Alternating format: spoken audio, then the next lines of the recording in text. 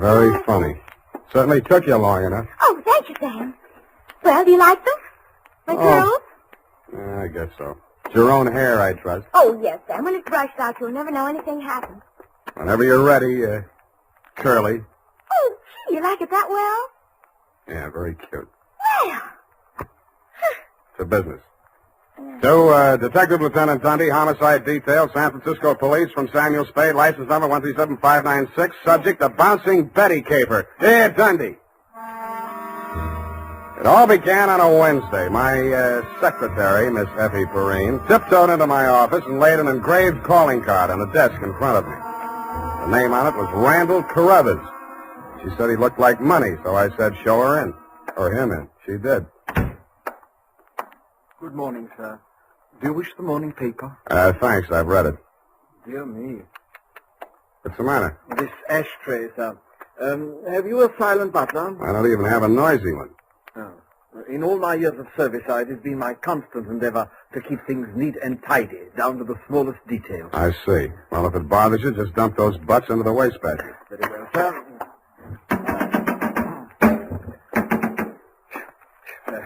If you will pardon the presumption, sir, you could use a well-trained servant in this establishment. Waste paper baskets clean and empty at all times, never allow refuse to accumulate. That's not refuse, that's this month's bills. So I noticed, sir. I also noticed that you have not opened them. From this I conclude that your services are immediately available. Yeah, and I conclude that in spite of your glad rags and fancy handle, you are somebody's butler. Oh, that is correct, sir. I am first butler in the household of Dr. Mark McGraw. First. Bleakcliff is the name of the estate. It's near the village of Squid Beach, some 50 miles in a southerly direction on the Pacific coast. You know, I think I'm going to like you as a client, Mr. Carruthers. I mean, it's refreshing to get a few accurate facts without, shall we say, priming the pump. Thank you, sir. You're welcome. To continue, not counting the staff, there reside at Bleakcliff 3 persons. Dr. McGraw, master of the house since the death of his wife, his stepson, Mr. Anthony McGraw, of whom more later, and Mr. Anthony's sister, Miss Cathy. It is on her behalf that I've come to you, sir. What is her problem, Mr. Carruthers? The correct form of address is Carruthers, sir, not Mr. Carruthers. Check. Yes, thank you, sir. Now, as to Miss Cathy's problem, sir, someone is attempting to murder her. Specifically, she has upon several occasions been shot at from ambush. Twice she has awakened in the night to feel the hands of an assailant closing about her throat. And only yesterday, she narrowly escaped death when her motor car went out of control owing to some blackguard tampering with the steering mechanism. And upon numerous other occasions... That's enough. You have convinced me that she indeed has a problem. What do the local police think? No one has been to the police, sir. Why not? It's a delicate situation, sir. Miss Cathy's brother, Mr. Tony, is undergoing treatment for nervous disorders. Mm-hmm. The family did not wish to place him in an institution, and since Dr. McGraw, his stepfather, is a psychiatrist, he is allowed to remain at home. I see. He's flipped. Where do I fit in, Carruthers? Well, sir, if a reputable gentleman such as yourself were to come to Bleakcliff and witness these persistent attempts upon that girl's life, perhaps they could be forced to put the boy away where he belongs. It's possible. I'm willing to try. For money. Oh, splendid, sir, splendid. I took the liberty of drawing, in your favor, a draft upon the First National Bank of Squid Bay, 1 week's remuneration in advance of your services to the Bleakcliff estate in the capacity of chauffeur. Chauffeur? Yes, sir. I thought that might be a capital disguise. Have you a better suggestion, sir? Well, no, that's okay. This check. Yes, sir. $200. It's a pretty big weekly salary for a chauffeur, isn't it? Well, you will be allowed to shop for the vegetables, sir. Your cut has been added in.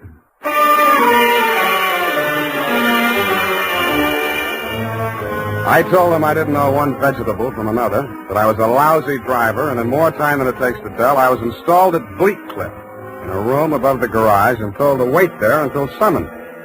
I put on my pearl gray uniform with the brass buttons and leather puttees, looked in the mirror, and decided I had missed my calling, but not by much. Nothing happened for nearly an hour, and then I got my first buzz. Yeah, garage. They left the car quickly. The main entrance. Keep your motor running. I want to walk in the living room and backing up. Okay. Yes, miss.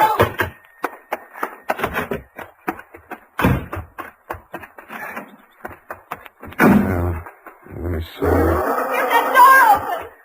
Open that door. Why did you have the door open? I'm sorry, miss. Well, get going, please. Darn it, miss. Where's the spark on this? What's the matter with it? Well, it's flooded the housing, you know. He's got the meat cleaver. He's just started. Well, I'm trying.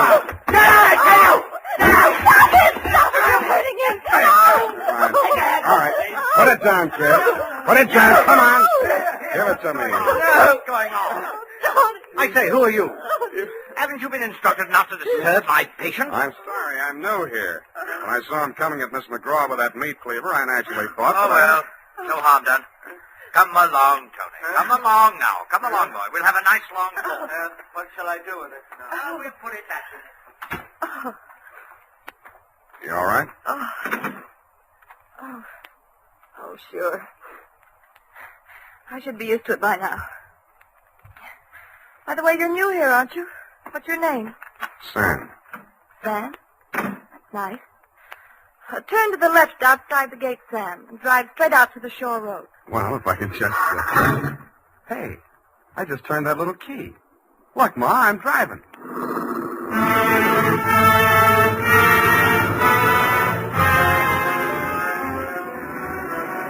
I adjusted the rear view mirror so that it showed more of her and less of the rear view. A mile from the house, she ordered me to stop, moved up to the front seat with me, and asked me to drive on. By the time we got to the shore road, she was driving, and I was resting my head on her shoulder. Where are we going? I've got a little hideaway down the coast, right on the beach, at the foot of a tall cliff. There's a fireplace, a little bar, some records. Got some bop? It's wonderful there with the surf pounding outside, hidden away from the world. You feel so safe. Don't stop. You'll like it there. You feel as if there's no one else on earth. Time standing still. If I could just be sure that Mother wouldn't worry about me. You're impossible. Okay, Kathy, I'll be serious. What's with that brother of yours? Tony? I'd rather not talk about that if you don't mind. Well, maybe I can talk about your stepfather. I really should know what kind of a man my boss is. I go for these drives to forget all that. Please don't spoil it for me. Okay, Kathy, okay. Oh, please. The sharp turn into this driveway. Now, we get out here. Yes, ma'am. Down this path. Uh-oh. What's the matter? You afraid of high places? Yeah, you just pushed me off of one. Oh, Sam, don't be like that. You're pouting like a little boy. Come on, I want to show you my little house. What's so special about your little house? Oh, Sam, if you only knew what my life is like. You only know what mine is like. I need someone so much to talk to, Sam. As long as you can steer the conversation, you mean. Come on, Sam. I'll show you the house. The path led to a flight of wooden steps that clung to the face of a sheer cliff. There was something like the stairs you find yourself falling down in nightmares. They dropped maybe 200 feet to a crescent of white sand. Watch out for that one step that's broken. Yeah. You have to make your dream house this hard to get to? Because of Tony. He has vertigo. What? When we were kids, he used to chase me, and I'd run down here, and he was scared to follow me. Afraid of heights. He still is. Well, you light us a fire, Sam. The wood's there in the box. I'll go make us a drink. Fire? Who needs a fire? I'm hot. What'd you do before you took up driving? Oh, I was a private eye for a while. Oh, how exciting. Nah, it's a sour racket. Tell me about it. Nah. Let's talk about you. Here's your drink. Thanks. Well, what do you want to know about me? Oh, me? Come here.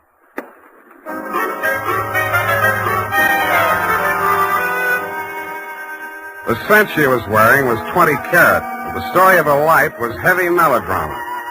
It seemed that Dr. McGraw, a handsome fortune hunter, was a folly of her mother's middle years. But she had come to her senses shortly before she died and cut him out of her will.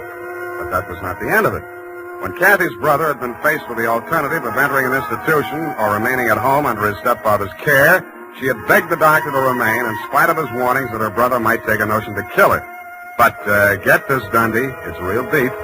In spite of visible evidence to the contrary, she was convinced that her brother was not out to kill her, but that the doctor was. I couldn't sell myself on that part of the yarn, but she looked so awfully pretty while she was telling me. And suddenly, she didn't look so pretty. An expression of terror was on her face. No! Get down! I rolled her onto the floor and kicked the lamp out. By the glow of the embers in the fireplace, I could still see the gleam of the gun barrel shoved in through the broken window. I hoped he couldn't see so much. I knocked over a chair to give him something to shoot at. I was already halfway up the face of the cliff in those rickety wooden stairs. At the top, he turned and looked back. Who was it? It was Mark, wasn't it? The doctor? You know better than that. It was Tony. What you told me he was afraid of heights, couldn't come down those stairs. He never did before. Don't you believe me? Yeah, Kathy. I may wind up believing the rest of your story.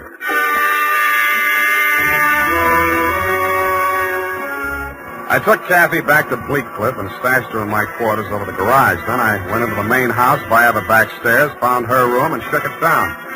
In a cabinet, a bunch of war souvenirs, German helmets, grenades, rifles, and other lethal gadgets.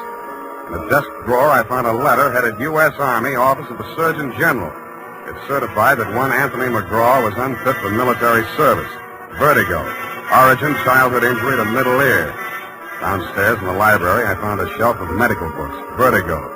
Vertigo was almost incurable, and there was certainly no quick cure. But some patients had lost their symptoms temporarily under hypnotism. Then it said, see narcosynthesis. I did.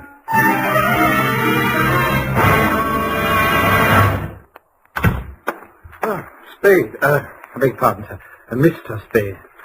Whatever are you doing in the butler's pantry, sir? Looking for a butler. Namely you, Carruthers. May I serve you, sir? Yeah. How do I get an interview with Dr. McGraw? Well, sir, I should... Oh. Strange, after all my years of service, I still start as a master summary. Hey. You did it again. Well, I'm sorry, sir. I'd better see what Dr. McGraw wants. Forget it. I'm answering this one. You're not going to drop your disguise, sir. Why not? Who am I kidding, anyway?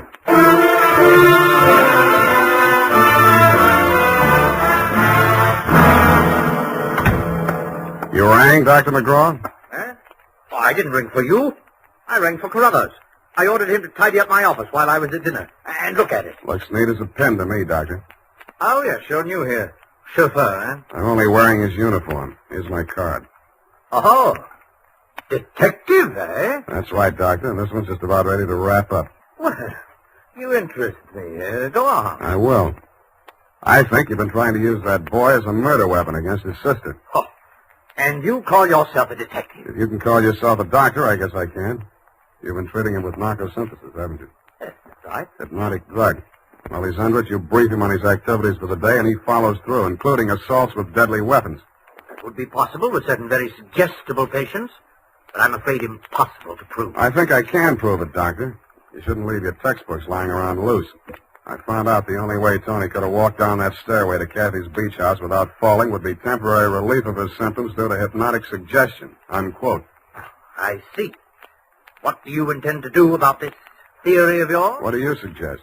You see this row of buzzers here on my desk? Mm-hmm. This one is for my secretary. This is to summon Carruthers, and when I press this buzzer, two of the most hideous plug uglies you've ever seen will rush into this office, beat you to a pulp, and dump you outside the front gate. That's what I think of your theory. Buzz away, Doctor. I think I like them better than I do you. As you wish.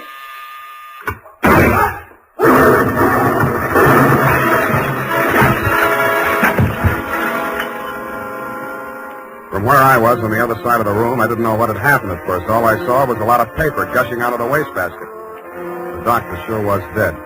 His midsection was perforated like a shower drain. And in the walls, fanning out around the end of the room, about a yard up from the baseboard, there was a straight line of holes. I dug into one. What I took out wasn't a bullet. It was a perfectly round steel ball. Then I remembered the wastebasket, the paper flying out of it just before the explosion. In the bottom of it, I found the answer. The base of a steel mechanism with German lettering on it. It was a wartime anti-personnel mine that the GIs called the Bouncing Betty. United States Armed Forces Radio Service is presenting the weekly adventure of Dashiell Hammett's famous private detective, Sam Spade.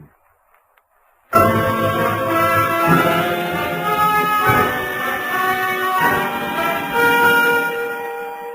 didn't wait for the Squid Beach law to arrive. Who could?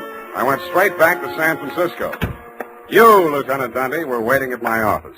Morning, Sam. Hello, Dundee. About that McGraw killing, Sam. The chief down at Skid Beach has asked us to cooperate with the department down there at Skid Beach. Squid Beach, Dundee. That's right. They say you caught a bus at Skid Beach. Squid. That's right. There's a 1:45 in the company of a young woman answering the description of the McGraw girl. They say that, do they? They say they got a statement from that butler, Carruthers. Well, it's open and shut anyway. The butler hired you, the girl is wanted, and you're hiding her out. Why? Why not? Well, it's established that the girl hated the deceased and bickered with him constantly. The doctor and the boy were pals. That girl's guilty as... You've been able to place her in the murder room? Well, no, but here's an item. She worked with an Army ordnance during the war in research. Subject? I made a note of that. Enemy landmines, anti-personnel. One of the reports she helped put out was on the Bouncing Betty. Yeah? Definitely. Okay. Hey, where are you going, Sam?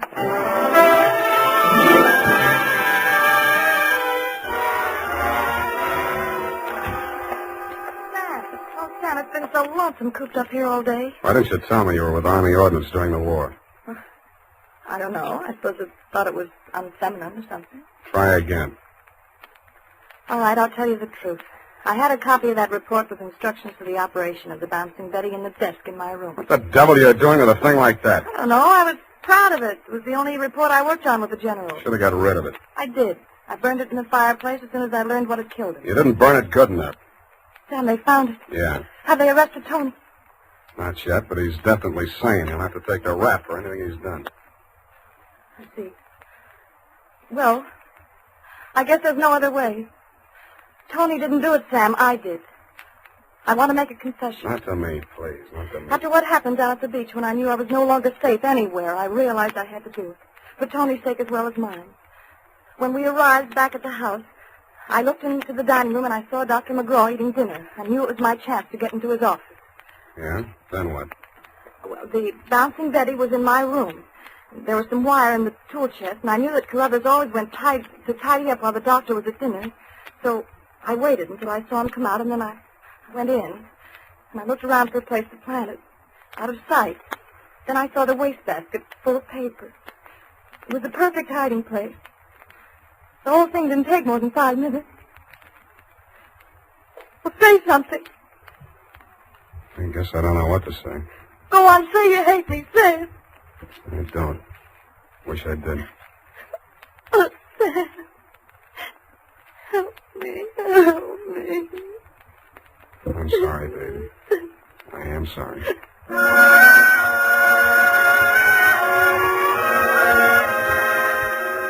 I don't know how long we sat there. I held her in my arms until she cried herself out, then we just looked at each other. I knew if I put it off another minute, I wouldn't call you at all, Dundee. So, with my arms still around her, I reached for the phone. Homicide. Lieutenant Dundee, this is Sam Spade. Lieutenant Dundee.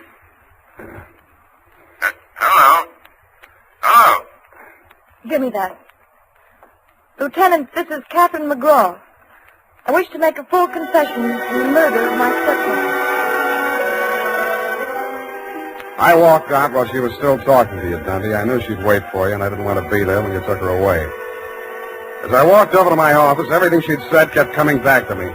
I could see her sneaking into her brother's room and getting her contraption out of the cabinet. I could see her hiding behind the door until Carruthers came out after tidying up McGraw's office, dumping ashtrays, emptying wastebaskets. And that's as far as I got. I went back to my office to wait. And sure enough, 20 minutes after the papers hit the streets with Kathy's confession, the door opened and he came in. Well, sir, I believe it's turning a bit raw out of doors. Gardner was saying only this morning that we should order out some shrouds for the set we close the scene after. Am I discommoding you, sir? No, Carruthers, I've been waiting for you. With your permission, sir. The ashtray. Just dump it in the wastebasket. Yeah, I am gratified to note that your secretary has been looking after things and has emptied your waste paper basket. This is right and proper. Quite. Yes, sir. And, speaking of waste paper baskets... Allow me, Carruthers. You have come to apprise me of your part in the death of the late Dr. McGraw. Am I in error? You've already divined my purpose, sir. Yes, it was I who placed that infernal machine. In the wastebasket, Carruthers, yes, I know. It struck me as a bit of poetic justice that the buzzer, which that dreadful man used as a symbol of his despotism, should be the instrument of his own destruction. I'm sorry, Carruthers. I'll do all I can. No need, sir. No need.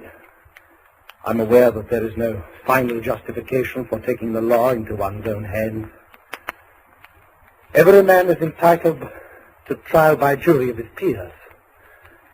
But where, Mr. Spade, where could be found 12 good men and true who would allow themselves to be called the peer of that monster, Dr. McGraw?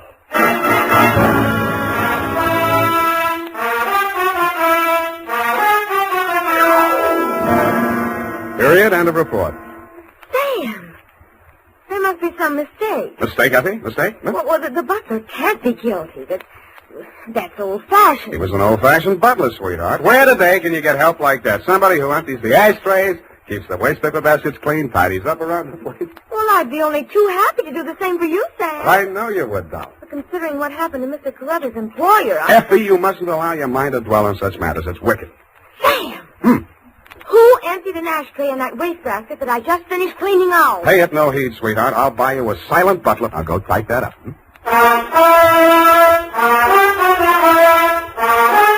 Here it is, Sam. I hope I haven't made any mistakes. I'm in such a hurry. Whatever did you do to your hair? Well, I brushed it out, Sam. What happened to the pin curls? I told you, Sam, when it was brushed out, it wouldn't be noticeable.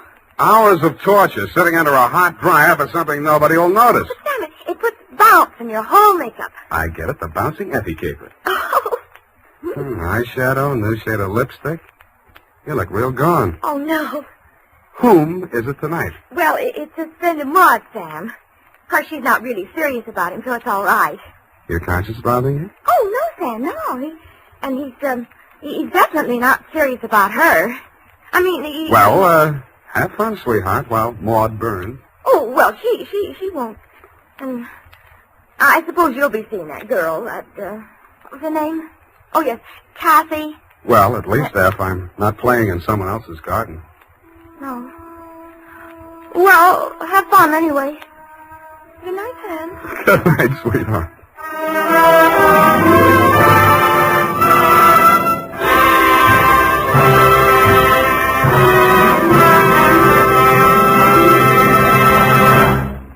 The Adventures of Sam Spade, Detective.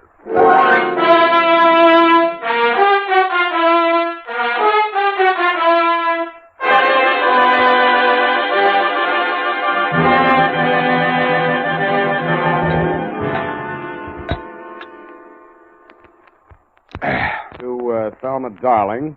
Last name, Sam. Roger. Thelma Roger. Darling! I only asked, Sam. Let's get on with it. Yes, Sam, I'm sorry. From Samuel Spade, license number 1375596. Subject?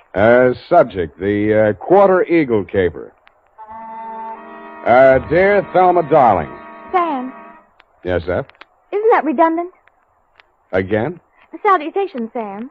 Shouldn't it be Dear Thelma or Thelma Darling, but not both? Now, get this, F. It's real deep. Her name is Thelma Darling. I have that, dear. Thelma Roger. Darling, it's a name. Her father was a darling before her. Oh, really, Sam? Can't you take a joke? On the egg type, you should paste the label, grade AA, fresh. Dear Thelma Darling, I'm stubborn. Not all of this will be news to you. The part that is will be bad news. The start of it was not a quarter eagle, but a bald eagle. He swooped in through the door of my office, landed in front of my desk, perched on the edge of a chair, and said... My name is Eagle, Mr. Spade. Junius J. Eagle. My card. Uh-huh. Eagle Vending Machine Company. Huh? They call me the Gumball King. I'm proud of it. Care to join me in a ball, sir? Not while I'm on duty. Ah, that's very good, our new avocado flavor. Yes, I've kept the Bay Area chewing for 20 years. And I will not be swerved from my purpose. Bully.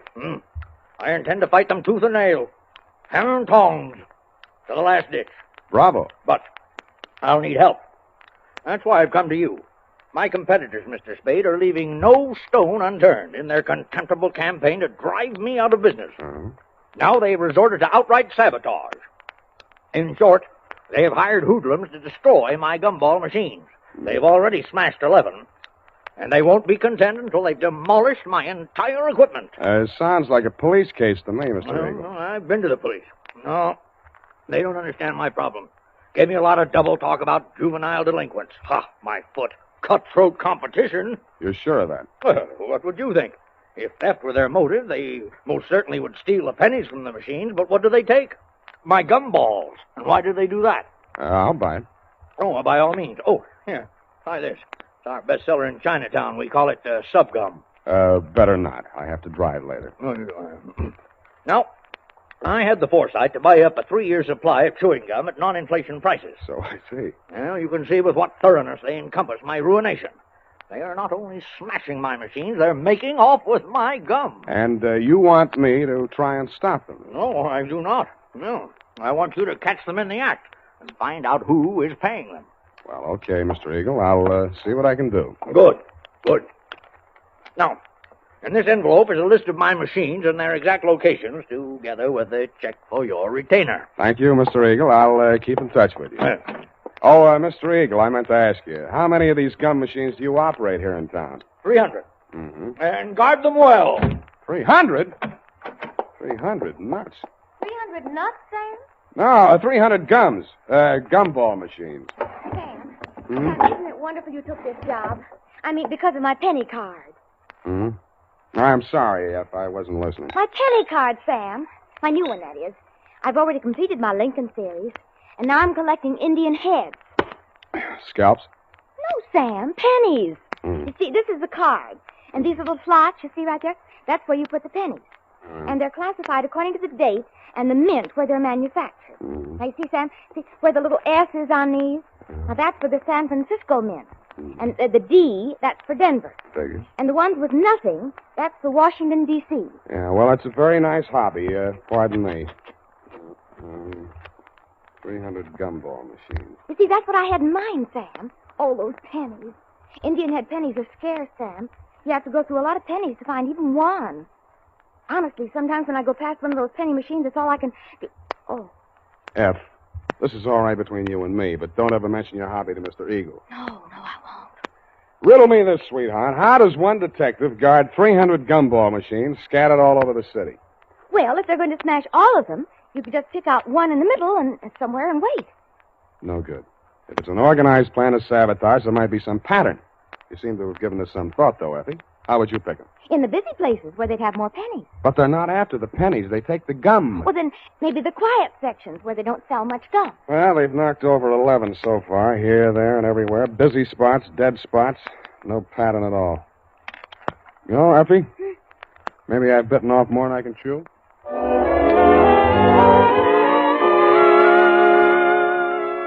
I wasn't sold on Mr. Eagle's theory that the caper was organized sabotage, but I decided to test it out anyway. I learned the operation did follow a pattern, unless it was coincidence that the 11 machines knocked over the previous night were the same 11 machines that had been refilled that afternoon. I checked with the Eagle Company's maintenance man and learned that only 5 had been refilled today. I picked the one that looked like the easiest to knock over. It was the one in the doorway of a darkened loft building near the Siemens Hiring Hall on Drum Street. At 9 p.m., I strolled down there. The block was deserted. I took a plant in the adjacent doorway and talked to myself until just before midnight. Then I shut up. My heart skipped a beat as she passed under the light. Red hair. My secretary? Then I noticed how she was dressed. Not on the salary I paid her. She paused before the gum machine, opened a large handbag, stripped off her long black gloves, dropped them in her purse, and took out a small Boy Scout-type hatchet.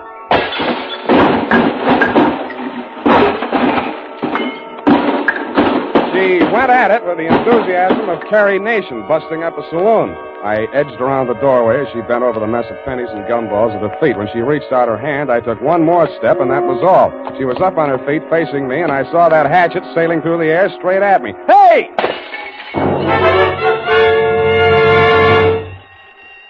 Now see what you've done. Yeah, I'm sorry. I won't let it happen again, I hope. Well, don't just stand there. Let's get out of here. That noise will bring the police down on us. Yeah, you're right. No, not that way. The alley. And that's how I met you, Thelma, darling. Pausing only to pick up an Indian head penny for luck, I escorted you through the alley to Washington, up Washington to Salon, jogged through Front Street, and followed that to Market, where we entered the Happy Hour Bar and Grill by way of the kitchen. You proceeded unfalteringly to the darkest booth. We sat down and caught our breath. You ordered a pirate's dream. By the way, I did get that recipe. Lime juice, grenadine, passion fruit, a sprig of mint, and 6 jiggers of rum. After 2 swallows, I heard myself saying, hey, now aren't you ashamed of yourself? But, Sam, why should I be? After what I've been through, I think I deserve a drink. I didn't mean that. I meant throwing that hatchet at me. I thought you were Merle. Who's Merle? Why, he works for Mr. Chiselhurst. Yeah, that figures. Now tell me who Mr. Chiselhurst is. Not who he works for, just who he is. He was acting as my agent for the sale of the pearl. Well, Natch. Look, please, don't make me say what pearl. It's called the Black Pearl of Galila Bay. My brother brought it back from the South Pacific when he was in the war. Oh, yes. When he went to prison, he gave it to me to keep for him. Uh-huh. So you decided to sell it? I had no choice. I needed the money desperately to finance his appeal. It comes up next week. Mm-hmm. If I don't get that pearl back, I don't know what I'll do. You've got to help me. What makes you think it's in a gumball machine? Mr. Chiselhurst took the pearl to show to a man named Junius Eagle, and that's when it disappeared. Mr. Eagle decided not to buy. And when Mr. Chiselhurst returned to the hotel... Eagle had found the pearl and substituted a ball of blackjack gum. Then what? Mr. Chiselhurst had Merle follow him. Nothing happened the first 2 days. But day before yesterday, he followed him to his warehouse and saw him drop a single ball of gum into a barrel of them that was waiting to be loaded onto a truck. The pearl must have been hidden in it. Why else would he do a thing like that? Uh-huh. He would put a valuable pearl in a machine where anybody could buy it for a penny. I suppose it'd be safe for a few days. I don't know how these machines work. Well, now you know why I had to break those machines. No. You don't believe me? Mm-mm. Well, what are you going to do? Check the psycho wards and find out which one you escaped from.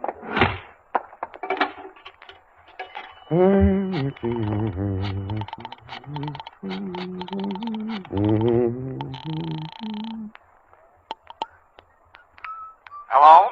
Mr. Eagle? Speaking. Spade. Oh, yeah, I just got in. I've been out making my monthly collection. Mm-hmm. Hey, I want to talk to you. You're falling down on my job.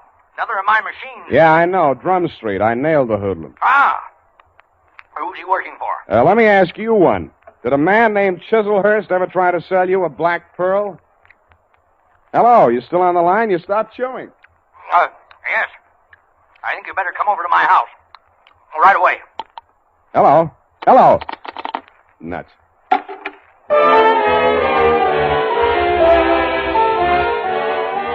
When I came out of the phone booth, I wasn't surprised to find that you had flown the coop, darling, if I may call you by your last name. But I was surprised at what I found at my client's house.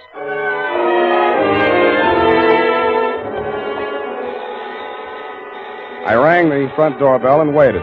Nothing happened. Then, through the glass door, I saw a man rush out on the landing at the top of the stairs. He half ran, half stumbled down the long flight to the entrance hall, yanked open the door, and tried to shove past me. I grabbed him. Get out of my way. Wait a minute. Let go. I got to get a doctor. You're bleeding. No, not me. I've got to get a doctor. Why don't you phone? They ripped the wires out now. Let go, or it'll be your fault if he dies. I memorized his mug, lifted his wallet as we unclinched, and let him go. On the way upstairs, I checked his ID cards. Higgins, Morris L., employer, Eagle Vending Machine Company, occupation, maintenance supervisor. On the floor of a room at the top of the stairs was quite a sight. The floor of the room was covered almost completely with pennies. In the middle of it, sprawled forward like a miser who had been attacked while counting his hoard, was Junius J. Eagle. The wound in the back of his neck could have been caused by a small hatchet. There was a bookkeeper's account sheet open across the desk, and scrawled across the neat rows of figures there were 3 words: Spade, Quarter, and Eagle.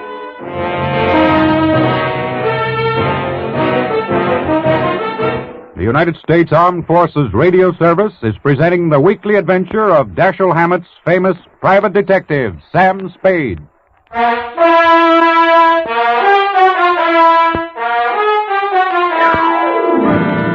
And now, back to the Quarter Eagle caper. Tonight's adventure with Sam Spade.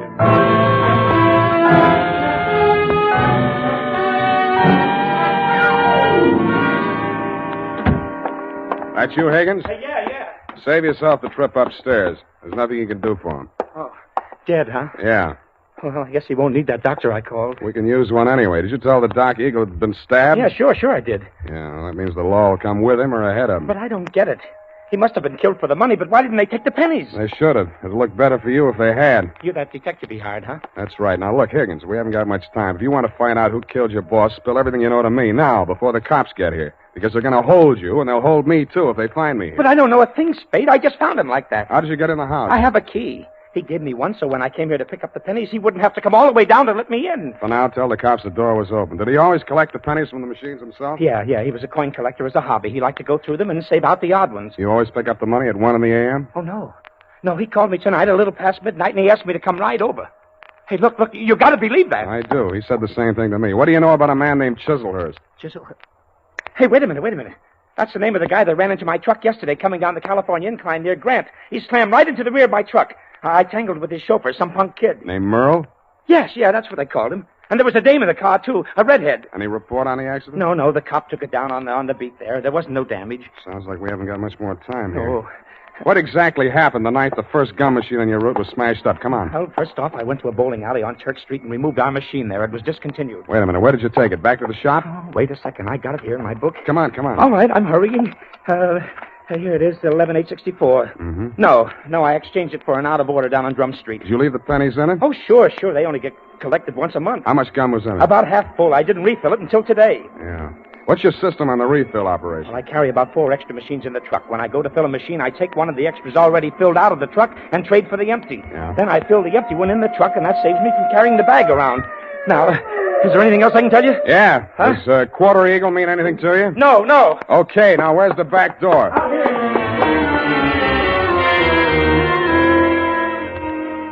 That Quarter Eagle. What was it? Was it a wrestling hole like the Half Nelson? I thought of asking Effie, but I was afraid she'd know. I was sure that if I could find Chiselhurst, I could get all the answers at once. That collision between his car and the rear end of Higgins' truck was a good lead in more ways than one. It meant that at least part of your story, darling, was true. But you neglected to tell me that you, Chiselhurst, and Merle had been tailing Higgins' appointed rounds of the gumball machine. I checked the police report on the accident. The car was registered in Great Britain. The report said transient, no local address, and so to bed. I dreamed it was next Thanksgiving, and I was eating a roast of Quarter Eagle. Then it turned into crow.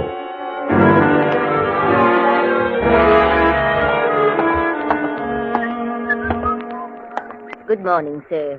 Do you wish to place a classified ad? Good morning to you, madam. Indeed, I do. Kindly write it on this blank. Kindly read it off this blank. Well, Quarter Eagle. Interested parties apply Sam Spade. Sutter 37596. That's right. 9 words, sir. I'll have to charge you for 3 lines anyway. Is there anything you'd like to add? Yes, but it's not fit to print.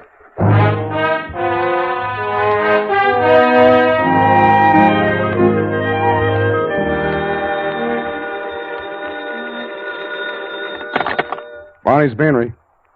Mr. Spade? Yeah. You got it for sale at Quarter Eagle? Who's speaking? I am speaking. Sergei Zacharias. Zacharias. You are numismatist? No, this is Mr. Spade himself. Look, I'd like to talk to you personally. Where can I reach you? Oh, I am by my shop, 2 doors from Belvedere Coffee Shop on O'Farrell Street. Okay, Mr. Zacharias, I'll be right over.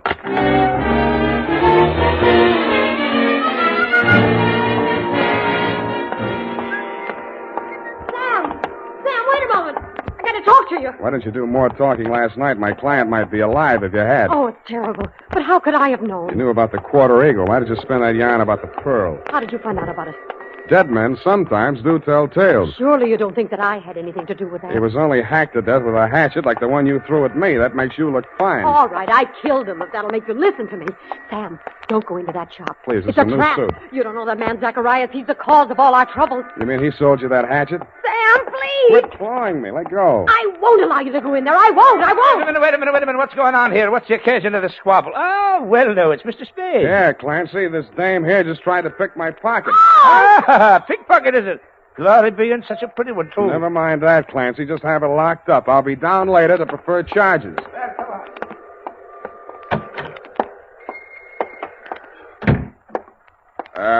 Hello? Anybody home? Okay, Chalmers. Just keep on walking. Straight through the back room. One move and I rip you wide open. Yeah, you better not, Merle. Your boss might not like that. Smart guy. Knows everybody's name. Ah, my dear sir. A most propitious meeting. You've brought the Porter Eagle? Where's Zacharias? He's resting at the moment in yonder closet. Oh, no, not dead. Merely under restraint. Bound and gagged. A necessary precaution. Well, shall we talk turkey, or rather, eagle? Tell your punk to take that knife out of my ribs. Who's a punk? Now, Merle. There's been quite enough violence. Check. I think I'll take that knife. Leave it there. Now, sit down. Merle. Oh, headstrong boy. Now, as to the Quarter Eagle. I'm willing to pay a reasonable reward for its recovery. But first I must tell you that Miss Darling, for whom I'm acting as agent for the sale of the coin, is indeed the legal owner, despite anything Mr. Zacharias may have told you to the contrary. What would you say to $500? I would say no dice. 1,000? I would say I'm still listening. Sir, you seem to exaggerate the value of that tiny gold piece. It was worth one human life to somebody. That sounds like more than $1,000 to me. You may find the market valuation of that particular mintage of the Quarter Eagle in my coin catalog. $10,000. But, sir, that valuation is based upon the mistaken belief that there were only two in existence. It was while rummaging in her grandmother's attic that Miss Darling came upon a third. When she brought it to me, I could scarcely credit it. It was matter of official record that two specimens had been stamped out when the die broke. And then it came to me. There must have been a third. Namely, the coin which was in that rude stamping press when the die broke. Closer examination of the Quarter Eagle, now in your possession, revealed certain markings. Yeah. Some defective feathers in the war bonnet on the obverse. And a cleavage in the numeral 4 of the date, 1841. Yeah, all right. So how much is it worth? Well, as I say, the price last paid was $10,000. I think we may safely assume it will bring several times that amount in today's market. But only, mind you, if but two specimens, not three, are in existence. So you decided it would be more profitable to clam up about it and see what the owners of the other two coins would pay to keep this one off the market. Precisely, sir. How did it get in that gum machine? Therein lies the tale. Keep it short, will you? I'm getting hungry. Well, sir, I brought the Quarter Eagle to Mr. Zacharias. Yeah. Who was acting as agent for the owner of the other two coins. An Australian sheep herder, I believe. Retired now. Yes, I'm glad. Well, not to put too fine a point on it, Mr. Zacharias' offer was so poor that I took umbrage. Oh, you didn't? I gave him a caning and left the premises. Really? But I'd gone no farther than half a league up Turk Street when I became aware that two ruffians were skulking at my heels. No.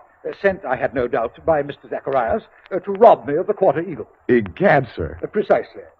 Knowing full well that they would not dare to strike in a populous, well-lighted resort, Yes. I entered a bowling alley at the corner of Hyde Street. No pun intended. Thank you for that, sir. But there upon the wall, I spied a penny vending machine, and the word Eagle caught my eye. Association of ideas, no doubt. No doubt. But that, sir, is how I came to put the Quarter Eagle into Mr. Eagle's gum machine. Yes, I think I can take it from there. When you went back, the machine had been taken out by the Eagle Company's maintenance man, right? Not quite. I caught him in the very act of removing the machine and followed him out of the building. Yeah, but then you lost track of the machine. I found out why. Never mind that now. What I want to know is who followed Mr. Eagle home the night he was killed? I'd rather not say. Then all bids are off. One moment, Mr. Spade. Yeah? Am I to infer that your price for the Quarter Eagle necessarily includes bringing the murderer to justice? Just that, Mr. Chislehurst. Well, I suppose there's nothing for it but to make a supreme sacrifice. Merle. Me? You double-crossing pig? Now, Merle, You know perfectly well you did away with poor Mr. Eagle. Shut up. I'll cut you to pieces. Gross insubordination. You deliberately exceeded your instructions. I wanted you to apply only sufficient violence to recover the coin. Instead, you seized the opportunity to satisfy your nauseating bloodlust. Really, Merle? Cut you to pieces. I'll cut you to pieces. Spade. All right, drop. Ow! Drop the shiv, Merle. Nice happy punk. Egad, that was a near thing, sir. The base ingratitude of that boy. Oh, well, what's done is done. When may I expect delivery of the quarter eagle?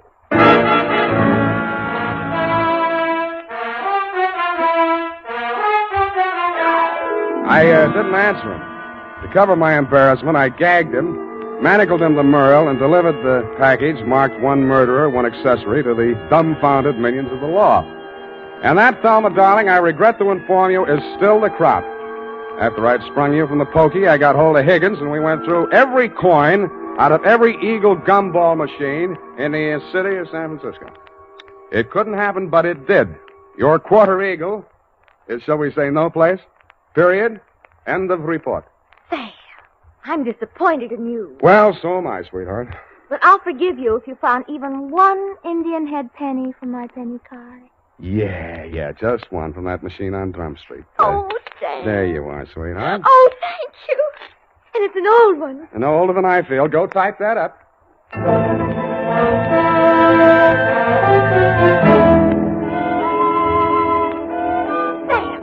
this money, it's counterfeit. Are you sure? It's joke money. It says $2.50. You see where it should say 1 cent? $2.50. Let me see that. $2.50. If an eagle is a $10 gold piece, what is a $2.50 gold piece? Oh, now, let me see. $5 would be half. Sam. Right. A quarter eagle. Yeah, that's just dirt on it, see? It's gold, really. Oh, look at it shine. Like the stars in your eyes, sweetheart. Oh, you darling. Good night, Sam. Good night, sweetheart.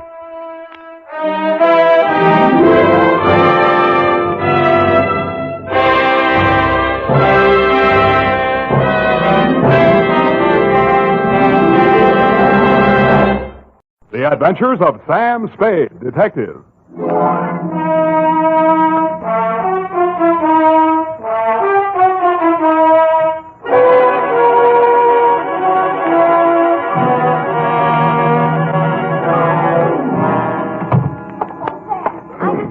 On the phone. She works in the sleep shop, you know, next to the knobby knit. Yeah. And she says they advise their nightmare customers to put a heating pad under the kidneys. Oh. And instead of milk toast, just a little beef broth and some warm wine. And pine oil. In the wine? No, in the broth. I mean the brass. Bath, Sam. Oh! Sam, look at you. Black eyes and scratches. Your lips cut. You didn't go home at all. I did so. When you promised me you were going straight home for that much-needed rest. And all the time you knew you were going straight to some sordid bar and get into a brawl. I even bought these things from the sleep shop. Next door to the knobby net. To Detective Lieutenant Dundee, Homicide Detail, San Francisco Police. Medical authorities agree that lost sleep can never be made up. From Samuel Spade, license number... 137596. Fatigue is cumulative. Subject, the Insomnia caper. Dear Dundee.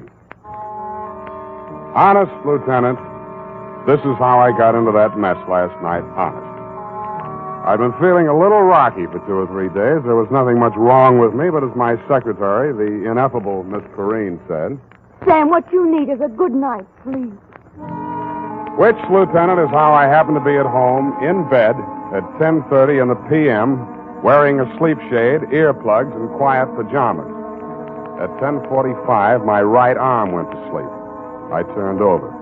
That's when one of the earplugs fell out. I tore off the sleep shade, dug the plug out of my other ear, stuck my head under the pillow, and was just beginning to drowse off, but...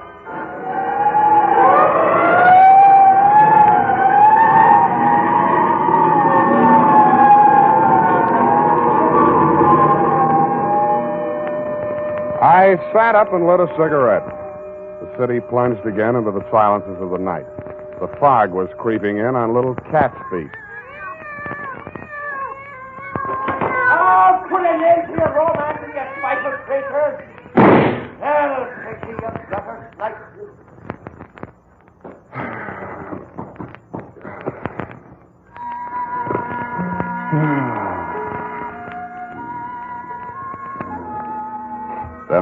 peace and quiet again in Post Street. Nothing but the sound of foghorns way out on the bay and the rhythmic throb of the cable car mechanism under the California Street incline. This time I almost made it, and then... Come! Take your guts out! See what it gets you! Get over there! You dirty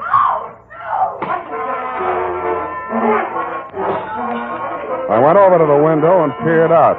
The room was on a level with mine in a building just across the alley. I had had occasion to scrutinize said room and its occupant on happier occasions. She was young, red-haired, and also had a nice profile, which I had observed in silhouette against the window blind when she did her nightly setting up exercises. I now observed that she had a boyfriend, and he seemed to be angry. Not wishing to pry into her affairs, I closed my window. Drew the blind, went back to bed. It was stuffy with the window down, but quieter. I actually fell asleep. I dreamed I was home in bed and somebody was knocking on my door. How true.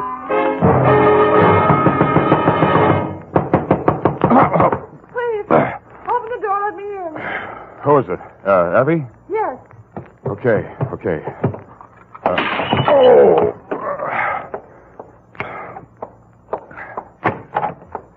What? Please, don't be angry. May I come in for a minute? You're in. Oh, thank you. I know this seems peculiar, a perfect stranger. I saw you in the window. That makes us even. I have the apartment across the alley. Yeah, I know. And you saw him strike me. No. Well, you must have heard. I heard a lot of stuff breaking. Well, my ship models, he threw them all over the room, broke them to bits. They weren't especially valuable, and besides, they were presents from him. So... Now I get it. Now, you came here to tell me all about your collection of ship models. I think that's real neighborly of you, Miss... Doreen Dubar. Yeah, well, it was nice meeting you. Drop in again sometime, and I'll show you my collection of trout flies. Please, don't send me away. I'm deathly afraid of him. His name's Dan McCrae. He's a merchant seaman. His boat just got in today, and... Yeah, but why me? Well, I've seen you in the window so many times, I somehow felt I knew you. That's foolish, I suppose. I don't even know your name. Look, sweetheart, if you think you're going to rope me in as a witness to that lover's quarrel... Oh, please, no. It's more than that. Believe me. I can't tell you everything, but... Why tell me anything? Okay, I'm sorry. Pardon me for living.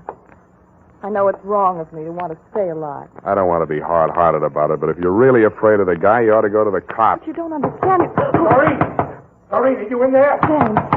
Dan Badger, no doubt, from the game of the same name. Open the door! Look, chum, before you say anything, let me put you straight. You picked the wrong sucker. So you're the guy, huh? The old lady said you was good-looking in a cheap sort of way. Well, I think I'll fix that part of it right now. Hey, wait a minute. Oh, so you're going to make it easy for me, huh? Okay. No! Dan, what have you done to him? He'll be all right. Loosen his tie. I'll go get some water. All right.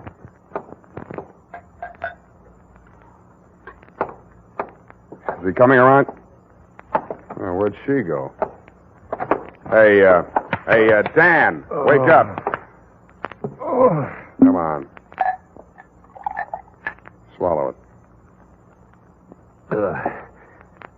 What'd you hit me with? Where's Doreen? She dissolved. Come on, get up. Okay, Shepard. This is your round. Who? Not that it matters, Danny boy, but who? You're Frank Shepard, ain't you? You stupid. Can't you read? The name's on the door. Spade. Here's my card. Huh? A detective. What was she doing here? Her story was that she was running away from you. Now beat it, will you? It can't be too fast for me. I'm sorry, Spade. I've been at sea too long, I guess. The old lady over there told me Doreen was seeing the sky every night. Channel fever or something. I blew my top. Yeah. No hard feeling, Spade? Ah, forget it. But when you do catch up with that guy, Shepard, watch your left. You telegraph it.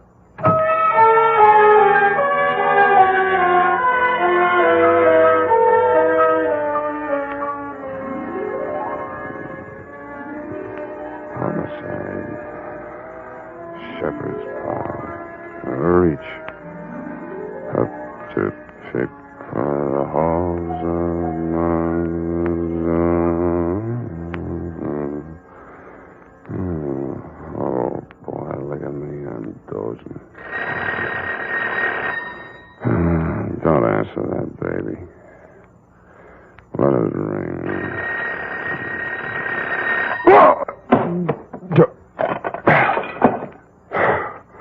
Huh? Spade, this is Dan McCrae. Who? The guy you beat up on. Look, I just got to sleep. Call back tomorrow. Better yet, don't call. Listen, you gotta listen to me. I found Shepard. Not much of a fighter. I marked him up a little anyhow, just to scare him. Go on back to the bar. Have one for me. Listen, I'm okay now. I sobered up like a shot. I only came back here to phone. Makes sense, will you? When I got back to the ship, he was there in my cabin. What? He's dead. Who? Shepard? Yeah, he's dead. Hit him too hard? I don't think so, but I've got to know. You're a detective. Now, look, I haven't got much money, but... Then start earning some. This is going to cost you.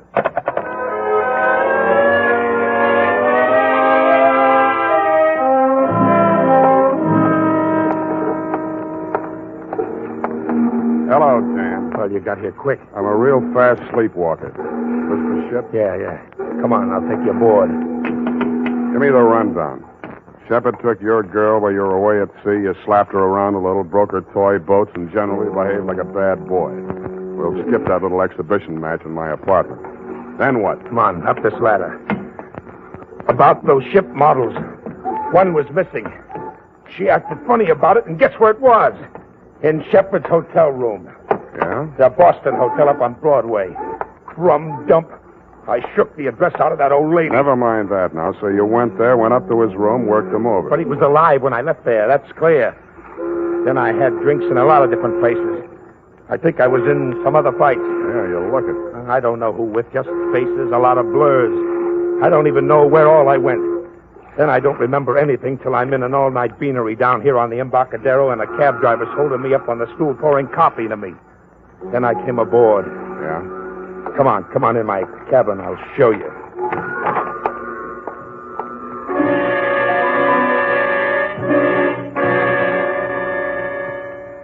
There were a few bruises and ring marks on the face, but they'd been cleaned up and smeared with methylate.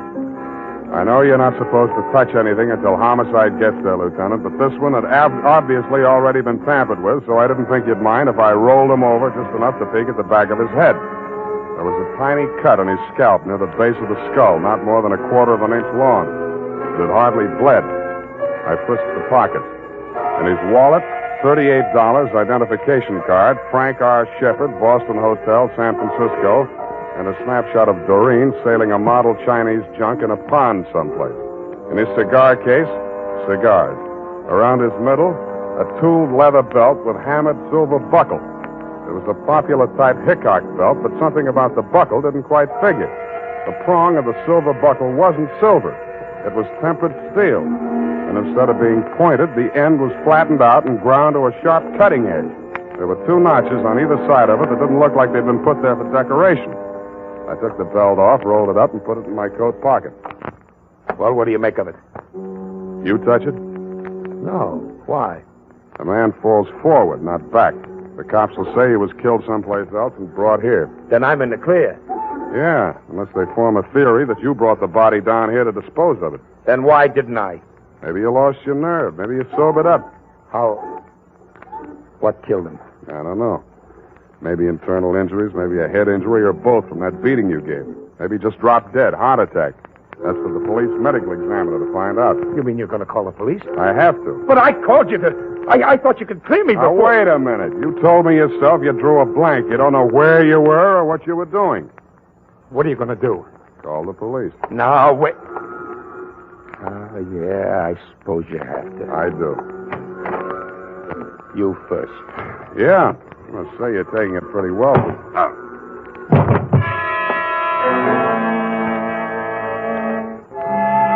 I had a small dream.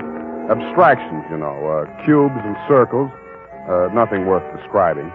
But after I'd given homicide the rumble and crawled home to my own trundle, I did better. I dreamed I was Wild Bill Hickok, the belt tycoon. I was working on a promotion scheme for a new combination belt buckle, toothpick, and murder weapon. Sam Spade, Sleepyhead.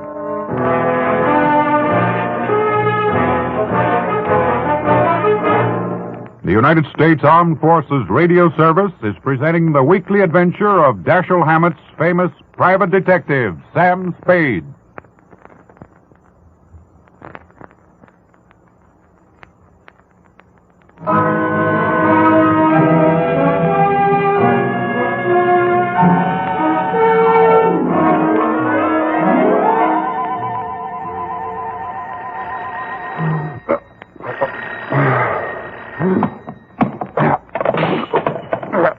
Nuts. Sam? Unique Garage, Harry speaking. Yeah, this is Dundee, Sam. Okay, Lieutenant, you got me. What time is it? It's, wait a minute. 10 after 3. Any sign of dangerous Dan McCrae, that rat, my client? Another whiff. Hey, about that girl, Sam. Dubar, Doreen L., Balboa Apartment, Sutter Street. Can you Yeah. give me that description again? Go over and take a look at her. I'm in her apartment now. She says she never heard of you, and she doesn't know anybody named Dan McCrae. And she says she only went out once tonight to a drugstore to get some batteries for her hearing aid and some elastic stockings. All right, Dundee. If you want to swallow a pack of lies, all right. Check the drugstore, and she's wearing them now. I'd bring her over there, Sam, but she's a little feeble. Okay, Dundee. I'll be right over.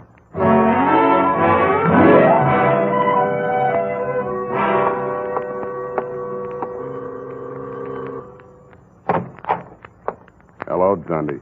Come in, Sam. I want you to make sure, Sam, this is the apartment. Yeah. That's my window just opposite. You can see the bed that I just got out of to come over here in response to your untimely call.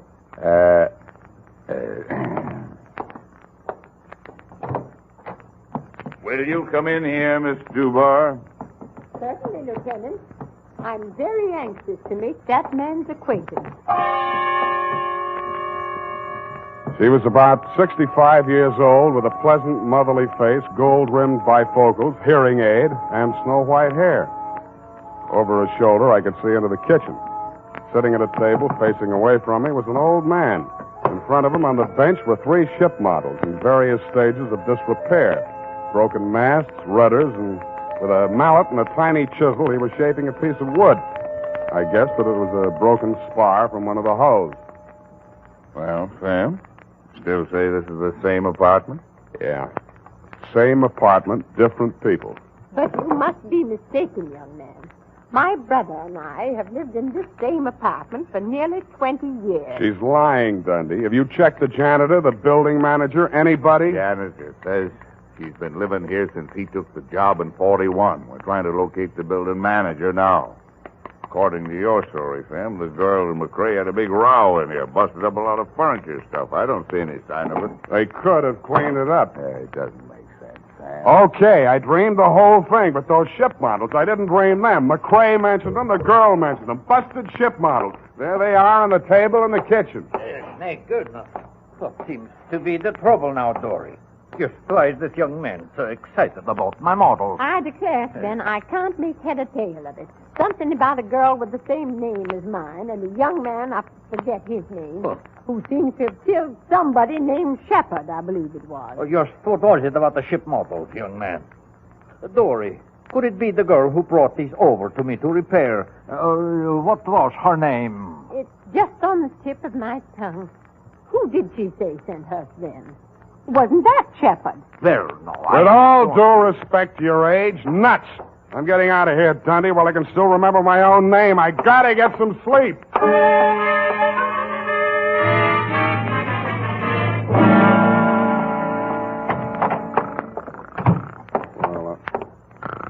Hey, wake up.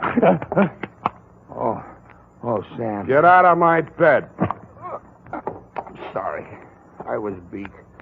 I didn't know where else to go. You can go to jail. Their beds don't have inner springs, but it's a free floss. Listen, I had to make that break.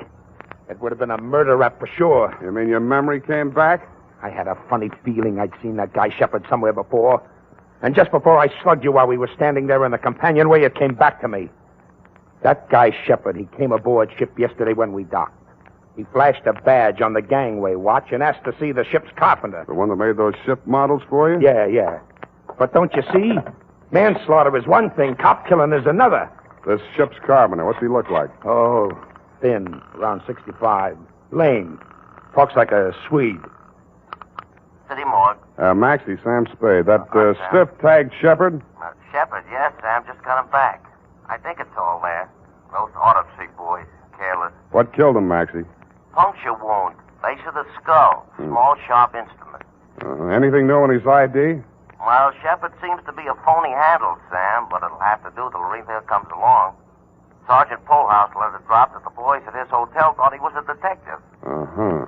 And funny thing about Sheppy boys, Sam, no belt, no suspenders, very loose trousers. How'd he keep them up? By the time I got to him, it didn't matter. Hey, I figured he wore a belt, and somebody swiped it off him. That's an interesting theory, Maxie. I'll see what I can do with it.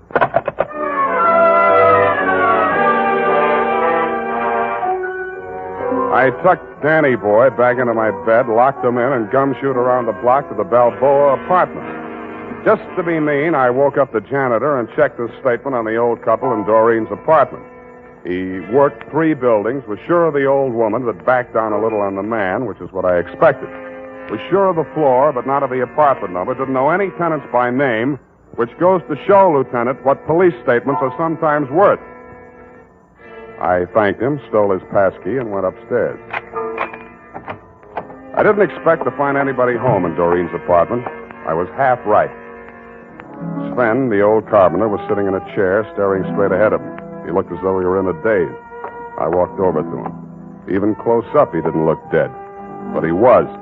Body still warm, no visible wounds. But he was wearing a tooled leather belt with a hammered silver buckle. The prong of the buckle was tempered steel and had the same peculiar shape as the one in my pocket, the one I had taken off of Shepard's body. The ship models were gone. What was left of them I found in the fireplace, and in the charred remnants of what had once been the hull of the toy Chinese junk, I found something that hadn't burned. It was a small metal cylinder with 2 pins projecting from it on either side, about the middle of it. It looked like a miniature lock mechanism, which it was exactly. The key, you guessed it, was the prong of that belt buckle. The cylinder was empty, except for a few white grains that looked like sugar. I tasted them. It was not sugar, but in the dope traffic, they sometimes call it that. About then, I heard footsteps outside in the hall. I ducked into the closet, leaving the door cracked enough to see out. Stand over there, Doreen. Don't try anything. I won't shoot you unless I'm forced to. No, you didn't shoot Frank Shepard, did you? Don't ever mention that name again. All right. Well, Sven, don't just sit there staring. We've just time to catch the boat. Sven, answer me. I don't think he can answer you, Mrs. Brownrigg. Oh, what are you talking about? Sven! Sven! He's dead. He's dead! Oh, careful, she's got a gun. Hand it over. Hand it over, Grandma. You won't need it anymore. You killed him! Yes, I'm a desperate character. Hand it over. Come and get it. It should be easy for you.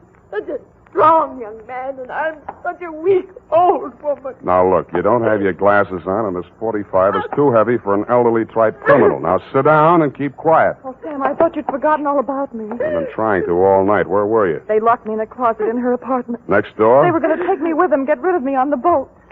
After what they did to Frank, they had to get out fast. Shepard. Who was Shepard, anyway? I can't tell you that. He was a federal narcotics agent, wasn't he? How did you know? You just told me. Now tell me the rest of it. Well, honestly, I didn't know anything about it till about a month ago. I was dusting the ship models and knocked one off the shelf. It broke and something spilled out of it. Mrs. Brownrigg was here when it happened. She rushed for it and ran out of the room with it. She said she'd take it and get it repaired for me. And then this girlfriend of mine came by while I was sweeping the white powder up. She's a nurse. She tasted it, told me it was dope. Well, I didn't want to do anything till I talked to Danny, but she reported it. And that's when Frank Shepard came to see me from the narcotics squad. He told you to play along with them? Yes. They arrested the man Mrs. Brownrigg was selling it to, and Shepard told her he was taking the man's place so he could spy and get evidence, you see. She believed him because of the belt. This the belt? Yes.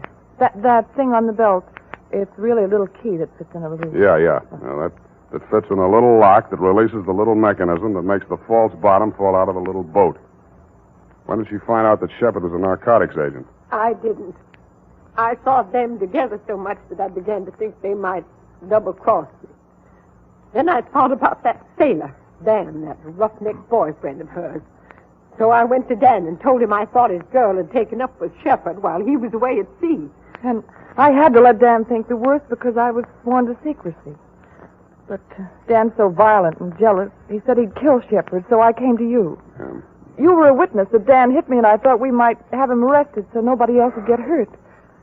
But, I guess you were too sleepy to care. What? Sorry, I must have dropped off. To sleep.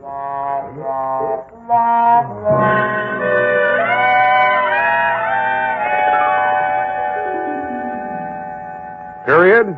End of report. But, Sam. Yes, Angel? Didn't you arrest that terrible old Mrs. Earwig?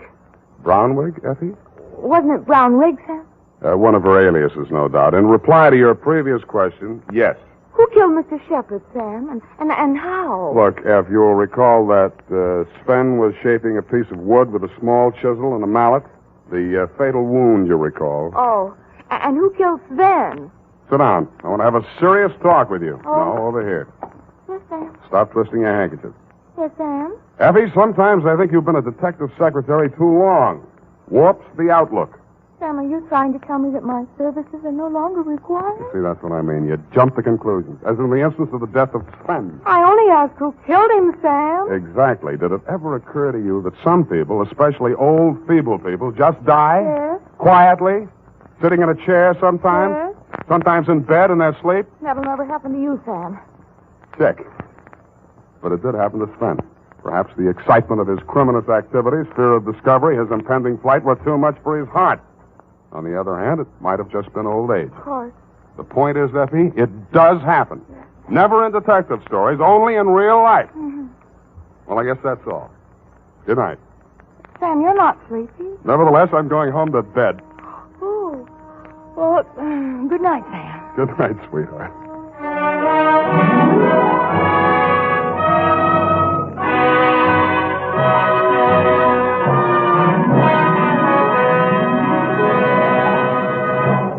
The Adventures of Sam Spade, Detective. Brought to you by Wild Root Cream Oil Hair Tonic, the non-alcoholic hair tonic that contains lanolin. Wild Root Cream Oil. Again and again, the choice of men who put good grooming first.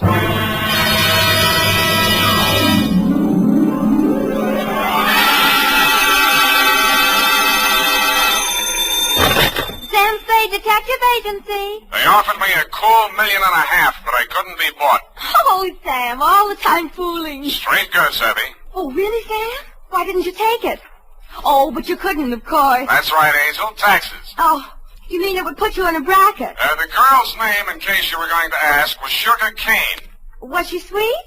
Oh, Effie, you made a joke. Oh, not much of one, no. That is true, but even though you do seem to be, as you would say, in a jugular vein, I shall be right down, serious and frowning, to dictate a chronicle steeped in the bitter tea of general confusion, brewed in a witch's cauldron of murder, greed, and avarice. That's what gives it that nutty flavor. What, Sam? Silly girl, I refer to the Sugar Cane caper, on which I will forthwith my report be done to dictate on, goodbye.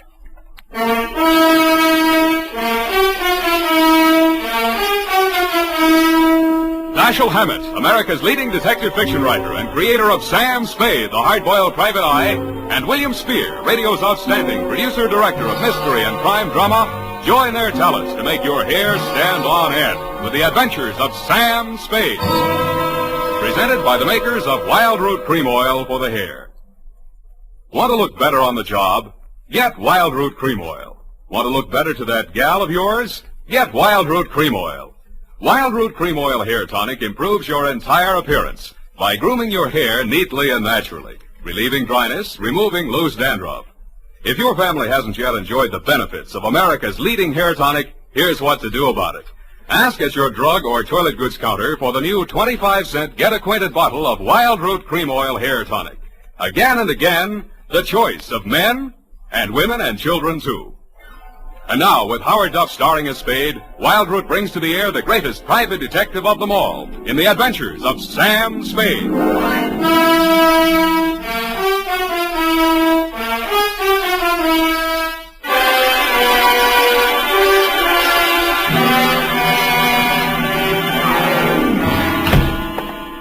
Hello, Sam. How are you, Sam? You were so lugubrious over the phone. Sometimes you're so bucolic, but tonight... What am I? When? Lugubrious tonight. Just bowling over. Do you possibly mean I'm being lush with my verbiage? There, you see? Well, that's because I've been at work in the environs of Snob Hill, where they never use one word if 12 will do. Are you ready for the dictation, I guess it is? I plan to be most amusing tonight. Already I am yet. Look, I haven't even started. Oh. Really, I haven't. All right. Now, pencil.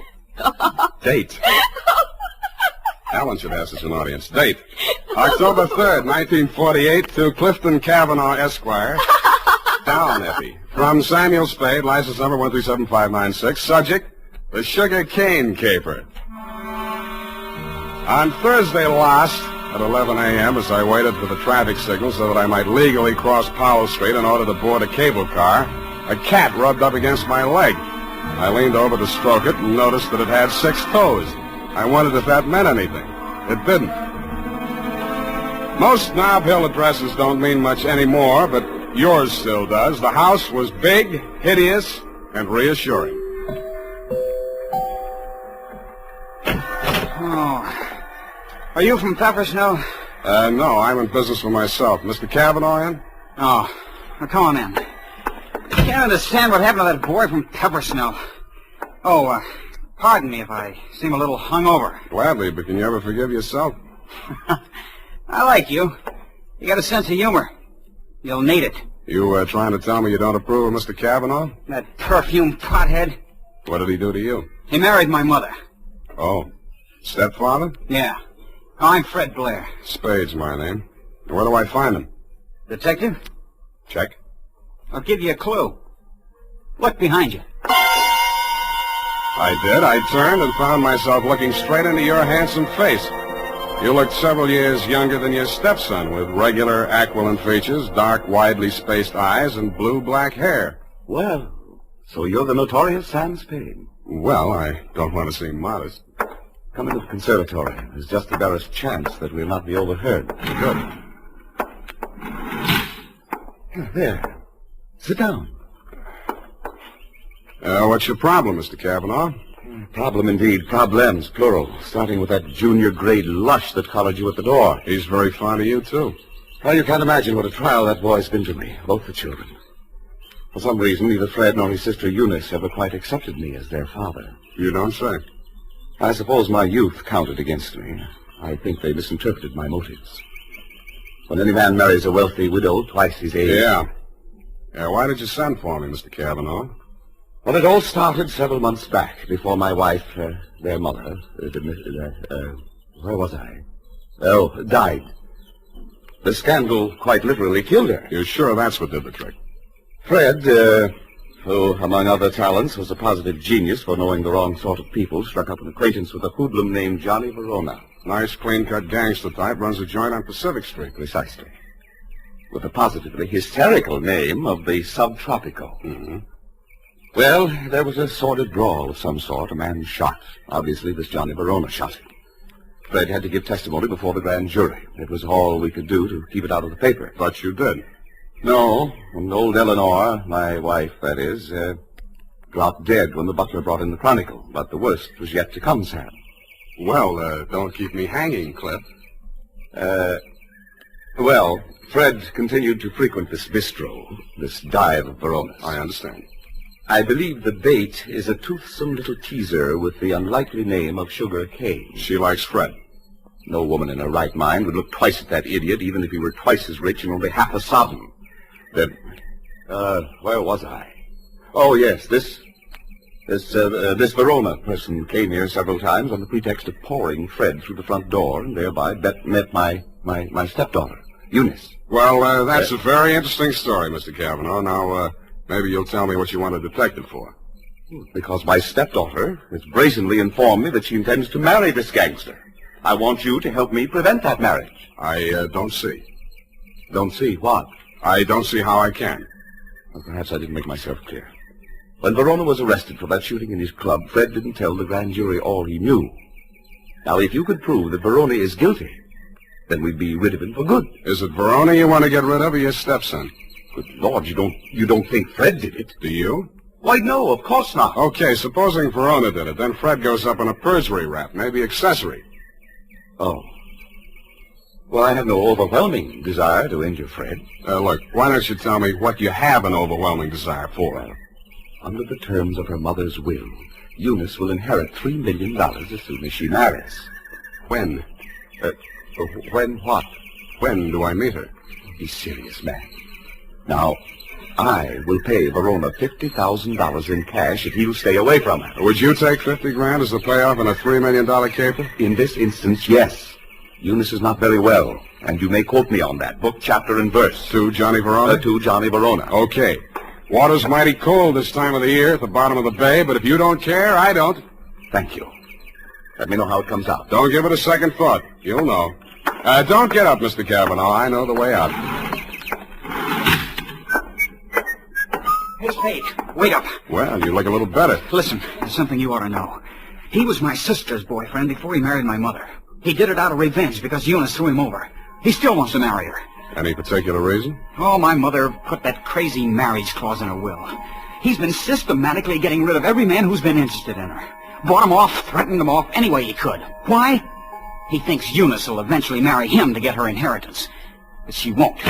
She'll kill him first, and if she doesn't, I'll do it for her. Fred. Huh? Oh, yeah? Fred, what on earth are you saying? Who is this man? Well, he's the detective. Sam Spade. You're Eunice Blair? Yes, I want to talk to you. Fred, go and... Yeah. See you later, Spade. I know why my stepfather hired you, Mr. Spade. If you need the money, go ahead. But this time it won't work. You look as if you'd like to be a nice girl. How did you happen to settle for a cheap grifter like Johnny Verona? Because we understand each other, and he can't be scared off. Any message I can take him from you? Tell Johnny I'll meet him at the usual place. And tell him I still like my coffee black. No sugar.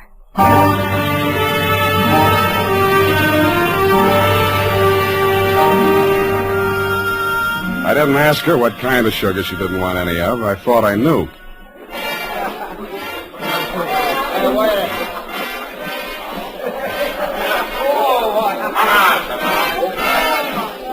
The only thing wrong with Sugar Cane's dance was her dancing, but the customers didn't seem to mind, and I didn't either. It was a pleasure to size her up carefully, as I would have felt obliged to do anyway in my professional capacity. She was a black-haired number with aquiline features and widely spaced dark eyes. It was a beautiful combination, and I wondered where I'd seen it before quite recently. I decided to find out.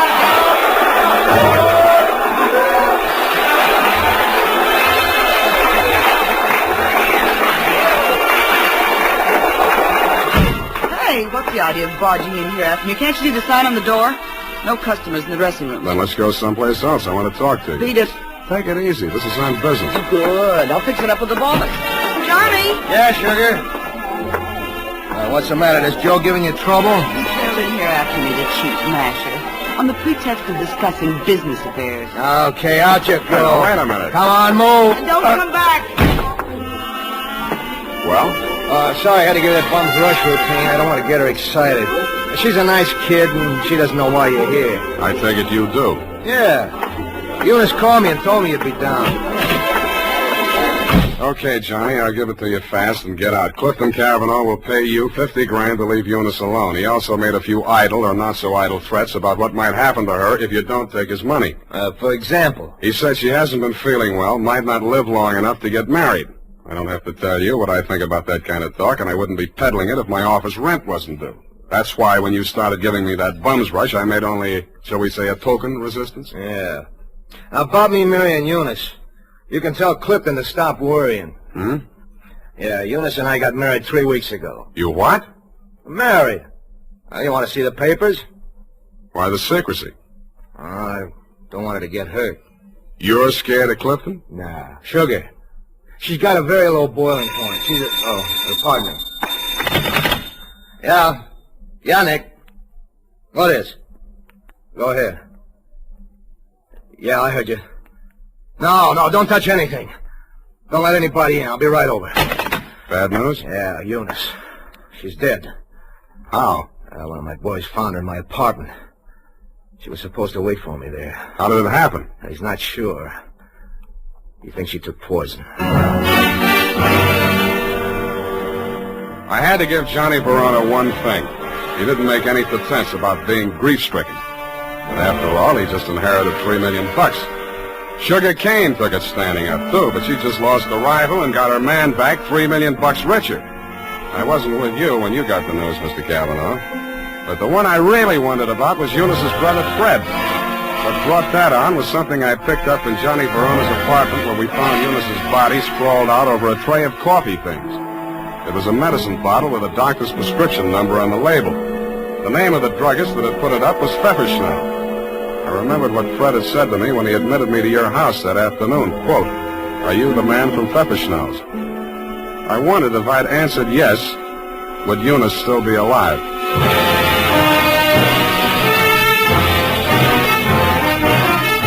The makers of Wild Root Cream Oil are presenting the weekly Sunday adventure of Dashiell Hammett's famous private detective, Sam Spade.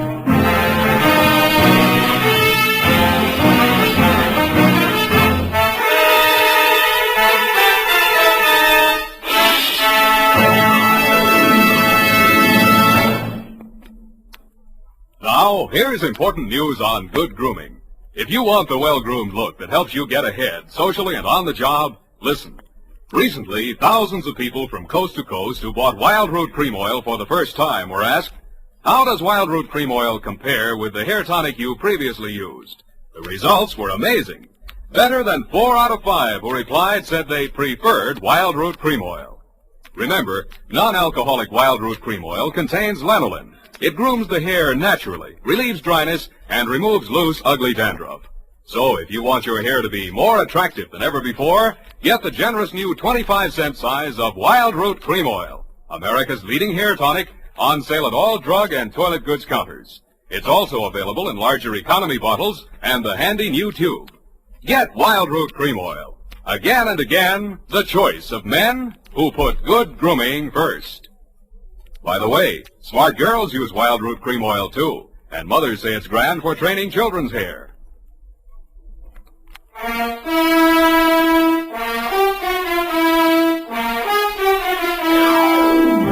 And now, back to the Sugar Cane Caper. Tonight's adventure with Sam Spade.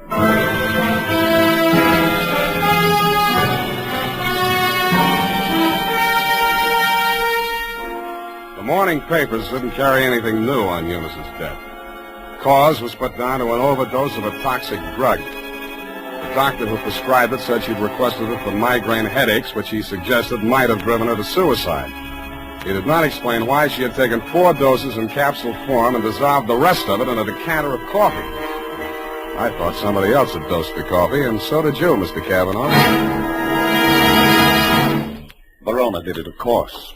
We knew she was taking those pills and dosed the coffee just enough to be fatal when added to what she took voluntarily. You knew all that, too. Well, so did Fred. But you had more reasons, $3 million more. But they were already married. You know that when you hired me? Yes. Then how come? I knew she was planning to do away with herself. I thought if we could pin it on Verona, after all, he's guilty of that old murder, Fred's a witness to that. Well, if he were convicted, the money would revert to me. Nuts. You don't believe me? She wasn't planning suicide, and you know it. Well, then? I don't care who takes the fall, but I got less on Verona than I got on you. And I'll give you something. Here. Take a look. Verona's lawyer sent this around before her body was cold. A claim for $3 million, notarized yesterday while Eunice was still alive. Well, Mr. Spade? Pardon me when I drop dead. You did and waited hopefully, but I managed to stay on my feet. I even managed to make it down the hall to the bar where I found your stepson ambushed behind a row of empty bottles. Fine detective you turn out to be. I warned you. Stand up like a man. It's all right. I'll take on both of you. Come on, sober up. Makes sense. Where's my drink? Who took my glass? Here it is. Give me it. Sure. You spill it. Ooh, ice on my shirt. Listen to me. This is very important. Important? You were expecting a delivery from a drugstore when I arrived there yesterday morning. Who ordered it? She did. Eunice, she told me to watch for it and bring it to her. Did you do that? No, she wasn't here. What did you do with that bottle of medicine? I'm sleepy. I gotta get some rest. Wake up! No! I said, wake up! Leave me alone! Now, listen. You took that bottle with you when you went out. Where did you take it? I tell you when you let me go to sleep. You took that bottle with you, didn't you? You're guessing. I know you're third degree. You went to Verona's apartment, didn't you? Two gentlemen of Verona. Willie Shakespeare. You doped that coffee, didn't you, with the poison that killed your sister?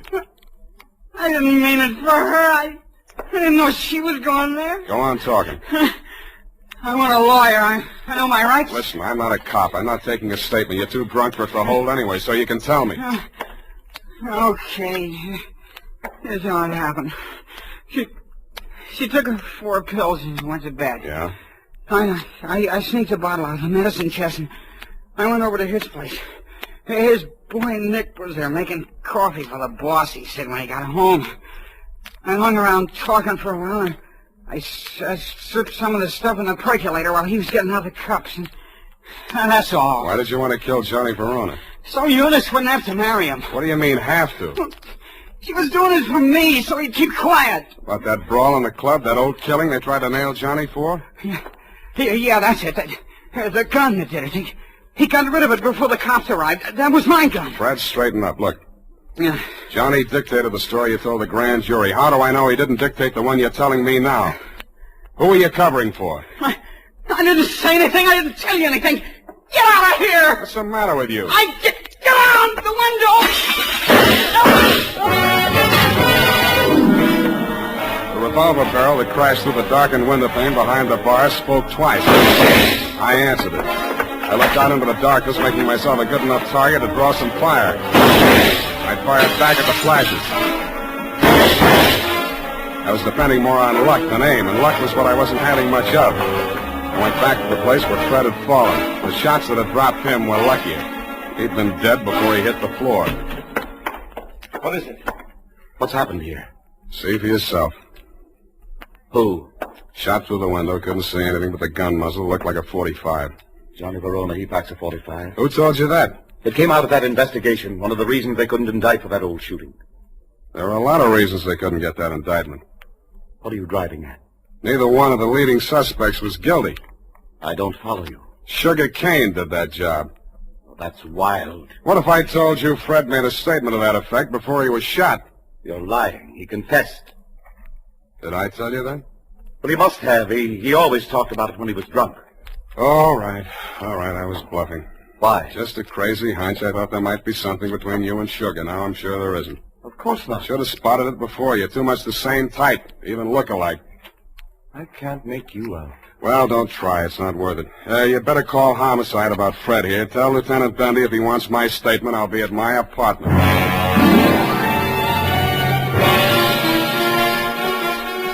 After I pretended to leave, I came back and did a little eavesdropping of my own. You didn't phone homicide, but you did spend an hour filing out the barrel of a .45 automatic. Then you went out. I tailed you to an address on Sloat Boulevard. A short time after you went in, Sugar Kane came out alone. I followed her to you know the answer, my apartment. I went in the back way via the fire escape and arrived in time to answer her buzz. Oh, Mr. Spade, thank heaven I found you at home. So am I. Come in. I know it's terribly late. Forget it. Won't you take off your coat or something? Can't stay very long. It's not safe. I may have been followed here. Oh, surely not. Sam, you don't mind if I call you Sam? No. I'm so frightened. It's about Johnny Verona. I don't know what he may do. He's convinced that Fred killed Eunice and he's out gunning for him right now. We've got to stop him before he does anything rash. You come to the wrong party, Sugar. I'm working for the enemy. Enemy? Kavanaugh. Oh. It's no skin off his nose if Johnny Verona drops Fred Blair or if you all drop. All he does is sit back and collect. Oh, he can't be as cynical as that. You ought to know. Has he told you anything about me? I'd rather hear it from you. Maybe sit down. Well, there's not much to tell. I played along with Johnny for one reason and one reason alone. To save Fred from that old murder rap. Were you figuring on marrying into that family, too? Oh, a regular pincers movement, was it? Johnny and Eunice, you and Fred. All right. It's true I wasn't in love with Fred, but it wasn't all the money. I was sorry for him. Money's not what I really want.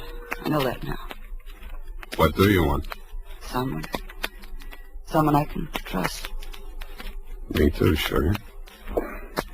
Oh, Sam, you're what I want. Say you want me to. Please say it.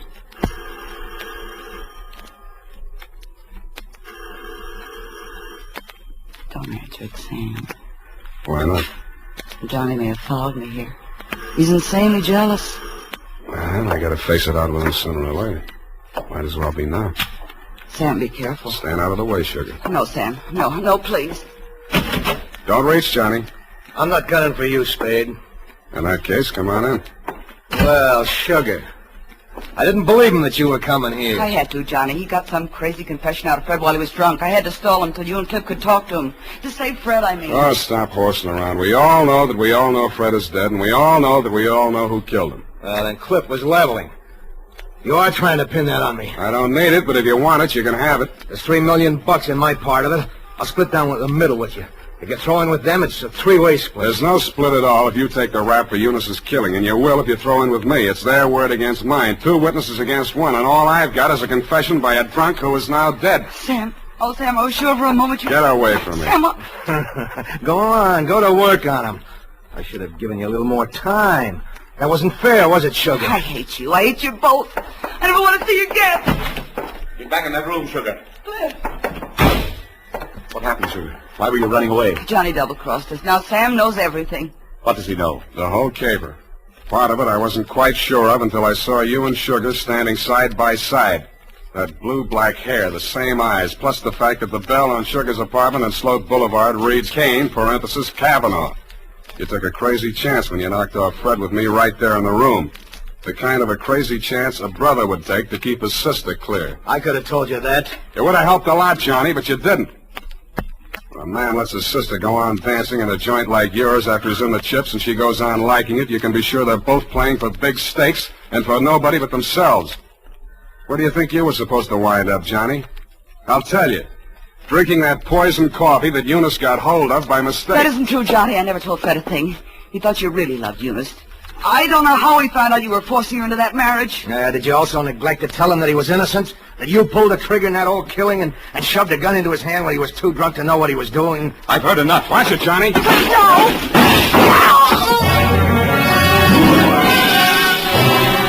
I winged you a split second before you fired. Your aim went wild. All I saw at first was that it missed Johnny. Then I saw him move forward in her direction.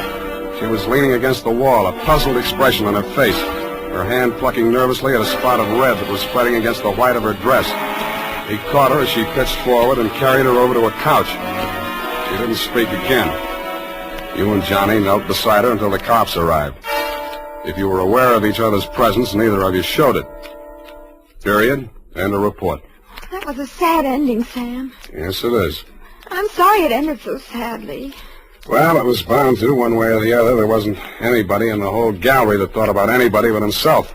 Except poor Fred, I guess, and his only friends arrived in bottles and left in the ash can. All those millions and millions. We'll get the money now, Sam. I'm glad you asked that. It leaves me cold. Go tight that up while I knit myself a sweater. And now, listen to this. It's the smart mother who sees to it that Wild Root Cream Oil is always kept handy around the house. For she knows that Wild Root Cream Oil grooms her family's hair neatly and naturally, relieves dryness, removes loose dandruff. Get acquainted by asking for the new 25-cent bottle. Also, ask your barber for a professional application of Wild Root Cream Oil Hair Tonic. Again and again, the choice of men and women and children, too.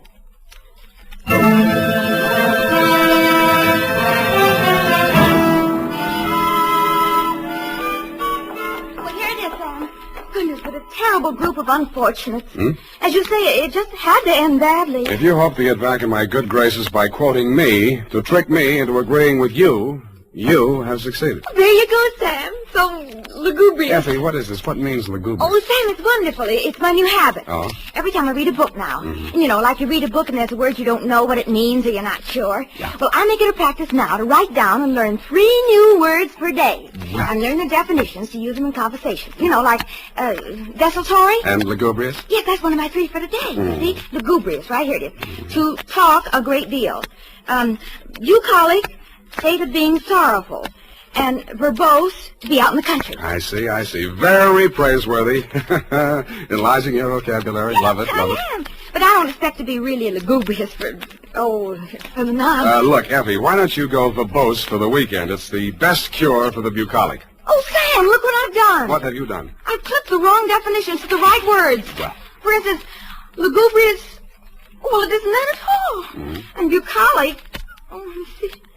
Oh, Sam, I've learned them wrong. I wasn't going to tell you, Effie. It's better to find out for yourself. It's more, efficacious. A new habit. Oh, good night, Sam. Good night, sweetheart.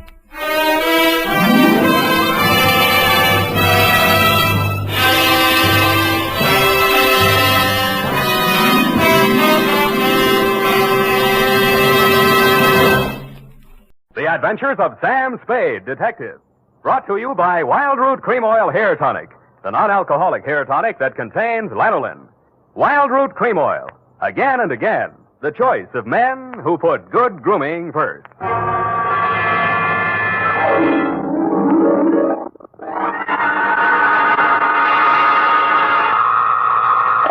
Sam Spade Detective Agency.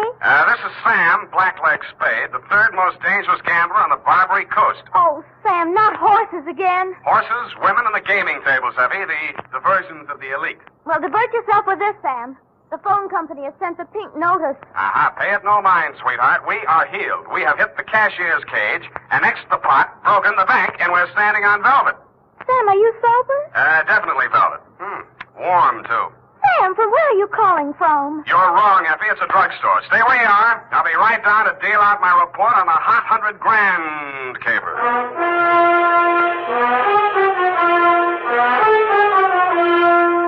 Dashiell Hammett, America's leading detective fiction writer and creator of Sam Spade, the hard-boiled private eye, and William Spear, radio's outstanding producer-director of mystery and crime drama, join their talents to make your hair stand on end with the adventures of Sam Spade. Presented by the makers of Wild Root Cream Oil for the hair. It's smart to buy things the whole family can use, isn't it? That's why I say it's smart to buy Wild Root Cream Oil Hair Tonic. To Mom, to Dad, to the children, Wild Root Cream Oil is really a friend indeed. Non-alcoholic Wild Root Cream Oil with lanolin grooms the hair neatly and naturally, relieves dryness, removes loose, ugly dandruff. I hope you have a big family-sized bottle of Wild Root Cream Oil in your home. Get Wild Root Cream Oil Hair Tonic. Again and again, the choice of men who put good grooming first. And now, with Howard Duff starring as Spade, Wild Root brings to the air the greatest private detective of them all in the adventures of Sam Spade.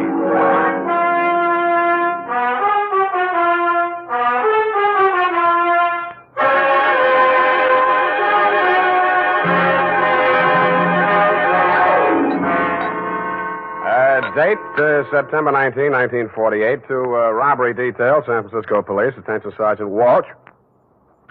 From Samuel Spade, license number 137596. Dear Joe, here's the rundown on that hot 100 grand. It started pleasantly enough when my secretary, Miss Effie Perrine, cute little mouse, eased into my private office, closed the door behind her, and leaned back against it with that air of pained resignation, which generally means there's a customer outside that she doesn't approve of, but that I'll see her anyway. It's up to you, Sam. She's very well dressed, and I imagine she can afford you. How do you deduce that? Well, she dropped her purse. I didn't get time to count it all, but there was a $100 bill on top. Well, sure, in, Effie. Sam. Go ahead, say it. Oh, I don't know, Sam. Sometimes, well, there's just money. No, that's one of the reasons I hire you. What's the matter with her? Nothing. That's just it, Sam. She's very good looking, cultivated, and very kind and considerate. And she seems sincerely troubled. You mean her act is a little too good? I felt that too, Sam. Thanks, Angel. I'll keep that in mind. Tell her to come in. All right, Sam. Mr. Spade will see you, Mrs. Philcoy. Thank you. Thank you for seeing me, Mr. Spade. My pleasure. Won't you sit down? Oh, thank you. I'm Lorraine Kilcourse, Mr. Spade. It's about my husband, Leonard Kilcourse. Husband? Oh. We've only been married a short time. It was a quiet ceremony at the San Cathedral Mission. Leonard didn't want to subject me to any publicity. The difference in our ages, you know? You mean you want me to keep it a secret? Oh, no, except for the newspapers, of course. Naturally, all of Leonard's friends know. No, he doesn't have many, from what I've heard. I've thought it strange, too, that such a prominent man should have such a small circle of acquaintances. I met him only a short time before I married him. He's been very kind and absolutely devoted to me, and I suppose I should feel ashamed of myself for coming to you. But there are so many things about him that are mysterious that sometimes I can't seem to find my handkerchief. Here. Kleenex. Oh, I'm sorry. Thank you. I take it you're not a San Francisco girl. No, I met him at a dude ranch. Well, maybe I can clear up some of your mysteries for free. The reason your husband doesn't have many friends is because they keep dropping dead. I don't understand you. Oh, forget it. He's a big public servant. He's built a lot of sidewalks. The streets of the city are paved with his good intentions. His name is on 1,000 manhole covers. If the names of his former business associates land on headstones, it's nothing to me. I got my own racket. Well, what? I think my husband is paying blackmail to someone. Uh-huh. And upon what do you base your suspicions, Mrs. Kay? It started about a month ago. He began withdrawing large sums from our joint account. First it was $10,000, then $20,000, and last week, $50,000. Mm-hmm. And this morning, he closed out the balance of the account. $100,000. Well, he's got it to spend, Mrs. Kilcourt. Well, I won't pretend the money doesn't interest me, but what's behind it, Mr. Spade? Each time he withdraws these cash sums, he leaves the house without a word to me. And sometimes doesn't return until dawn. My husband is not fond of nightlife, Mr. Spade. Only a desperate situation could induce him to leave the house after dark. Yeah, so I've heard. They say that's how he kept his health as long as he has. All right, you want me to trail him, find out what he does with the money. Just one question. Why'd you pick me for the job? Why, your reputation That's is... local. You say you're new in San Francisco. Well, I do read the local papers. Your picture was in only 2 weeks ago. Yeah, well, that caper didn't help my reputation. I like your looks. A nice, honest face. A man I could trust. Well, don't buy that. And I'm sentimental, too. Your picture reminded me of someone who is very dear to me. My brother.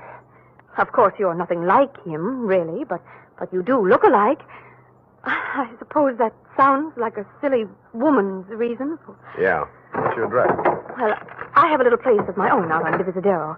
The Balboa Apartments near Normandy Terrace. Mm-hmm. You'd better keep in touch with me there. I don't want Leonard to know. The Kilcourse mansion is at 1316 Clarendon. 1316. Mm-hmm. He returns from his office around 6 in the evening. Do you have a car? No. Do I need one? Well, I don't know where he may go. Here are the keys to my car. It's parked in front of the main entrance, a gray Plymouth. He won't recognize the car. It's my brother's. Now, about your fee. $100 now. If I need more, I'll leave you know.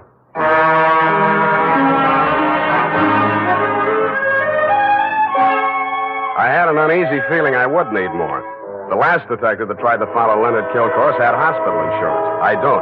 But I'm a gambler at heart, so I parked Lorraine's Plymouth across the street from the Kilcourse mansion and waited. At 9 p.m., Mr. Kilcourse, much too old for her, came out the front door and flagged down a taxi.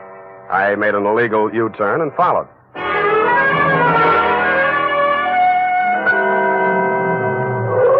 The trail ended across the Golden Gate Bridge in Marin County. It was a country club-type building on top of a hill overlooking the bay. It did business under the name of Ernie Nogales' Racket Club. The racket had nothing to do with tennis.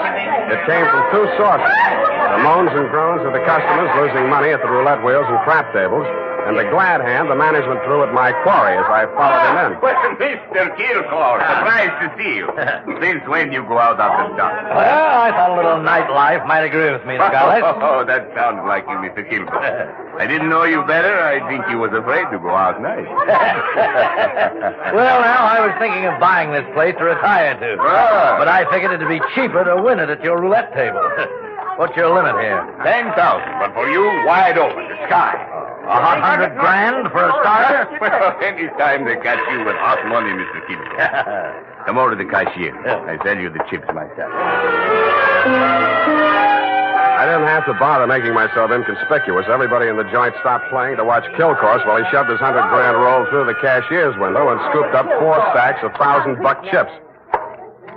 Make your bet, please. All right, you. Spin that wheel. Huh? How much you got there? 25 grand. Any objections? Is that okay, Mr. Nogales? Spin it, Joe. I'm covering through the table personally. Okay, sir. Around and round the little ball goes. 15 pay 15 and the red. Oh. Maybe next time, Mr. Kilgore. Why don't you double up, play the red and the black? It's safer. I'll stay with the numbers. 50,000 on 15.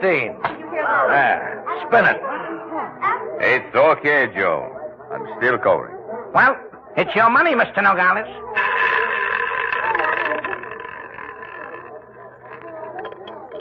Number 4 pays. Number 4 and the red again. Well, 25 grand more on 15. Look, Mr. Kilgore, go on, enjoy yourself. Take it off your income tax, but please spread them out a little there, those chips, huh? It looks bad for the house. What kind of a joint is this? Can't you cover the bets? Okay, Joe. He asked for it. Okay, sir.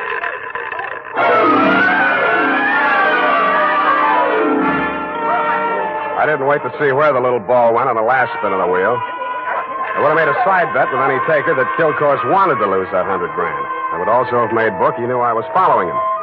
As I left the table and walked out of the club, I braced myself for what usually comes next. There would either be a dead body in the car or somebody would crease my noggin with a sap. But nothing happened.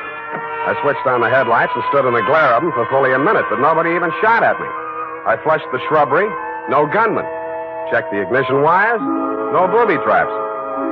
Driving back to town, I racked my brain for some way to bring them out into the open. I felt like a man with his life savings all on one number, waiting for the wheel to stop spinning, which wasn't far from the truth. Not much of a cliffhanger, but the best we could do this week.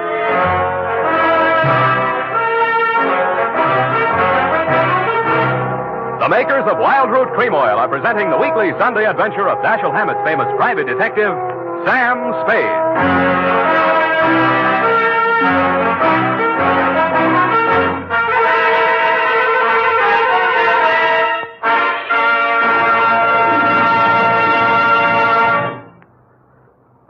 Now, here's important news on good grooming. If you want the well-groomed look that helps you get ahead, socially and on the job, listen.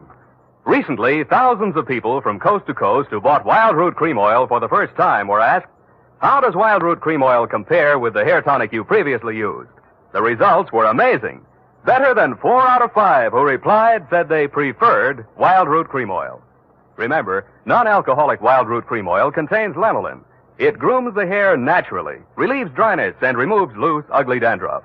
So if you want your hair to be more attractive than ever before, get the generous new 25-cent size of Wild Root Cream Oil, America's leading hair tonic, on sale at all drug and toilet goods counters. It's also available in larger economy bottles and the handy new tube. Get Wild Root Cream Oil, again and again, the choice of men who put good grooming first. By the way, smart girls use Wild Root Cream Oil, too. And mothers say it's grand for training children's hair.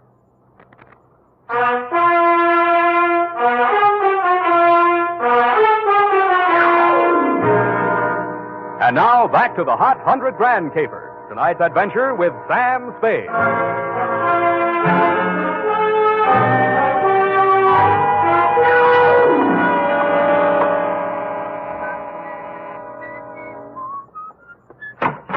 Yeah? This Mrs. Kilcourse's apartment? Yeah?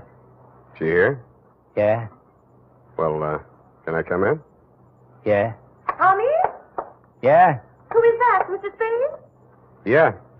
Oh, this is the detective I was telling you about, Tommy. Remember? Yeah? The one who looked so much like you? Yeah? No. Oh, excuse me. This is my brother, Tommy Lane. Yeah, Tommy, won't you run down to the corner and buy me some cigarettes for about 20 minutes? I have something to talk over with Mr. Spade. Yeah.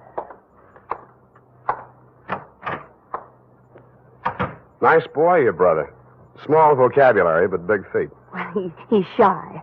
Now, what did you find out about my husband, Mrs. Spade? He dropped $100 grand in a gambling joint. Ernie Nogales' racket club. You know it? No, but I know Ernie Nogales. I knew him in Reno before I met Leonard. He lost his license there for running a crooked wheel. The way Kilcourse was playing tonight, that wheel didn't have to be crooked. He was trying to lose that $100 grand. But why? Why would he do a thing like that? One of two reasons. Either he's paying off to Nogales or he's paying off to somebody else, and Nogales is the go-between. Well, I don't believe it. Ernie is a crooked gambler, but he doesn't touch blackmail. And your husband isn't stupid enough to drop $100 grand in 3 turns of a wheel. Anyway, I'm not tangled with him and or the Ernie Nogales mob for $100 of your money or anybody else's. Here, take it. Well, and here are your car keys. No, wait, please. You can't desert me now. Why not? Well, I haven't told you everything. I'd hoped I wouldn't have to. About your brother? How did you know? The only place you get a green suntan is in a pokey. Besides, he acts kind of stir-crazy. Spent a little time in solitary, didn't he? He won't talk about it. But that's it, Sam. That's why Leonard is paying that blackmail money to Nogales. You just said Nogales wouldn't touch blackmail. Any other corrections you'd like to make in your copy before we proceed? Yes. Well, I might as well tell you everything. Why not? I knew when I came to you this morning that my husband was paying this money to Nogales. I knew because I asked him to. You and Ernie Nogales are working together? I'm not that rotten. I didn't say you were, but you're a rotten liar. There's that much in your favor. But I'm telling the truth now, Sam. You must believe me. Everything that has happened is my fault. I persuaded Nogales to give my brother a job in his place in Reno. Mm-hmm. They quarreled, and when he got closed down, he blamed Tommy. He swore he'd kill him when he got out of prison. That's why I begged my husband to pay him to save Tommy's life. Who did rat on Nogales about that crooked wheel in Reno? I did. That's why I feel responsible. Leonard is so fine, so generous. But I can't let him go on paying for my mistake. Yeah, like you said, he's going to run out of money. Look at me, Sam. Do I look like the kind of a woman to whom money means everything in the world? No, but you're looking at me, not at Kilcourse. You're laughing at me. Oh, I know what you think. Perhaps I did make a mistake in marrying Leonard, but he was so kind, so considerate, like my father. Everybody reminds you of your relatives. You don't believe my story? Well, since you asked. Well, all right, then here's the truth. I'm really Jack the Ripper's granddaughter. My parents were terribly wealthy. I harpooned my mother in her Beverly Hills swimming pool, set fire to my father with a $50,000 negotiable bond, and eloped with John Wilkes Booth. That brings us up to 1865. Shall I go on? Don't stop. It's great. Oh, get out of here. Get out of here and leave me alone. After you've told me all your secrets, I'm not that rotten. You won't help me. You never intended to. Why go on torturing me? Oh, now, stop that. Please. I believe you. I believe all your stories. Now, what is my next smart move? Sam, the only way to stop Ernie Nogales is to prove that he's running a crooked wheel. And then he'd pay back all that blackmail money, and he wouldn't dare lay a hand on Tommy. Well, it's going to be hard to prove and expensive. I'll have to lose a little on that wheel before I can figure the way it's rigged. How much can you invest? Well, I have about $1,000 of my own. With you? Yes. Here. You take it. Smells nice. Sam. Yeah? Sam, after all this is over, and after I've put things to right with Leonard, I should have told him before this, but I owed him so much. Oh, Sam, I'm so glad it's you. Yeah. Me too, Angel. Go now, darling, before I beg you not to. What time does that joint close? Well, it runs all night, I think. Good. Let's stay up late and raid the icebox.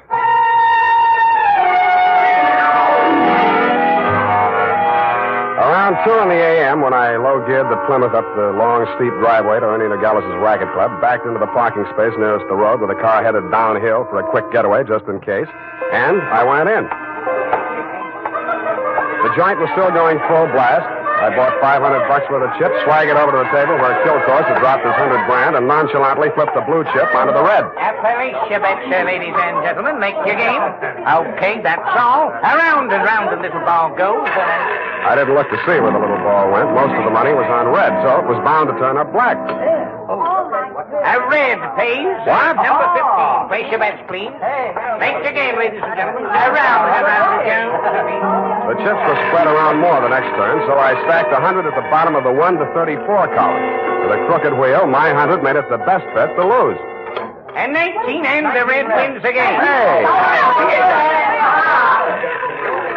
I plunked $500 down on number 5 and raked in $17,500. I left my original bet on the table. When the little ball fell into the pocket, I was $35,000 to the good from my point of view, but not from my clients. I doubled my bet and looked apprehensively around. There were no surly characters edging up behind me. In fact, the only surly character in sight was Ernie Nogales, and he looked happy. That didn't make much sense. When my bankroll got to $105,000, I played a hunch. I threw $5,000 of it back on the table and lost it. That made a kind of sense. I cashed in the rest of my chips and squeezed the $100,000 U.S. currency into my inside pocket. If anybody aimed for my heart, it was thick enough to stop the slug, which was some comfort. But what I saw when I walked out to the parking lot was no comfort at all. I'd gotten just a glimpse of it through some trees. A sedan backed into a driveway halfway down the hill. It was blacked out except for 5 glowing cigar ends that showed through the windows. I could think of only one reason for 5 cigar smokers to be parked in that particular spot at that particular moment. The Plymouth was where I had parked it, pointing straight down the hill. I slammed the door but didn't get in. Then I listened. The car down the hill was getting ready, too. I cracked the door of the Plymouth wide enough to get my arm inside and pressed the starter with the heel of my hand. I switched on the lights, pushed the clutch with my left hand, used my right to shift it into low. Then I pulled the hand throttle out all the way and let it go.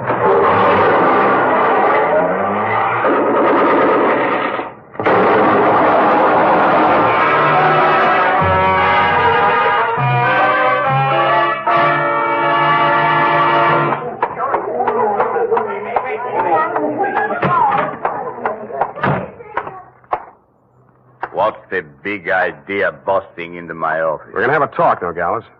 Please, don't wave that heater at me. It makes me nervous. I don't like guns. I don't either. That's why I'm here. Put your hands on top of the desk and keep them there. All right. Give me back that roll. I give you clean money for it. It was a gamble, so I lost. Can you blame me? Where'd you get this money? I buy it. 50 cents on the dollar. I don't ask where it came from, but I read the papers. I figured it was that shipyard payroll job a few days back. Like it just fell in my lap. I figured it'd make 50 grand instead of kill course 5. I guess that was dirty trick you just out of stir, Tommy, huh? I got news for you, Nogales. I didn't know this money was hot, and I am not Tommy Lane. No? Then what? Private Dick. Tommy's sister hired me to take the fall for him. Look, I've got most of the caper. Kill course wanted to pay Tommy $100,000. You rigged the wheel so Kill Course would lose it one night and Tommy would win it back the next night. Now, what was Kill Course paying him off for? No caper, legitimate.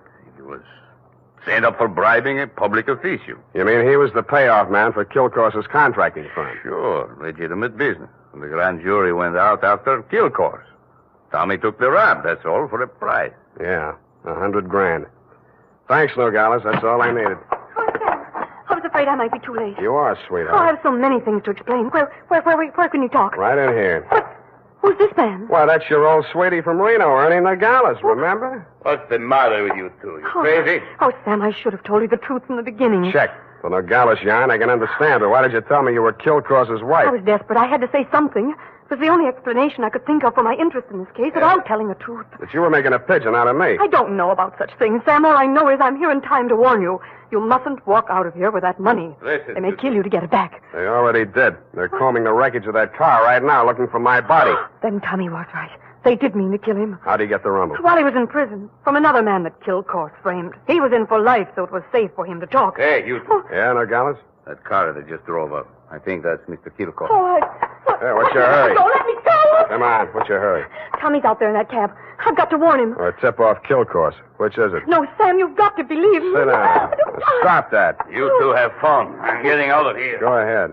Now, listen, sweet Lorraine, you may as well save your breath for those explanations. You're staying right here until the caper's all wrapped up. Here he comes. Have you got a gun, Sam? Yeah? Well, you'd better have it ready. Mm-mm. But Sam... Where's Nogales? I want to see him. He was called out of town, sir. I'm in charge. You Mr. Kill Course? That's right. I want to know why you people have been interfering with my business. It might interest you to know that this building site's on an old Spanish land grant. Title's very shaky. I'll run an 8-lane highway straight through the middle of it and turn the rest of it into a game preserve. That's what I do to people who double-cross me. I tried to tell Mr. Nogales that, sir. He wouldn't listen to me. He tipped Tommy off for a split of $100,000, but I knew sooner or later we'd have to answer to you, Mr. Kill Course. Oh, well, what's that? Here's your $100,000, sir. Count it. Well.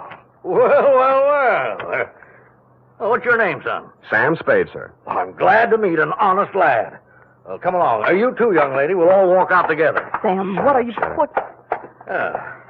Spade, huh? Yes, sir. I'm a private detective, but I'm ambitious. Politics? Yes, sir. Well, we'll run you for assembly. In the meantime, I believe there's an opening in one of the public services. Garbage disposal. Executive end, of course. Where the devil is that man with my car? Oh, there he is. You drop around to my office in the morning. Thank you, and good night, Mr. Kilcoy. Drive on, Horace. Back to the city. Oh, Sam. How could you? All those lies and just handing over the money like that. It wasn't yours. It wasn't Tommy's either, sweetheart. Get in. Well, Tommy, are you all right? Yeah. Drive us across the bridge, Tommy, will you? Yeah. Tommy, Yeah? Tommy, I'm afraid we'll have to do without the money. Yeah? Sam gave it to Mr. Kilcourse. Yeah? Now, don't get excited, Tommy. I'm sure Sam had a reason. Didn't you, Sam? Yeah. I mean, that was marked money from a payroll job. Oh, then it won't do him any good. It'll send him up for a good long stretch if the eyewitness story that goes along with it is good enough. And you're just the girl to tell it, sweetheart. Am I right, Tommy? Yeah.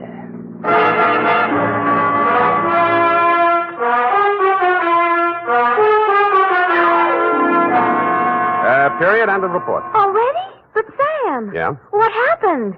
Who were the 5 men in the car, the ones who shot at that Plymouth in the mistaken belief that you were in it? Their names are of little account, Effie. Suffice it to say that Kilcourse pointed his pudgy finger at them in the hopes of keeping the charge of attempted murder out of his indictment. But I was too clever. I identified them. But Sam, you didn't see anything but their cigars glowing in the darkness. Have you never heard of Sherlock Holmes' monograph on the 49 varieties of tobacco ash, you fool? Oh, but Sam, Sherlock Holmes is only the segment of someone's imagination. He's a fictional detective. Well? You mean... Oh, Sam, you're tired. Yes, I am. It's affected your mind, winning all that money. Now, you just sit here and rest. What? Think of the snowy mountaintops and blue skies. I'll just go and type this up. Snowy mountaintops. Winter sports yet. And now, listen to this. If you haven't yet tried Wild Root Cream Oil, the famous hair tonic that grooms your hair neatly and naturally, relieves dryness, and removes loose dandruff, then here's a wonderful way to get acquainted. Buy Wild Root Cream Oil in the new 25-cent size bottle at your drug or toilet goods counter. Also, ask your barber for a professional application of Wild Root Cream Oil hair tonic. Again and again, the choice of men who put good grooming first.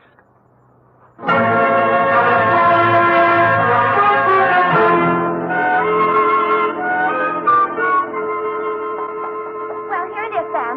And not that it made any difference, but how did you guess that she wasn't Mrs. Kilcourse? Simple.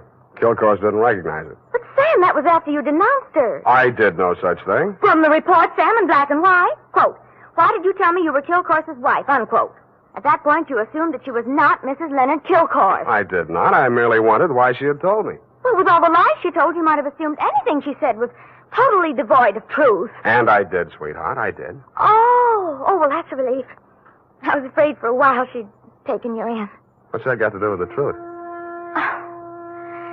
Good night, Sam. Good night, sweetheart.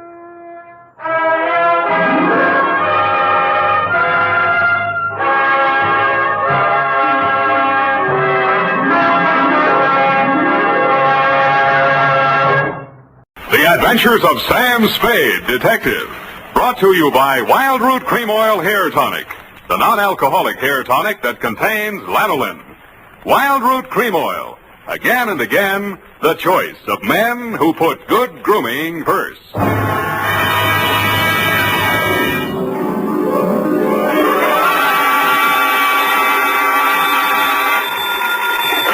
Sam Spade Detective Agency. Hey, it's me, hey, Sammy the Spade. Sam, it's not true, is it? Every word of it. What? That you've been consorting with unsavory characters? Well, she was a savory enough girl, Effie, although a crook. Well, according to the paper, she's practically a murderess. Not to mention that she's dancing the Roomba with you. That's a lie. There's a picture of you. Virginia Vale, gangland glamour girl, caught at the Club Iberia in barefoot Roomba with private eye. It was not a Roomba, it was a bambuco. Oh, Sam, not over the phone. I can't stop it. Stay where you are. I'll be right down to dictate my report on the Lawless capers.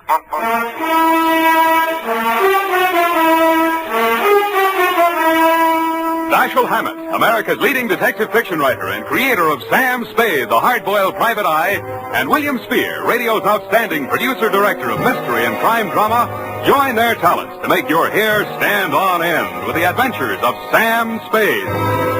Presented by the makers of Wild Root Cream Oil for the hair.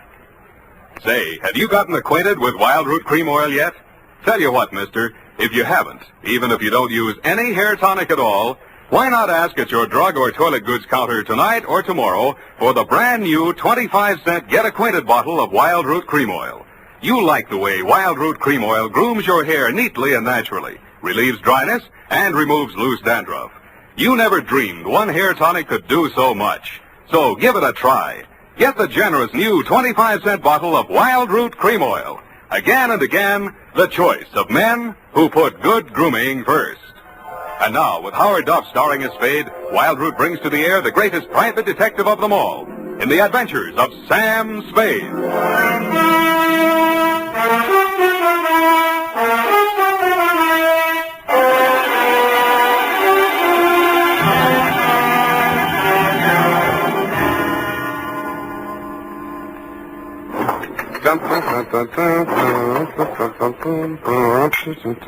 I think I'm getting it now. You even lost your shoes. Ready, sweetheart? Yes, Sam. No questions? No, Sam. That picture in the paper doesn't mean a thing, Effie. There was nothing between Virginia and me. Just wasn't room. Well, that Tambuco, you know, that's the way we dance it. Authentic. Sam, I troubled to call my girlfriend, Edna Mae Schwartz, who is an instructor at Arthur Murray's. Mm-hmm. I quote, "The partners exchange graceful nods in the center of the dance floor and then separate. Well, as the senorita provocatively leads the pursuing caballero through a series of gay whirls, turns, and figures." There you see, provocative. But he never catches her, Sam. Well, I have my shoes off. That gave me the advantage. You know best, Sam. Well, that clears that up. Date? August 29th. I will give the date. Fill it in. That still doesn't explain your operating on the wrong side of the law. Down, Effie. This goes to John M. Lawless. A known gangster. What else? From Samuel Spade, license number 137596. Dun, dun, dun, dun, dun. Boom. Well, thank you, Effie. Subject, Joe Morales. Dear Johnny. You hired me yesterday morning, but the real start of it was back in 45. Flashback. San Francisco was just recovering from VJ Day, and crime was practically at a standstill because your number one competitor in the West Coast mobs had just been rubbed out, and you were on trial for same. Nothing about the trial made any sense. The tea-time chatter in the better pool rooms was that you were taking the rap for your worst enemy, Joe Morales. What made even less sense, the lawyer defending you was Joe's brother. So I wasn't a bit surprised to receive your check for $25, together with an invitation to be in the third row of the courtroom when the jury returned the verdict. I was. The defendant will please rise. Step forward, please. Have you anything to say why judgment of this court should not be passed upon you? Yeah. It's a bad beef. The judgment of this court is that you, John Lawless, for the crime of manslaughter, having feloniously run down, run over, and killed with a certain automobile the deceased person named in the indictment, and having subsequently departed the scene in violation of the hit and run statute, are hereby sentenced to a term of 3 to 10 years in the state prison of the state of California. You didn't even look at the judge while he was dishing it out. Your eyes were on the man sitting directly in front of me. The man you were supposed to be taking the rap for. The man you deliberately planted me behind, Joe Morales. I wondered what that meant. When the judge brought down his gavel, I found out. You came up the aisle with a deputy on one arm and your lawyer on the other. He seemed upset about something. I'm sorry, Johnny. I did the best I could. They've given me the judge I asked for. You passed on the jury, you cheap shyster. Okay, just wait till you get my bill. Shut up. Now, wait a minute, Sheriff. I want to speak to a friend. Hey, Johnny, hurry up. We got a train to catch. Hey, you, Joe. Yeah, Johnny? I got just this to say to you. I'm going up, but I'm not staying, see? If I'm not paroled out in 3, I'll break out. Either way, I'll get you, even if it means a murder rap. Oh, now listen, Johnny. You heard me, Spade? Yeah, Johnny, I wish I hadn't. Well, Johnny, we gotta go. Okay. Don't forget what I said, Joe. So long, Sam. Good luck, Johnny. Hey, Sally. Yeah, Joe? You hear what he said? I know. He's gonna knock me. This guy's a witness named Spade. Spade, my brother Sally. Salvador Morales. You may have heard of me. Yeah, if I'm ever up in a hit and run, remind me not to hire you. Come along, Spade, where we can talk quietly. Just over here. My conference room. Look, we got nothing to talk about. Oh, yes, we have. Watch it. I just got this suit pressed. Yeah, right in here. Sally, is it all over? How did it come out? Where were you? In here, I couldn't force myself to stay out there. What did he get? 3 to 10. 3 to 10, is that... Oh, I mean, how terrible. How terrible. Best I could do. This is Sam Spade, my dear. It's Virginia Vale, Johnny Lawless's fiancée. The San Quentin widow. Well, how's tricks, Virginia? Why did they bring you here? Maybe they know. He's a witness. Witness? To a threat Johnny made against my brother's life. My own client. What's funny? Ask your brother. That threat would even get you a writ against him to keep the peace. What do you mean, Sam? Sweetheart, threats don't mean anything in law unless they're backed up by some action. Even if he told you the when, the where, and the how, it wouldn't be worth anything until you're dead. But it would be worth something then? Sure, it shows premeditation. Then if he knew he was overheard, you'd be forced to testify if anything happened to Joe. Hey, beautiful. What are you trying to do to me? Well, I mean, he'd think twice before he tried anything. You'd be safe, Joe. Well, honey, I didn't know you cared. About you, I don't. I just wouldn't want Johnny to do anything foolish.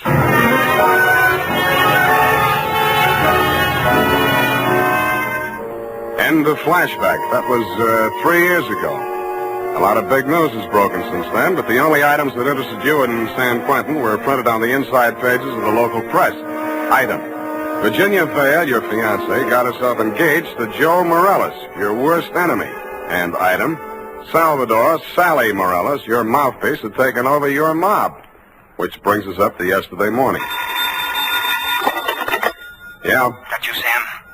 Who's this? Johnny Lawless, remember me? No. I was hoping you'd say that. Look, Sam, I got a job for you. Call Peeper Breen. He may need it bad enough. I've got no contacts in the mobs anymore. This is clean.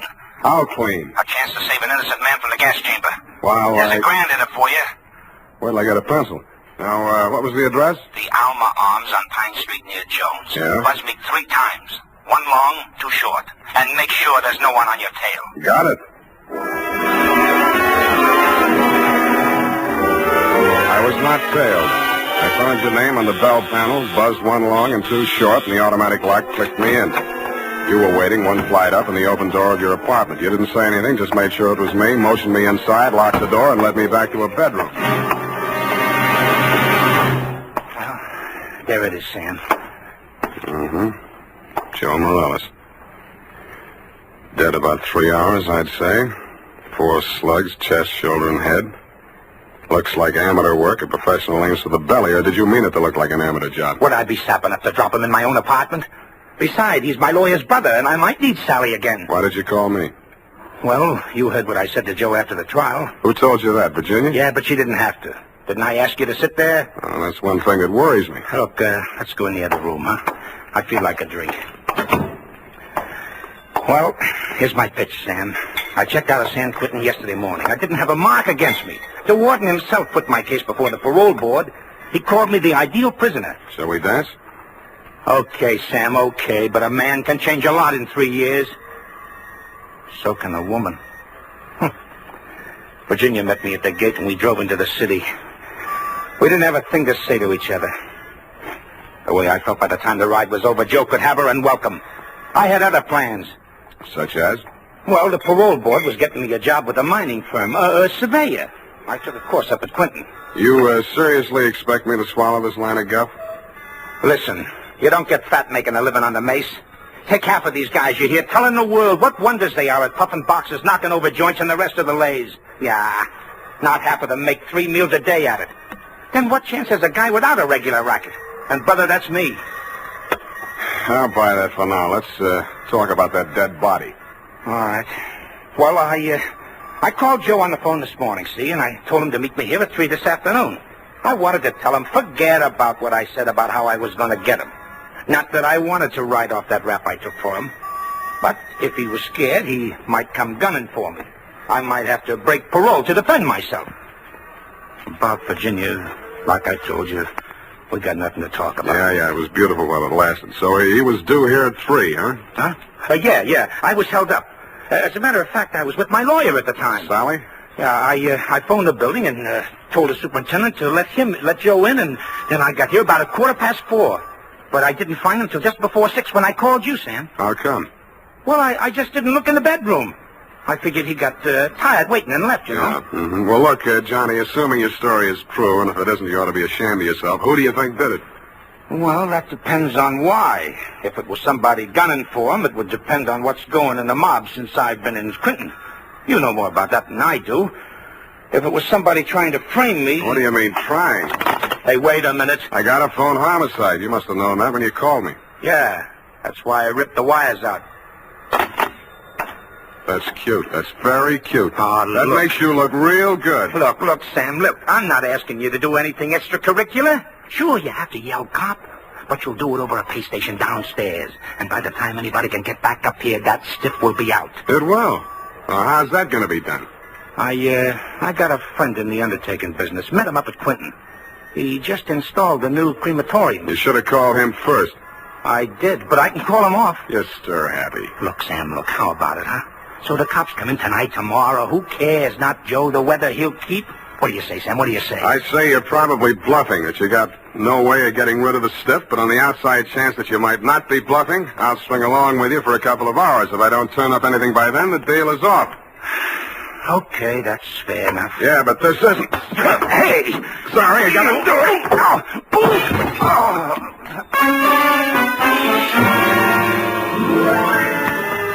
I hated to do it, Johnny. You were out of condition and you weren't expecting it. But I wanted you to look like a hospital case.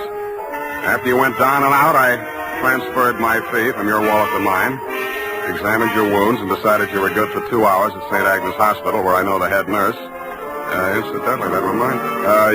So without further delay, I toted you downstairs, threw you into a taxi, and delivered you to the ambulance entrance. That's when I remembered that I had forgotten one thing.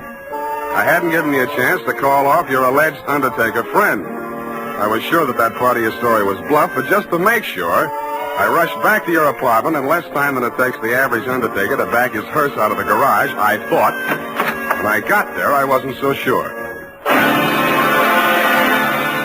The apartment had been tidied up, ashtrays emptied, glasses put away. They'd even vacuumed the rug. The blood-stained bedspread had been removed, and with it, the corpus delicti. I found myself humming an old tune. I ain't got no body.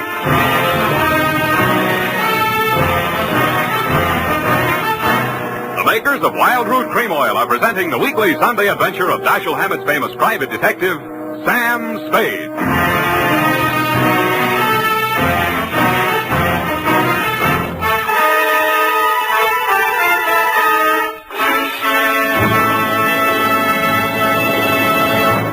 Now, here's important news on good grooming.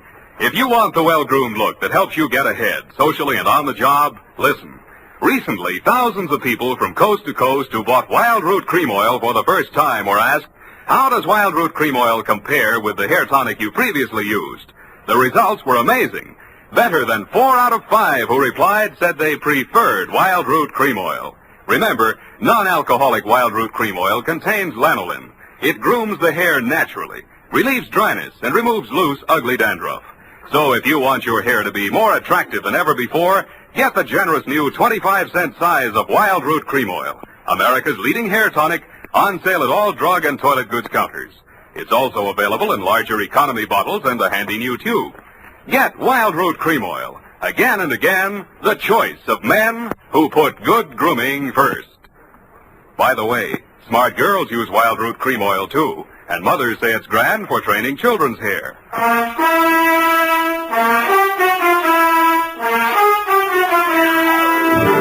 And now, back to the Lawless caper. Tonight's adventure with Sam Spade.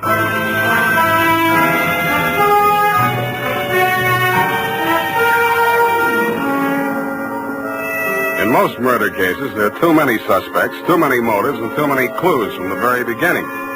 I've been on this one 3 hours, and I succeeded in turning up no suspects, no clues, and the most shameful thing of all, I had lost the body of the victim. I consoled myself with the thought that he was in no condition to tell me anything anyway. But then neither were you, Johnny. You'd checked out of the hospital, no forwarding address. But in a gin mill down in the Mission, I found a character with the unlikely name of Porky Grout. Porky is theoretically alive and will tell all he knows about anybody, which is plenty, for 2 fingers of rye. I gave him a handful. Easy. Hey, Joe Morales mob. Yeah.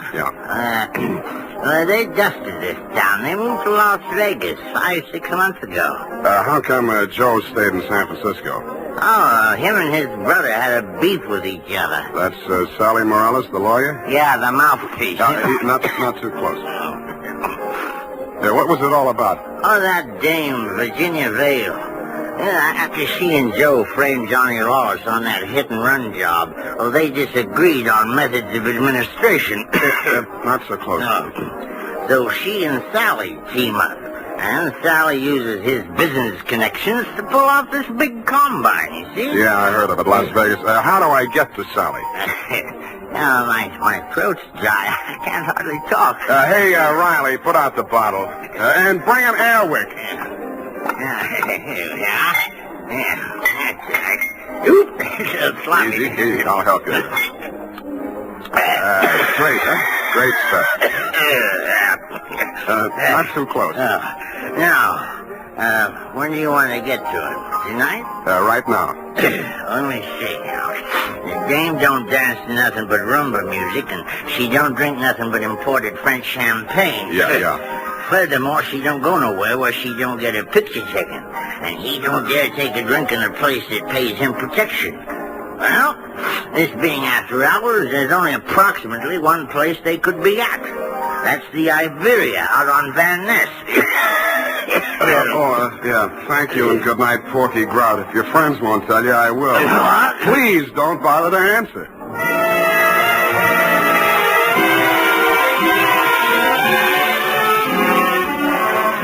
I didn't have any trouble picking out their table. Virginia spotted me at about the same time, grabbed up her purse, muttered an excuse to her escort, and edged around the dance floor.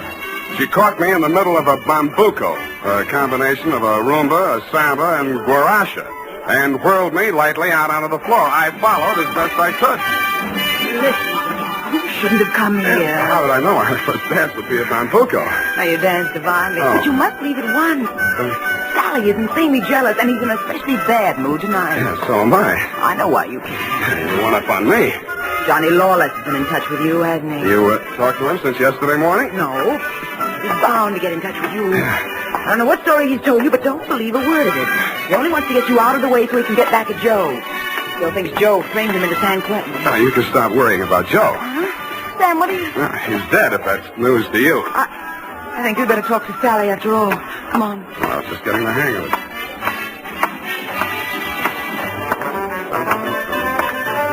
Well, my dear, so you've met another old friend. Hello, Sally. Hello. Sit down, Spade. Thanks.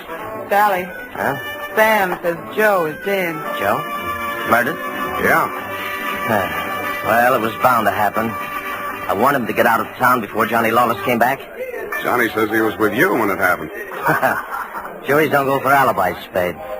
Best defense I could give him would be that I defend him despite the fact he's accused of killing my own brother. But look here. As his attorney, I have the right to know what he retained you for. To find out who did kill Joe. That's what he said. Have you found out? Not yet. Any leads? Not many. Now, what's the difficulty? The corpse. Somebody swiped it. You can't mean that. I can, and I do. Well, that doesn't make sense. Unless Johnny arranged it himself. But he couldn't have. No contacts. Of course, he might have disposed of it without help. It's been done, you know. Not tonight. I'm his alibi there. I don't believe it. You're just telling that story to see how we'll react. That's why I'm telling it, but it's not a story. It's the McCoy. Sally, what can it mean? If Johnny didn't do it, then somebody must have done it to frame him. And if they did that, they wouldn't turn around and get rid of the evidence, would they? What? Well, the whole thing is wild. You know, there might have been two people who thought they were a team, but one of them was really working against the other and for Johnny. Well, that's absurd, isn't it, Sally? Is it, my dear? He's trying to play us off against each other. Don't fall for it, Sally. I had nothing to do with any of it. You've got to believe that. Yes, I was sure of you when Johnny was out of the way. You wanted him out of the way, you admitted. You're still in love with him, aren't you? Aren't you? Alice, you're hurting me. Hurting? I'll help the DA write his brief. You'll go to Tehachapi for body snatching. Go ahead. I can't wait to get on the stand. The things I'll tell about you, how you let Johnny go up on that hit and run when you knew it was my idea and I was in the car with Joe. You will. Not a jury in the country would blame me for protecting my own brother. Protecting him? You were framing him even then. So you can have me for yourself. Oh, I'll have you in a gas chamber if you keep insisting. Your own brother. Squeeze out of that one if you can. I can. Love of woman surpasses brotherly love. I can see the jury now, eating it up.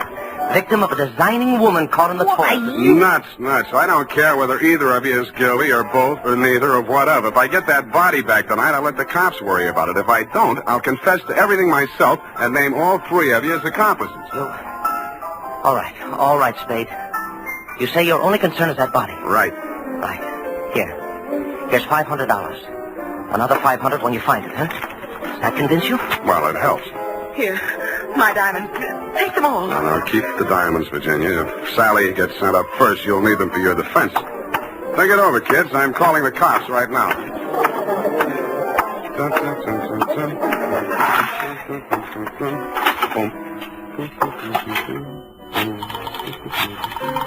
think it's 1 foot back.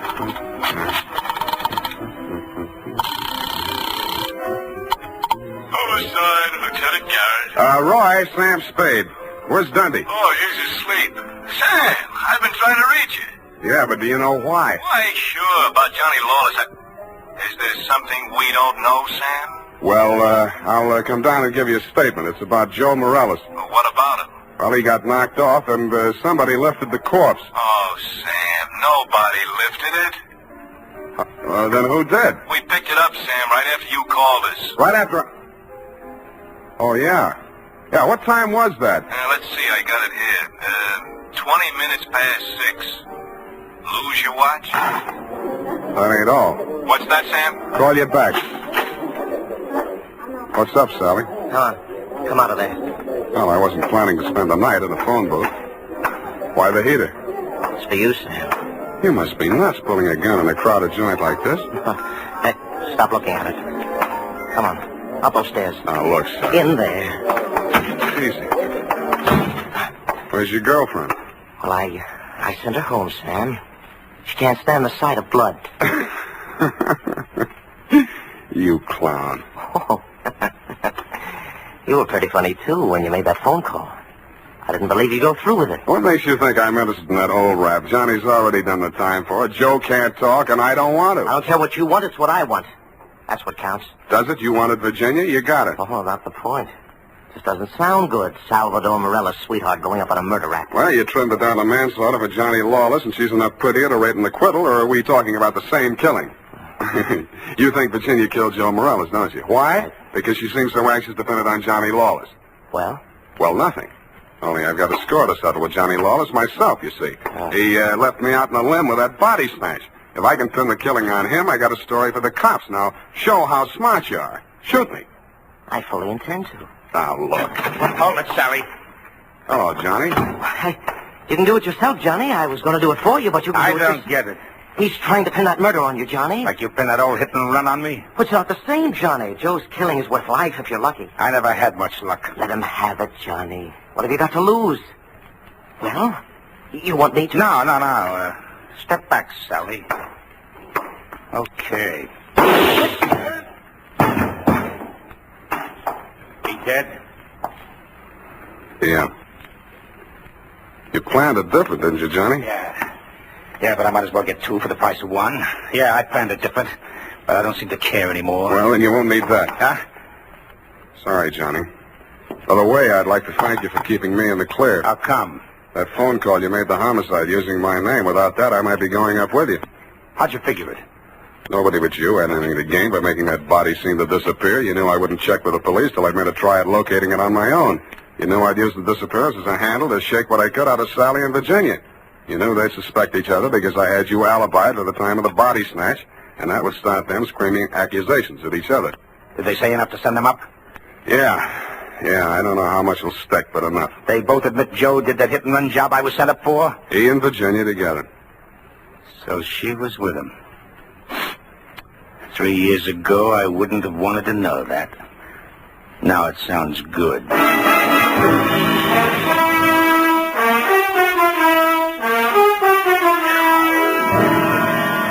I didn't think it really sounded good to you. I was sorry to hear it myself, and after all, I'd only danced the bambuco with a mouse. I'm sorry things turned out the way they did. It's a little late to be making with the advice, but, well, you know, the best laid plans of mice and men gang after glade. What? And as you say, what chance has a man got without a regular racket? Period. End of report. Well, heavens to Betsy. Oh. How can you be so sympathetic with a girl who did all those terrible things? Oh, I know, F, I know. It's a silly dance, but she looked cute while she was doing it. I don't mean the dance. You mean the best laid plans? What does that mean, Sam? That gang after glade? I'll give you a hint, sweetheart. It's something you never need worry about. No.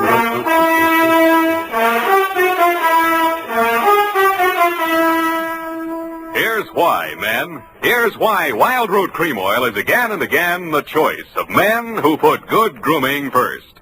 Wild Root Cream Oil grooms the hair neatly and naturally without giving it that plastered down look.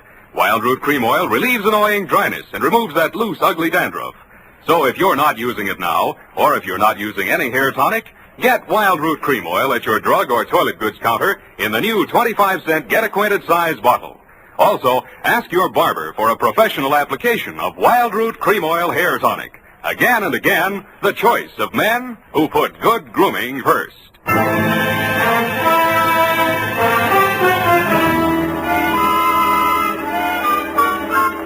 here it is, Sam. My, terribly confusing. I sensed that somehow. Who was that hit-and-run victim? Well, they named that dance after him, George L. Bambuco. I don't believe it.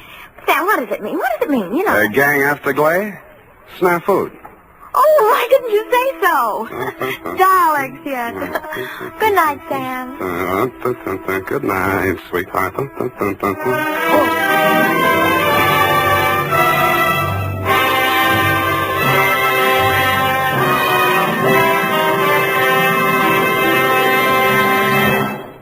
The Adventures of Sam Spade, Detective.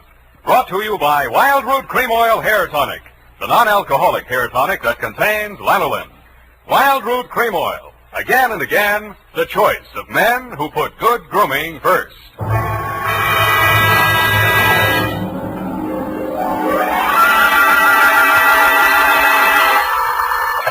Sam Spade Detective Agency. This is Mad Scientific Detective number 137596. Sam, no matter what anyone says, I'll stand by you. You're nothing of the sort. Not scientific? Of course not. You're two-fisted. Well, thanks, Effie, and that ain't all, Effie. I was actually mistaken for a convolutional melancholiac. Oh, Sam, are you all right now? Wrong diagnosis, Angel. It turned out to be melancholia catatonica. Oh, you poor darling. What is that? Well, it's a thing where you lie motionless and silent with fixed eyes and indifference to surroundings. Unquote. Sam, what happened to you? What hospital are you in? Can I bring you anything? No, Effie, I am now at large. Pull down the blinds, check the corridors for men in little white coats, and set a bottle in the window if the coast is clear. Oh. I'll be right down to dictate my report on the mad scientist caper.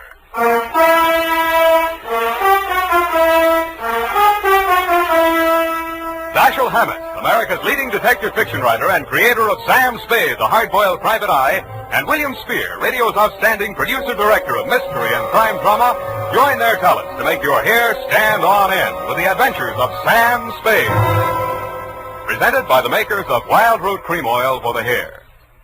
Nobody has to tell you that a neat personal appearance can have a lot to do with helping you get ahead on the job. Now, the first step to a good appearance is well-groomed hair. And I mean hair that's groomed with Wild Root Cream Oil.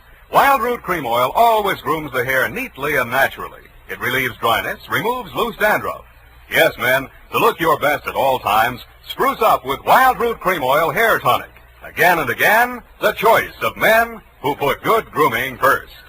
And now, with Howard Duff starring as Spade, Wild Root brings to the air the greatest private detective of them all in the adventures of Sam Spade.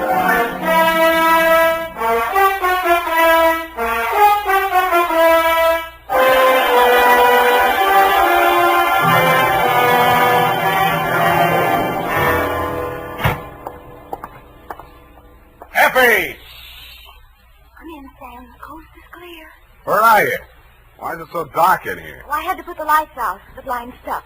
I couldn't get it down. The heat's off, Effie. Let there be light.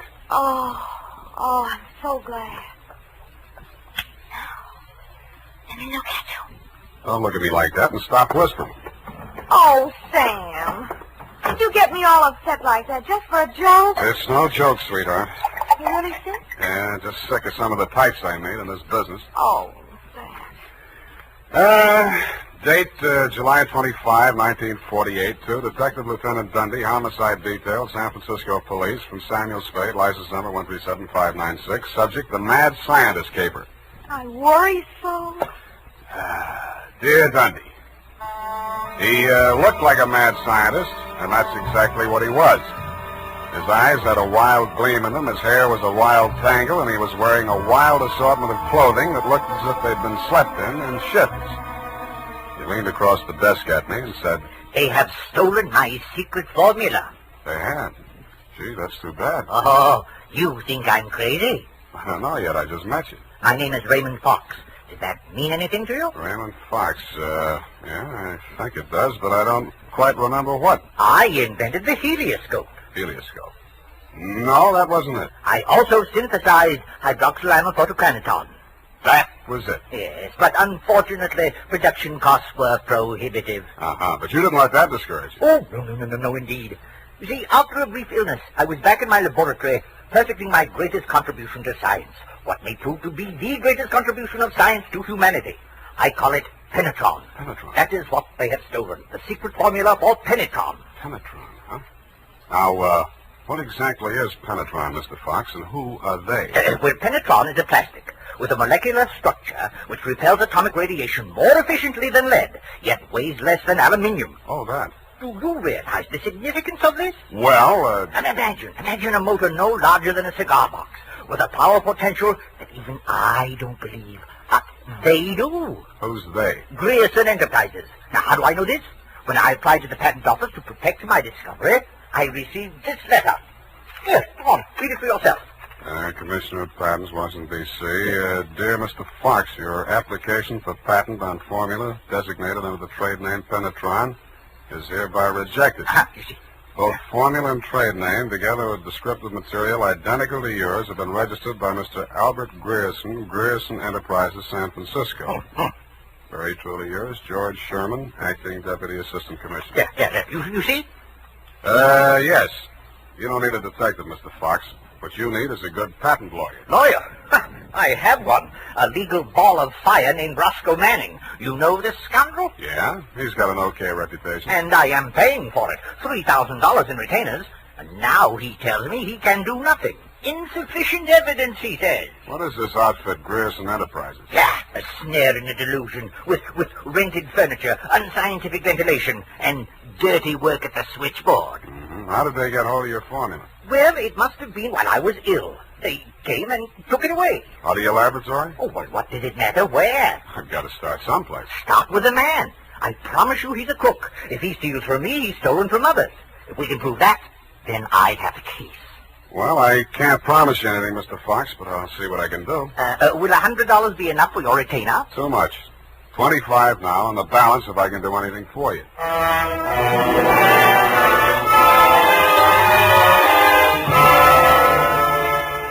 I doubted if I could even earn the 25, but if he wanted to gamble, it was okay with me. The offices of Grierson Enterprises were pretty much as he described them. A beautiful front, especially at the switchboard.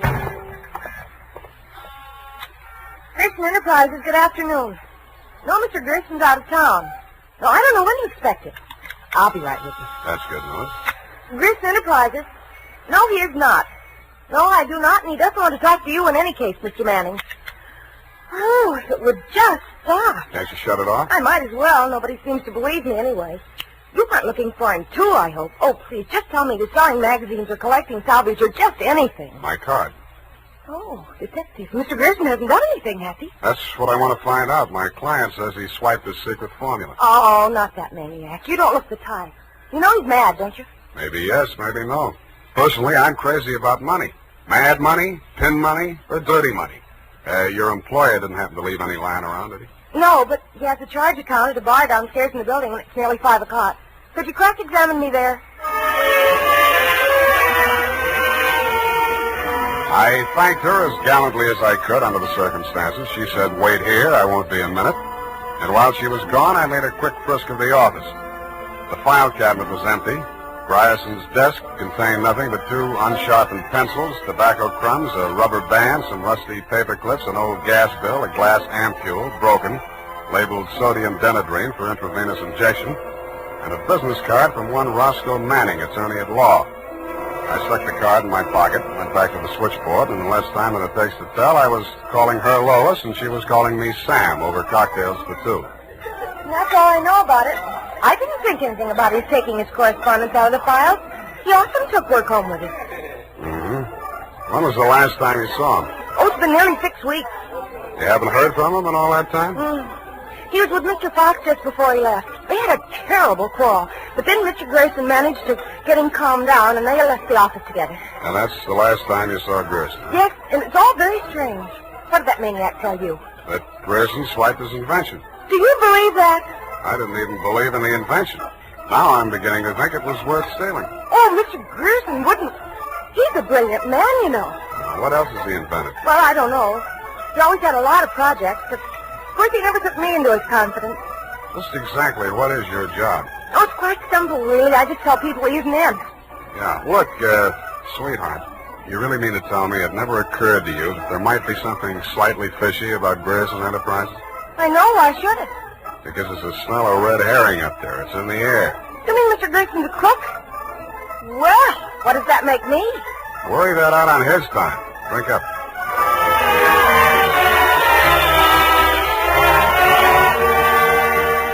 She looked as if she were telling the truth. Though with women, especially blue-eyed women, that doesn't always mean anything. If she had anything more to tell, she obviously wasn't ready yet to tell it. I asked her to come up and listen to my Herb Jeffries records. She said my apartment needed a woman's touch. I handed her a broom. She hit me on the head with it and left. And so to bed. Up the Times and phoned my client. He wasn't in. Then I phoned a guy I know who sometimes knows about things and asked him what sodium denibray was. He said it was a sedative and or truth serum, a mental-type drug. I wondered what Grierson had been using it for during office hours. I also wondered what else he'd been spending money for. I phoned another guy who knows about other things, and he called me back with the name of Grierson's Bank, Golden Gate Trust. An hour later, to my surprise, I actually had something to go on. Because in the past 6 weeks, checks totaling $50,000 had been deposited at Grierson's account, all drawn on the Citrus Exchange Bank of San Anselmo, and all bearing the signature of one Carl Birdwell, M.D. He wasn't hard to find. It was a big place in the outskirts, and the sign on the gate said Mary F. Hotchkiss Hospital for the Mentally Deranged. Dr. Birdwell's cottage was one of 5 without bars on the windows. He was spraying his roses. So that cystectomy of Dr. Kova's, how are those convulsions? Coordination all right? Can't complain. Got the use of your fingers back? Good. Pick up those shears. I want all those ragged edges. Cut off the hedges. Well, why don't you hire a gardener? Did those checks to Grierson use up all your ready cash? Eh? Oh, I thought you were the cystectomy. Good Lord, you're that convolutional melancholiac. You're not allowed out on the grounds. Guard! Guard! Now, wait a minute, Doctor. This one acting up. Take him back. I sent for the cystectomy. This is the wrong man. You're crazy. Come on. Let go of me. I'm not a patient here. I'm a detective. Yeah, and I'm Sherlock Holmes. Come on, now back to the violent war. Come on, lay off. I got an office in San Francisco. I can prove it. 137-596. Okay, Dr. Wharton, but come on, come on.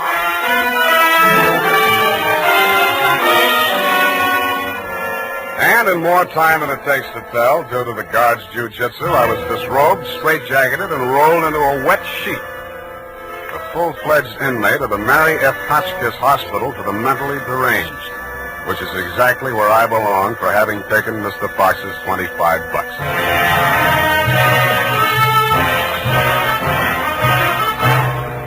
The makers of Wild Root Cream Oil are presenting the weekly Sunday adventure of Dashiell Hammett's famous private detective, Sam Spade.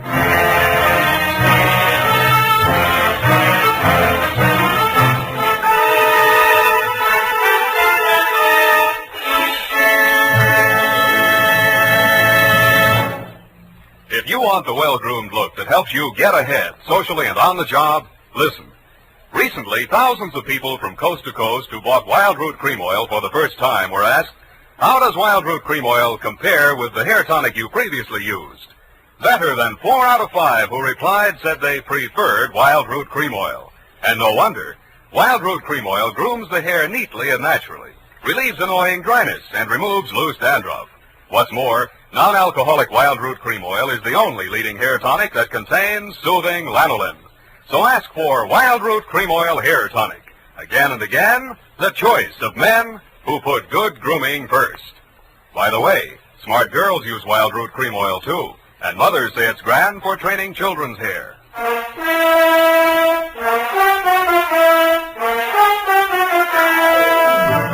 And now, back to the Mad Scientist Caper. Tonight's adventure with Sam Spade.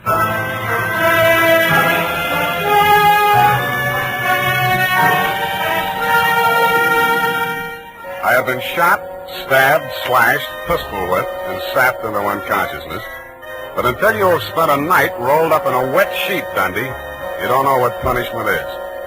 You feel hot and cold at the same time, too miserable to sleep, too exhausted to stay awake. And after 4 hours of it, you just give up and join the crazies pushing up the daisies. There's only one thing I can say in favor of the Mary F. Hotchkiss Hospital for the Mentally Deranged. They get the patients up early. By 6:30 in the a.m., I had been rolled out of the sheet. By 6:45, I had thawed out enough to be taken out of the straitjacket by an orderly. I was glad to be out of it because it was very heavy, and that gave me an idea. I picked it up and swung it. In less time than it takes to tell, I was in the orderly's uniform, out of the violent wing, and shuffling up the walk through Dr. Birdwell's rose garden and through his cottage door. Good morning, Dr. Birdwell. Good Lord, who let you in here? What do you want? I was trying to tell you yesterday when I was so rudely interrupted. Hey? Oh, yes, the detective. Did you say Grierson sent you? I didn't say that.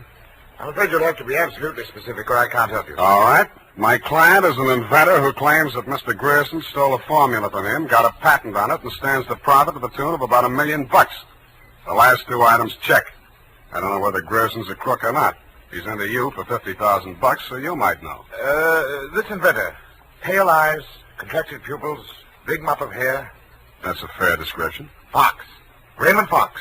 He's a patient, escaped from this hospital. That man, Mr. Spade, is a homicidal maniac. If you'll jog your memory, you may recall the case. Sacramento, 1935. Sacramento. Wait a minute. Chemistry professor, lab explosion? That's the case. Two of his colleagues, whom he irrationally suspected of stealing the formula for the explosive he used to blow them up. You sure they didn't? The man was adjudged hopelessly insane. He must be returned to us. He may murder Grierson, he may murder you, but he will commit a murder if he remains at large. Perhaps more than one murder. You must help us, Spade. Like you, Doctor, I can't help unless you're absolutely specific about a couple of things. Your connection with Grierson, for instance. I invested in Grierson's firm. Uh-huh. How did Fox meet Grierson? He was allowed a certain degree of freedom here during his rational periods. I guessed that he went through my papers or overheard one of my conversations with Mr. Grierson. Mm-hmm. Do you know he retained a lawyer? Huh? Manning, smart patent lawyer.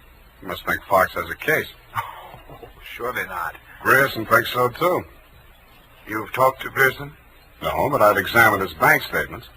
The bank allowed that? I told him I was Grierson's attorney. The point is, Grierson is broke. Why? Because he's paid out every penny you gave him to the order of Roscoe Manning, attorney at law.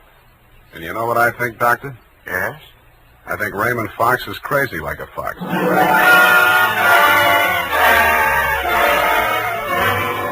I had the same idea about Dr. Birdwell, but I didn't say so. I didn't feel up to spending another night in a wet sheet.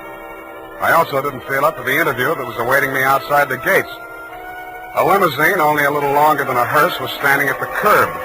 A round pink head with a gray Homburg on it bobbed out at me from the driver's seat and said, Mr. Spade? Yeah? Roscoe Manning. How'd you do? About $49,975 less than you've done in the caper so far. The law is a lucrative profession, my boy. Get in. I'll drive you back to town. No charge? Yeah, I'll even give you some free advice, sans retainer. Well, sir, you are an elusive chap. I've had the devil's own time catching up with you. How did you? I won't ask why. And I am not without resources. Now, as to our mutual client, Mr. Fox, obviously you've learned a good deal about him. Dr. Birdwell says he's cuckoo, and it's only a toss-up which one of us is going to blow up first. Just about what you'd expect from a medical man. If you'd listened to as much conflicting medical testimony in court as I have, you'd take them all with a grain of salt. Or should I say soda mint? Or sodium denidrain? That's a mysterious remark. I was just trying it on for size. It didn't fit. Well, sir, here is my proposition. As to Fox's sanity, it's of no importance. He has money, and I think he has a case. We can always get a doctor to say he's back in his right mind. Where do I fit into your scheme? You just keep looking for Grierson. And watch that secretary of his. I don't trust her. Anything else? Oh, I almost forgot. Here's $500, and here's your ticket to Chicago.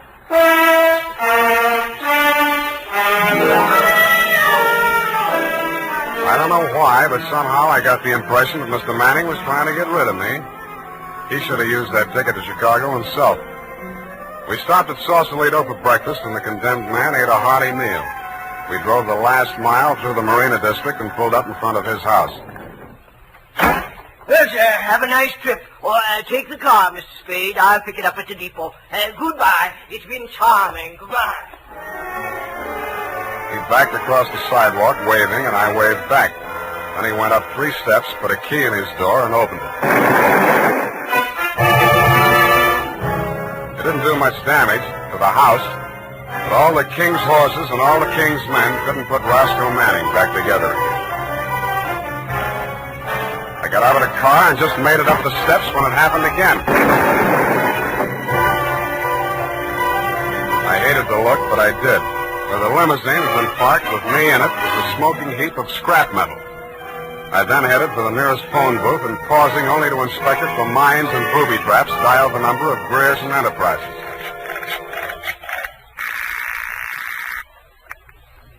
Grierson Enterprises. Lois, Sam Spade. Sam, darling, thank you for the present. What present? I haven't had a chance to open it yet, but I think I can guess what it is. A traveling clock. You mean a package arrived and it ticks? Oh, darling, don't be such a tease. Now, Lois, listen. Oh, all right, I'll open it now. Throw it out the window. No, don't do that. Pedestrians, innocent bystanders. Have you got a metal wastebasket there? I think so, yes. Well, fill it up with water and throw the package into it. And ruin my lovely clock? It is not a lovely clock. It's a lovely booby trap. Oh, go on. I'm serious. Manning just got one of them, and what's left of him is on the way to the morgue. Oh, I think I'm going to faint. Lois! Lois! Wake up! Pour some water on yourself. Hello, hello!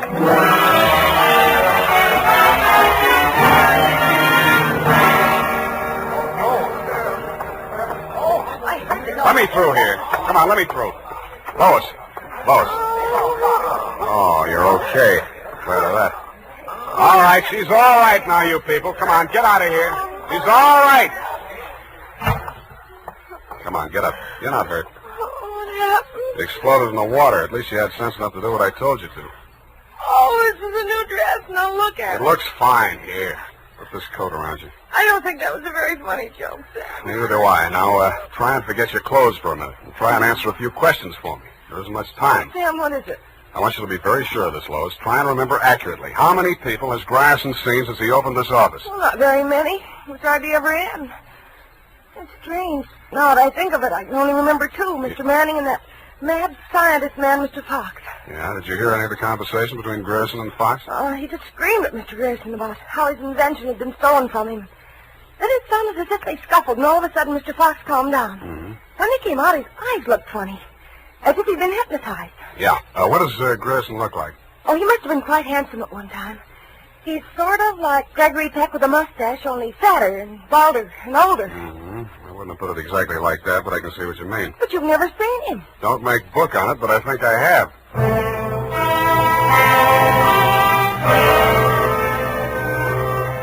I made 3 phone calls. One to a crime reporter I don't like very well, giving him a false story on the death of Lois, Grierson's secretary. Another to my client, the mad scientist, alias Raymond Fox, and one to Dr. Birdwell. Then I went to my apartment and waited. My client arrived 5 minutes before the doctor. When Birdwell came in, my client said, Aha! That's he. He stole my secret formula. Oh, now, Raymond, you're getting confused again. Oh. I'm the doctor, don't you remember? That's not true. Your name is Grierson. Oh, he's much worse. His identification. Now, you must try to remember, Raymond. Nobody's going to hurt you. But you'll be much sicker if you don't remember. But I do remember. I remember everything. Do you remember setting the bombs at Manning's house and the one you sent to Mr. Grierson's office? No. Grierson isn't dead. You're Grierson. No, Grierson isn't dead. Only that poor girl. No. She didn't steal my formula. It was you.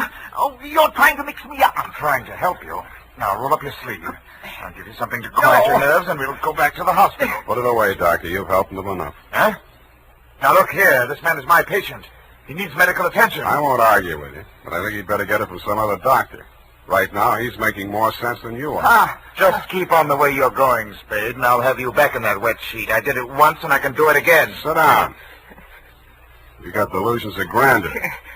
Stop shaking, Raymond. I said you're making more sense than he is, and I can prove it. You think you're very astute, don't you? No, I'm stupid, but I'm lucky. I should have tumbled to the whole caper when I found that you'd invested 50,000 smackers in Grierson Enterprises. When I found out that Raymond was an escaped patient, I should have tumbled to what that Denadrine file was doing in Grierson's desk. I should have known then that you and Grierson were one and the same person. I told you. When I discovered that you'd paid Manning all that shakedown money, I should have known you were planning to knock him off and everybody else who could identify you. But it didn't work out that way. I got out of the car before it blew up. Dumb luck. And you can identify me as Grierson? I don't have to. Come. Surely you're not counting on Raymond's sanity to that extent. He can't even remember that I was his doctor. Can you, Raymond? You're trying to mix me up. You stole my formula. I didn't kill them, did I, Mr. Spade? Now lie down on the couch and relax, Raymond. Don't worry about a thing. Well, Doctor, what now? You relax, too. Okay, Lois, come on in. What? Lois! Why, Mr. Grierson, have you been sick? How dare you? How dare you ruin all my plans like this? You stupid girl! Okay, that's enough. Come on, get back there. Get back. Sorry, sweetheart. I didn't mean to let him get that close to you. What were you trying to do? It was an experiment, just to see what would happen. It did. So that's the way you scientific detectives work. For a hard-boiled chap, you have the vaguest way of doing things I ever heard of. Well, plans are all right sometimes, Doctor, and sometimes just stirring things up is all right if you're tough enough to survive and keep your eyes open so you see what you want when it comes to the top or something. Spade, Dudley. I'm at home. I've got two homicidal characters here, one sane and one insane. Now, if you can tell the difference, I'll let you give the story to the papers.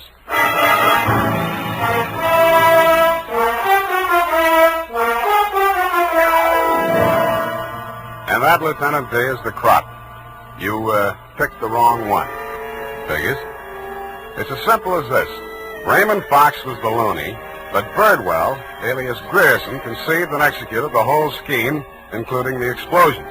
Don't worry about Fox. He's now back at the hospital working on a new secret formula. I don't know what it is, but it might be an anti-truth serum, because that's how Birdwell got the Penetron formula, by using truth serum on the mad scientist to make him talk. Anyway you figure it, he's crazy like a fox. His enemies are all dead or on their way, and he's as snug as a rug in a bug house. Period. End of Looney Tunes. Well, of all... Well, just imagine. Well, it takes all sorts to make a world, I guess. Well, I guess you never spoke a truer word, Effie, but don't forget a stitch in time saves 9. Don't feel too badly about it, Sam. Better late than never. You took the words right out of the horse's mouth, but it's later than you think, Angel. Type that up, Angel, and while you're at it, see if you can think up a way to teach an old dog new tricks.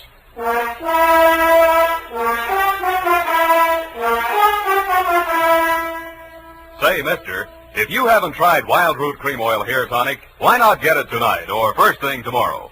You'll be glad you did, for Wild Root Cream Oil grooms your hair neatly and naturally without giving it that plastered-down look. Wild Root Cream Oil also relieves annoying dryness and removes loose, ugly dandruff.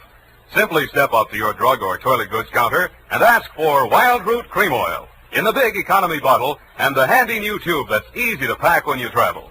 Also, ask your barber for a professional application of Wild Root Cream Oil Hair Tonic. Again and again, the choice of men who put good grooming first. Well,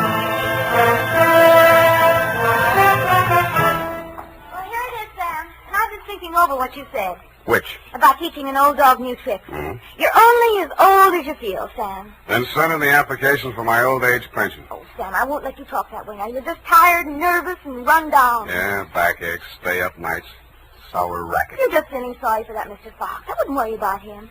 As you pointed out, he's safer where he is for all concerned. And after all, necessity is the mother of invention. What's that got to do with anything? Well, he's an inventor, isn't he? Hold that. You see? All's well that ends well. Good night, Sam. Good night, Pollyanna. Pollyanna. Oh, she's a glad girl. Oh, no, Sam, that's Shakespeare, that old... You know best. All ashore that's going ashore. Good night, sweetheart.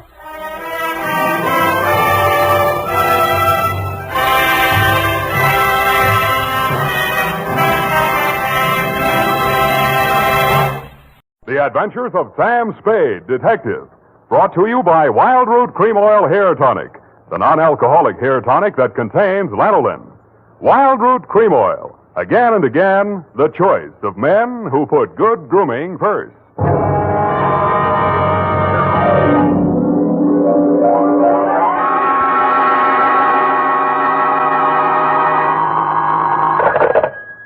Sam Spade, Detective Agency. Good evening. That sounds funny in dialect. Good evening to you, and happy 4th of July, Bernadine Hemp. Oh, Mr. Spade. What was the capper? Don't you mean caper? No, the capper. The high point of the caper. The climax, the crescendo, the pinafore. Now, that's better. For a minute, I was afraid you were learning English. Oh, no. I'm studying Spanish. Soy infeliz que inicia... Yeah. Mucho interesting. Gracias. Shall I go home now? No, mal suerte. There's a little matter of murder in 2 languages, neither of which is Spanish, so stay where you are. I'll be right down to dictate my report on the Rushlight diamond caper.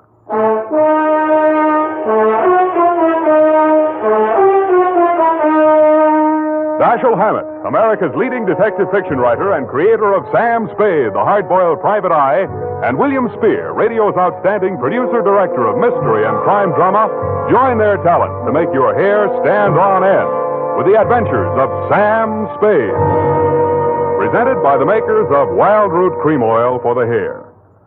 Listen, men, to this holiday tip on good grooming. To help spark up your whole appearance, first be sure that your hair is well groomed.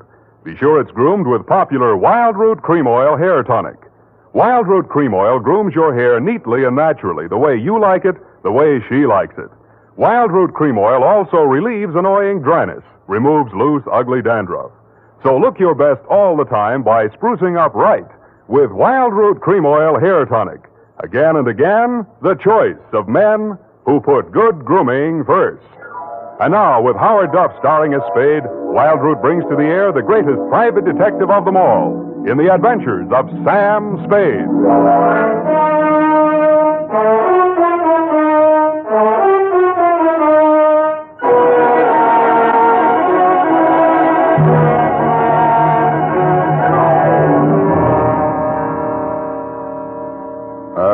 Date, July 4, 1948, to Mrs. May Rushlight, 21A, Granite Court.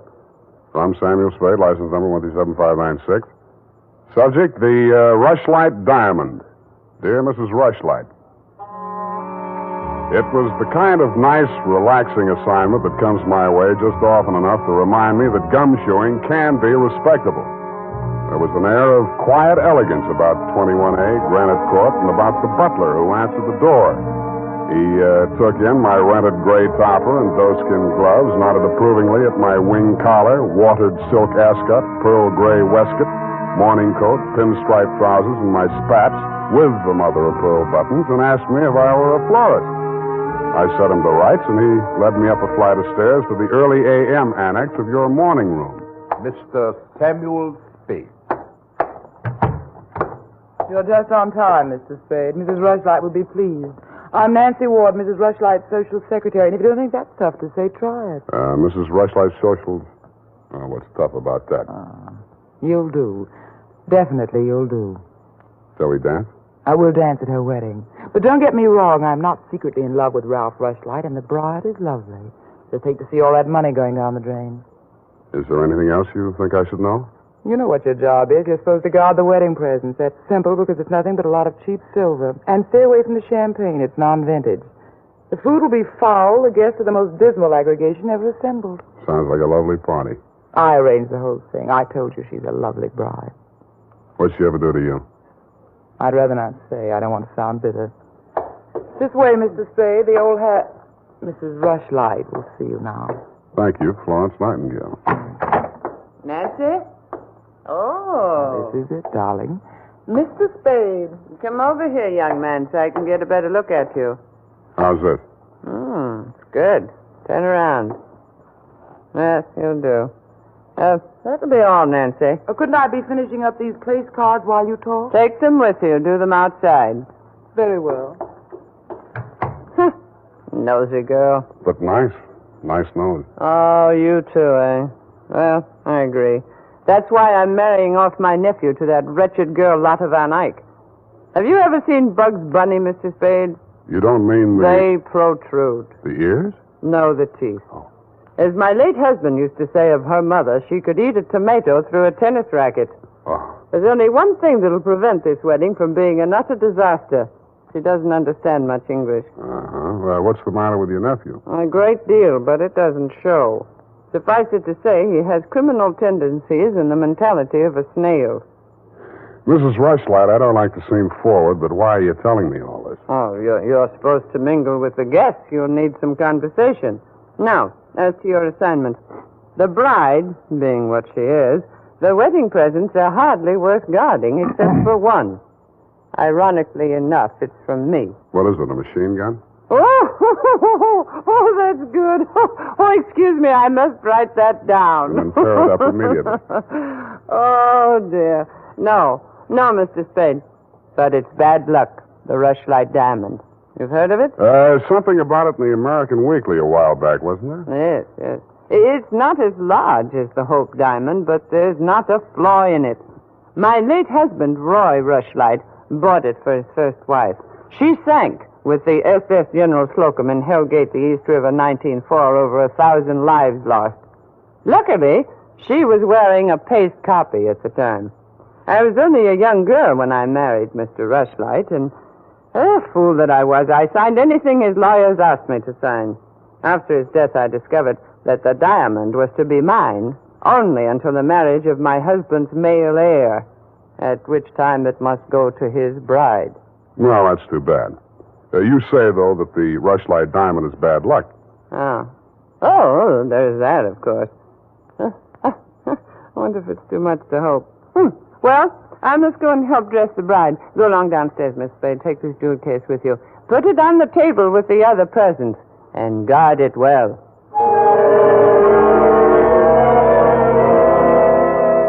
So I took the old velvet-covered case you held out to me and checked the contents. It was an old-fashioned lavalier with a clear stone pendant only slightly smaller than an 8-ball. Didn't look like a diamond, but smooth-cut diamonds hardly ever do. It didn't look like bad luck either, but a mirror broke in the hall as I passed it, then I fell all the way down the stairs, and as I entered the ballroom, I knocked over a punch bowl. Nothing really terrible happened until just before dark when the guests began to arrive. In theory, a detective guarding wedding presents is supposed to make himself indistinguishable from the other guests. In practice, it never works out that way. He has to spend most of his time within sight of the booty, so he is very easily spotted. I don't believe it. He's too good looking. Oh, but he must be. He's not anybody we know. Well, ask him. It's leap year. Oh, here comes Colonel Bixby. He'll know. Whoa. Beauty gathered round the booty, eh? And much more beauty than booty, though. Say, when are they going to hang the diamond on that drip? No, there's no way to talk about the blushing bride. Is that it in the crummy old case there? That case is heirloom, young lady. The stone that reposes in it is worth a king's ransom. Now take your grubby hands elsewhere. Get on with you. Go on. Well, just because he's going to give the bride away, thinks he can order everyone around. Mr. Spade, allow me to congratulate you, sir. At these affairs, one all too often sees the detective on guard duty at the punch bowl. I was forewarned. Oh, yes, very bad champagne. Flat. I'll be glad when these ill-starred nuptials are consummated. And by the way, Bixby's my name, Colonel Lysander Bixby. Colonel? It is my melancholy and thankless duty to give the bride away to the hapless groom, Ralph Rushlight. However, it's much better to give than to receive. You tell that to May Rushlight, eh? You're quite a trinket. Mustn't touch grubby hands, remember? Oh, sense of humor as well as sense of duty, eh? Candidly, if I knew a place to fence it, I'd be the... Colonel Bixby. Oh, Miss Ward. How lovely you look. Poor Ralph. Mrs. Rushlight asked me to warn you to get ready. The bride will be down any moment. Good grief. Well, I suppose I must steel myself. Where did I leave my glass? Keep your eye on that old goat, Mr. Spade. I don't trust him. Who is he? He's the only one here who knows why this wedding's happening. It's the bride's foster father. You mean he's got something on the family? You'll never know how much until you kiss the bride. Look, Nancy, it's none of my business, but Starting. I'll have to go in now. Now, wait. What? How does it go? Speak now or forever hold your peace? No, I can't do that. Thank you for understanding.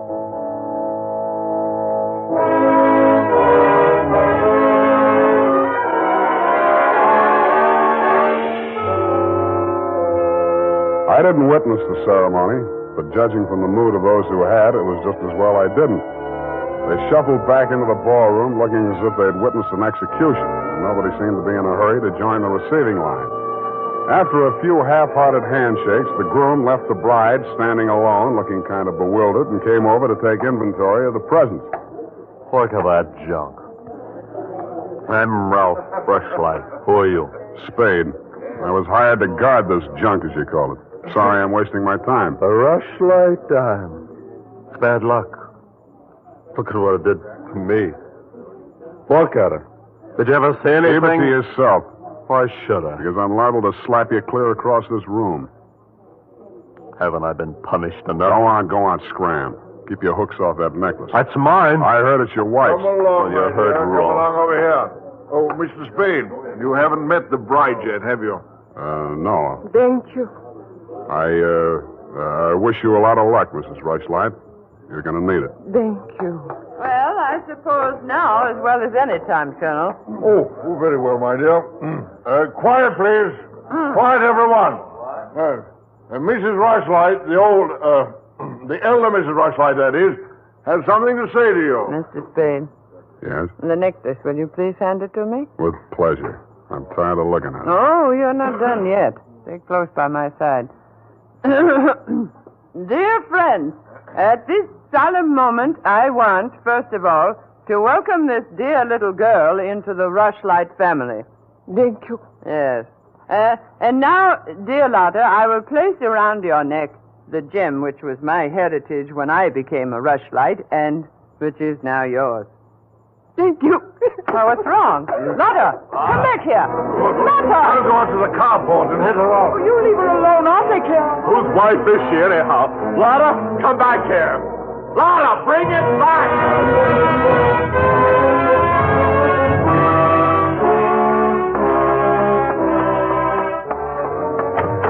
I was almost ashamed of joining the chase, but I had to because I'd been hired to guard the Rushlight diamond, and for my money, the best way to do that was to help her get away. Somebody got to her before I did. A strip of wedding gown satin marked the spot. The body lay crumpled under a hedge, but it wasn't the bride's body. It was the groom. He'd been stabbed to death with a pair of garden shears, which made sense. But what didn't make sense was that the necklace she'd been wearing was still clutched in his hand.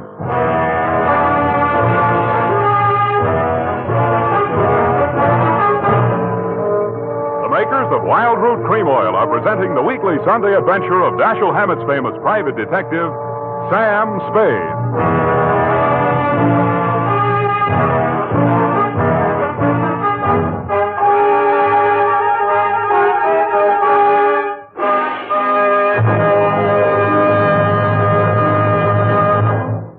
If you want the well-groomed look that helps you get ahead, socially and on the job, listen. Recently, thousands of people from coast to coast who bought Wild Root Cream Oil for the first time were asked, how does Wild Root Cream Oil compare with the hair tonic you previously used? Better than 4 out of 5 who replied said they preferred Wild Root Cream Oil. And no wonder. Wild Root Cream Oil grooms the hair neatly and naturally, relieves annoying dryness, and removes loose dandruff. What's more, non-alcoholic Wild Root Cream Oil is the only leading hair tonic that contains soothing lanolin. So ask for Wild Root Cream Oil Hair Tonic. Again and again, the choice of men who put good grooming first. By the way, smart girls use Wild Root Cream Oil, too, and mothers say it's grand for training children's hair.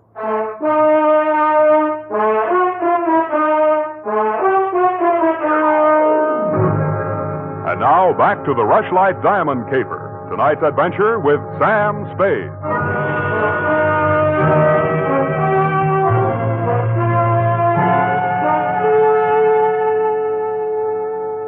Number 21A Granite Court was teeming with motives and suspects. But the police were primarily interested in locating Lotta, the missing bride and widow of Ralph Rushlight. So was I. She looked like less work than the rest of you because if she had killed him, it was self-defense, if she knew enough English. By 10 in the a.m., when I checked in at my office, she was still successfully eluding the police dragnet. That was because nobody, including me, had thought of looking in my office. Wow. Good morning. Thank you.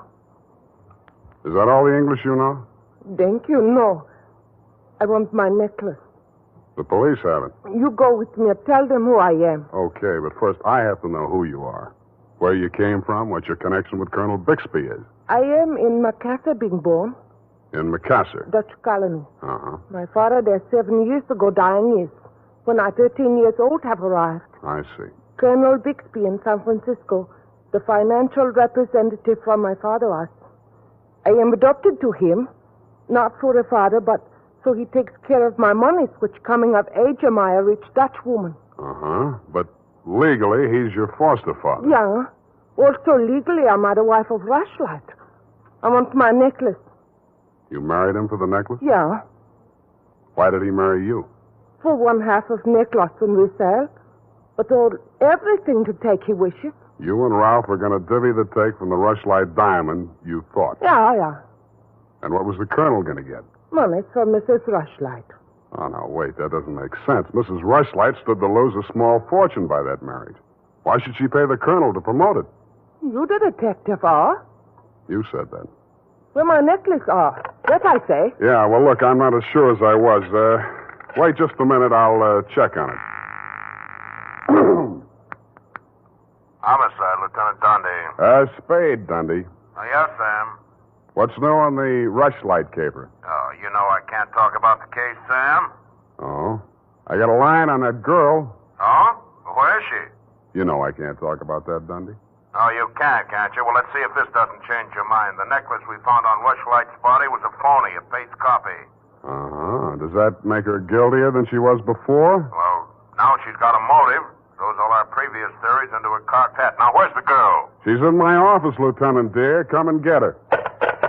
Thank you.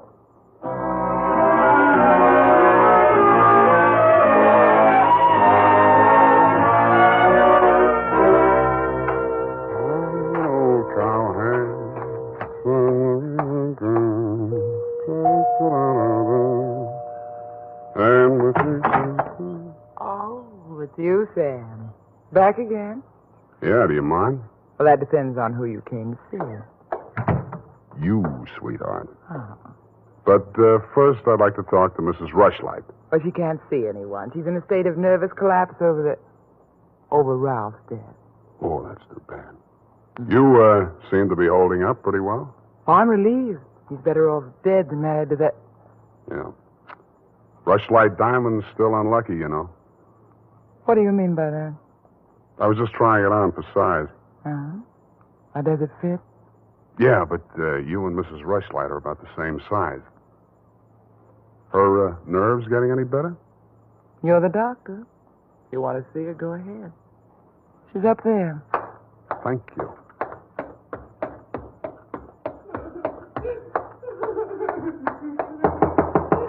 Mrs. Rushlight. Go away, I'm ill. I'm sorry to break in on you like this, but I haven't got much time. How dare you? Nancy! Try it, that girl. Mr. Spade, please leave me alone with my grief. Funny thing, yesterday Nancy was carrying a torch for Ralph, and you were holding the torch to him. Today it's different. Oh, good heavens, you don't think I'm grief-stricken over Ralph. Good, that's one less mystery. Mr. Spade, what do you want? Your nephew's killer. Oh, does it matter? It does to me. Somebody getting knocked off right under my nose is bad for private detectives everywhere. Oh. For a moment I thought that... Say, wouldn't you rather make some more money? I refuse to marry Lotta. Oh, no, nothing like that. It's the necklace, Mr. Spade, the genuine. What is? I don't know. All I know is the other one isn't. Who told you that? Well, the police know. It's in the papers, isn't it? Not yet. Well, how else would I learn? The murderer's the only one who could have told you, unless you're the murderer. I see. Very well, Mr. Spade. I'll tell you what I know. I'm not as wealthy as you might think. In fact, I have for 4 years lived from pillar to post, from hand to mouth, ragtag and bobtail, struggling to make ends meet. Yeah, what you mean is you're eking out a meager existence, keeping your head above water, one jump ahead of the sheriff, stalked by the grim specter of poverty. Is that right? Oh, how well you put it. In fact, Mr. Spade, I'm something of a crook. I've borrowed large sums of money from Colonel Bixby, putting up as collateral something that was not mine to forfeit. Don't tell me. Let me guess. It was the Rushlight diamond? Well, you seem to know everything. All but one thing. Why did you think you could palm off a paste copy on an operator like Bixby?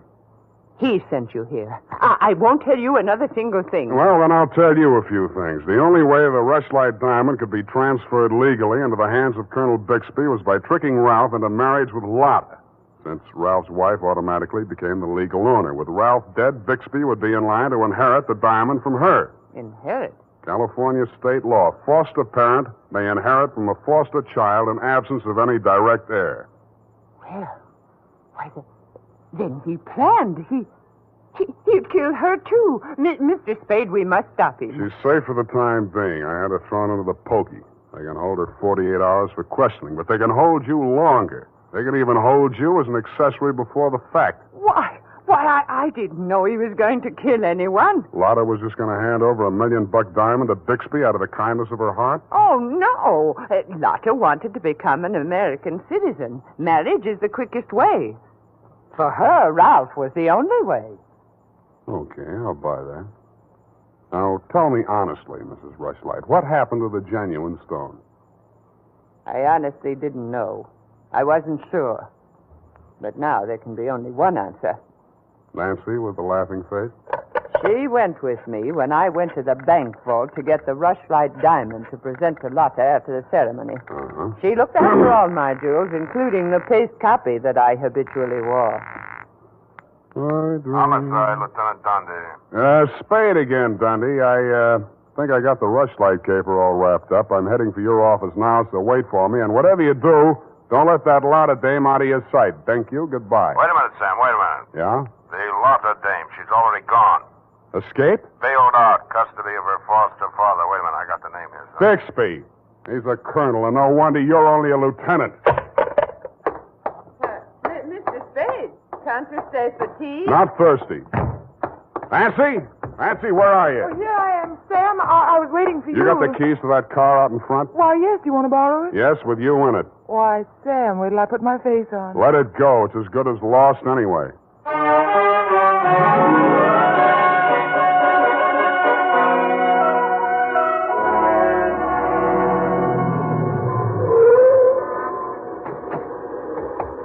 Come on. What is this place? Where are you taking me? Never mind. Just hang on. I'll fly you up to the second floor. Sam, that was a shot that sounded like Lotta. You stay here. Don't come in until I call you.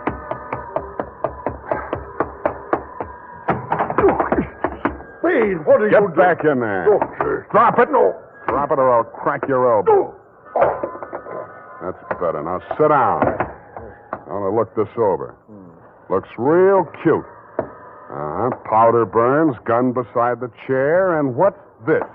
Well, a note in Dutch. It's a suicide note. She killed herself. I can almost believe that. You've handled this very well, considering the bad breaks you've had. Only one thing wrong. Do I scent a bargain? I don't have to bargain. I've got the diamond. All you've got is 2 murders rapping on your thick noggin. Don't be absurd. I know who has the real necklace. Then you better talk to her directly. You can come in now. Sam, was that... Oh, that poor, homely little dame. What did she ever Stop, do? you're breaking my heart. She committed suicide. You know better than that. She committed suicide. If the Colonel's price is right. Oh, I see. I'll put it to you directly. It's not easy to fence. It'll have to be cut. That'll decrease the value considerably. Say, $10,000, no questions asked. Pardon me, that suicide shot, it's ringing in my ears. I can't hear you. 20,000. 50. All right, 100,000. Sam, don't be a fool. Take it. I'll give you a real break, Colonel. That's the cops coming after you. Anything, Spade. What do you want me to do? I want you to try and get out of here. What are you going to do? There's the door. Go ahead. All right. Thank you, Colonel.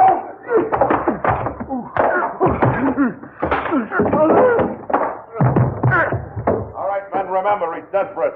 Big Spade, we're giving you a chance. Come down or we're coming up after you. Come on, get up, Colonel. Here he comes. Kevin, it may be a trick. Watch it, Dundee. Here he comes.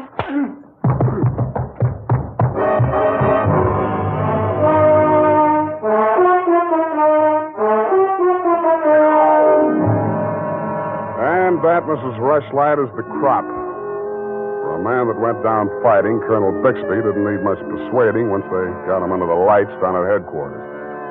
He confessed to everything, and the murders weren't the worst of it, the way I figure. The worst of it was the cruel way he victimized the poor little ugly duckling, Lotta Van Eyck. It's tough enough to be whipped before you start. Period, and a report. My goodness, that was muy triste. I mean, I'm beginning to see why Effie gets so repressed sometimes. Effie, depressed? That little doll told you that? Only between she and I and the lamppost. She's so sensitive, you know. Not like I, of course. I invariably cry at weddings. You don't say, Bernadine. You attend weddings often? With high frequency, Mr. Spade. You mean frequently? No. The last time it was FM. You know, frequency moderation. Oh, yes. Moderation in all things, I always say. You mean you attend radio weddings? Oh, yeah. I've been married 6 times. My next date is television. You've been married 6 times? Well, to each his own, Mr. Spade. You mean 6 men have... Oh, no. No, I only marry my husband. Repetition is the spice of variety, I always say. Is that legal? If it's not after 6 weddings, what isn't? To each his own, you say. Well, we don't presume to make a career out of it. As soon as we get the mangler and the deep freeze, we're going on our honeymoon. Well, congratulations, and type this up when you have the time. Mrs. Bernadine Hemp.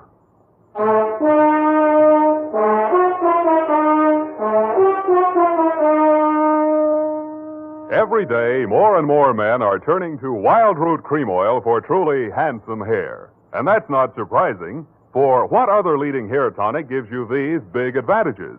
It grooms the hair neatly and naturally, relieves dryness, removes loose dandruff. What's more, Wild Root Cream Oil is non-alcoholic and contains soothing lanolin. No wonder Wild Root Cream Oil is the favorite with so many millions of smart, particular men. Get Wild Root Cream Oil. Again and again, the choice of men who put good grooming first. Well,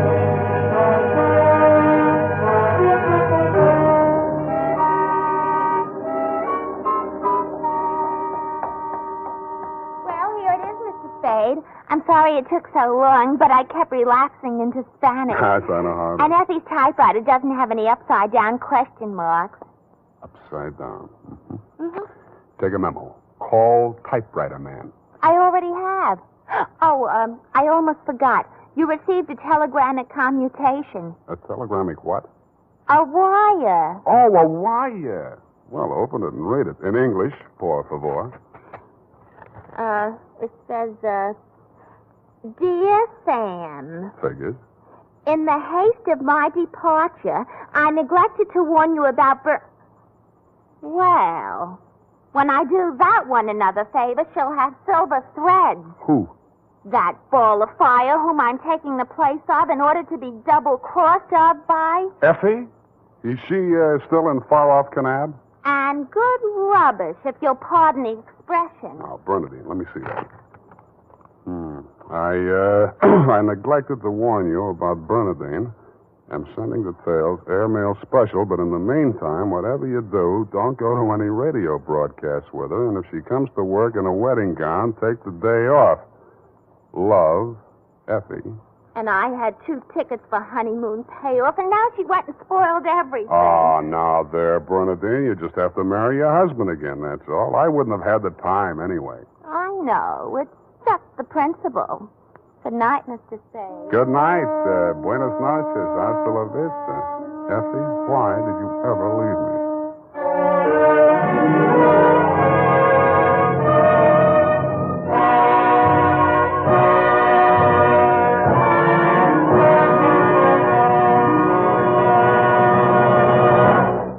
The Adventures of Sam Spade, Detective. Brought to you by Wild Root Cream Oil Hair Tonic, the non-alcoholic hair tonic that contains lanolin. Wild Root Cream Oil. Again and again, the choice of men who put good grooming first.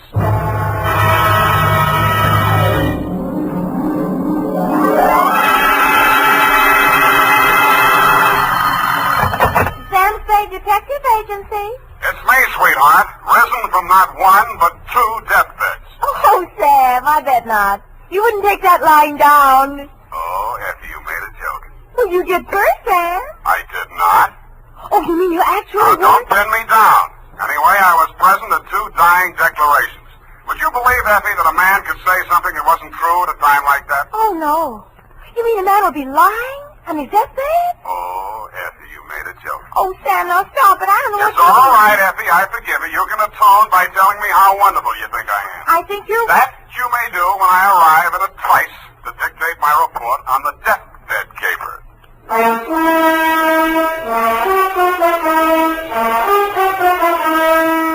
Dashiell Hammett, America's leading detective fiction writer and creator of Sam Spade, the hard-boiled private eye, and William Spear, radio's outstanding producer-director of mystery and crime drama, join their talents to make your hair stand on end with the adventures of Sam Spade.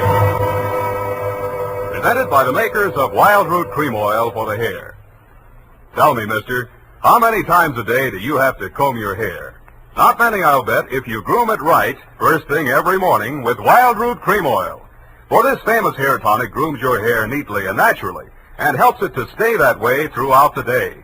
Wild Root Cream Oil also relieves dryness and removes loose dandruff.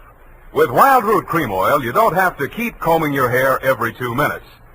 That is, unless your gal can't resist running her hands through it. Get Wild Root Cream Oil Hair Tonic. Again and again, the choice of men who put good grooming first. And now, with Howard Duff starring as Spade, Wild Root brings to the air the greatest private detective of them all in the adventures of Sam Spade.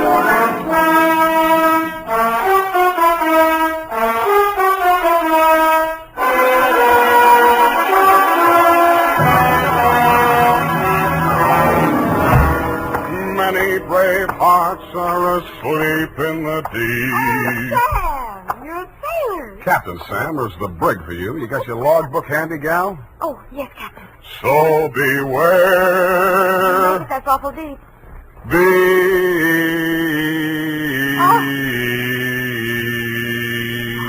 Date June 20th, 1948. Where? I have no shame. To Marin County Sheriff's Office, San Rafael, California. Attention, Deputy Woodington from Samuel Spade, license number 1379596. Subject, the deathbed caper. Dear Bill, the dawn came up like thunder out of Chinatown across the bay. In San Francisco, all we could see was fog. But on your side, it must have lifted briefly because somebody named Dan Starbuck managed to find his way to a phone booth, called me, and asked me to meet him at the 3rd Street Pier in Sausalito.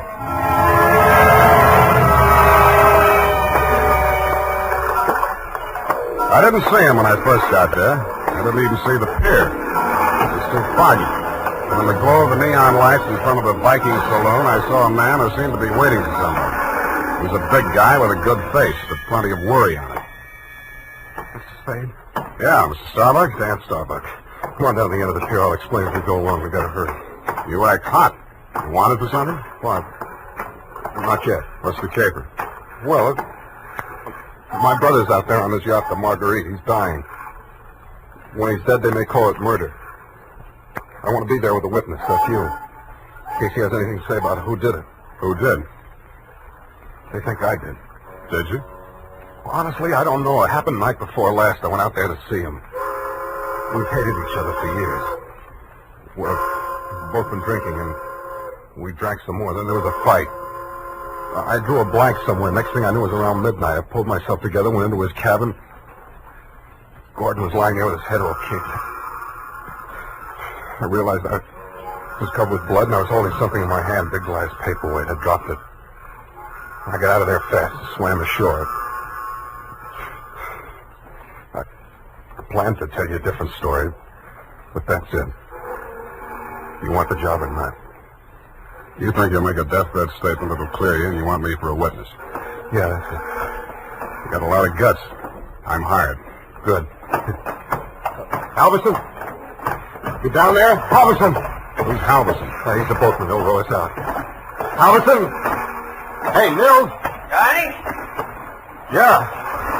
Is that you, Casino? Sure. Can I do you some favor? I want to go out to the Marguerite. I can't find Halverson anywhere.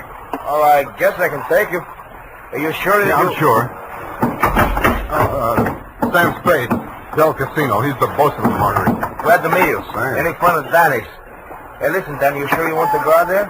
Any reason why he shouldn't? Well, it's up to him. In his place, I would be on a freighter from China, way out there where the fog is more thicker. No, it's all right, Casino. I know what I'm doing. Well, your friend, you excuse me, your name? Spade. You pardon me, I better ask. The police don't want you for nothing? Not yet, but don't make book on it. Push us clear, Danny. All right.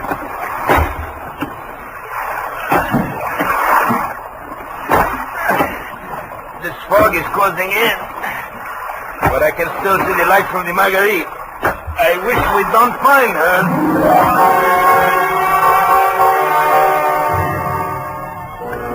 But we did. She was wearing clam diggers, an off-the-shoulder T-shirt, and was leaning against the rail as the dinghy pulled past the police launch and nestled in under the ladder of the yacht.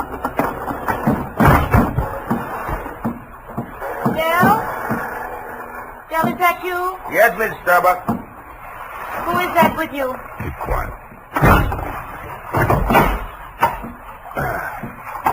Del. Well, what are they saying ashore about... Oh, I thought you... You're Mrs. Starbuck? Yes? I'm Sam Spade. I'm from San Francisco. I'm a detective. Your brother-in-law's in the boat. You captured him? He wants to come aboard. He wants to... die. He's hoping your husband will say something to clear him before he dies. Is there any reason why he shouldn't come aboard? Oh, there's every reason in the world why he shouldn't. The police are in there with my husband right now. Yeah?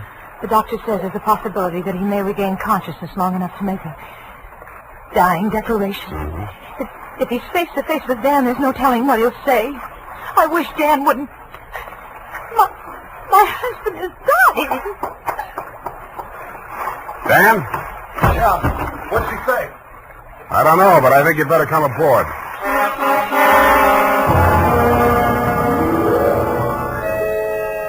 He seemed almost delighted as he swung his weight up out of the dinghy and climbed the ladder. Del Casino, the bosun, followed, wearing a puzzled expression that turned to fear as we entered the cabin. The yellow glare from the lamp swinging overhead was almost blinding to walk into out of the foggy night. The first thing I focused on was the bunk that held the dying man. His head was heavily bandaged, his skin was chalk white, and his lips were beginning to turn blue. The room was tense with waiting. Ranged around him in a semicircle were the supporting players. 2 doctors, 1 family type with a nurse, 1 police medic without, 1 sheriff with cigar, 1 police stenographer, female with pencil and notebook poised, 9/10 of a widow, and us. At 18 minutes past 7, somebody moved. Dying man. The 2 doctors rushed forward, took his pulse and blood pressure. Let's go. A adrenaline 3cc. Call me 1. All right, Sheriff. He's conscious now, but you'd better hurry. Margaret. Mr. Starbuck, you can hear me all right? Take that down. Can you hear me? Affirmative answer. Now, Mr. Starbuck, we have to ask these questions. 1, what is your name? Please try to answer. What is your name? Gordon M. Starr. You got that? What is your name? Gordon M. Starr. That's close enough. Fill it in later. Now, Mr. Starbuck, where do you live? Where do you live? I'm dead. You got that? 1277 Marymount, Pasadena. Hey. Now, Mr. Starbuck, let's try a little harder. This is a long one. Have you been injured, and what was the cause of your injury? Yes. Hurts my... You got that? Affirmative. Now, the second part. What was the cause of your injury? Head. Huh? Hit on head. Do you believe that you're about to die as a result of your injuries, or have you no hope of recovery? I know. No hope. Now let's get to the point. Who inflicted said injuries? Hey, Mr. Starbuck, please, you haven't much time, you know. Go away. Doc, is there anything you can do? I'm afraid not. This is ghastly. Can't you leave him alone? Can't you let him die in peace? What are you afraid of, Maggie? What are you afraid he'll say? All right. All right, tell them, Gordon. It was Dan that struck you, wasn't it? He was jealous. He always hated you for marrying me. It was Dan. Now, Mrs. Starbuck, I know how you feel, but we can't allow this sort of thing. Please step aside so we can finish up here. Mr. Starbuck. Doctor? Very low pulse. I'm not sure whether... Is Dan here? Here I am, Gordon. Tell him the truth. Do you identify this man, Mr. Starbuck? Yes. He's my brother. Dan. You got that, brother Dan? He's lying. He's lying. Gordon, you know who did it. Why don't you tell the truth? What do you got to lose now? Nothing. I'm finished. You finished me. Gordon! Gordon, not yet. Now come back. Doctor, cancer. He's dead. Well... Okay, Doc. Dennis Starbuck, it is my duty as sheriff of this county to take you into custody on suspicion of murder. I must tell you that anything you say may be held against you. You better come along too, Spade. Routine questioning, you know. Okay, Sheriff. I don't think we'll need the handcuffs, will we, son? No, I'll go with you.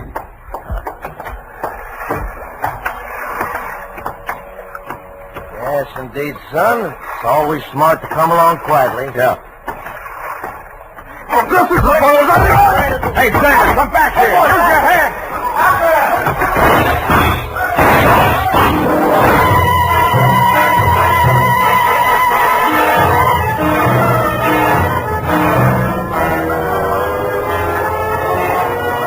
He only had one friend.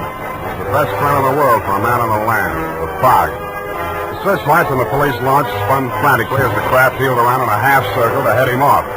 Instead of cutting the fog, the beams from the powerful lights bounced back from it and blinded the men behind them. After 10 minutes of that, they gave up. The sheriff had a theory. Don't worry. Between the fog and the currents, I doubt if we'll make it. We'll probably recover the body in the morning. And they did. But it wasn't Dan Starbuck's body. It was the bosun, Del Casino. And he was found in Richardson Bay, adrift in the dinghy from the Marguerite. Somebody had creased the skull with the same type blunt instrument that had been used on Gordon Starbuck. But Del hadn't lived long enough to make a dying declaration.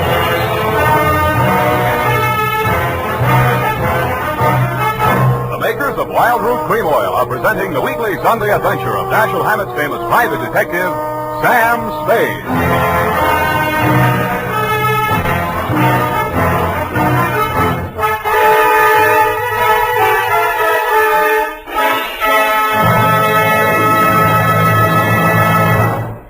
Now, here's important news on good grooming. If you want the well-groomed look that helps you get ahead, socially and on the job, listen.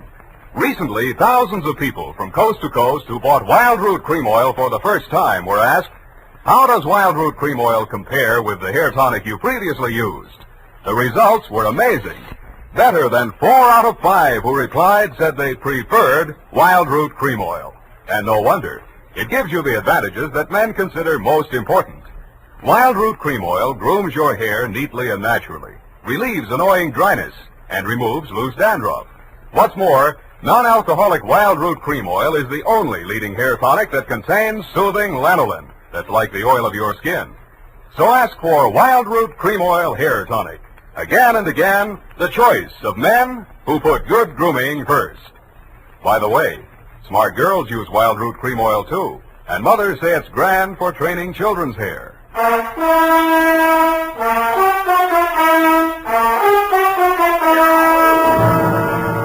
And now back to Caper with 2 Deathbeds. Tonight's adventure with Sam Spade.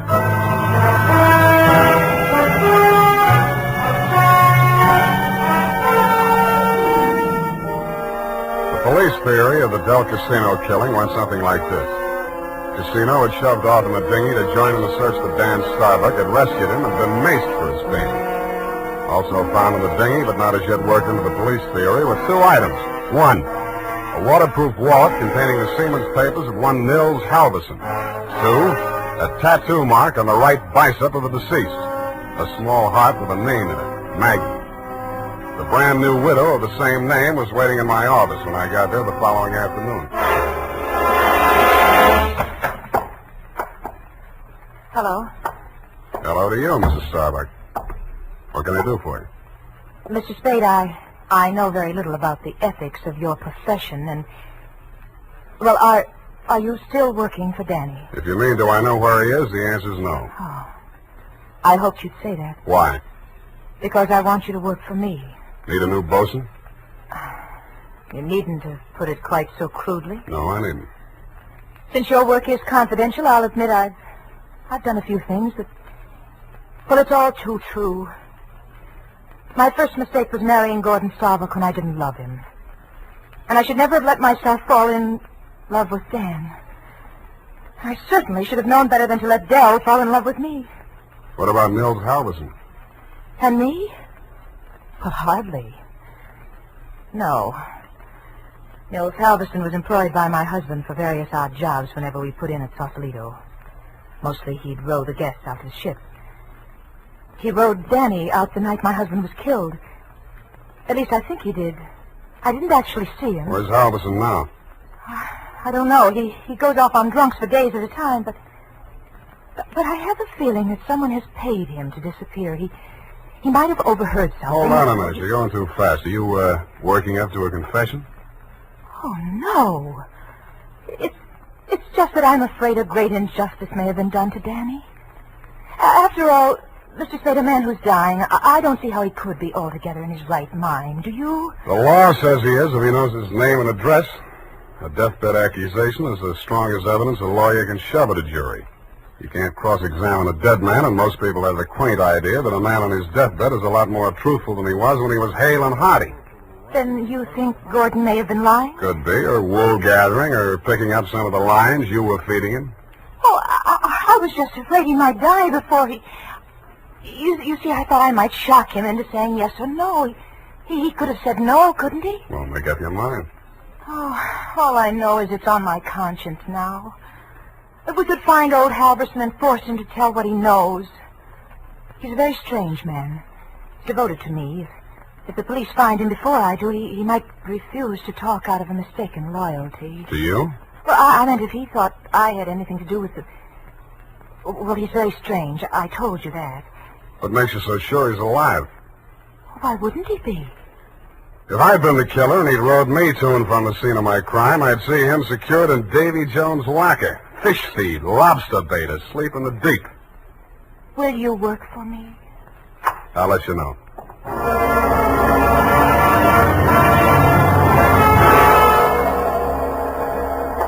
I didn't have time to get tattooed, but the rest of me was marinated enough. On my head, I was wearing a dirtied-up yachting cap. And the rest of me, I was wearing a pea jacket, dungarees, and sea boots. I was also wearing clamshell number 5 as I rolled up to the Viking saloon. Well, what did it be, mate? Akavit and Vodka. Have you seen my cousin? Your cousin? Who's your cousin, Prince Valiant? No, my cousin Niels Halverson. Niels Halverson. Oh, no. You're Neil's cousin, are you? Yeah. Well, coming from the old country? Yeah, Minnesota. By you, Minnie. Well, no, he'll be right glad to see you there. Where is he? I don't want to say this too loud. Yeah. Bend over there. Yeah?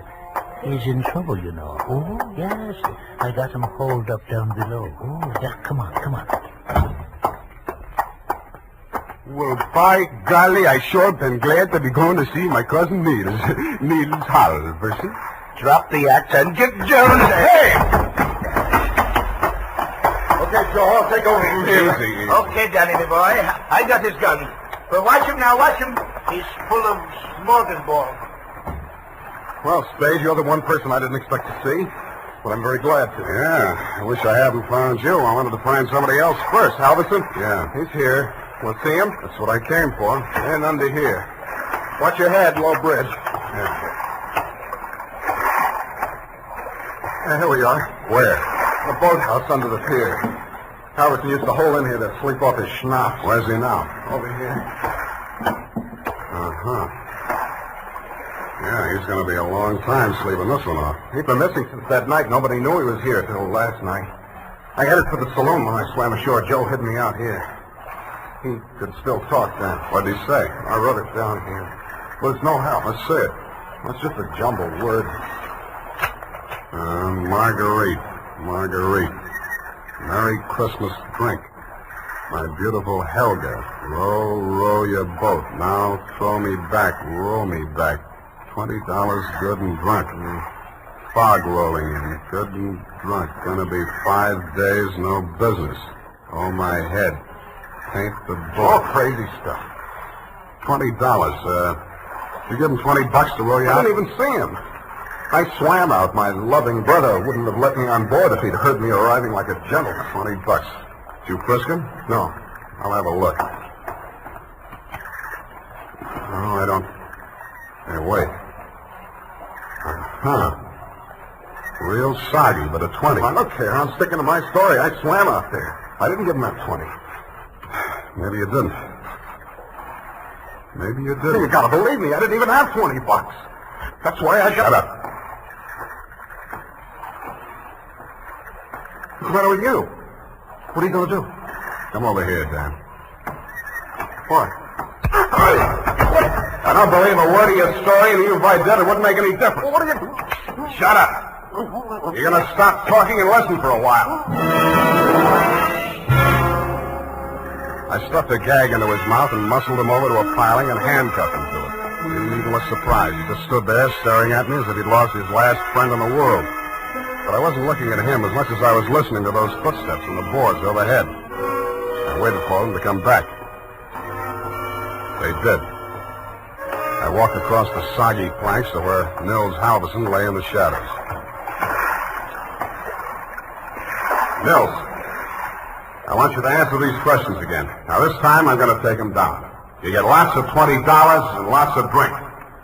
Now then, I know you don't feel so good. You don't have to talk if you don't feel like it. Just nod your head for yes and shake it for no. Okay, Nils? That counts in a court of law as long as there's a witness. Okay. Now, your name is Nils Halverson. Your address is 213 Bayview, Sausalito. That's correct, is it? Nod your head. Good. Good. That proves you're in your right mind. You know you were injured. Yeah. You know the cause of your injury. Hit on the head and thrown over the side of your boat. What? Huh? Not from... Oh, dinghy. Well, it's the same thing. All right. Now, you know you're dying. You have no hope of recovery. That's obvious, but nod your head. That's the boy. Now, Nils, on the night of the 18th, around 10 o'clock, after your usual working hours, you rowed somebody out to the yacht Marguerite in return for which this person gave you a $20 bill. This person is also the person who killed, who inflicted your fatal injuries. It is. Now, the name of that person, if you can possibly speak even in a whisper, so there can be no mistake. Can you hear me? Just say it close to my ear. Yeah? Yes. Yes, I got it. That's all. Now, I know you don't write, Mills, but make your mark here. Come on, I'll guide your hand. There. Now we're going to take... Mills. Mills. Well, anyway. All right, Maggie. Come on in and join the party. Don't try anything. The light's on you. I'm a better shot than you, and if there's a ruckus, the whole saloon will be down on us. They're all friends of Danny's, too. Stop there. Toss the gun. Okay. What's the matter, Angel? You look kind of scared. No. Just disappointed, that's all. Don't give up so easy, sweetheart. I always wanted to take a trip around the world. We might go on the Marguerite together. Yeah, sailing into the sunset, sleeping with our deathbed statements under each other's pillows. Yeah, I see what you mean. I guess it wouldn't work. How much for yours, and what do we do about him? Dan? I'll take care of that. Throw it in with a deal. Okay. But I want it in writing. A little statement to the effect that I can keep under my pillow. Fair enough. All I want from you is a little statement from you to this effect.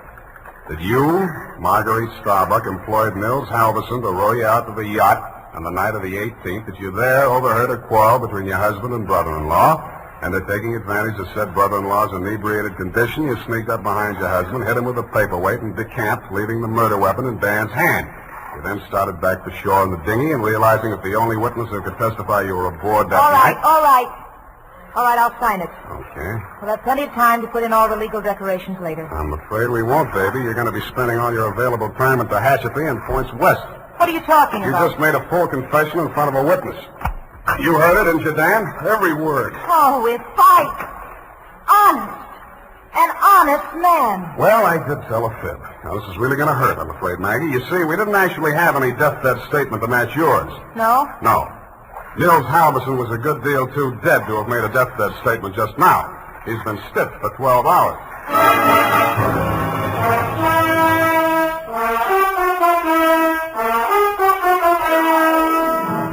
Period. End of report. Well, Sam, I'll type this right up because then I'm leaving. Wait a minute, Effie. I had to do it that way. Don't you understand? Of course, Sam. I quite understand. But you object, huh? A cruel, ruthless, murdering, though beautiful woman, foiled by a clever ruse, a great acting performance by the greatest private detective of them all. Is that all? You're still leaving? Yes, Sam. My bags are packed. Well, pardon me for having feet.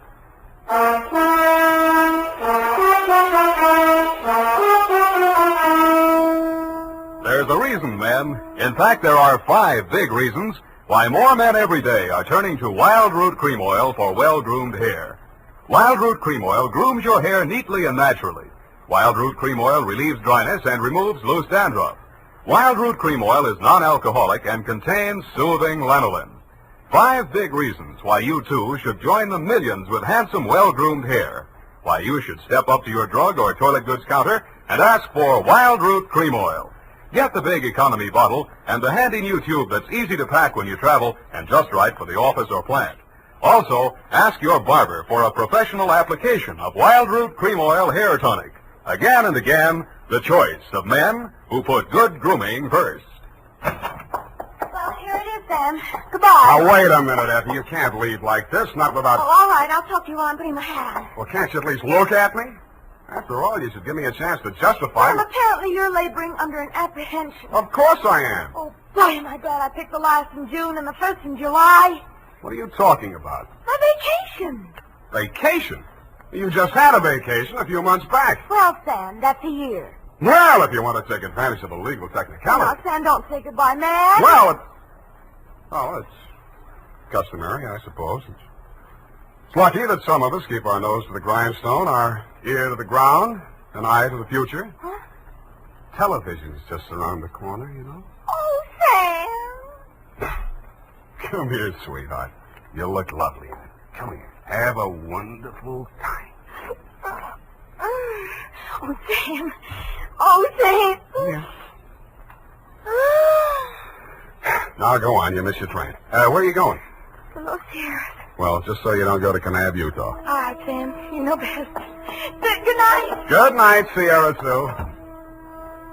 Now, who can we get for that part next week?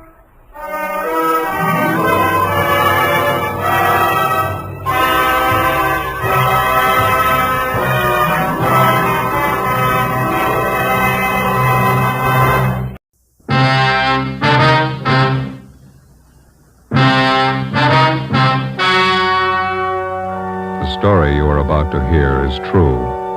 Only the names and locations have been changed to protect the innocent. Fatima Cigarettes, best of all long cigarettes, brings you Dragnet.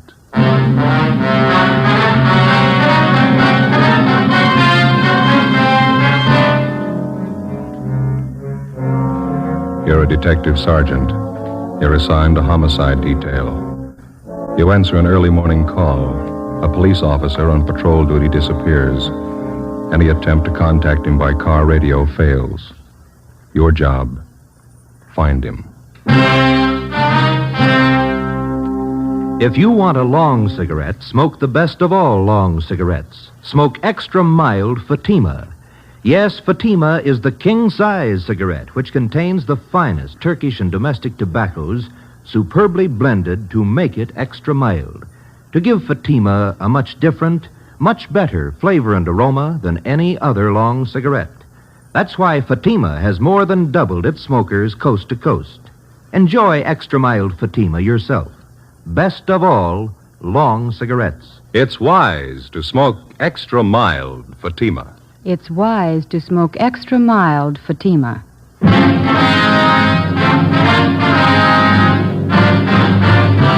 Dragnet, the documented drama of an actual crime.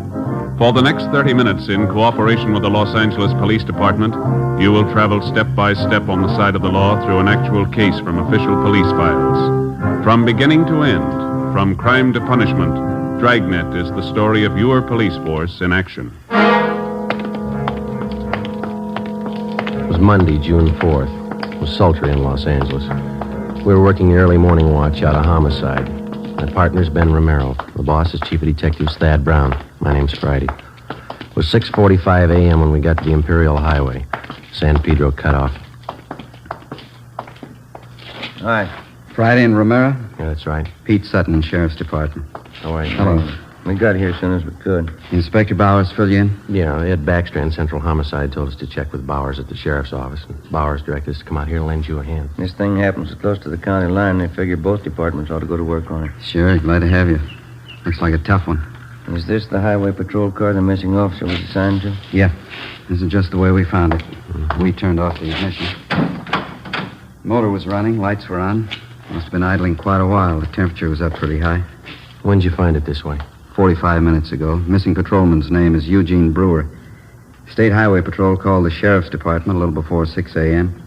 Told us the missing officer wasn't acknowledging his radio call. I talked to Mark Benson. Is the radio all right? We checked it. In fact, it was operating normal when we found the car. Mike was out of the bracket, laying on the seat there. Yeah. Any ideas? No signs of struggle. No blood stains. This asphalt here. No footprints anywhere. Nothing on the shoulder of the road. You said the car was running? That's right. That eliminates any engine trouble. Yeah. No, there's more to it than that. Gotta be. Nobody has any idea why or when he left his car. Huh? You've got it all. You know as much as we do. What was the check on Brewer? Mark Benson says he's one of their top men. Been with Highway Patrol for 8 years. Good record all the way. Have you talked to anybody around here? Pretty remote spot out here. A lot of truck gardens, that's about all. My partner, Dave Terry, turned up one man. Maybe he's got something. That's him over by our car. Hey, Dave, would you send him over here, please? Who is the fellow? One of the farmers. Works a truck garden out here. Name's Henry Taniguchi. Lieutenant Sutton? Yes, sir. Mr. Taniguchi, this is Sergeant Friday and Romero. Oh, yes, sir. Oh, yes, sir. I know you filled my partner in, but would you mind going over it again for us? Oh, all right. I can tell you very little. You know, we start work early in the garden. Yes, sir. Conrad, a fellow I work with, Conrad Ishikawa, we start in the string beans about 5 o'clock this morning. Beam patch near Imperial Highway. Yeah. We noticed a headlight stop off the side of the road. This happened all the time along the highway, but this stayed very long. Mm-hmm. About what time did you notice this, Mr. Taniguchi? Must have been 10 minutes past 5. I remember asked Charlie Fujikuni, our cultivator man, what time was. I see. Did you see or hear anything out of the ordinary? Oh, no, sir. We wait a while, and headlight do not move. Conrad and I decided maybe somebody was in trouble. This highway quite deserted early morning hour. What'd you do then? We walked up to see what was wrong. When we get close, we could see was state highway car, so we know everything all right. Mm-hmm. Did you see the officer in the car? Oh, no. Door was open on the other side. We thought maybe officer investigate something down in the brush. Did you see him down there? Oh, no. We just think he was check up something. So we go back to work. You saw nothing out of the ordinary, nothing unusual? No, we don't. We hear radio play. We know everything okay. That checks out. The radio was functioning when we got here. Mm-hmm. You didn't notice any other cars around anywhere, did you? Oh, no, sir. Thank you very much, Mr. Taniguchi. Here's my card. Appreciate it. If you think of anything else, please let us know. Oh, yes, sir, I will. What happened to officer in this car? We don't know. Oh, he's all right. Probably look for somebody. Well, that makes us even. We're looking for him. Monday, June 4th, 8 a.m. According to our instructions, we headed back to the Hall of Justice to check in with Inspector Gordon Bowers and Captain Garner Brown of the Sheriff's Department. They were coordinating the search for the missing highway patrolman, Eugene Brewer. Inspector Ed Backstrand, Central Homicide, was helping out. To the peace officer, cooperation with all branches of the various law enforcement agencies is essential. Each man on the force knows the value of a coordinated effort.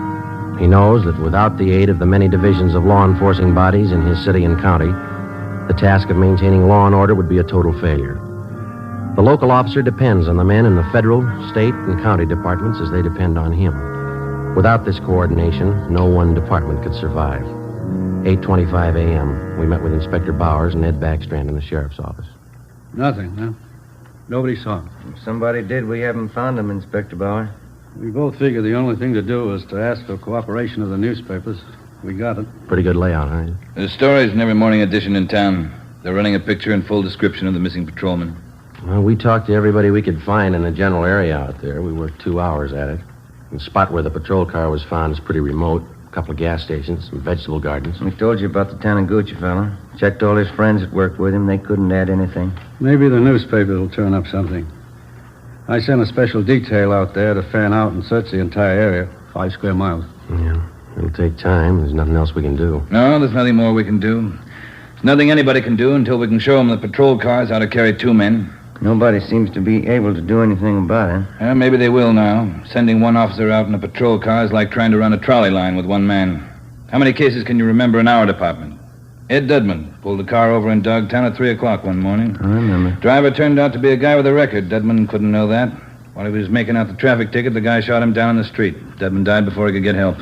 Yeah, we do a lot of griping in the detective division, but those men in the patrol cars and the motorcycle boys, they get the dirty end of the deal for sure. You bet they do. When a detective is sent out on a job, he knows who he's after, what he looks like, what he can expect when he finds him. The boys in the patrol cars answer a call, a 390, a 415, a 507. Sure, we know what they're supposed to be, but how often do they turn out that way? Prowler, a peeping Tom? How many times do they have a gun in their pocket? How many cops do they kill every year? We've all been through it. We know what it is. Yeah, but how often do we think about it when we're griping on stakeouts? Let me tell you something. This goes for me as well as you. Let's not forget who the real cream of the force is, the backbone of any police department. Men on wheels. No question there, Skipper. Sorry, I didn't mean to make a speech, but when something like this happens, it gets to me. We're riding on short odds as it is. There ought to be 2 men in every patrol car. Well, wish it'd been somebody else with Brewer. The guy on the job just doesn't disappear without a trace. It's just what he's done. We've checked everywhere, everything. Excuse me. Bowers. Who? Yeah, send him right in. This might help. Truck driver by the name of Nat Wolf. Says he's got something for us. Come in. Mr. Wolf? Yes, sir. Come in. Mr. Wolf, Inspector Backstrand, Sergeant Friday, and Romero. How do you do? Right. I saw the story in this morning's Times. I don't know if what I got's worth anything, but I figured I'd better pass it along to you guys. Something on the missing highway patrolman? Well, I don't know. The reason I'm here, maybe it's just a coincidence, but I gave a fella a hand earlier this morning out on the Imperial Highway, not far from where the paper here says the empty patrol car was found. About what time was that, Mr. Wolf? Oh, around 4:30 this morning. You want to tell us about it? Yeah. I'm an independent trucker. I haul topsoil for different nurseries. Stuff out there in Imperial's good rich stuff. We dig it right out of the side of the hill. Yes, sir. Well, I just loaded up, and as on my way back to town, this fella flags me down. Said he'd had a flat, pulled out on the shoulder of the road to fix it. Said he didn't know it was sand. After he'd fixed the flat, he found out he stuck. He couldn't get his car. You gave him a hand, huh? No, not with the flat. He already had that fixed, but I towed him out. I see. That's how I became suspicious of this fella. How do you mean? Well, I offered to get out, hook up the tow chain. He said, no, just stay in a cab. I figured if he could do it alone, it was all right with me. Well, I pulled him out, but here's the funny part. Yes, sir? The chain got a kink in it from the weight of the pull. It's no mean job to handle that alone, but he says, well, he'll do it himself. Seemed to me like he didn't want me to get a good look at him or his car. I could be wrong, but, well, that's the way it struck me. Did you notice anything? Yes, I did. For one thing, I got a look at him when I threw on my backup lights and his car. That's a real funny one. What do you mean? Well, this is a fairly new car. I'd say no older than last year's model, Plymouth. Well, at the risk of sounding completely nuts, I'm going to tell you that car looked like it had just been painted. There's nothing wrong in that, is there? Well, there is if you're off on the side of the road that time of the morning throwing cheap black paint all over a fairly new car. If he's using a spray gun, I could understand part of it. What's that? It was his license plate. The front one. It was all painted over. You couldn't read any of the numbers. Mm-hmm. What led you to believe he just finished painting his car? Oh, his hands and arms. It was all over his clothes. Oh, I see. It's that kind of paint you put over the rag, you know. Oh, yeah. Well, I don't know. Was it worth bothering you guys about? You bet it was, Mr. Wolf. I can't tell you just what it means now. Maybe it doesn't mean anything, but certainly it's out of the ordinary and worth reporting to the police. Well, I hope so. I'd like to see you boys find that missing officer. Something was pretty rotten in Denmark about that one, huh? Maybe we found a hole. Maybe. Friday, I'd like to have you and Romero help out in the next step. What's that? Throw up a roadblock.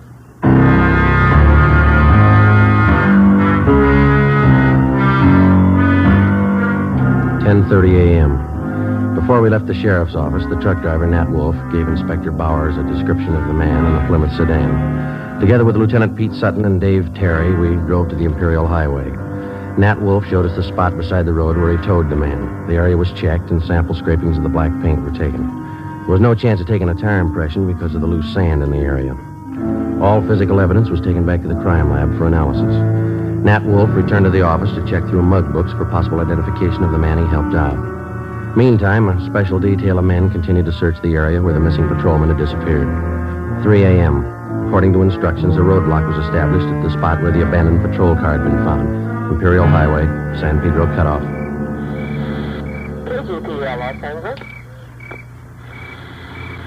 You're not going to aim 6 and Spring, 118. Police business? Yes, sir. Wonder if you could help us out. Certainly. You travel this highway every night, ma'am? Yes, I do. I'm in the vegetable business. Did you come this way last night about this time? I run pretty much on schedule. Yes, I did. Did you notice anything unusual along the highway? I bet I know what this is about. That missing highway patrolman. Yes, ma'am. We're stopping everybody to see if they can give us any information that might help us out. Well, I wish I could, but I didn't see a thing. That poor fella. Do you think you'll find him? We're trying awful hard. Sorry, I can't help you. Can I go now? Yes, ma'am. Thank you. How'd you do? Nothing. What time you got, Joe? Almost 4. Got a little more hot coffee in that jug. You want some? It's fine with me, ain't it? Mm-hmm.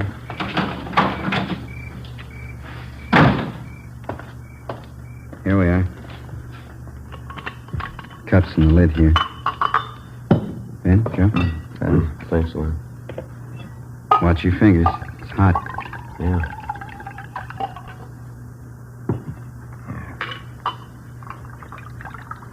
It's good. I'll take this one. I want to put my coffee on the fender here. Don't knock it off, huh? How was it? Thank you. Hey, wait a minute. Wait a minute, fella. Can you see my light? I haven't even got a cigarette. I mean my flashlight. I got a cigarette lighter if that'll do you any good. You've been drinking, haven't you? Yes, I have. I never get drunk, but I've had a little drink. I'm sorry, but I'm going to have to ask you to pull over to the side of the road. Okay. What happened to my car? It's broke. You better let me do it, huh? You want to slide over a little bit there? I never pick up hitchhikers. No, I'm just going to move your car off the side of the highway there.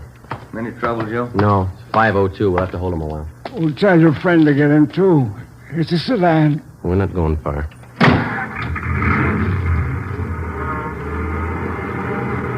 Where are we going? Right here. Is this the road to Pismo Beach? No, sir, not this one. Well, that dirty little Ernie, he lied again. He hates clams. What's that? I've been trying for 5 months to get to Pismo Beach for a bowl of clam chowder. I haven't made it yet. All right, you just sit here a while and sober up, will you? I'm going to hold on to your keys. I'll give them back to you. You haven't got a bottle in the car, have you? No, I never drink and drive. Alcohol and gasoline do not mix. Yeah. You drive this road every night? Every night. Ernie keeps telling me to take me to Pismo Beach. I love clams. You just sit here and sober up.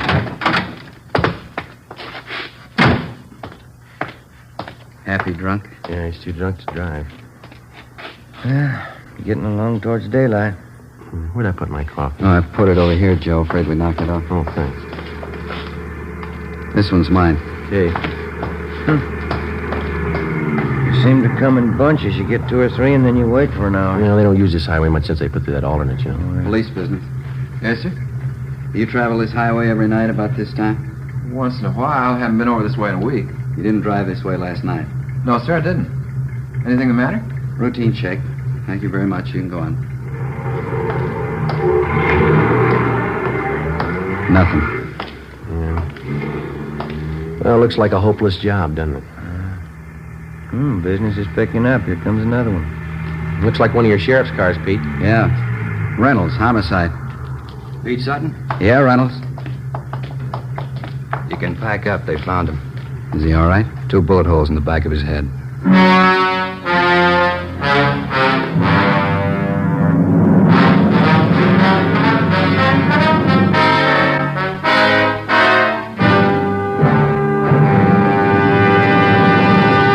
You are listening to Dragnet, the case history of a police investigation presented in the public interest by Fatima Cigarettes. If you smoke a long cigarette, it will be in your interest to listen to a typical case history of a Fatima smoker. It's the case of Northwest Airlines stewardess Jean Madsen. You'll see her picture in leading magazines this week. Now, her actual signed statement. There's one thing I really look forward to after a long flight, a good, mild smoke. That's why I prefer king-size Fatima. It's milder than any other long cigarette I've tried.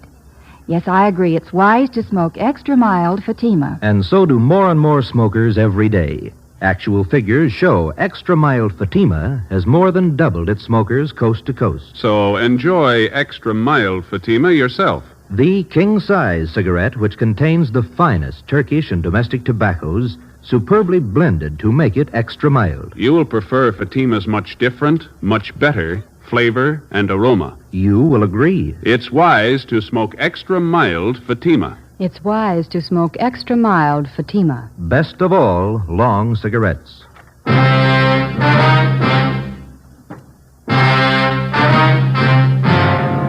a.m. Tuesday. The body of Highway Patrolman Eugene Brewer was found half buried in a shallow grave approximately 4.5 miles from the point where his car had been found standing on the highway. The scene was roped off, photographed, measurements were taken, and the area carefully gone over for any physical evidence. The few scattered residents were again checked and asked if they'd heard gunshots.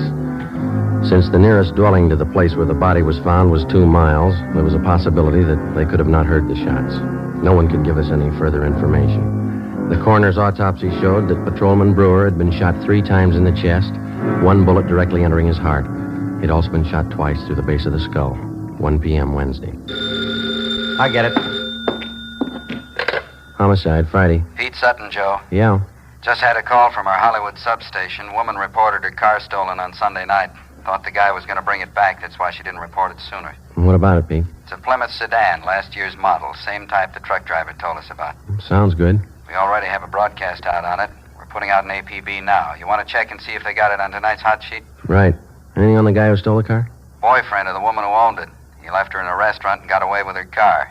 You remember the description of the guy the truck driver helped out Monday morning? Mm-hmm. The guy that stole this woman's car, it's the same. Yeah. Still doesn't prove he had anything to do with it. Doesn't prove he didn't. Together with Pete Sutton and Dave Terry from the sheriff's office, we drove out and interviewed the woman whose car had been stolen. She told us that the man who had taken her car had also been seen in the company of one of her girlfriends, a Miss Helen Farrell, who worked as a cashier at a Hollywood theater. The Farrell girl identified the man as Mike Lupino, and she gave us a snapshot of him. She also gave us his last known address.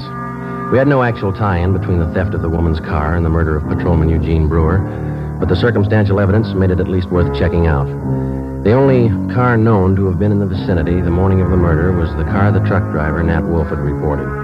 The same make and model car had been stolen the night before the killing. The general descriptions of the man from two different people tallied closely. We figured before we'd pass this lead by, we'd check it out all the way. 4 p.m. Wednesday. We met with Inspector Bowers at the sheriff's office. We checked this Lupino's apartment, found a shirt and a pair of pants. Black paint on both of them. I sent for that truck driver, Nat Wolf, to identify this picture here. You find anything else in the apartment? Well, this address book, there's no local places in it. They're all Las Vegas, Nevada addresses. That's it, huh? Yeah. What'd you get from the record bureau on the guy? The I Bureau pulled the package on him. That is Mama sheet. Thank you. Mike Lupino. Spent some time at San Quentin. Armed robbery, grand theft auto, assault. Pretty good record. We're still not positive he had anything to do with the Brewer killing, but he's had the training for it. Yeah? Send him right in.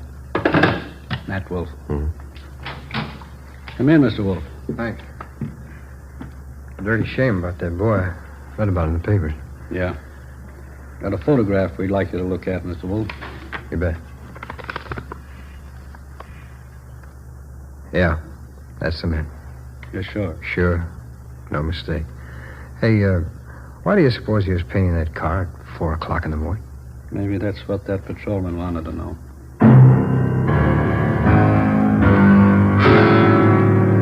We waited for an answer on the APB. 2 days passed. Saturday, June 9th. We received a phone call from the Las Vegas, Nevada Police Department. The stolen black sedan had been found in the downtown area of Las Vegas. We requested them to put a stake out on the sedan and asked them not to disturb either the car or its contents. Together with Pete Sutton from the sheriff's office, Mark Benson from the Highway Patrol, and Ray Pinker of our crime lab, we flew to Las Vegas. Pinker checked the stolen car. Embedded in the rear seat were 2 spent bullets. There were also bloodstains on the seat and on the floor of the car. Pinker flew back to Los Angeles, where the evidence was analyzed. The bullets found in the car were fired from the same gun as the bullets found in the body of the dead patrolman. Fingerprints lifted from the stolen car matched those of Mike Lupino. Saturday afternoon, we checked in with Chief Harry Miller, Las Vegas Police Department. This is all you've got on him, huh, Chief? That's most of it, yeah. Since we staked out that black sedan, I've had the town covered for Lupino. No one saw him abandon that car, huh? No one we know of, no. Had good cooperation from the newspapers. Story's been on page 1 since the thing broke. Anything come of those names we got from Lupino's address book, the ones we phoned to you? Let's see, I got the list right here. Yeah, here we are. These are the ones my men have checked out already. George Connolly, nothing there. Harry Carlson, he and his wife have been checked out, nothing there. William Spencer, nothing at his place. We've got them all staked out. That leaves 2 to go, huh? That's right. We're checking the last 2 now. Nothing from the railroad stations, the airlines? They've been covered ever since we got your phone call. Yeah, I could be wrong, but I think your man's still here in town. Any reports on him? A couple of wild ones, nothing definite. Checked him out. Had one this morning from a dealer at one of the clubs downtown. About 10:30 this morning, he saw Lupino playing the 2-bit slot machine. We showed him his mugshot. He swears it's the guy. Well, all we can do now is sweat it out, huh? My men have covered everything. I don't know what else we can do. Yeah. Excuse me. Sure. Chief Miller. Yeah? You sure it's him? No, don't try to handle it alone. Keep the place covered the best you can. We'll be right out. They found him. 2 Las Vegas detectives named Billings and Vance answered a phone tip from a grocerman in the east end of town. He said a man had been buying groceries from him for the past 2 days and lived in the apartment house above the store. The two detectives showed the groceryman Lupino's mugshot. He gave a positive identification. They then checked with the apartment house manager. After looking at the mugshot, he identified Lupino as the tenant in apartment 10B. Detectives Billings and Vance staked out the place until our arrival with enough men to cover the area.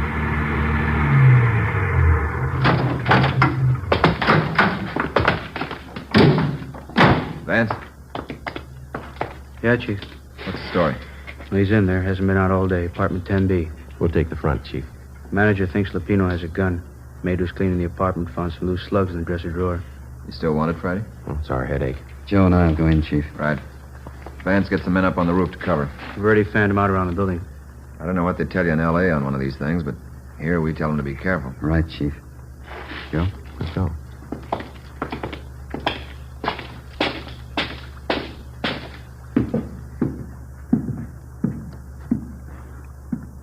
On the second floor. Let's take the stairs here.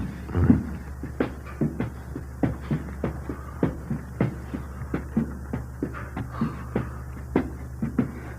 It's a long way up, isn't it? Yeah.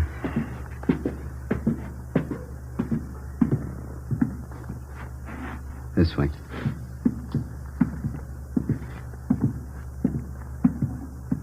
Here we are. You cover, huh? Yeah.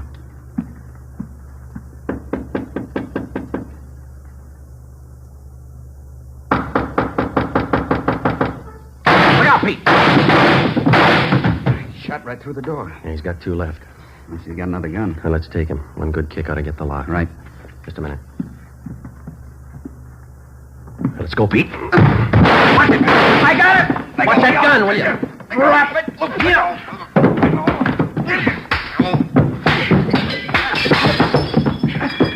Let it alone, Lupino. I got it. All right, come on, get up. You all right, Pete? Okay. I get the cuffs. What's the big idea? You tell us. You killed that patrolman. He got tough. You didn't have to kill him. Spotted the stolen car. What else could I do? Come on, you. He had as much chance as I did. That figures. Yeah. 2 bullet holes in the back of his head.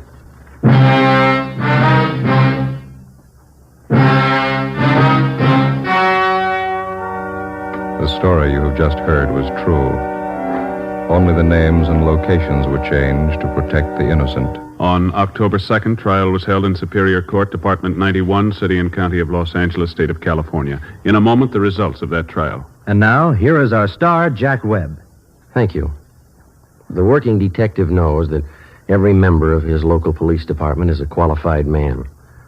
He knows that his fellow peace officers have been carefully selected to perform their specific duties by trial, by examination, and by results. And so, with a cigarette, the makers of Fatima carefully select and blend only the finest Turkish and domestic tobaccos to make Fatima extra mild.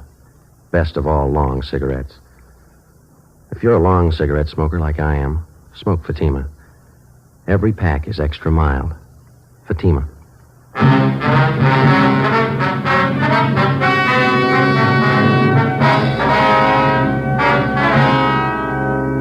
Michael Everett Lupino was tried and convicted of murder in the first degree. The jury failed to recommend the death penalty. Lupino is now serving his life term in the state penitentiary.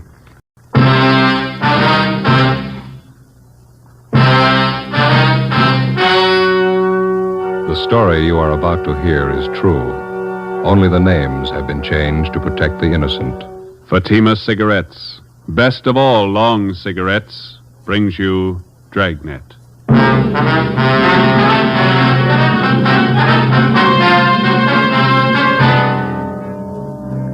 You're a detective sergeant.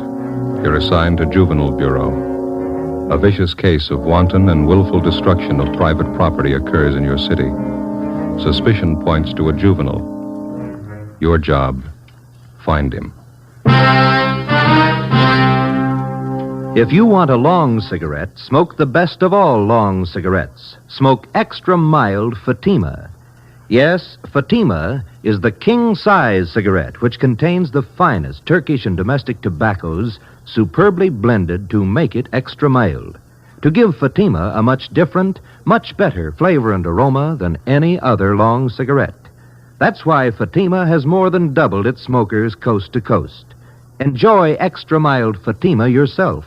Best of all, long cigarettes. It's wise to smoke extra mild Fatima. It's wise to smoke extra mild Fatima.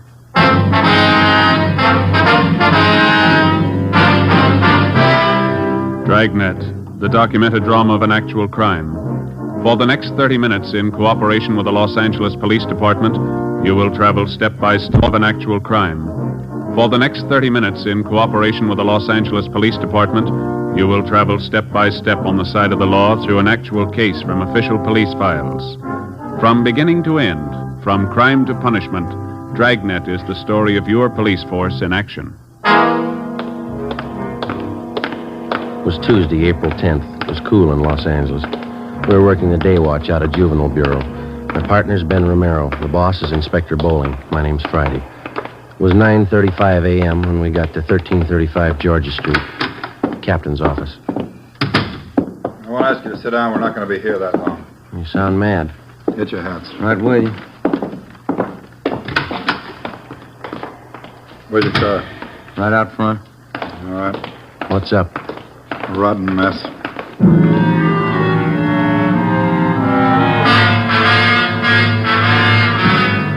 We got in the car and drove south on Figueroa till we got to West 103rd Street. According to Inspector Bowling's directions, we turned right and went about 4 miles. He directed us to pull up in front of a one-story frame residence that had been converted into small business offices. On the right side, going in, was a neighborhood jeweler's shop. We could see him working in the window. Over the door of the office on the left was a lawyer's shingle. The gold lettering was new. It's this way. Lawyer's office. That's right. Name's Paul Wilson. It's me, Mr. Wilson. Oh, come in, Inspector Bowling. Mr. Wilson, this is Sergeant Friday. Romero, juvenile detail. I'm assigning them this case. How you do, Sergeant? All right. Sergeant. All right, look at it. Just look at it. Look at that, Joe. Yeah. Paint. It's all over everything. Look at that leather chair. It's ruined. The desk smeared with the stuff. Green paint. Yeah. Looks like they threw it on with a mop, doesn't it? Rug soaked with it, the walls. Look, Joe. They even got the clock. Yeah. Take a good look. Remember it when you tag whoever did it. These your law books, Mr. Wilson? Yes, sir. I didn't have to do this. Poured paint all over them. Yes, sir. When did all this happen? Sometime last night. Found it this way when I came in this morning. Any idea who did it? That's why he called us, and we're going to find out. I don't know who'd want to do a thing like this. Just opened my office 3 days ago, just hung out my shingle. You just started practicing laws, then? Yes, sir. Graduated from Loyola University Extension Division. Been looking for office space for a long time. Was anything taken? No. It's such a dirty, rotten thing to pull. Undoubtedly a kid. That's pretty vicious for a kid. Can you think of any enemies that you might have had, Miss Wilson? No, sir. No one would do a thing like this. Can't understand it. There's no reason for it that I can think of. Crime report shows they got in the back door. Is that right, Mr. Wilson? Well, can you come back here? I'll show you. Okay. Yeah, here it is, right here. See, this used to be the kitchen when this was a flat. I was going to put a hot plate in here for coffee. Yes. You can see where they cut through the screen door. It's all right. It's been checked. Okay. Oh, yeah. Yeah, I see. Mm-hmm. Any pass key would fit the inside door here. Yes, sir, that's right. You can follow the trail of that green paint right from this door all the way through the house. Yeah. I don't know how I'll ever get it all off. You know of any cleaners that handle things like this? We're not allowed to recommend anybody, Mr. Wilson. If you have somebody in mind, we'd be happy to call them for you. Well, thank you. I'd appreciate it. I was going to make some calls, but I haven't got my phone installed yet. Estimated damage about $1,800, is that right? That's what I figure, yes. My law books are over $600 alone. Borrowed the money from the bank for the furniture. You haven't noticed any kids in the neighborhood, none of them around while you were moving in? No, I didn't see any. I moved everything in myself, rented a trailer, made several trips to get it all over here. Guess that was a silly thing to do. Why? Well, the store where I bought the furniture said they'd deliver it, but I couldn't wait to see everything in. First office, you know. Yeah, we understand. Well, like I said, I made several trips with the trailer, and I didn't lock the office each time I left. Didn't figure it was necessary. A fellow across the hall with jewelers said he'd keep an eye on things for me. But you did lock up last night, didn't you? Oh, yes. As soon as I was moved in, I locked the place at all times when I wasn't here. That's it. We'll get right on it. I don't have to tell you again. I want a fast answer. Where do we start? With an empty paint can. Before we left Attorney Paul Wilson, we took a sample scraping of the green paint to serve as a color check. We started to canvass the neighborhood door to door. We covered the area for a radius of 6 blocks, questioning the residents and checking out the youngsters. We failed to come up with anything. We figured another good angle was to try the schools in the area. We checked on the students who had been in any kind of trouble involving malicious pranks. We had the principals line their students up. We looked them all over thoroughly for any evidences of paint of any kind on their person or on their clothing. The few leads we found led nowhere. After a week without success, we went back and rechecked the neighborhood, the paint stores, to see if anyone had bought any green paint, anyone they might have forgotten to tell us about the first time through. No leads. Monday, April 18th, Ben and I stopped for a Coke at a hot dog stand on the corner of 103rd and Oakview Avenue. A couple of Cokes, please. You want to help yourself, sir? Yeah, okay. Here's one. I don't see any more. There's one lying on the side. No, over there by the grape. Oh, yeah. Let me get it for you. Oh, thanks. Here you are. Good.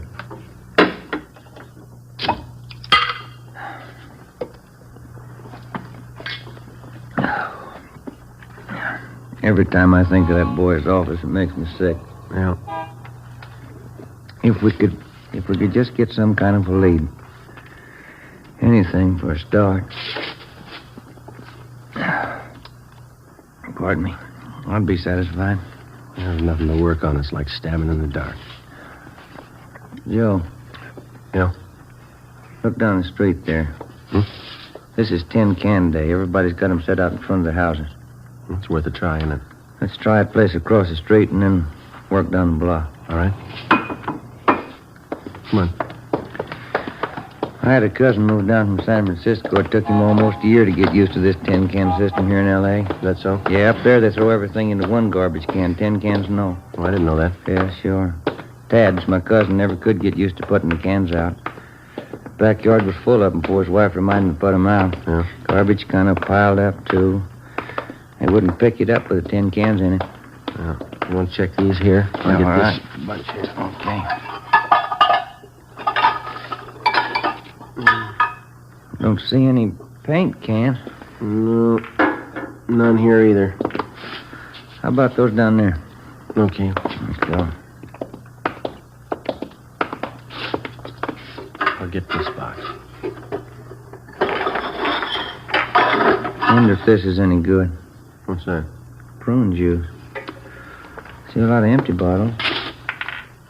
Any paint cans? No. Let's go. And that's the way it went. Block after block, house after house. We covered 5 blocks, checking the containers full of empty tin cans. Found a few paint cans, none of them the right color, or any combinations that would go together to make the right color. It was a tiring job, but we figured it was at least a place to start. Sure a lot of cans here. There must be a new bride, huh? I don't know. Did you find anything? No, not sure. How about this? Huh? This one. 1 gallon can. Green. Let's ask.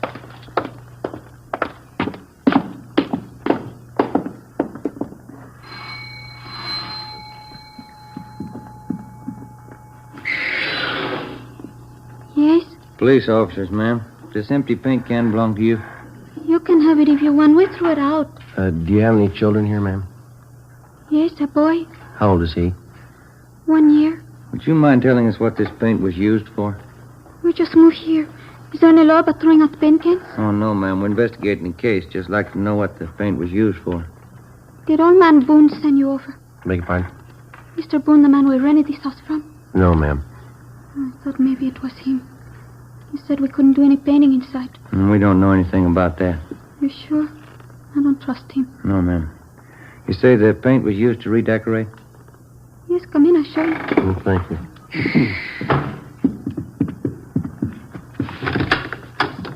In here. See? Yeah. Carlos did. My husband. I told him he should have waited till Sunday. Mm-hmm. Whose idea was it to paint the bathtub? Carlos. He's going to to night school learning English. The teacher told him the best way to learn was to speak it around the house. Yes. It's better for the little one, too. Well, anyway, Carlos gets paid on Saturday night. Then he stops at the little place with the fellas he works with and has a little drink. He gets his paycheck cash there. Uh-huh. When he came home, he said he was going to paint the bathroom for me. I guess he felt a little good. I was in the kitchen and I yelled to him to paint around the top. Around the top, I said. Yeah. Like I said, he doesn't know English too good yet. We have a green tub. I see. Well, thank you. He's going to clean the tub next Saturday. We use the shower. Painted that, too, didn't he? Well, thank you very much, ma'am. We're sorry to have disturbed you. Oh, that's all right. I'm worried about next Saturday night. Why's that? There's no telling what he's going to do with that paint remover.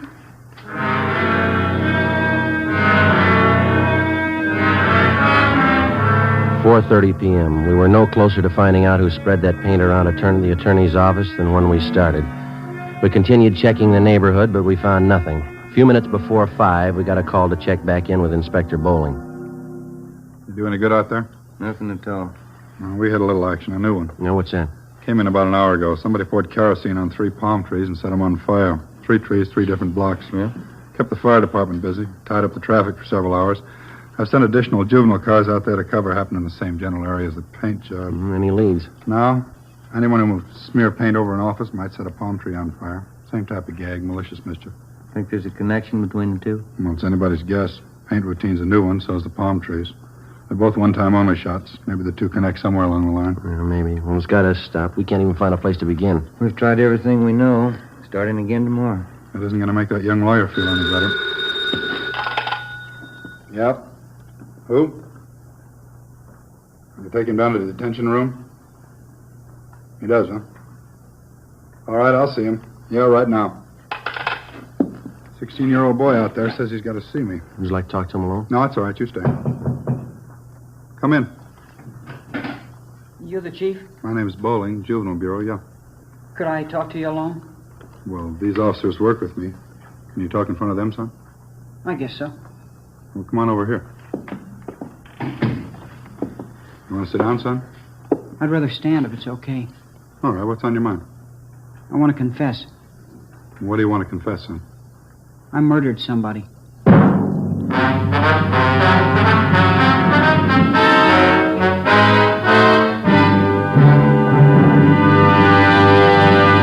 You are listening to Dragnet, actual case histories taken from official police files. If you smoke a long cigarette, it will be in your interest to listen to these case histories taken from the file marked Fatima.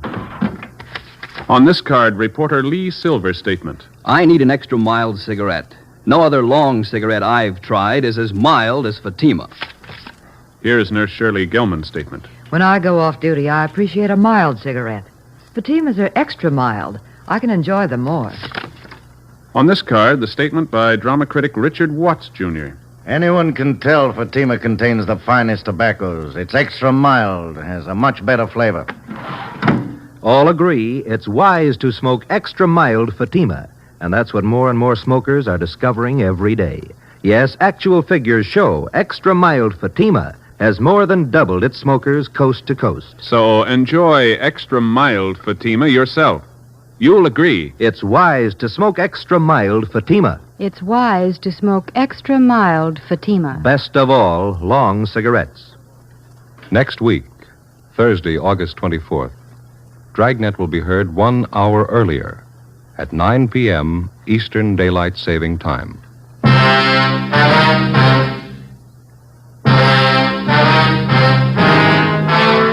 6 p.m. Monday, April 18th.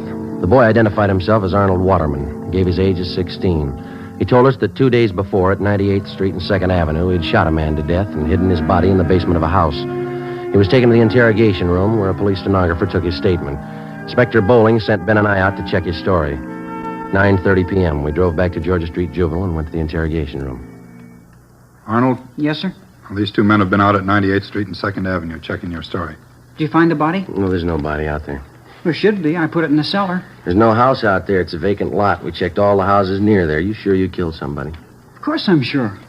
I stole the gun. I shot him 3 times in the back. What'd you do with the gun? I threw it in Westlake Park. Where? In the water. I rented a boat and rowed out to the middle. That's where I threw it in. Why did you kill the man? I don't know. I didn't like him. Now, look, boy, you didn't kill anybody. There's nothing to back up your story. There's not an ounce of truth in it. How do you know you haven't found the body? Just wait. You'll find him, then you'll see. I killed him, all right. Will you show us where you hid the body? Why should I? I told you can find it. These men have gone over that entire area thoroughly. There's nobody out there, and you know it. You cops are funny. When somebody won't admit a murder, you keep asking questions until they do.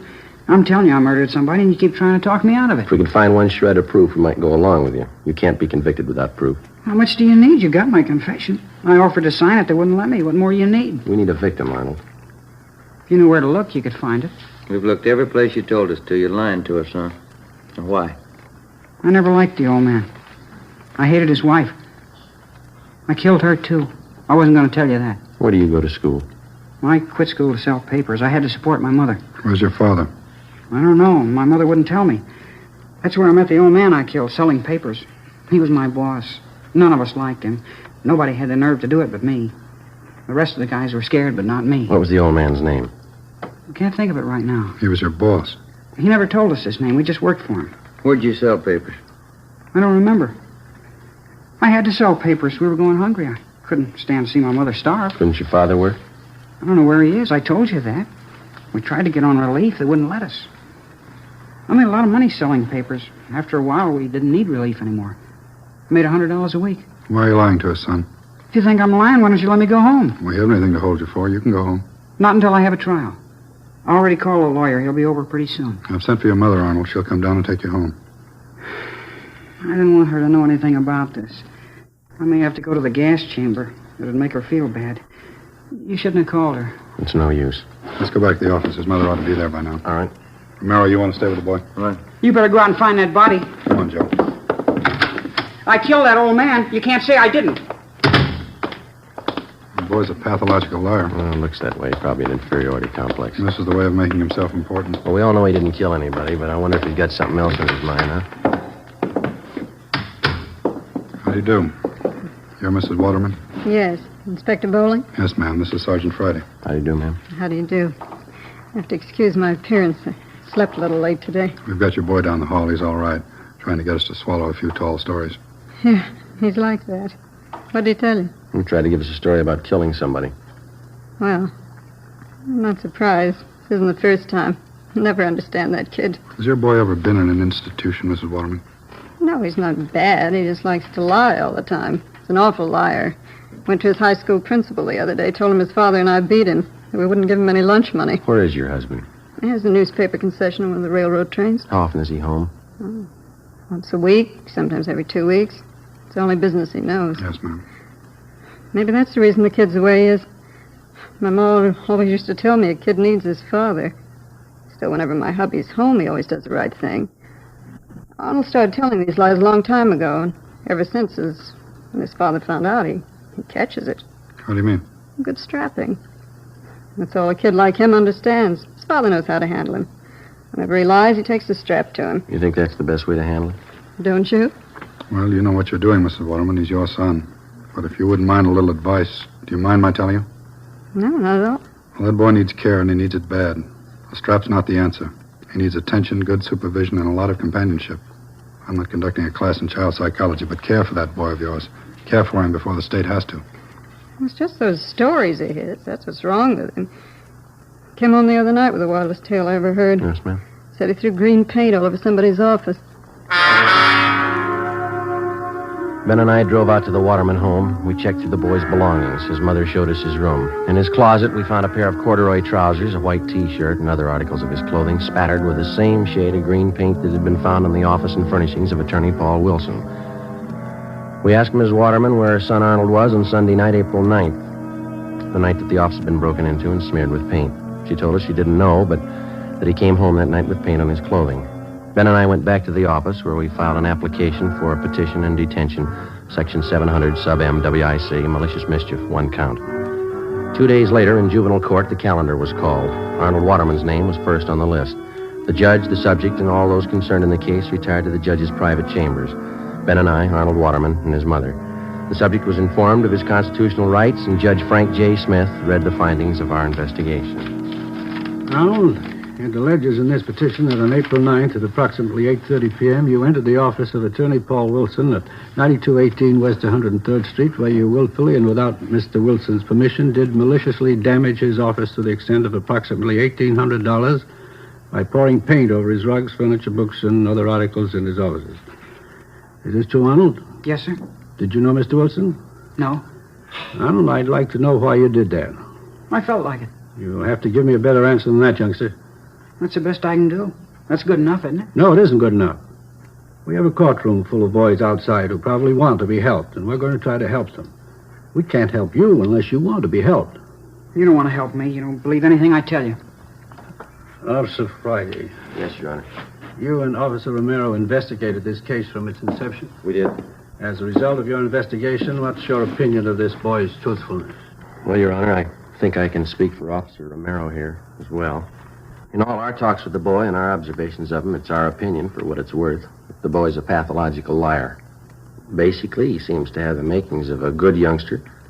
His environment's bad. Seems to have very little, if any, parental guidance.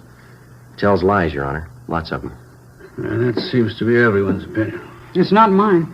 If you'd spend more time trying to find out if I'm lying instead of trying to put me on the spot, you'd earn your money. Your stories have been thoroughly investigated and double-checked by competent police officers. There is absolutely no basis of truth in anything you've said. I'm getting sick and tired of everybody calling me a liar. Do you hear me? Young man, sit down in that chair. We review a great many juvenile cases here in my private chambers, but that does not alter the fact that you are in a court of law. You will lower your voice, speak in a gentlemanly fashion, and tell the truth. Is that understood? Yes, sir. Mrs. Waterman, could you give this court any reason for your son's behavior? It's a mystery to me, Judge. Fred, that's his father. He can't understand it either. He's always lied. His father beats him for it. I guess he'll always lie. That's all you can say on your son's behalf? What else is there to say? He's a liar. Arnold, I'm going to ask you once more. Why did you smear paint all over Attorney Paul Wilson's office? I didn't like him. Why didn't you like him? I didn't like him, that's all. Tall, skinny, funny-looking guy. You mean you destroyed his property because you didn't like his looks? Something like that. He was cheap. I saw him moving in. He had a trailer. He was moving his own stuff in. Why didn't he hire a mover like everybody else? I don't like cheap people. Do you know anything about this man, Wilson? No. Why? What business was it of yours, whether or not Mr. Wilson decided to move his own furniture? Do you know that he's a young man, not much older than you? He just graduated from law school, took a lot of time, took a lot of his money. Money that he earned to put himself through school. And you sit there, a mere sketch of a boy passing judgment on a fine young man like Paul Wilson. And boy, let me tell you something. I don't know if you're a God-fearing lad or not, but you'd better fall on your knees and ask forgiveness and hope that somebody hears you, that he hasn't lost patience with you. You better raise up those sights of yours, lad, and pray for forgiveness. I hope those tears mean something, Arnold. Now, do you have anything to say before I pass judgment on this case? Yes, sir, I have. I'd like to tell you about something else I did. There were some palm trees out there. I put kerosene on them and set them on fire. Officer Friday, would you know anything about this? Yes, Your Honor. That checks with the reports. Any property damage? No, Your Honor. Kept the fire department pretty busy, that's about all. I didn't kill anybody. I just made that up. Yes, we know, Arnold. Do you have anything else to add, Mrs. Waterman? No. I don't know what else you can do with a kid. I'm glad it's somebody else's trouble. According to the findings of the probationary officers and the investigating officers and what I've heard and observed in these chambers, I have no alternative but to remove this boy from his present home and environment and place him in a foster home where he will receive closer supervision and the care that he requires. Does that meet with your approval, Mrs. Waterman? It's fine with me, Judge. Fred and I can hardly make ends meet now, and it's a shame to waste what money we have on this kid. It's all I can do to squeeze out the new clothes I need. Then you approve this plan? I can't wait to tell Fred. Well, when you tell Fred, you can also tell him the taxpayers are not going to assume the burden of the mistakes that you and your husband lavished on this boy. What do you mean, Judge? The expense of placing the boy in this foster home comes to the amount of $35 a month. You and your husband will pay this sum. The law covers that. It's an awful lot of money. The payment will be due on the first day of each month. You will meet this requirement or be held in contempt of court. I'm only sorry that's as far as the law goes. The laws of the state of California do not make the parents responsible for the torts of their children unless contributory negligence can be proven. In my eyes, it is contributory negligence on your part, but unfortunately, it cannot be proven. Any faults that this boy may have are yours. You, as a parent, are responsible. We did the best we could in raising the kid. Madam, you didn't raise him. Hearing dismissed.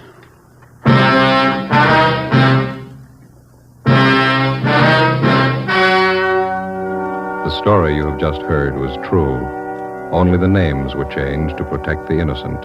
On April 18th, the hearing was held in the private chambers of Judge Frank J. Smith, Juvenile Court, City and County of Los Angeles, State of California. You have just heard the results of that hearing.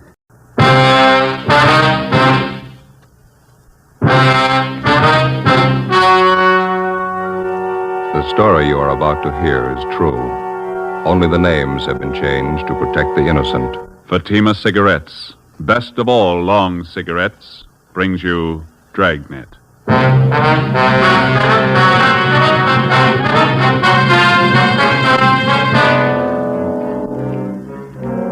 You're a detective sergeant. You're assigned to narcotics detail. A large hospital in your city is held up. $10,000 in high-grade narcotics is stolen. The bandits escape. Your job, get them. If you want a long cigarette, smoke the best of all long cigarettes. Smoke extra mild Fatima.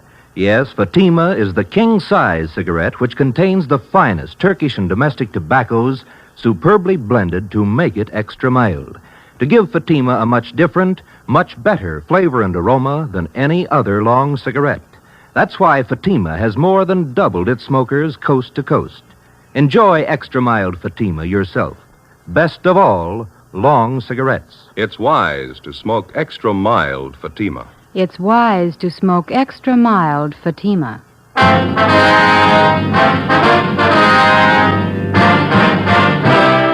Dragnet, the documented drama of an actual crime.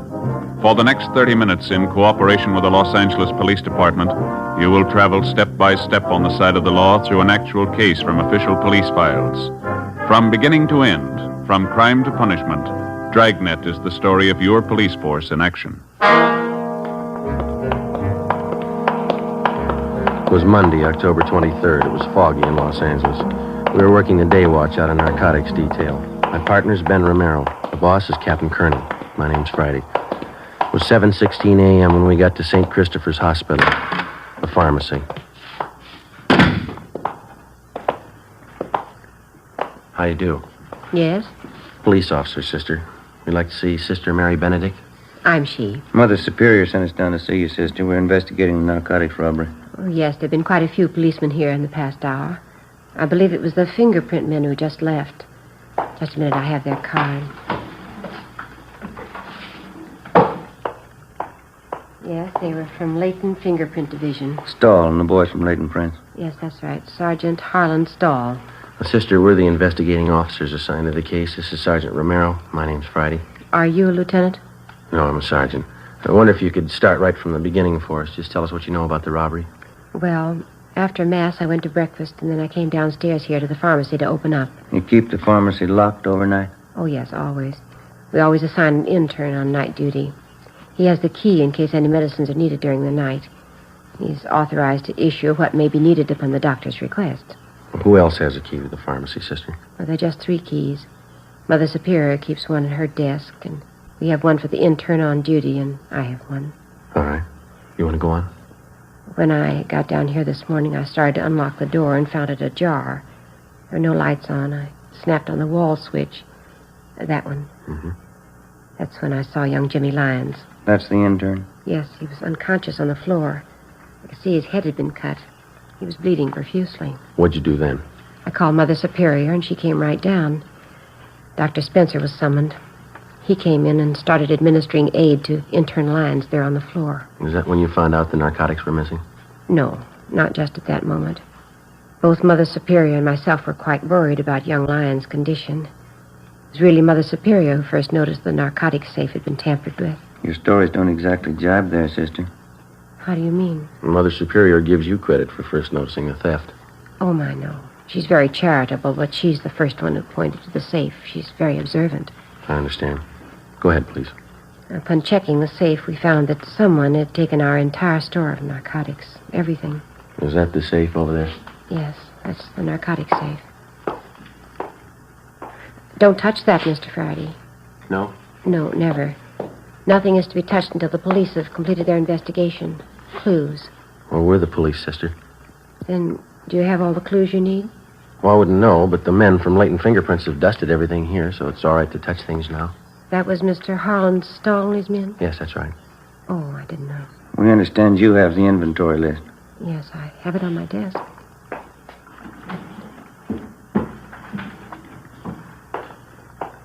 Here. Thank you. We keep a running inventory, so that's the exact amount that's missing. Yes, ma'am. Cocaine and morphine. No bird's eye, Joe.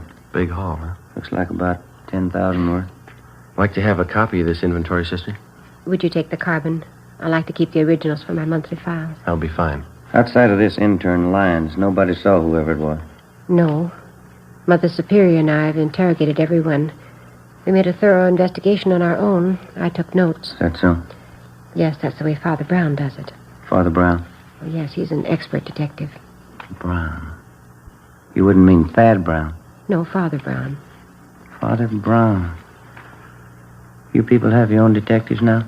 Oh, my, no. He's not a regular detective. He's more like Mother Superior and myself. Is that right? Yes, he's in England. Solves some really difficult cases. Here, I'll show you.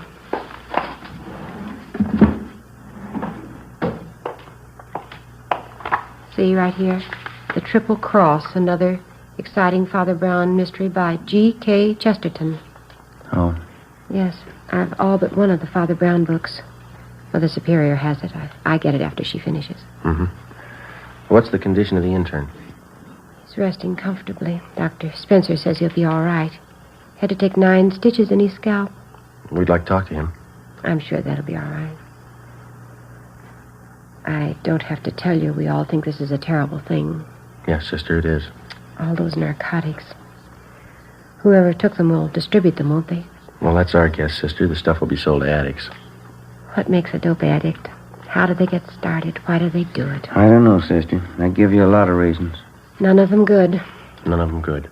And for a few moments of what? Tonight they have it, and tomorrow they have nothing. That's about the size of it, sister. The stars are setting, and the caravan starts for the dawn of nothing. The Bible? No, Omar Khayyam.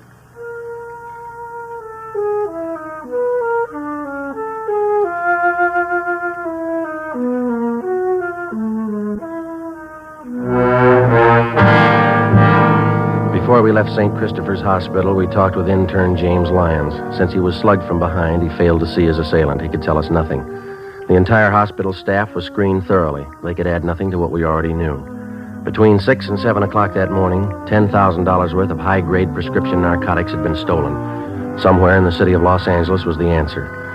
As in all narcotics cases, speed is the prime factor. Whoever held those narcotics wouldn't waste any time diluting or cutting it and making it ready for quick sale. Our job was to stop them. 5 minutes past 8 a.m., we checked in with Sergeant Harlan's stall at Leighton Fingerprints Detail. Not much help, is it? That's all you got, huh? The safe was clean, not a print on it. No prints anywhere in the room. Slugged the intern from behind, took his keys, tore a belt loop off his trousers, opened the safe and waltzed out. Couldn't have been cleaner. Yeah. You didn't get anything on your end, huh? Nothing. Gentlemen? Captain? I picked one up. Who is he? Junker by the name of Babe Kellogg. He's really seeing Steve, but he's coming out of it. Let's go talk to him. Check you later, Stall. Yeah. What's the story on him? Wallace and Hunt picked him up. Downtown L.A. He was sitting in a parked car at 4th and Broadway. Thought at first he was a 390, but they couldn't raise him. He's down this way. What else? Well, Wallace figured he must be geed up, so they rolled up his sleeve to look for the spike marks. They found him. Find anything on him? Yeah, there were 2 vials of M on the seat beside him. Prescription stuff. You got that list of serial numbers from the hospital? Yeah, right here. All right, let's go in. Wallace? Yeah, Captain? Friday's got a list of the serial numbers on that hospital heist. Hop down and check them against the vials you found in his car. Yeah, here you are, Waller. Thanks, Joe.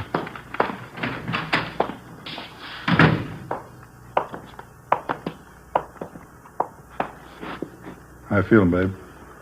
All right. Kellogg, this is Friday and Romero, Central Division. I see him. You want to tell us about it? Nothing to tell. Living high, aren't you? I'm unusual. It's not the way I get it. You're scoring good. Prescription stuff. Birthday present from a friend. Who is it? I want to keep his friendship. Who's your connection, babe? I don't know. You know that morphine we picked out of your car is hot. Isn't all of it? Hospital pharmacy was knocked over this morning. If the numbers on those vials of yours match up, you're in a real jam. No numbers on them? You might as well tell us where you got it. I'm not going to be a Fagin for you. Nobody's asking to be a Fagin, Kellogg. That's high-powered stuff. If we don't get anybody else, it can go hard for you. I'm not going to bite the hand that feeds me. You want to stand it alone on this one, not the idea? I didn't say that. Well, one of us isn't going to go along and hold your hand. How about it? Who's your connection?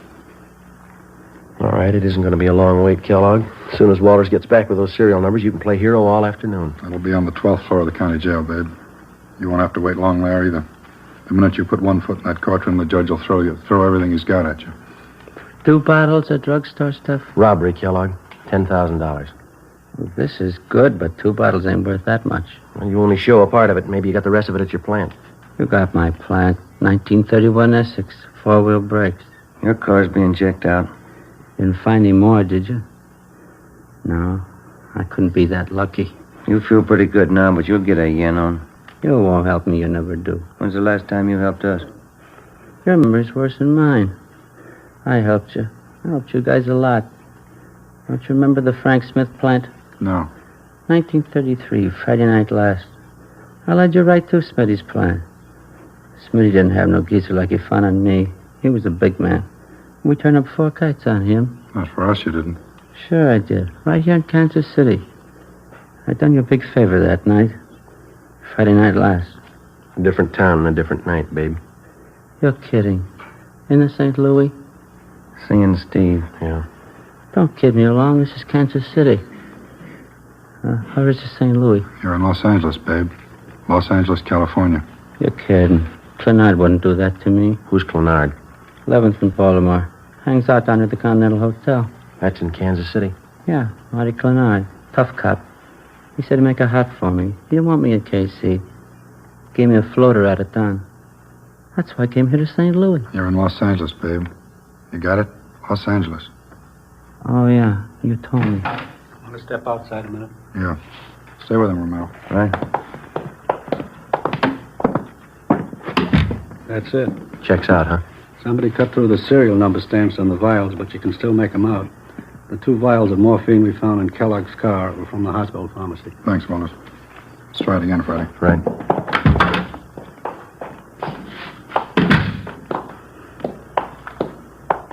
All right, babe, now let's cut out the jokes. Those 2 vials you had came from the hospital. The numbers check out. No numbers on those vials. How do you know? You probably didn't even look at them. Oh, yeah, I looked. No numbers on them. We found them, all right. I don't see how you could read them. I couldn't. Why not? Somebody scratched them off. Who, babe? You wouldn't know. Try it. How much heat do I have to stand if I take it alone? Plenty. There was an intern slugged on that job. Hurt pretty bad. They're going to tag you for assault, too. I never hit anybody in my life. How do we know? I just told you. We don't know you didn't pull this job. We haven't got any proof. Once more, what's the count? Goes like this, babe. First-degree robbery, 5 years to life. Assault with a deadly weapon, 1 to 10. Violation of the State Narcotics Act, 1 to 15. You can add. That'll lose you up there. You can get a real yen on by that time. There's no buzzing up at Q. I can't go that route. Where'd you get the stuff? I'd rather be a Fagin than spend 50 years at the joint. You convinced us. Where'd you get it? Anybody turned Fagin before they spend 50 years at Q. No, I can't go that route. Where'd you get it, babe? From some joy popper. Who? I gave him $700. Clean me. Who? Come to me, passing himself off as a croaker. I can spot a guy's been hitting speedballs a mile away. I knew he wasn't any croaker. What was his name? He was scoring good somewhere. Oh, that's Cecil and Mary. Now I know where he got it. Give us his name, babe. He's a bit player in pictures, Leonard Castle. Where is he? Yuma, Arizona. On location. How could he be on location when you bought that stuff from him this morning? Hopped the plane this morning. He was on his way. Leonard Castle. Picture actor, that right? You got it. Run it down. 10 a.m. We checked the name Leonard Castle through R&I. We found nothing. We looked in the phone book and got the number. Garfield 3711, Central Casting. Central Casting. Los Angeles Police Department calling. Yes, sir. Do you have a Leonard Castle registered with you? One moment. Yes, we do. Wonder if you could tell me if he's working. Oh, just a minute. I have his card right here. Yes, he's working. He's doing crime report for Schumann and Kester, independent production. They're shooting over at Soundstages Incorporated. Is he working today? Yes, he is. You're sure that company's not on location? No, we have no location showing for that picture. Or could you give me his call, please? Surely. He had a 9 o'clock call today, stage 3. Did you wish to see Mr. Castle? Yeah, You shouldn't have any trouble locating him over there. we'll find him.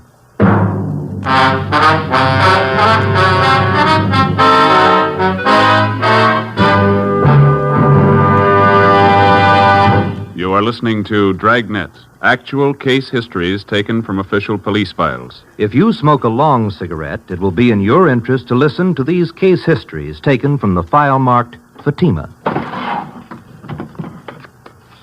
On this card, reporter Lee Silver's statement. I need an extra mild cigarette. No other long cigarette I've tried is as mild as Fatima. Here is Nurse Shirley Gilman's statement. When I go off duty, I appreciate a mild cigarette. Fatimas are extra mild. I can enjoy them more. On this card, the statement by drama critic Richard Watts, Jr. Anyone can tell Fatima contains the finest tobaccos. It's extra mild and has a much better flavor. All agree it's wise to smoke extra mild Fatima. And that's what more and more smokers are discovering every day. Yes, actual figures show extra mild Fatima has more than doubled its smokers coast to coast. So enjoy extra mild Fatima yourself. You'll agree. It's wise to smoke extra mild Fatima. It's wise to smoke extra mild Fatima. Best of all, long cigarettes.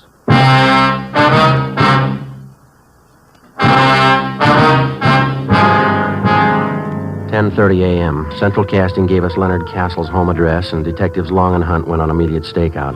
Ben and I drove out to Soundstages Incorporated and checked in at the reception desk. We showed them our identification. We were issued a pass to Soundstage 3. This is stage 1. Stage 3 ought to be right down there. Yeah. Not a very big lot. No, it's pretty small. Watch the truck, Ben.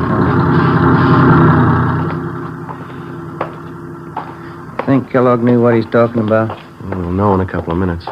Not very usual. Joy Popper pulling a job like that. They all start somewhere. That's a good way to get around a movie lot. Bicycle. Better than walking. Sure a thick fog, isn't it? Yeah, we don't have 'em often, but when we get 'em, they're real pea super. Oh, here we are. You better hold it, Ben. Red light. They're shooting in there. Oh, yeah, I didn't see it. What's stage 5, you know? Couldn't tell you. Okay. All clear. Let's go in.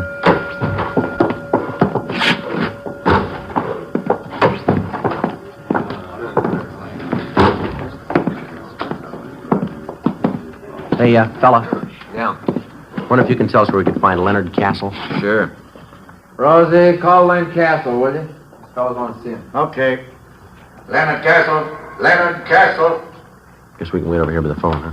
He'll be right here. Yeah, thank you. Thank you. Rosie, you call me? These gentlemen want to see you. Thanks, Rosie. You want to see me? Your name, Leonard Castle? Yeah, that's right. Police officers. Yeah? There's someplace where we can talk. Well, is this all right? I got to stick close. I might be in the next shot. All right. You know a fellow by the name of Babe Kellogg? No? He says he knows you. No, I never heard of him. You sure? Put us on a bell, George. Hold the work. Quiet down, quiet. Have to hold it a minute. They're lining up a shot. Lefty, move that fruit about 1.5 feet to your right. That's it. Hold it right there. Make it a little hotter. Couple of turns. Whoa, whoa. That's got it. Baxter, give me an inky dink right here. Camera left. Harry. No. When Fred Conrad crosses over at the table, can you help me out a little? Can you bring this one down about 2 points on the dimmer? It's done. Don, you get that? All ready, Millie.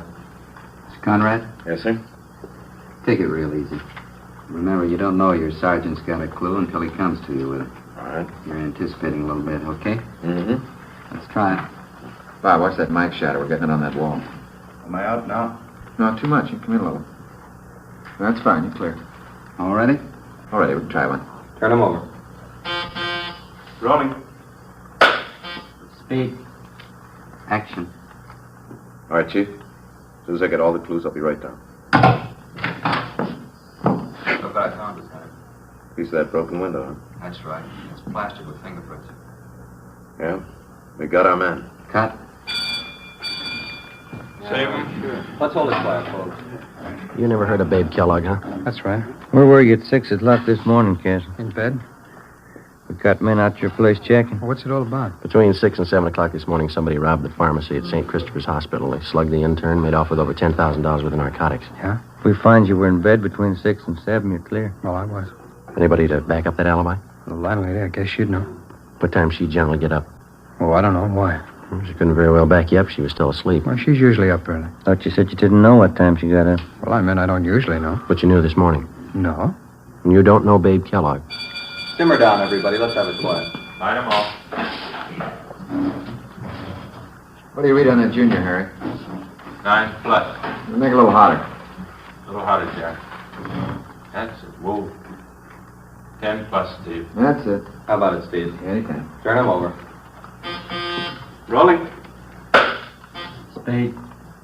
Action. All right, Chief. As soon as I get all the clues, I'll be right in. Look what I found, Terry. Piece of broken window, huh? That's right. It's plastered with prints. Yeah? We got our man. Cut. Jake, you said plastered with prints. The line reads plastered with fingerprints. You gotta say the whole word. They'll never know what you mean in Vancouver. Come here, I'll talk to you. Hold the work. Keep it quiet. That's Millie. He's a tough director, but he's a good one. How long you been doing this kind of work, Castle? Oh, 6, 7 years. What pictures you been in? Oh, I don't think you'd have noticed. They're mostly small parts. What kind of part you got in this picture? I play a cop. What would you like to do? In this picture? No, I mean, what's your ambition? You gonna stay in pictures? Yeah, I'd like to. Like to get a few bigger parts if I could. It's pretty tough to try and sell yourself to producer if he can't see you on film. Money's pretty good, though, isn't it? Oh, it all depends. It's a different deal on each picture you do. Mm-hmm. You have an agent? No, I did have. Wasn't doing anything for me, so I let him go. I'm not represented now. Pretty hard to build any kind of a name without an agent, isn't it? It all depends. If you can keep up a good front, nice car, that's all that counts in this town. You really believe that, do you? Don't you? Well, I don't know much about it. I'm not an actor. You said you didn't know Babe Kellogg at all, didn't you? No, I don't know. You said you saw your landlady at 6 o'clock this morning. No, I didn't say that. Well, there's Theodore Milton, the director. Would you like to meet him? What time did you see your landlady this Oh, morning? Mr. Milton. Yeah, Castle? When are you going to get to me, Millie? You need me in the shop? No, still on the same thing. Won't get to you till after lunch. Yeah. You can stay with your friends. Okay. What time do they break for lunch, Castle? Well, this company usually breaks around 12:30. It's only 11:15. Maybe we can go outside and talk. The director said he didn't need you. Why, you never want to believe the director. It's always the first assistant. We could check with him, couldn't we? Well, I don't like to do that. I hate to ask any favors. Said he wasn't going to use you till after lunch. Well, it isn't a good policy to bother the first assistant. Well, it's probably better in here anyway. I didn't see any place to sit down outside. Unless you have a car in the lot. Do you have a car? No, I don't. But you told us you had a car. No, I didn't tell you that, did I? Well, you said something about keeping up a good front, nice car. Isn't that what you said? Oh, sure, I have a car. I don't know what I was thinking about. Yeah, I have a car. Mm-hmm. I thought you said you had a car. Well, I tell you, this picture act will drive you crazy. I don't know what I'm saying half the time. Maybe you made a mistake about Babe Kellogg. Do you know him? No, I'm sure about that. I don't know any Babe Carson. Kellogg. You're Kellogg, you know. I don't know him. Would you mind showing us your wallet? Well, what for? You want to see my identification? Can we see the wallet, please? All right. Here you go. No, you hold it. Would you open it up? Okay. Quiet, please. All right, Steve. Yeah, okay. Turn him. Rolling. Spade. All right. Nice and easy now. Fingerprints, Jake. Right. Action. All right, Chief. As soon as I get all the clues, I'll be right in. Look what I found, Tom. Piece of broken window, huh? That's right. It's plastered with fingerprints. Yeah? We got our man. Cut. Save him. No talking, folks. Let's see how much money you got in your wallet, Castle. No, you hold it. Just count it for us. Oh, there it is. What about the rest of it in there? All right, I didn't see it. All right, count it. Just a few hundred here. Count it. All right. See. Well, I can see 450s right there on top. That's 200, isn't it? Yeah. It's 300, 400, 450. Yeah, go on. I didn't know I had this much. That's 250 more. That makes 700, doesn't it? It's more than I thought I had. There's 2 more 10s and a 5 there. That's $725, Castle. Yeah. Doing pretty well on this picture, aren't you? It's not all picture money. All right, you can put your wallet away. Thanks. If you didn't make this money on the picture, where'd you get it? Played little cards last night. Play pretty late? Yeah, pretty late. Weren't you tired this morning? No. Not even when you got up at 6? Did I say I got up at 6? Now, listen, Castle. You don't know what you said, but one thing's sure, you're lying to us. You know Babe Kellogg, and you know him well enough to sell him 2 vials of high-grade morphine. Oh, you're wrong about that. All right, then you set us straight. Kellogg says he paid you $700 for this stuff. You got over $700 in your wallet. That's more than you need for lunch money. Now, this could be a coincidence. You set us straight. Well, you're wrong. Where'd you get the money? Turn him. Rolling.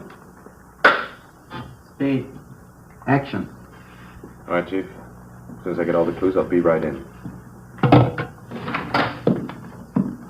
Look what I found. Piece of broken window, huh? That's right. It's plastic with fingerprints. Yeah. We got our man. Cut. All right, once more. Where'd you get the money, Castle? I told you I played cards. It won't do. Got the keys to your car? I can't leave. We'll get you excused. We want to look at your car. No, don't do that. All right, then. Do you know Babe Kellogg? I don't know. Turn him. Rolling. Spade. Action. All right, Chief. As soon as I get all the clues, I'll be right in. Look what I found. Piece of broken window, huh? That's right. It's plastic with fingerprints. Yeah. We got our man. Cut. Print it. Hold it for Lily. Do you know Babe Kellogg? Yes. Yes, I know him. I know it. You robbed that hospital this morning. I needed it. I needed the money. I had to have it. I owed money. They were going to take my car. I was broke. What else could I do? I was sick once. I stayed at St. Christopher's. I knew where they kept the drugs. I knew if I could get them, I could make some fast money. I didn't mean to hit the kid. I couldn't let him see me. He didn't have to be there, did he? He didn't have to be there. I sold old Babe the stuff, and the rest is in the car under the seat. I needed the money. I was broke. I was broke. Better get him out of here, Ben. Mm-hmm. Come on, Castle. That was a great reading. My name's Milton. I'm directing this picture. You the boy's agent? No, sir. Never heard him read better. Funny thing, no? Yeah? In front of the camera, he goes to the dogs.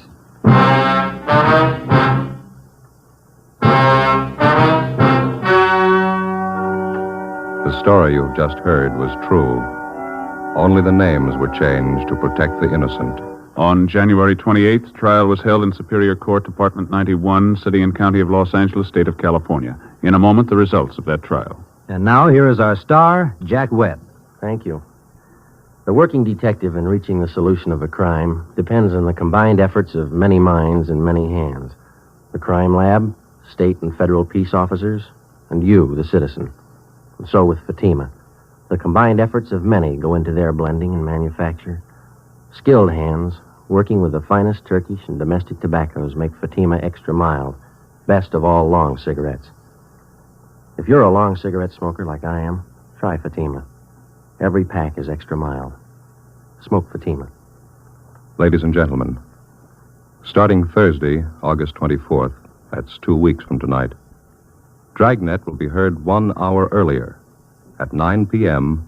Eastern Daylight Saving Time.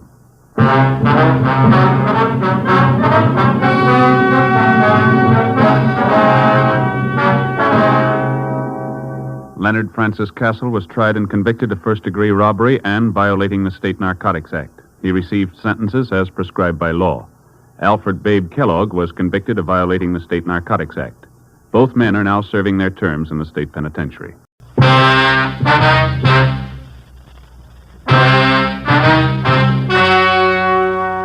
The story you are about to hear is true.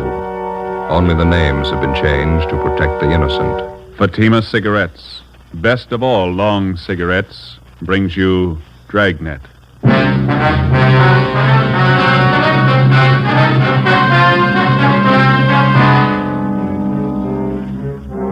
You're a detective sergeant. You're assigned a homicide detail. A woman is knifed to death in her home. The body bears the mark of inhuman attack. The killer escapes. Your job, get him. If you want a long cigarette, smoke the best of all long cigarettes. Smoke extra mild Fatima. Yes, Fatima is the king-size cigarette which contains the finest Turkish and domestic tobaccos superbly blended to make it extra mild, to give Fatima a much different, much better flavor and aroma than any other long cigarette. That's why Fatima has more than doubled its smokers coast to coast. Enjoy extra mild Fatima yourself. Best of all long cigarettes. It's wise to smoke extra mild Fatima. It's wise to smoke extra mild Fatima.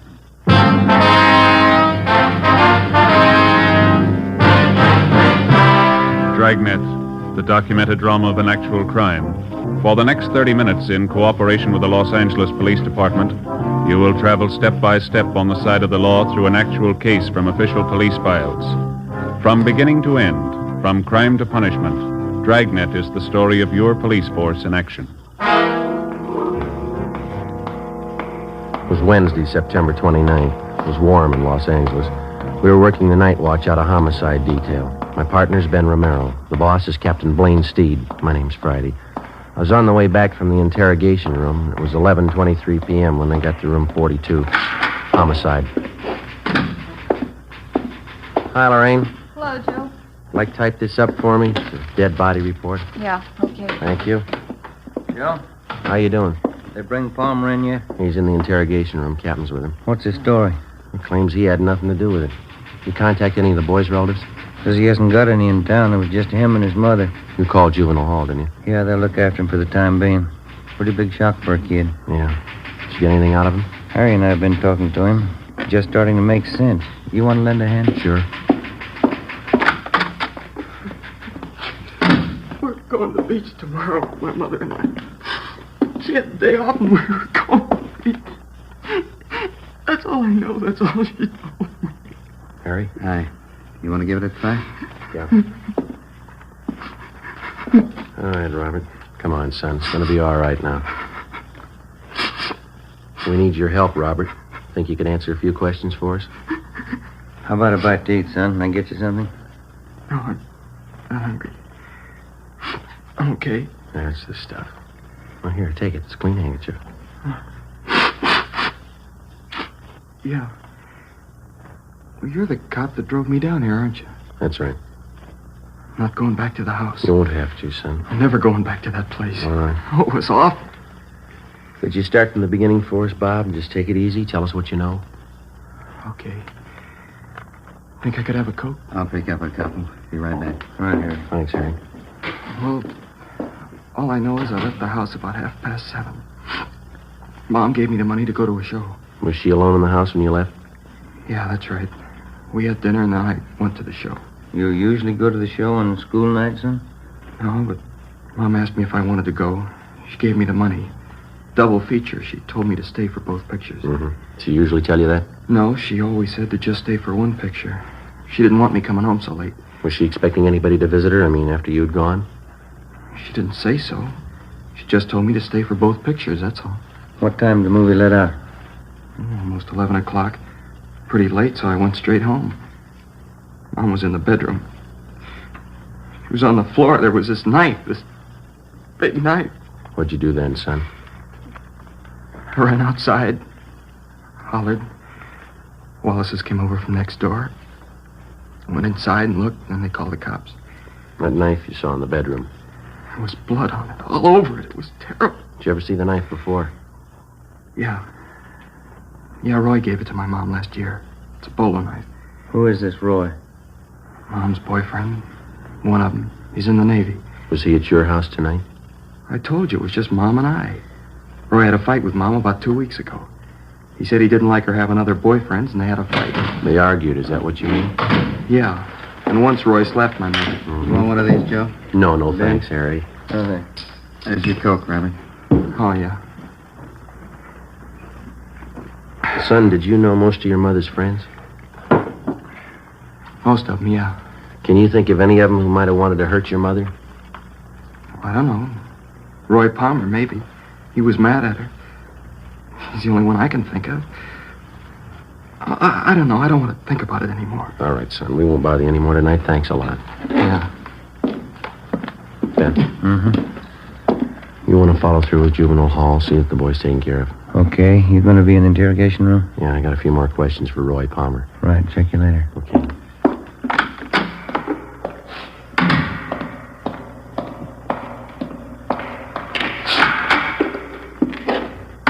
Crime lab back yet, Friday? No, not yet, Captain. Just talked with the Reynolds boy. Yeah? Can't believe anything that kid tells you. He's a liar. He hates me. You give him reason to hate you, Palmer? The kid's a liar, that's all. You were his mother's boyfriend. He says 2 weeks ago you had a fight with her that you slapped her. All right, I slapped her. That don't make it murder. I wasn't near that house last night, and I didn't kill her. We found your knife in her bag. Huh? A bolo knife, bone handle. That's not mine. I gave it to her a year ago for a present. Didn't even know she still had it. Look, why do you have to pick on me? Because you had a motive and you haven't got an alibi. What about all those bums you used to run around with? Why don't you ask them for alibis? When we find them, we'll ask them. Do you know any of them, Palmer? The other men that she went out with? How'd I know? The only time she ran around was when I was on sea duty. And how'd you know she was running around? Friends of mine. I saw her out with these guys. I get it. Interrogation room, Friday. Lee Jones, Joe. Just got back from the Dixon house. Anything? Off to a fast start. Leighton Prince checked the murder weapon, that knife. Dusted the handle. Yeah? Fingerprints, perfect set.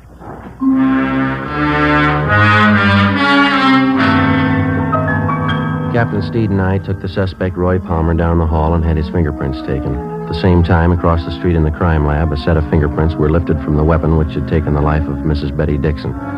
The 2 sets of prints were checked and rechecked. They didn't match.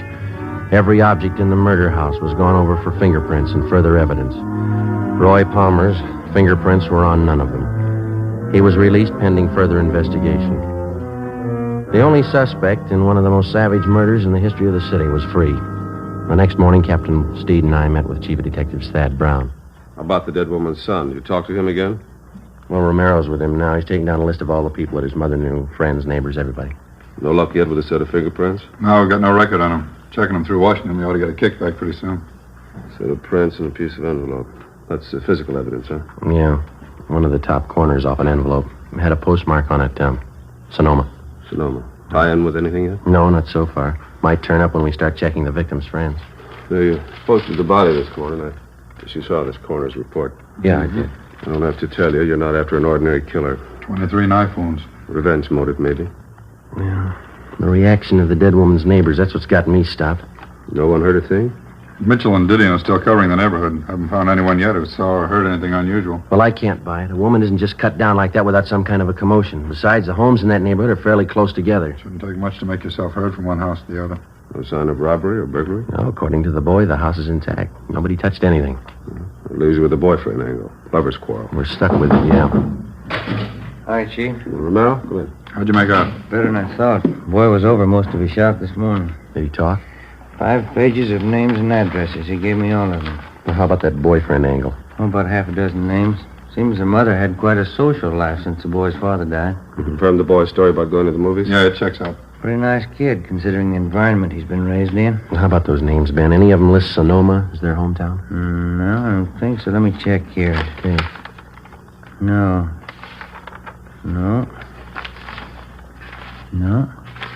Huh? No, none of them. All right, you better start digging into that list. Postmark may tie in later. Meantime, you still have that set of fingerprints. No chance for a mistake there. When you reach the right man, those prints will connect him with the killing. That makes it simple for you. Prince will tell us who he is. You got only one answer to dig for. Yeah. Where he is. Thursday, September 30th, 11 a.m. We started checking the list of the murdered woman's friends through R&I for any possible criminal record. It's usually the case that a major crime rates headline space twice. When the crime is committed, when the criminal is apprehended. Between the two, more than often, there's a space of weeks and months, sometimes even years, in which the police officer goes through the monotonous, undramatic business of checking files, asking questions, sifting and sorting leads and evidence until he finally reaches the criminal. For a news story, it's pretty dull material, but it proves out the contention of most working detectives. You don't catch criminals with headlines. Monday, October 4th, we checked with a Miss Lucille Dana, a counter clerk at a little market out on Crenshaw. Terrible thing. I've been away on my vacation. Heard about it when I got home yesterday. You were pretty good friends with Betty Dixon. That right, Miss Dana? Yeah, pretty close. Oh, excuse me a minute. I'll take care of this customer. Yeah, all right. Is there everything, sir? No, 2 bags of jelly beans, please. All right. Okay, that's all. Oh, that's 19. 87. 9. 87. This is not marked. Just a minute. Tommy? Yeah? Number 2 corned beef. How much? Just a minute. 67. Thanks.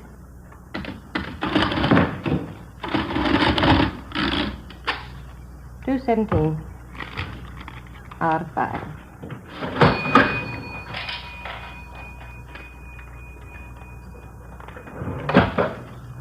$2.17, $2.20, $25, $50, $3, $4, $5. Mm-hmm.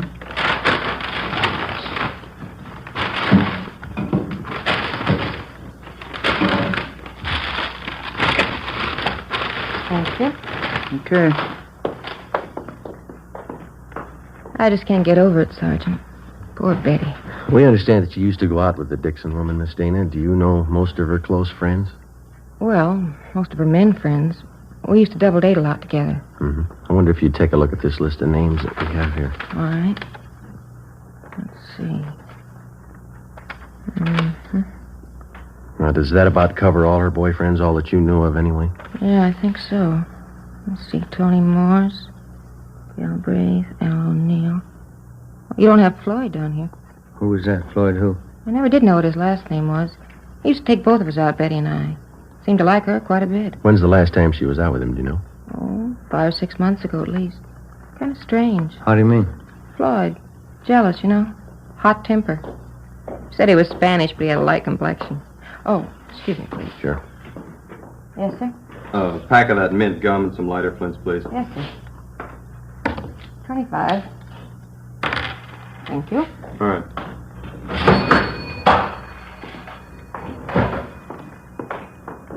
Could you describe this Floyd for us, Miss Dana? Well, he was kind of fresh and conceited in some ways. He was attractive. A lot of fun. How about his physical appearance, weight and height? About 6 feet, I'd say. Nice build. 180 pounds, I guess. Mm-hmm. Dark hair, dark brown eyes. Good dancer. How'd he and Miss Dixon get along? Oh, I don't think he did it. Floyd and Betty used to fight all the time, but she used to fight with Roy Palmer, too. I don't think Floyd did it. Is he in town now, do you know? No, I don't. As I say, last time I saw him was 6 months ago. Would you know if Mrs. Dixon saw him recently? If she did, she didn't tell me. You have no idea, then, where we could get in touch with this Floyd? Well, no, I don't. He's from up north originally. Is that so? Yeah, Sonoma. Ben and I went back to the office and got off a teletype to the Sonoma Police Department along with a description of the suspect named Floyd. Then we checked with the 16-year-old son of the murdered woman. He remembered the man called Floyd, and essentially his description of the suspect checked out with that given us by his mother's friend, Lucille Dana. 3 p.m. We met with Lieutenant Harry Didion and Captain Steed. You want to fill him in, Didion? Finally got in touch with the dead woman's next-door neighbors. Name's Conroy. Get anything out of him? They seem to be the only ones who heard anything the night of the murder. What'd they have to say? Let's see. Yeah, they saw Mrs. Dixon's son, Robert, leave the house about 7:30 the night of the murder. And nothing till 8:30. Yeah? They heard loud pounding on the back door of the Dixon home. The door finally opened. They heard an angry woman's voice invite the person in. A man? Yeah. Any description? Not much. She was tall, good build. Not much, Jack. Go on. Neighbors said it was quiet then for about an hour. And they heard a woman crying, said it sounded like Mrs. Dixon. They make out any of the conversation? I got it right here. Yeah. About 9:30, they heard Mrs. Dixon, a lot of loud talking. She said, "Why don't you kill me then, Floyd? Put me out of my misery." Mm-hmm. Anything else? They said it was quiet between 9:30 and 10. And they heard something that sounded like the thud of a body falling on the floor, a piece of furniture overturned. No screams for help. Funny, but the neighbors say no. The only other thing they heard was Mrs. Dixon. Here's a quote. She said, "Do a good job, finish me off." None of the neighbors thought of calling the police. Well, they told me they didn't want to get mixed up in a family fight. None of their business. She had quite a few men visitors. That's all of it, huh? No, one more thing. I guess this is what made the neighbors think everything was all right. About 10:15, they heard a man's voice, couldn't make out any words. Then they heard Mrs. Dixon say, "Please kiss me goodbye." Mm-hmm. A few minutes after that, they heard someone leave for the back door. They see him?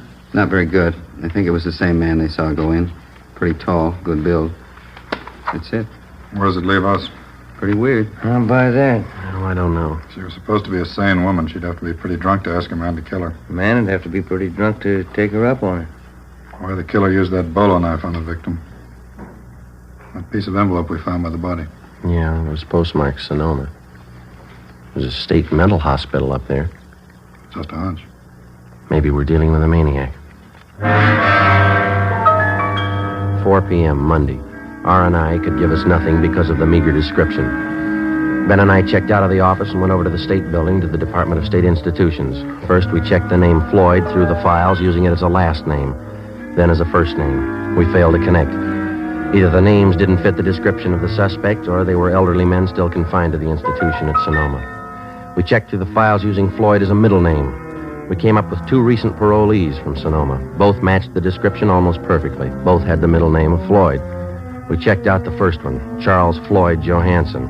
We found out that he'd been returned to Sonoma almost a month before. The second parolee still had his freedom. We took a set of his fingerprints back to the office and had them checked out with a set of prints found on the murder weapon. How's it shape up, Joy? Richard Floyd Coleman. That the right name? Yeah. Any make? He's your killer.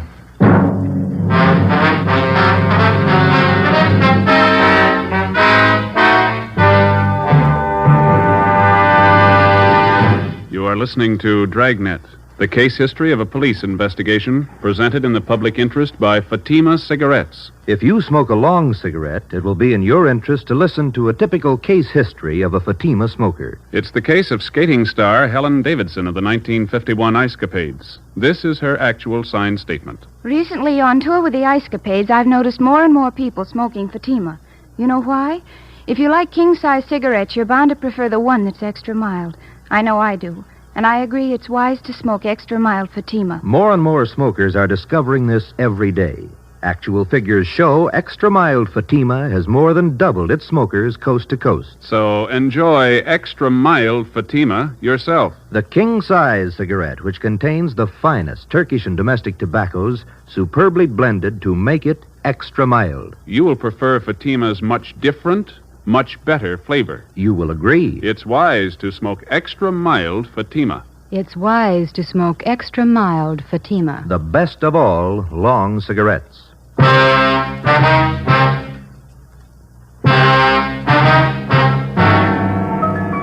Monday, October 4th, 7 p.m.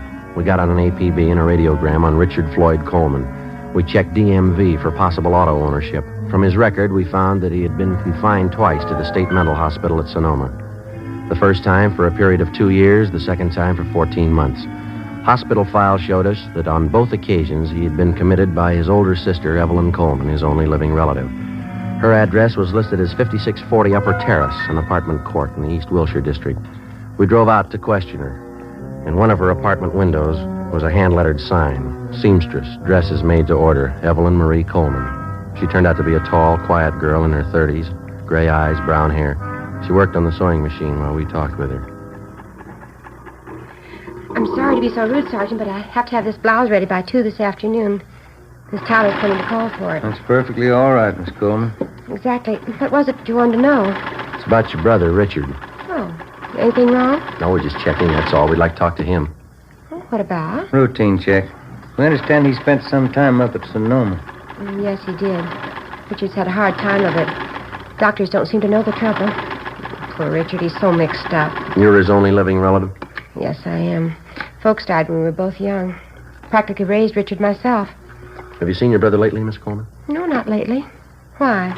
You any idea where we might contact him? Well, no, I don't. You see, he travels around the state a good deal. Oh, is he working? No. Oh, but he writes from time to time. Oh, what was it you wanted to see him about, Sergeant? With just routine questioning. We'd like to talk to him. Oh. Where was he when you last heard from him, Miss Coleman? Well, couldn't you tell me what you want to see him about?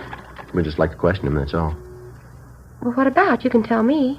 Is your brother in the city now? Oh, I don't know. I just got back. I haven't heard from him in 2 weeks. Almost 3 weeks. Does he usually stay here when he's in town? Well, sometimes, yes. Is Floyd in some kind of trouble? Is that the name he usually goes by, Floyd?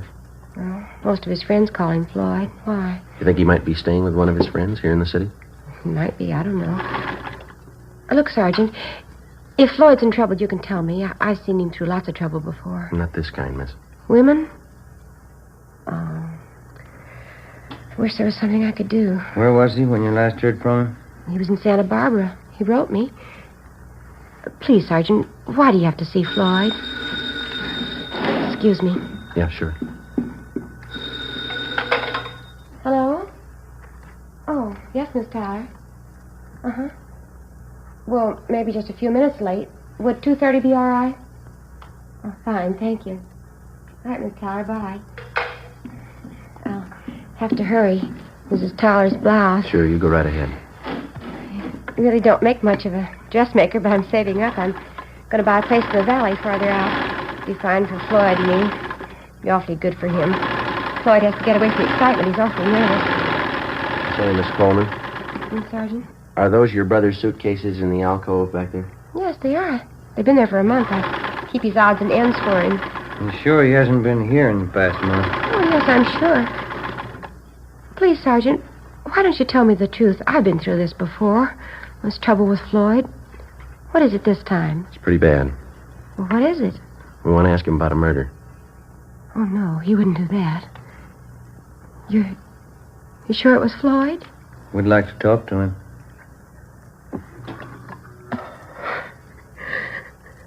Floyd. Floyd. It didn't have to happen. I was going to buy a place in the valley. Floyd would have liked it there. I was going to take care of him out in the valley. Do you have any idea where we could find him, Miss Coleman? No, I don't. I don't know where he is. Santa Barbara, that's the last I heard. I've been worried about him. If he was in the city, would he come here to stay, ma'am? Well, he did before, yes, but I don't know about now. Does he have a car?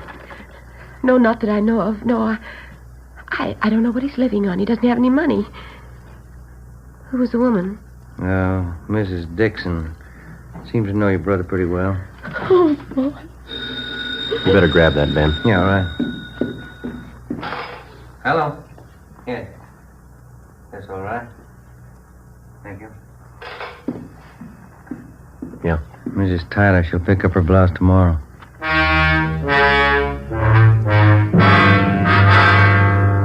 Ben and I left Evelyn Coleman's place and went back to the office. A stakeout was placed on her apartment. 2 days went by. Nothing happened. Despite the fact that the suspect's sister had promised to cooperate fully with us in locating her brother, a team of men was assigned to follow her wherever she went as insurance against any possible slip-up. As far as we were concerned, no precaution was out of reason. A maniac was on the loose in the city, the same maniac who had murdered the Dixon woman. He'd done it once, and if the urge was there, he'd do it again. We sweated out the next 3 days. On the afternoon of the 6th day, we got an urgent call from one of the parole officers in the State Institutions Department, a Miss Gertrude Vaughn. Ben and I went over and checked with her. Call came in about 20 minutes ago, Sergeant. Man's voice. What do you have to say? He wanted to talk to me about the Betty Dixon case. Seemed nervous. You say you knew anything about it? I didn't want to frighten him off asking too many questions. I got the idea he had something he wanted to get off his mind. Well, did he mention anything specific? I mean, names, places, anything like that? No, but I got the impression he knew quite a bit about the case. What else? He promised he'd be here by 4 o'clock. Said he'd be ready to talk. Mm-hmm. Well, it's 2:45 now. All right, Ben. Okay. Pull up a chair. We waited. 3:15, 3:30, 3:45. No sign of the anonymous caller. 4 p.m. Still no sign. We waited. At 4:30, the office door opened and a tall, thin girl with brown hair came in and walked straight toward the desk of Parole Officer Gertrude Vaughn. We saw Miss Vaughn motion the girl across the room toward us. It was Evelyn Coleman. Sergeant. Miss Coleman? How are you? I know where Floyd is. I'll take you to him. 4:35 p.m. Ben and I left the state building with Evelyn Coleman, got in our car, and drove north across the city, according to her directions, until we got on Highway 66. We continued driving north out of the city. Evelyn Coleman sat quiet in the back seat, looking at her hands folded in her lap. Except for directions, she said nothing. Approximately 3 miles out of the city, she directed us off onto a county highway. We drove east for a few miles, then we turned north onto an unpaved road lined with eucalyptus trees. We'd gone a little less than a mile when she directed us to pull up. We can walk the rest of the way. Okay. It's not far. All right. All right. This way. Your brother been out here all this time? He didn't tell me. He called this morning. Supposed to get himself up. What happened? I don't know. He's worse now, I think. Could hardly understand him on the phone. Doesn't make sense. Is he alone now? He was when I left him. We go across this field here. Okay. Yeah. Is your brother armed? No. That it over there? Yeah. Shack by the trees. You'll see he's treated right. Yes, ma'am. We'll see to it.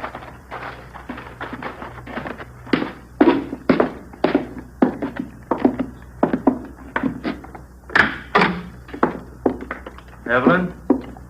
Evie? I brought them in, Floyd. They'll take you back.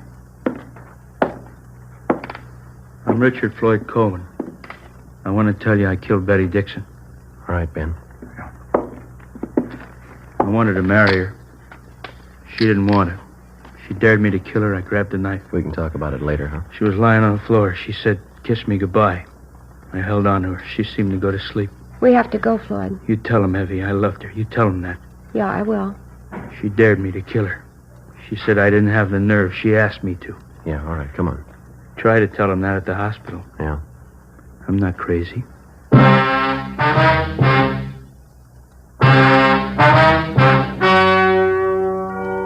story you have just heard was true. Only the names were changed to protect the innocent. On December 4th, trial was held in Superior Court, Department 86, City and County of Los Angeles, State of California. In a moment, the results of that trial. And now, here is our star, Jack Webb. Thank you. To prove a suspect's guilt or innocence, as in tonight's case, the working detective spends many a long hour with the man in question. In the interrogation room, the crime lab, with his friends, his enemies, gets to know his man well. And so with a cigarette. If you're a long cigarette smoker like I am, get to know Fatima. Live with it a while. Pack after pack, they're extra mild. Get to know the best of all long cigarettes. Smoke Fatima.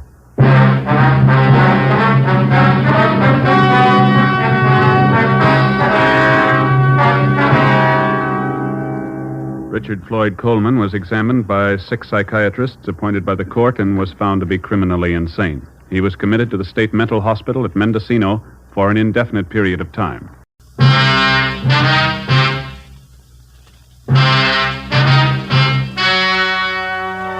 The story you are about to hear is true. Only the names have been changed to protect the innocent.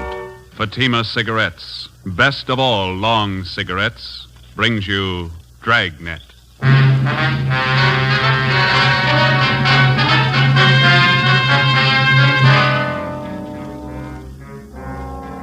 You're a detective sergeant. You're assigned to hit-and-run felony detail. A dead body is found in the streets in the early hours of the morning. There's only one clue, a set of skid marks on the pavement. Your job, find the killer. If you want a long cigarette, smoke the best of all long cigarettes. Smoke extra mild Fatima.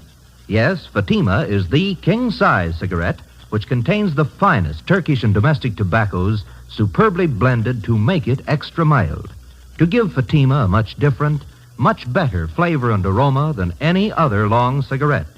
That's why Fatima has more than doubled its smokers coast to coast. Enjoy extra mild Fatima yourself. Best of all, long cigarettes. It's wise to smoke extra mild Fatima. It's wise to smoke extra mild Fatima.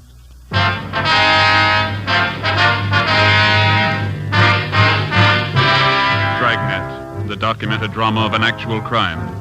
For the next 30 minutes, in cooperation with the Los Angeles Police Department, you will travel step by step on the side of the law through an actual case transcribed from official police files. From beginning to end, from crime to punishment, Dragnet is the story of your police force in action. It was Monday, April 19th. It was windy in Los Angeles. We were working the day watch out of traffic division. My partner is Ben Romero. The boss is Lieutenant Calfee, Commander AID. My name's Friday. It was 7:55 a.m. when I got to the second floor at 123 South Figueroa Street. Accident investigation. Hit and run felony detail. Hit and run felony. Morning, Joe. George? Yeah. How is it? Oh, it's not much better. Still aching. Oh, rough. A lousy thing kept me up most of the night. Check with that dentist I told you about? Yeah, I did. Says it's a wisdom tooth. See? This one here. Oh, yeah. Says it's got to come out. I'm supposed to go back and see him today. That's rough. Remember, a friend of mine had his wisdom teeth out. Hurt like the devil. Terrible. Finally pulled him. Ached for 5-6 days after. Roger. Excuse me, Joe. Yeah, McD. Better have a 15-7 on that follow-up you handled yesterday, huh? Okay. I got most of it down. I'll finish it up. Friday? Hi. Ben come in yet? He's down the record bureau. Let's see that jaw of yours. Hasn't gone down much. It's a bad wisdom tooth. Dentist says he's going to have to yank it. Bum deal, eh? That's the first time I ever had any trouble with him. I remember a few years back, my sister Gertrude had trouble with a wisdom tooth in Pacton. Yeah? Whole side of her face was swollen. Poor kid was in terrible pain, full week. Even after they pulled it still hurt. Hi, Joe. What? Picked up the overnight reports down at Records, Mac. Here you are. Oh, thanks, Ben. This one on top here. I'd like to have you two check it out. Dead body report. Yeah. They left me a note on it. That's about all. Hard to figure. What's the story? Just what you see in the report. The victims, Edward Raymond Stokes, 732 Delano Street, apartment 2. His body was found in the gutter near 63rd and Vermont, 3 o'clock this morning. No witnesses. Only one piece of evidence. Yeah, see, they got it listed here. Skid marks near the body. Is that all? That's it. Parent hit and run. Where's the body, Mac?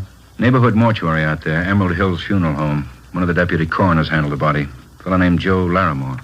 Anybody claim it yet? No. Okay. Ben, you ready? Yeah, let's go. We'll check you later, man. Yeah. If you need any help, I've got McClellan and Rogers on hand. Right. How did we manage to draw all the choice ones? I don't know. Skid marks and a dead body. Yeah. Oh, say, I almost forgot. How's your jaw? Oh, it still hurts. Oh, it's tough. And still swollen. Mm-hmm. What did Dennis say? Wisdom tooth. Oh, it's miserable. Yeah. Wife had the same thing a couple of years back. Dennis tried to yank the tooth and it broke right in two. Finally got it out. That's good. Funny thing about wisdom teeth.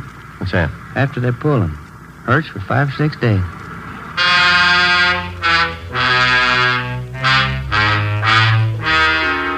.33 a.m. Ben and I drove out to 63rd in Vermont and rechecked the spot where the dead body of Edward Stokes had been found. According to the report, the body was found 2 feet west of the easterly curb and 32 north of 63rd Street on Vermont. We examined the skid marks. They showed definite signs of being a lot older than 24 hours. The consistency of the rubber was weak, and there were heavy dirt smudges over them, indicating more wear than they could have possibly had since the estimated time of the victim's death. We got back in the car and drove to the Emerald Hills Funeral Home at Vernon and Denver Avenue.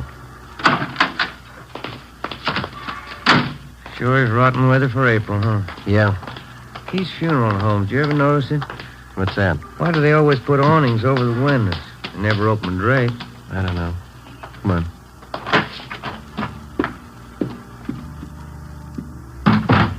Funeral going on.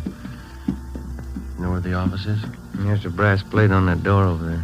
Let's have a look. Yes, sir. Here's somebody, Joe. Oh. Gentlemen, may I be of service? Police officers. I'd like to talk to Mr. Larimore. I believe he's a deputy coroner. I'm Mr. Larimore. You came about the hit-and-run victim? Yeah, that's right. This is Sergeant Romero. My name's Spade. We'd like to check the body if we could. Certainly. It's back this way. Understands you moved the body from the scene of the accident here to the mortuary. Yes, that's right. Early this morning. Unusual case. Careful, there's 2 steps down just inside the door. Oh, thank you. Why do you say it's unusual, Mr. Larimore? Well, here, let me show you.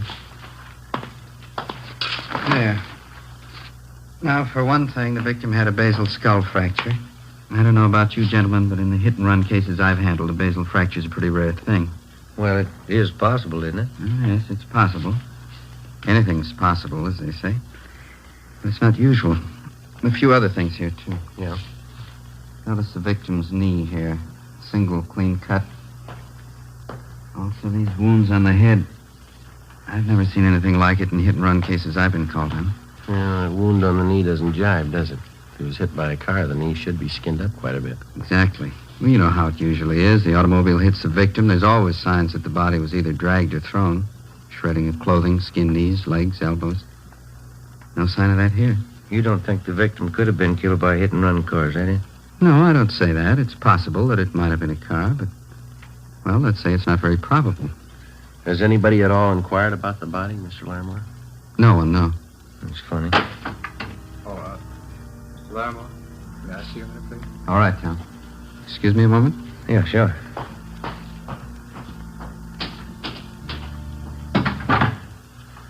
Well, yeah. Where do we start? I don't know. Maybe we won't have to. Another lead like this, we can turn it over to homicide. Sergeant? Yeah? There's a young lady in the lobby. Yeah? She wants to claim the body. The girl was shown the body. She identified it as that of Edward Raymond Stokes. She gave her name as Marion Fuller, the victim's common-law wife. After she recovered from her shock, she asked if she might sit down for a while and rest. We took her into one of the offices in the mortuary, and Ben got her a glass of water. She told us that she had last seen Stokes alive at about 1 a.m. that morning. They'd been drinking together at a neighborhood bar on Vermont Avenue between 63rd and 64th Streets, half a block from where the victim's body had been found sprawled in the gutter. Why don't you sit down over there, Miss Fuller? Thanks. How long did you know Edward Stokes, Miss Fuller? About 6 years. On and off. We've been together pretty much the last couple of years, though. Oh, my head. Would you mind telling us exactly what happened while you were with Stokes last night? Everything you can remember? I can't think. This headache's killing me. I wish you'd try, Miss Fuller. It's important. Well, Eddie and I had dinner together at the Spanish Oven, place down on South Fig. That was about 7:45. Then we drove out to the Brown Barrel in Vermont, the bar I told you about. Yeah. Eddie and I go there most of the time. We stayed there and drank, played a little shuffleboard. Oh. Yeah, go ahead. Oh, we stayed too long. Drank a little too much. I started talking to this fella next to me, and he got sore. Always got jealous when he was drunk. Poor Eddie. Did Eddie fight with this other man, Miss Fuller? No, I stopped him. That made Eddie mad. He never could drink right. He always wanted to pick a fight. Who was the other man, you remember? No, I don't. I guess I had a lot to drink, too. He was just some guy at the bar. His headache. Well, it's not going to take much longer. Just a few more questions. That organ's getting on my nerves. What happened after you broke up the argument between Stokes and the other man? Oh, nothing. We stayed in the bar. Eddie played shuffleboard most of the time. I was one of the booths drinking. Yeah? Around 1 o'clock, I started feeling sick, so I went outside and sat in the car. I guess I passed out there. In your car? No. I guess it belonged to one of the fellas in the bar. I passed out, and that's all I can remember. Did you sleep in the car all night? No. I guess whoever owned it drove me home. Well, how'd they know where you lived? Must have been one of her friends. I don't know. I don't remember anything until this morning. They phoned me up and said Eddie was dead. Who phoned you, Miss Fuller? One of our friends. I don't remember. I had a rotten headache. Well, you can do better than that. I tell you, I don't remember. They phoned and told me Eddie was dead. Somebody ran Eddie down. All right. Where are we going? Downtown. We'll have a stenographer take your statement. Oh, I got a terrible hangover. I've never had one as bad as this. Neither has Eddie. Let's go.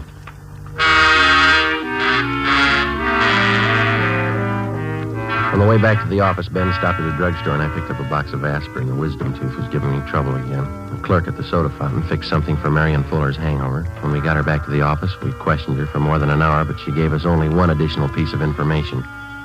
The victim, Eddie Stokes, had been married before and divorced. His ex-wife lived out in the valley with their 2 children, and on several occasions she came to see Stokes at the Vermont Avenue bar when he failed to make the monthly payments for the support of the children. Each time they'd argued bitterly. We had a police stenographer take the Fuller woman's statement, and then she was released. 10:45 a.m., Sergeants Rogers and McClendon were assigned to check out the Vermont Avenue bar where Stokes had last been seen alive. Ben and I drove out to the valley to the home of Catherine Stokes, the victim's former wife. She met us on the front porch. Inside, it sounded like one of the children was practicing the piano. We told her what had happened. Last week, I think it was. Yes, Thursday last week. Eddie hadn't sent any money for the kid's support for 3 months. I hated to chase after him like that. There wasn't anything else I could do. Where did you meet him, Miss Stokes? That bar he used to hang around. It's over on Vermont, called the Brown Barrel or something. Mm-hmm. Oh, wouldn't you like to come inside? Yes, thank you. Do you happen to know anybody by the name of Marion Fuller? Yes, Eddie mentioned her. It was a man seeing a woman like that. Do you know anything about her at all? No. Whenever I saw Eddie, he'd mention he was running around with her. Guess he wanted to make me jealous. Was your husband a pretty heavy drinker? Yes, he was. So I got the divorce. Eddie was such a fine boy when we got married. Good home. You didn't know any of the people he'd been running around with lately? No, just the Fuller woman, that's all. Can you think of anything at all that might possibly have a bearing on his death? No. Eddie was probably drinking, wandered in the street, and a car hit him. I don't know. Oh, there's the bakery, man. I've got to get some bread and a few things. Excuse me? I think that's about all, don't you, Joe? Yeah. I'll tell you, I'll leave our card here, Miss Stokes, in case you want to contact us for any reason. All right. It was so wonderful when we were married, Eddie and I. My folks gave us this house as a wedding present. We got wonderful presents. Yeah. We had everything we wanted. A car, nice house, kids. It was wonderful till he started drinking. Then everything went. His job, everything. Started all of a sudden. I never knew why. Yes, ma'am. How do men get that way? How do they start? I don't know. We only see a part of it. Yeah? When they finish.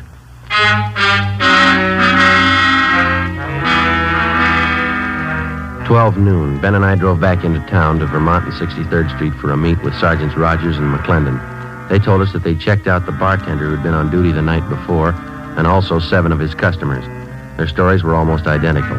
Each of them remembered seeing Eddie Stokes at the bar. Each of them remembered he was playing shuffleboard, that he was drinking heavily, and that he left the bar at about 1:45 a.m. All of us had the idea that for some reason the bartender and the customers were lying.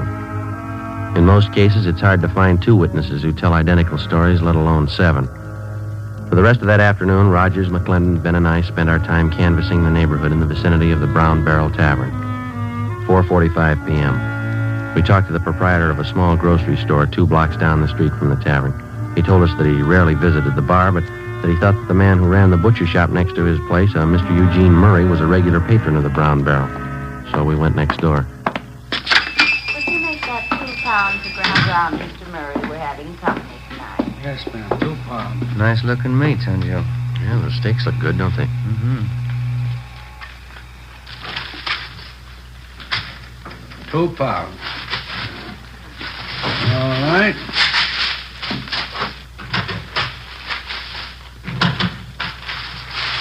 Anything else now, Mrs. Gidney? Got some nice fresh kidneys today. No, George won't touch kidneys. That'll be all. You put it on the bill, won't you, Mr. Murray? Yes, ma'am. Thank you. You're welcome. Yes, sir, gentlemen. Can I help you? Police officers, Mr. Murray. I'd like to ask you a few questions. Oh, sure. Glad to help out if I can. Have you ever been in the Brown Barrel Tavern down the next block there? Brown Barrel? I go there all the time. Say, would you mind if I fix up an order while we're talking? The customer's going to pick it up in a couple of minutes. I don't like to keep him waiting. Sure, go ahead. I got to go to the ice spot. When's the last time you were in the Brown Barrel, Mr. Murray? Last night, wife and I went to the movies. One of them English pictures. Lousy picture. We dropped in at the barrel on the way home for a beer. About what time was that? Pretty close to 2. What's the matter? Some kind of trouble? Did you notice anything unusual while you were in there? Anybody fighting or arguing? No, we were only in there a couple of minutes, but now that you mention it, there was something funny happen. What was that? Well, the bartender, Carl, and a half dozen of the neighborhood gang were back in one of the booths talking together. They seemed kind of nervous, and none of them seemed to be having a good time. Yeah. The wife and I yelled hello at them, but they kind of gave us the go-by. Then this drunk came up to us. And he, say, officer, would you reach that knife for me? Which one? That one. Oh, yeah, here you are. Yeah, thanks. Go ahead. Yeah, well, this drunk came up to us and whispers to me, say, you better get out of here. There's been a fight. Hey, isn't that a beautiful piece of meat? Well, I didn't pay much attention to him. He was pretty drunk, could hardly understand him.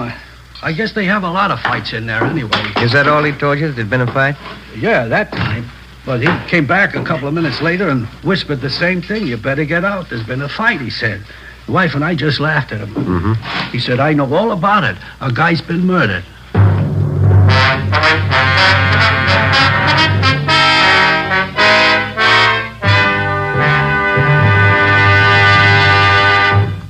You are listening to Dragnet, the case history of a police investigation, presented in the public interest by Fatima Cigarettes. Fatima, the long cigarette that has more than doubled its smokers coast to coast.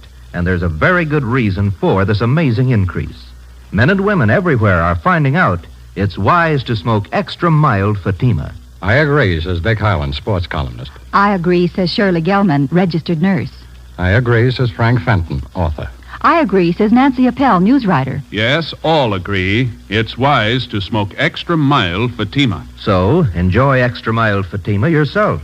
The king-size cigarette which contains the finest Turkish and domestic tobaccos superbly blended to make it extra mild. You will prefer Fatima's much different, much better flavor and aroma. You will agree. It's wise to smoke extra mild Fatima. It's wise to smoke extra mild Fatima. Best of all, long cigarettes.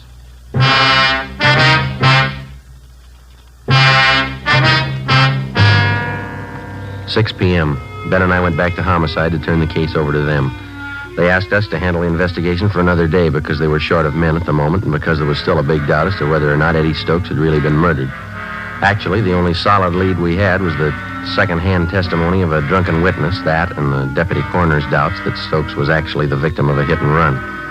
Mr. Murray, the butcher, didn't know the name of the man who told him that there'd been a murder, and he could give us only a meager description.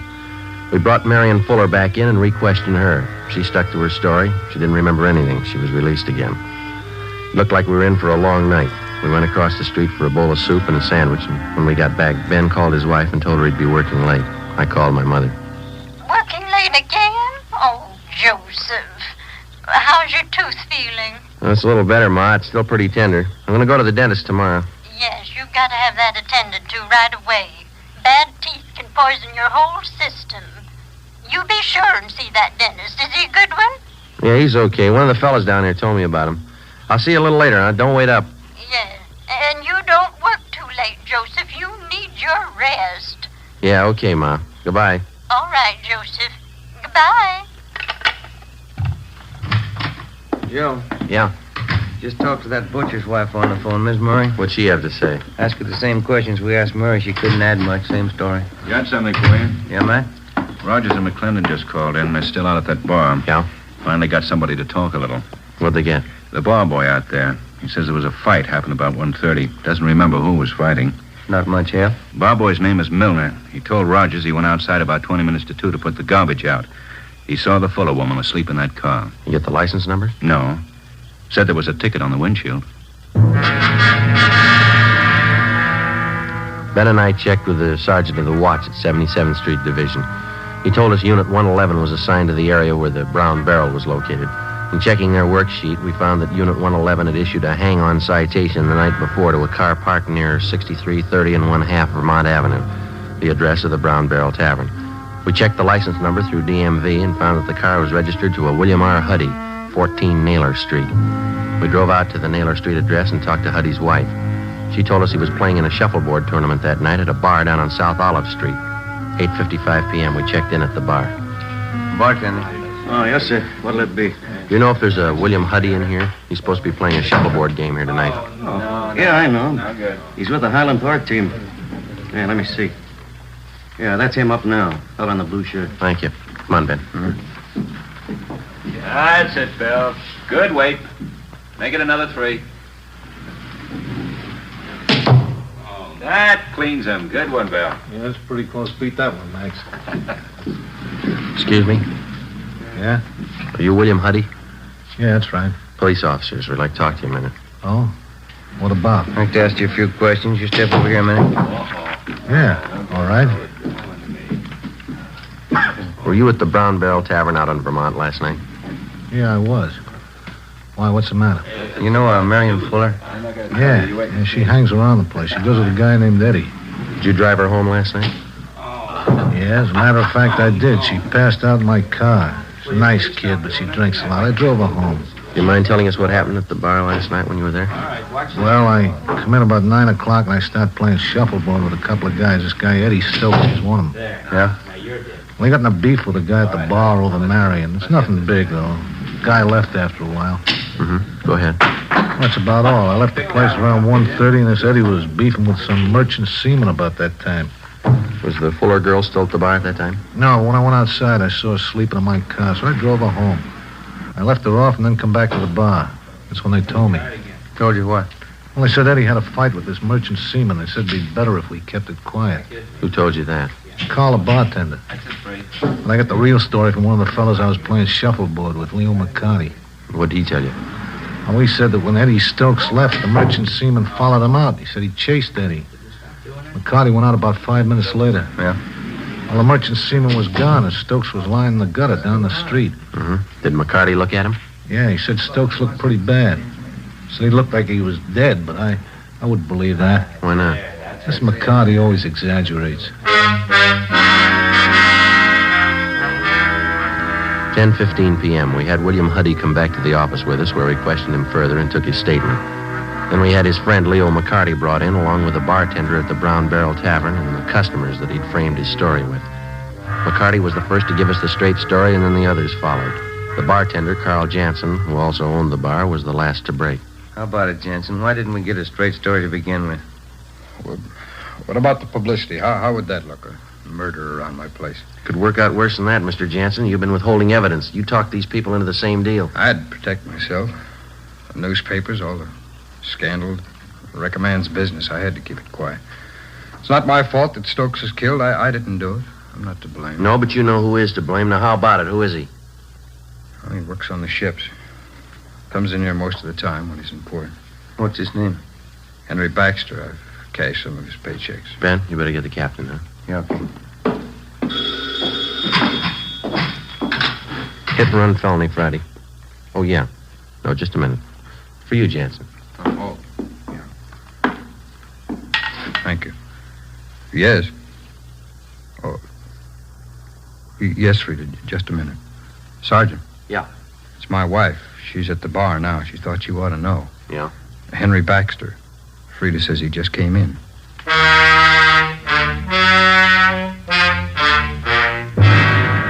I talked to Jansen's wife and told her to delay Baxter as long as possible without arousing his suspicions. 11:25 p.m. Ben and I and Mr. Jansen, along with Rogers and McClendon, drove out to the Brown Barrel Tavern on Vermont. When we got there, Baxter was gone. Mrs. Jansen told us he was pretty drunk by the time he left the bar. She'd watched him go down one block, cross the street, and then enter a small nightclub on the opposite side called the Pink Shamrock. She'd been keeping an eye on the place, and as far as she knew, Baxter was still inside. We went down the street to the nightclub. Rogers and McClendon covered the back entrance. We got inside in the middle of a floor show. A blonde was doing some kind of a dance. Can you spot him, Mr. Jansen? No, I don't see him yet. How about over on this side, back in the corner there? No, he's not there. It's so dark in here, I can't see too well. There's the rear exit to the place. He could have slipped out that way. Gentlemen, like to have your picture taken? Souvenir photograph? No, thanks. Maybe we better check with the waiter, Ben. Sergeant, just a minute. That man over there at that table. Where? Yeah, I'm almost positive. Where? Right there, next to that pillar. He's just behind it, you see. Yeah, that's him. All right. Come on, Ben. You stay right here, Mr. Jansen. You bet. Waiter? Hey, waiter. Another Coke high. You, waiter? Another Coke high. Your name Henry Baxter? Yeah, that's right. What? Police officers like to talk to you. Yeah? Well, sit down. Outside. Outside nothing. Can't see the show. Let's go outside. Come on, Baxter. Hey, wait a minute, Willie. What's the beef, anyway? You know what the beef is? Sure, I know what the beef is. Come on, let's go. The lousy punk Eddie Stokes trying to give me a bad time. Now he knows what a bad time is. All right, Baxter, come on. Lousy punk Stokes. I showed him how it's done. Keep your voice down. I slugged him. Pounded his head on the curb. He was drunk. He never knew what happened. Come on, outside. Hey, everybody, I killed Eddie Stokes. I killed him.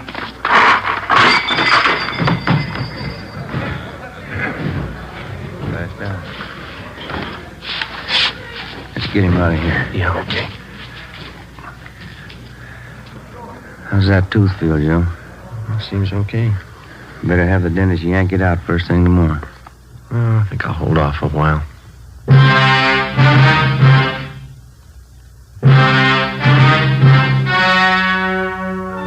The story you have just heard was true.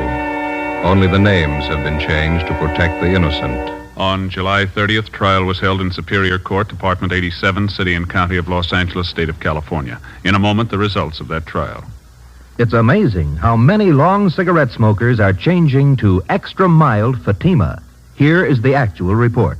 From coast to coast, extra mild Fatima has more than doubled its smokers. Yes, more and more smokers every day are discovering that Fatima is the king-size cigarette that is extra mild. Extra mild because it contains the finest Turkish and domestic tobaccos superbly blended to make it extra mild, to give it a much different, much better flavor and aroma. Enjoy extra mild Fatima yourself.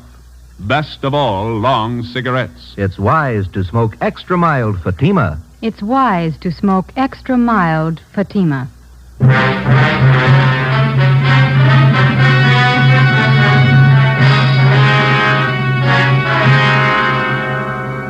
Henry John Baxter was tried and convicted in Superior Court of manslaughter. He received the sentence as prescribed by law and is now serving his term in the state penitentiary.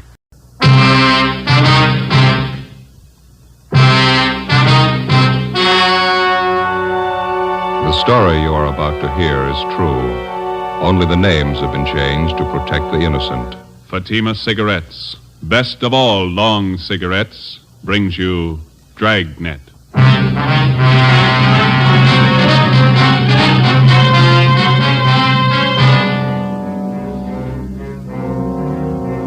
You're a detective sergeant. You're assigned to homicide detail. A woman has disappeared, taken from her home by a man posing as a police officer. Your job, find her. If you want a long cigarette, smoke the best of all long cigarettes. Smoke extra mild Fatima. Yes, Fatima is the king-size cigarette which contains the finest Turkish and domestic tobaccos superbly blended to make it extra mild, to give Fatima a much different, much better flavor and aroma than any other long cigarette. That's why Fatima has more than doubled its smokers coast to coast. Enjoy extra mild Fatima yourself. Best of all, long cigarettes. It's wise to smoke extra mild Fatima. It's wise to smoke extra mild Fatima.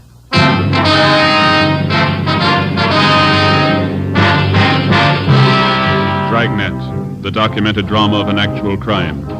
For the next 30 minutes, in cooperation with the Los Angeles Police Department, you will travel step by step on the side of the law through an actual case transcribed from official police files. From beginning to end, from crime to punishment, Dragnet is the story of your police force in action. It was Tuesday, April 4th. It was warm in Los Angeles. We were working the night watch out of homicide detail. My partner's Ben Romero. The boss is Thad Brown, chief of detectives. My name's Friday. It was 10 minutes past 6 p.m. when I got to the basement of the city hall. Carpool.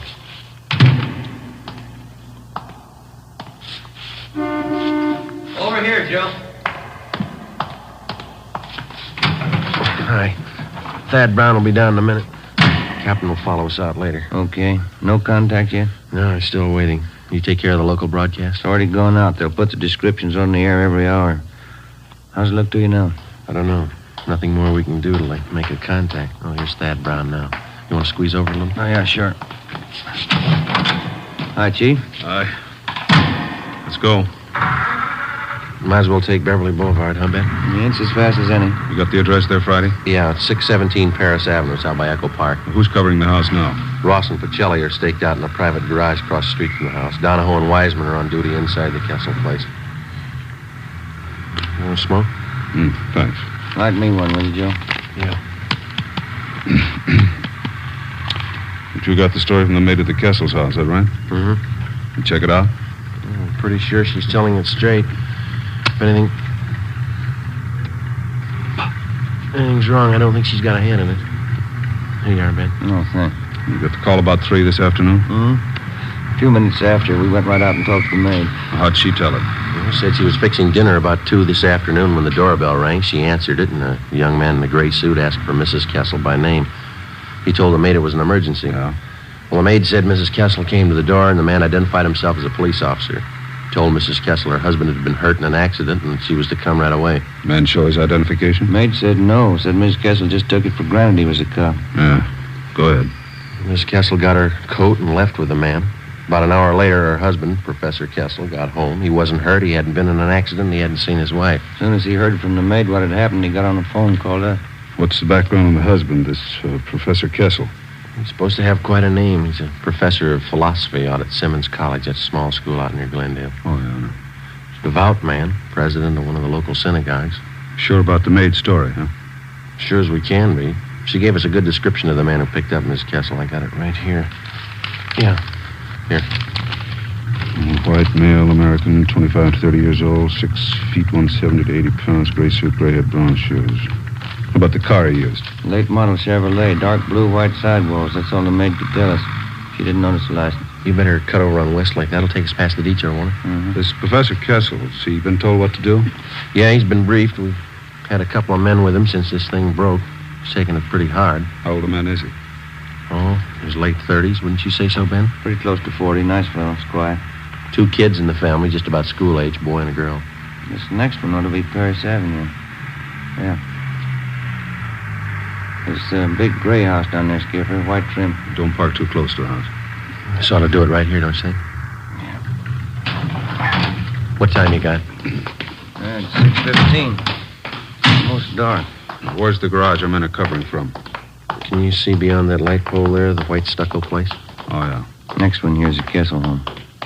Doesn't look very rich. Neither do the Kessels. I don't think they got much money.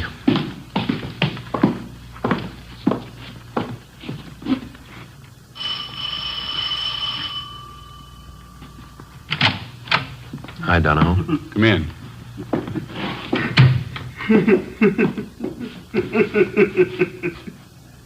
That the husband?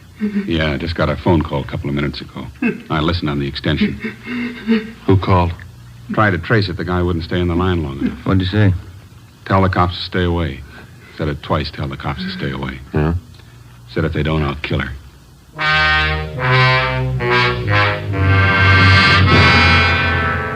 The Kessel house had already been placed under strict surveillance, and the victim's husband instructed not to contact the abductors without knowledge of the police. To the working detective, there's only one rule to go by when the job of solving an abduction is put in his hands. Find the victim as fast as possible, get the victim to safety, then go after the criminal. It's not an easy job. The responsibility isn't light, and the outcome isn't always successful.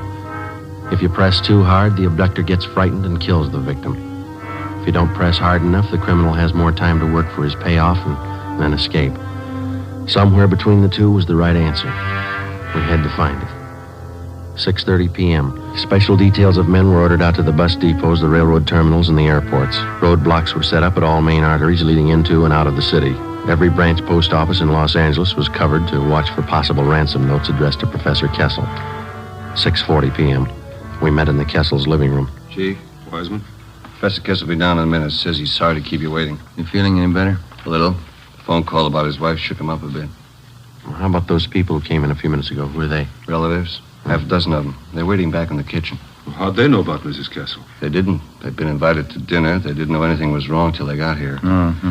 Kessel asked them to stay for the meal. Wants to keep up appearances for the sake of his kids. Doesn't want them to worry about their mother. The dinner that important to him? Well, tonight's the start of the Pesach, the Jewish religion, Passover. Oh, yeah. It's one of the big holidays. Oh, I see. Well, they started off with this dinner tonight, is that the way? Yeah, big dinner. They call them Seders. Tonight they have the first Seder. Good evening. Sorry to keep you waiting. How are you? No, please sit down. We don't like to intrude on your privacy, Professor Kessel, but I think you can see it's necessary. Oh, yes, of course. I'm very grateful. If there's anything at all I can do to help. Do you have any idea who might be responsible for abducting your wife? That's what has me so confused. How do you mean, sir? Well, I'm sure I have people who don't like me, who don't like us, but someone who would take my wife who says they'll kill her? No, I don't know who it could be. How about the voice on the telephone, Professor? Did you recognize it at all? No, it didn't sound like anyone I knew. He talked so fast, I could hardly understand the man. Do you think the person who took your wife has some other motive besides holding her for ransom? I can't understand that either. If it's money they want, why go after a teacher's wife? $1,500 in the bank, that's all I have. That and this house. How about your immediate family, Professor? Well, my wife, Ruth, her people have quite a bit. I guess you would call them rich. But it's their money, not mine. I can't understand why anyone would do it. Poor Ruth, if anything happened. Children. Albert? I'm sorry. It's all right, we understand. Albert? Yes, Bertha, come in, would you, please? Gentlemen, this is my sister, Bertha. She's here with her husband for the Seder. How are you? Albert, it's late. Sundown. It's time to start the Kiddush. Oh, yes. All right, Bertha. You tell everyone to come to the table. I'll be right in. The officers will have the first Seder with us? Yes, Bertha. You please set them places. Yes, Albert. Say, we don't mean to intrude here. We can wait outside while you have your dinner. Oh, no, please. I'd be honored to have you sit at the table with us. No one in the house should be without food tonight. First Seder for Passover. It's the law. How's that, sir? Oh, excuse me, the Hebrew law. Would you come this way, please? Yes, Professor. He turned and led us down the hallway into the dining room. A long white cloth covered the table. In the center was a brightly polished brass candelabra holding 4 lighted tapers. There were a few platters of food already set out, and at the head of the table, where Professor Kessel stood, an open prayer book. In order not to add to the alarm of his 2 small children at the absence of their mother, Professor Kessel introduced us as friends from Simmons College. This is Mr. Brown, Mr. Friday, Mr. Wiseman, Mr. Romero. How do you do, very Yes, of course. No, sit down, please, sit down. Yeah, sure smells good. Yeah. You got enough room there, Joe? Oh, fine. Hey, how's it work, Wiseman? Should we join in the prayers? Not unless you speak Hebrew. Oh. Baruch atah Adonai Eloheinu melech haolam, bo'erei pri hagofen. Baruch atah Adonai Eloheinu melech haolam, asher bachar banu mikol ha'am, v'raimemanu mikol loshain v'kedishanu b'mitzvosav. V'atiten lanu Adonai Eloheinu, v'avo moyadim l'simcha, v'agim uzmanim l'sasoin es yoim hag hamatzos hazeh. Sergeant, Yeah. Telephone call. Thank you. All right.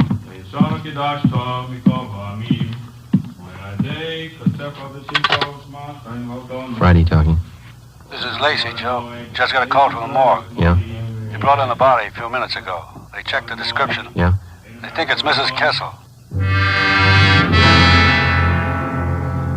I went back into the dining room and told Chief Brown about the call. He told Professor Kessel. He said he'd finish as quickly as possible so as not to alarm the children and then go with us to the morgue to check the identity of the body. The prayers continued along with the dinner.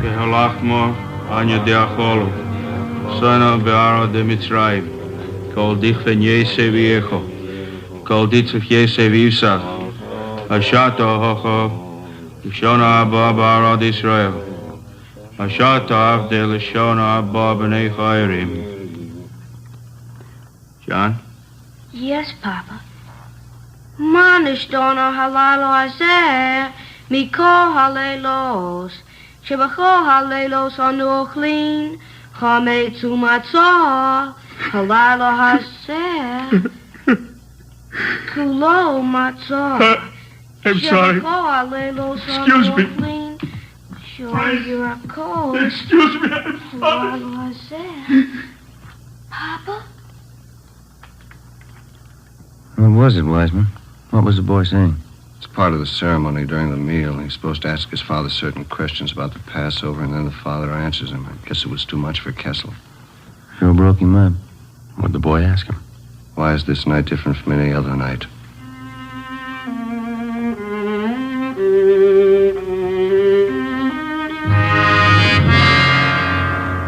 "7:30 p.m.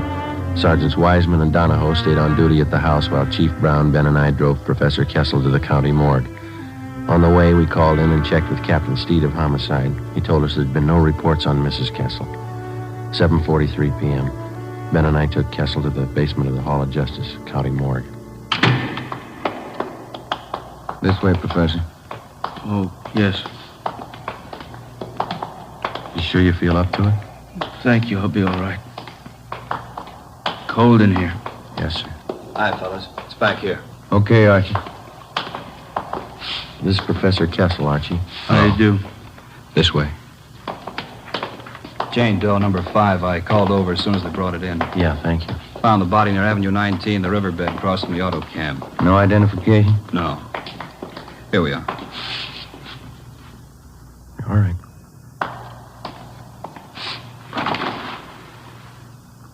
Professor?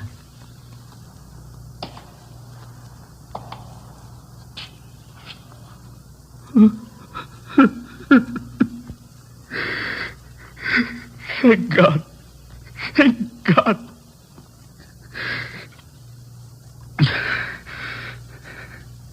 Professor?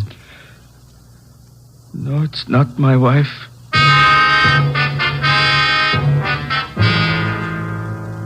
It seemed as if both the victim and whoever had taken her had vanished completely. At 11:30, Captain Steed, Ben, and I went across the street for a cup of coffee and a fried egg sandwich. We got back to the office at 10 minutes to midnight. Still no word. At 2 a.m., Ben and I drove back to the Kessel house to relieve Donahoe and Wiseman. We stood our watch in the living room. In the bedroom directly above, we could hear Professor Kessel pacing the floor most of the night. At 5 a.m., Captain Steed called. He told us a letter addressed to the professor had been reported at the Arcade Post Office. As soon as the outside of the envelope had been photographed and checked for prints, it would be brought out for Professor Kessel to open. Front door? Yeah, I'll get it. Chief? Good morning. Hi, Lee. Hi, Joe. In here. Did you lift anything off the envelope, Lee? Nothing we can use, no. Might have more luck with the letter. Good morning. You brought the letter? It's right here, Professor Kessel. I'd like you to stand by while we open it. This is Lieutenant Jones from our crime lab. Lieutenant? How do you do? You'll check the note for fingerprints. Oh, yes. I can get you a letter opener. I think this one over here. Yeah, that's all right. I could use my pocket knife. You want to grab one corner of the paper, Bannon? Just the tip of the corner. Use your fingernail. Okay.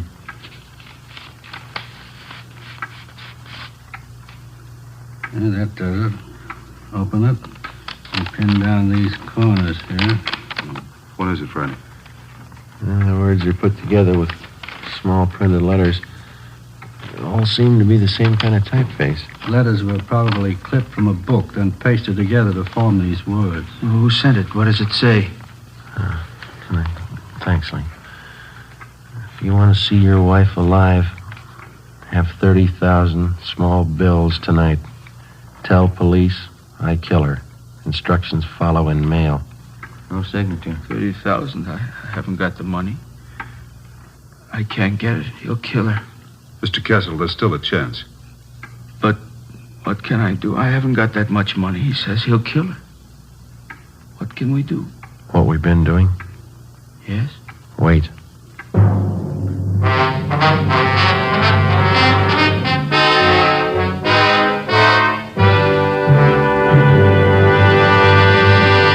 You are listening to Dragnet, the case history of a police investigation presented in the public interest by Fatima Cigarettes. Fatima, the long cigarette that has more than doubled its smokers coast to coast. And there's a very good reason for this amazing increase.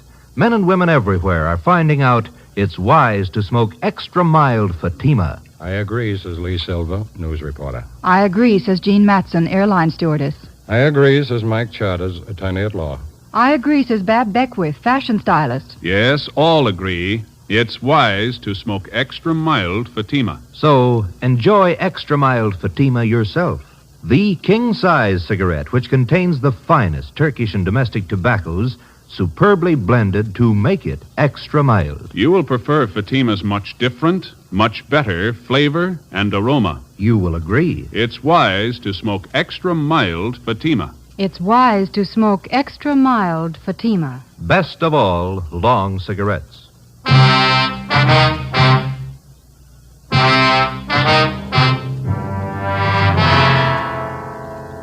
7 a.m. With the aid of an iodine fume gun, Lee Jones checked the extortion letter from Mrs. Kessel's abductor for fingerprints and other marks of identification. He found nothing. The piece of paper on which the cutout printed letters had been pasted was of a common variety sold in most stationery and 5 and 10 cent stores. Jones photographed both sides of the envelope and the letter. 11 a.m. Still no word. None of the special details had anything to report. At 1:45 p.m., another letter was delivered to the house. The envelope was open, and the letter removed carefully and pinned down at the corners. It's put together the same as the last one. Yeah. Tonight, 11 o'clock. Come alone, your car. Tell police I kill her. Is there more, Friday? Yeah. Drive, corner, Lakeshore, Charter Street. Wrap money, brown paper. Small bills. Come alone, your car. Put package by fireplug, then leave. Tell police and I kill her. No signature. I haven't got the money. Lakeshore and Charter. That shouldn't be too hard for us to catch. Sounds pretty much like an amateur. That makes it touchy. If he's green, he'll scare easy. If he's scared, he may kill her. Not if we reach him. How can I get the money? You won't need any. We'll have a dummy package made up. There'll be a single dollar bill inside. There should be newspapers cut to the size of currency. That's what you'll deliver. But when he gets the package, when he finds out it's not the money, what's he going to think? We'll explain it to him. Starting at 10 o'clock that night, more than a dozen cars from the Detective Bureau circled the area around Lakeside Avenue and Charter Street, keeping a distance ranging from 3/4 to a full mile away so as not to scare off the abductor. Some of the cars were parked in service stations, some in private driveways. The neighborhood was located in the heart of a new veterans housing project. For a full 5 blocks in either direction, there were no buildings of any kind where we could keep an eye on the package of fake ransom money. The owner of one of the completed houses nearest the spot on Charter Street was contacted, and he agreed to let us use his home as a lookout point for the stakeout that night. 9 p.m. Ben and I took up our positions on the roof of the lookout house. We were equipped with 2 pair of night binoculars and a walkie-talkie. I could think of a few other places I'd rather spend the night. How well can you see that intersection from here? Comes in fine with these binoculars. The guy shows we ought to see him. Yeah, I better check with the captain again. What time you got? 9:25. Where's the skipper parked? Private driveway near Charter and Hayward. Friday to 105K. Friday to 105K. Come in. Yeah, Joe. Go ahead. Got a clear view of the intersection. Nothing yet outside of cramped legs. You reading me okay? Yeah, Joe. Fine. Over. Roger. Standing by. Sure lucky my kid can't see me now. Why? He'd never understand. Why should his father be sitting on top of somebody's roof late at night? He'd never get it. We waited. 10 o'clock came, 10:30. At exactly 11 p.m., as we watched through our night binoculars, we saw Professor Kessel drive up to the designated location 5 blocks away, place the fake package of ransom money by the fire hydrant near the intersection, and then drive away. 11:30. We waited. Midnight. 2 a.m. Nothing happened. The package was still lying by the fire hydrant, undisturbed. Captain Steed checked with us periodically on the walkie-talkie. At 3:30 a.m., we were still waiting. At a few minutes past 6 a.m., Professor Kessel was directed to return to the intersection, pick up the package, and drive back to his home. His wife's abductor had failed to show. Maybe the suspect had sensed a trap. Maybe he had no idea of showing up in the first place. Maybe Mrs. Kessel was dead. We didn't know. 10 a.m., Thursday. No further contact from the abductor. A special detail from Homicide, including Ben and I, were ordered on a door-to-door canvass of the general area around Lakeside Avenue and Charter Street. After 7 hours of ringing doorbells and asking questions, we came across a Mr. Harold Olander, one of the longtime residents of the Silver Lake area. We showed him the general description of Mrs. Kessel's abductor. Yeah, that could be Thompson. Don't know for sure, though. Where did you see this Thompson, Mr. Olander? Oh, I saw him lots of times. He rents that cottage of mine down the street there. You see, the white one? Mm-hmm. Does this Thompson have a car? Thompson? Yeah, new one. I wonder if you could describe it. Chevrolet, nice looking. Blue color, I think. Could be, Joe. Is Thompson in the house now, Mr. Olander? Nope. Saw him drive away early this morning. I can show you the house if it's official police business. It is. Well, come on, then. I got the key right here. Cottage just down the block there. See the one I mean? The white one? Yes, sir. How long's Thompson been in the house? 2 weeks tomorrow. You noticed anything unusual about him? Nothing special. Comes and goes at odd hours. But then a lot of people do. I don't brag. It's this house right here. Does he usually keep all the blinds drawn? Yeah, now that you mention it. A lot of people do, I guess.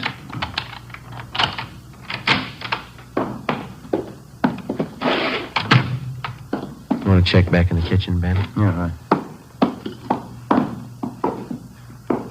And look at the living room, Sergeant. Yeah. On a stick of furniture. That's funny. You sure you didn't see anybody else in this house besides Thompson? No, he's the only one. Looks like it, Joe. Found this woman's purse stuffed in one of the kitchen cabinets. This sales slip was in the purse. Let me see. This is Albert Kessel. Is there a phone here, Mr. Olander? Out in the hall. All right.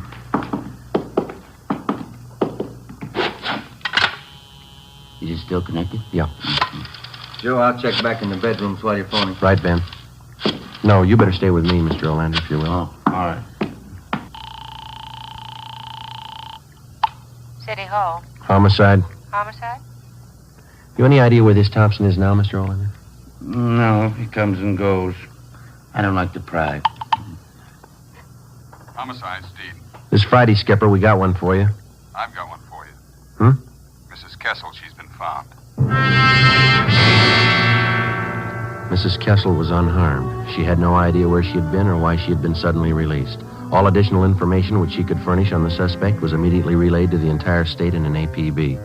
2 hours later, at a neighborhood garage Thompson patronized, we got his license number.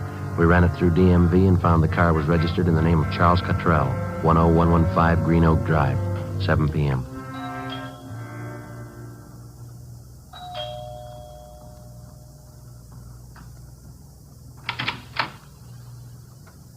Yes, Police officers. Is Charles Cottrell here? yes. Come in, please. I knew you'd find him. I kept hoping, but I knew you'd find him. Where is he, ma'am? He'll give himself up. I'm his wife. I talked to him. There won't be any trouble. No trouble. Where is he? You've got to understand, he didn't know what he was doing. We needed money. He didn't know what he was doing. We'll have to search the house, ma'am. Charlie!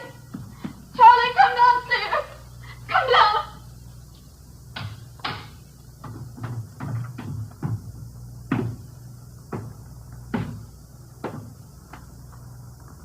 Get your hands behind your head. I don't have a gun.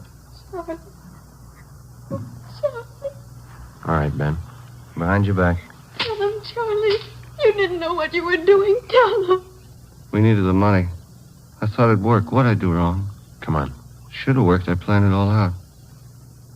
Where'd I make a mistake? When you thought of it.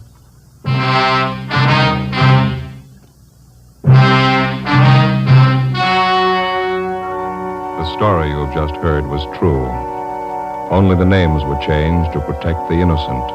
On August 2nd, trial was held in Superior Court, Department 86, City and County of Los Angeles, State of California. In a moment, the results of that trial. It's amazing how many long cigarette smokers are changing to extra mild Fatima. Here is the actual report. From coast to coast, extra mild Fatima has more than doubled its smokers. Yes, more and more smokers every day are discovering that Fatima is the king-size cigarette that is extra mild. Extra mild because it contains the finest Turkish and domestic tobaccos superbly blended to make it extra mild, to give it a much different, much better flavor and aroma. Enjoy extra mild Fatima yourself. Best of all long cigarettes. It's wise to smoke extra mild Fatima. It's wise to smoke extra mild Fatima.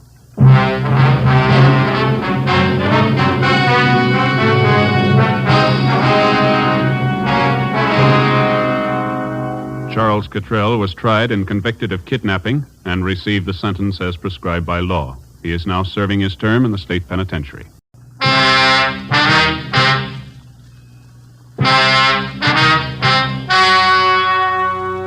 story you are about to hear is true. Only the names have been changed to protect the innocent. Fatima Cigarettes, best of all long cigarettes, brings you Dragnet.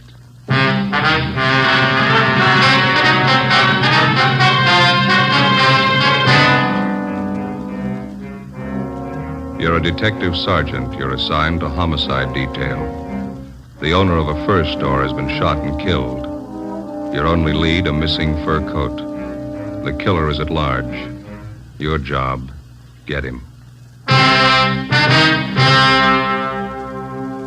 If you want a long cigarette, smoke the best of all long cigarettes. Smoke extra mild Fatima.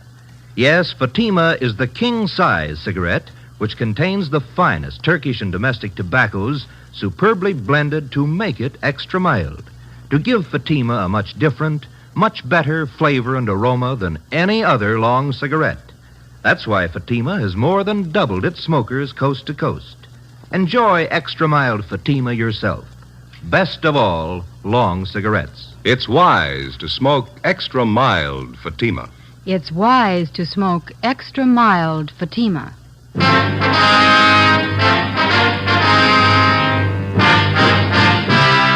Dragnet, the documented drama of an actual crime. For the next 30 minutes, in cooperation with the Los Angeles Police Department, you will travel step by step on the side of the law through an actual case transcribed from official police files. From beginning to end, from crime to punishment, Dragnet is the story of your police force in action. It was Saturday, November 23rd. It was warm in Los Angeles. We were working the night watch out of homicide detail. My partner's Ben Romero. Boss is Blaine Steed, captain of homicide. My name's Friday. It was 6:35 p.m. when we got to the corner of Western and Lexington, a Western fur shop. Hi, Brennan. Hi. What happened, Frank? The owner's been shot. His name's Albert Kreiber. Yeah? Who is that? Mrs. Kreiber. Haven't been able to get anything out of her. Where's the body? In the back. Munkers is back there. Did you call the lab? Yeah. Jones on his way. Photographer and fingerprint men with him. All right, let's take a look. Nothing seems to be messed up. Back room is. It was a small shop. A couple of fur coats on dummies on one side of the store, and on the other, a tall glass case holding about 15 more. Mrs. Kreiber sat on a straight-back chair staring at the floor. We went through the curtains into the back room of the store. Sprawled out on the floor at the far end of the room was the body of a man. He had a fur coat gripped in one hand. Sergeant Moncrief from Hollywood Division was standing by. What do you figure, Monk? Looks like a couple of hours. Did you call the coroner? Yeah. How long you been here, Monk? Just a couple of minutes. You think Mrs. Kreiber moved anything here? I don't think so. She was sitting in that chair when we got here. I don't think she's moved except to call in. Did she put in the call? Yeah. Empty shells are on the floor. Oh, you got a pencil? Yeah. Yeah, 32. Yeah. You think robbery? I don't know. Let's talk to the wife. Wait a minute. Bottle here. Yeah, Sierra Valley Wine Company. World's finest muscatel. 27 cents a pint. Nobody touched this today. No, well, I've been here. Okay, let's get out front. Anything in the customer files, Brennan? Not so far. Have you tried to talk to Miss Kreiber again? No, pretty bad. No, let's give it a try. Miss Kreiber? I'm Sergeant Friday. This is Sergeant Romero. We'd like to talk to you if we could. We know how you must feel, but there are a few questions that we have to ask you. Did you telephone the police? We have to know how it happened, Miss Kreiber. Miss Kreiber? Can you tell us what happened? Who is it? What do you want? We're police officers. Oh, Albert. Albert's dead. Albert! Albert! Someone call the police? Miss Kreiber, we are the police. My husband's been murdered. He's dead. Albert. We better leave her.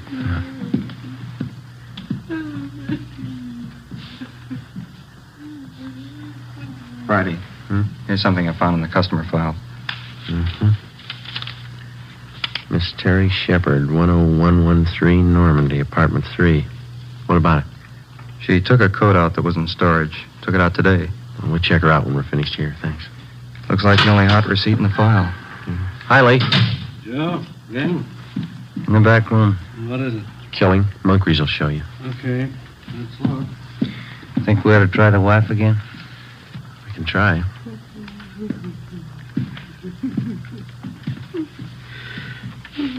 Miss Kreiber, can we do anything for you?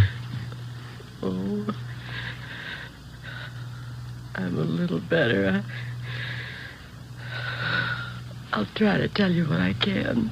All right. When did you get here? It must have been about 6 o'clock, a few minutes after. I came to take him home. Any customers around? No, the store was empty.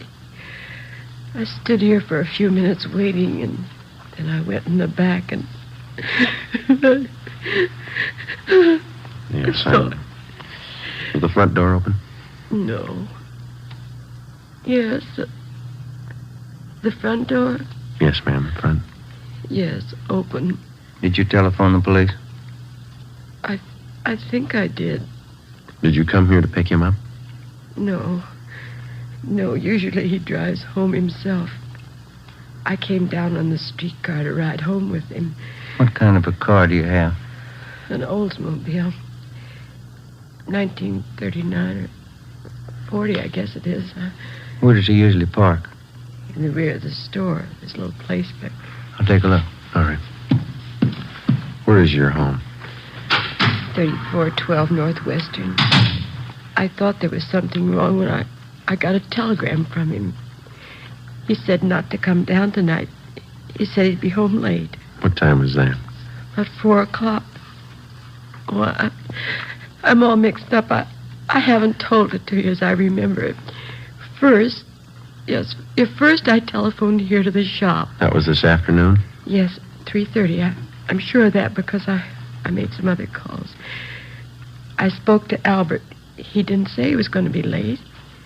Then at 4 o'clock, I received the telegram. Do you have that with you? Yes, it's in my purse somewhere. Somewhere. Oh, here it is. Thank you.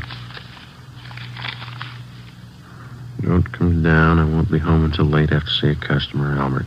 Can I keep this? We'll return it to you. Yes. What'd you do after you got this wire, Miss Kreiber? Well, nothing. I thought it was strange, but I didn't think too much about it. Then I started wondering why he didn't say anything over the telephone about being late, so... Well, I came down here on the streetcar. Did you phone the store just before you left your house? Yes, but there was no answer. Parking lot's empty. Better get out an APB on the car, huh? Miss Kreiber, you said your car was a 1939 or 40 Oldsmobile, didn't you? 1940. I remember now. What model is that?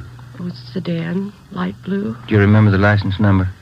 Well, I have it on this chain with the extra keys. Here it is, on this little tag. The veterans make these. Thank you. Joe, can I see him, man? Sure. Excuse me, Miss Kreiber. Do you want me to wait? I'd like to go home. We'd like you to wait for a little while, yes. Do you have any relatives living here? A niece and a nephew in Beverly Hills. Jerome Reed. They live on Cannon Drive. All right, we'll call them for you. Thank you. Lee, is this phone out here all right to handle? Yeah, it's been dusted. Okay. Joe, you coming in? Yeah, right away. Pretty clear, easy to trace. I'd say he was standing over here by the curtains when he was shot. That's where the stains begin. Then he must have stumbled along this glass case. You can see the smears here in the glass where he tried to grab hold of something. Yeah.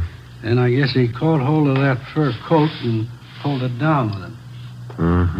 And he stumbled and bumped up against this coat bag, fell through that and up against the safe. How many times was he hit? 6 empty casings on the floor. Looks like 4 through-and-through wounds. 32, huh? That's right. Your wife know if anything's missing? She's in pretty bad shape. It looks to me like somebody took his wristwatch and a ring from his left hand. If he had a billfold, that's gone.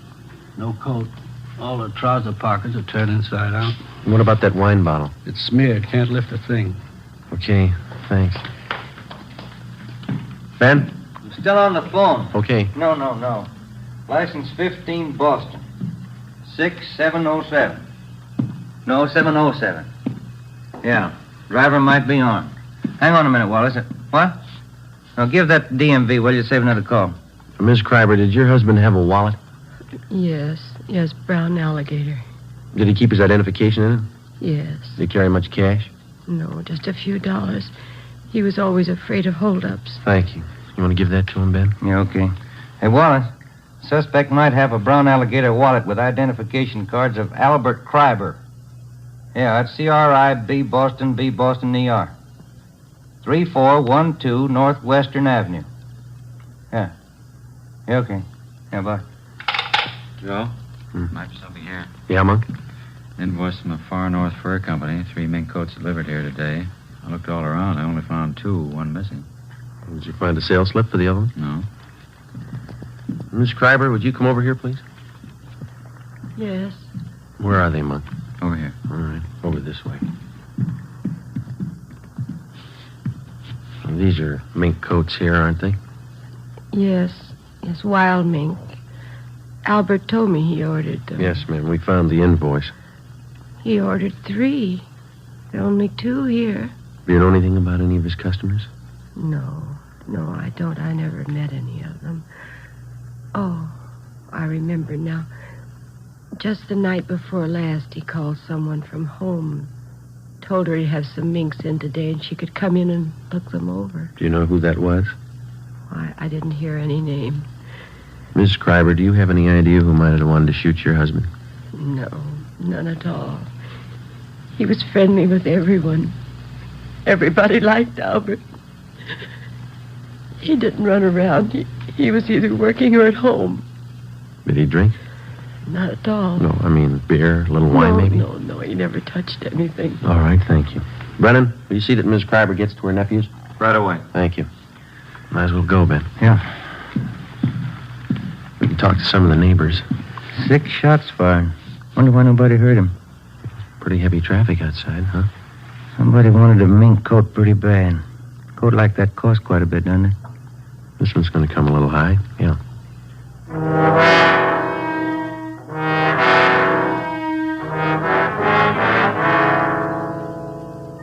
"7:05 p.m. Most of the stores along the street were closed, but a small shoe repair shop across the street was open, so we went over there.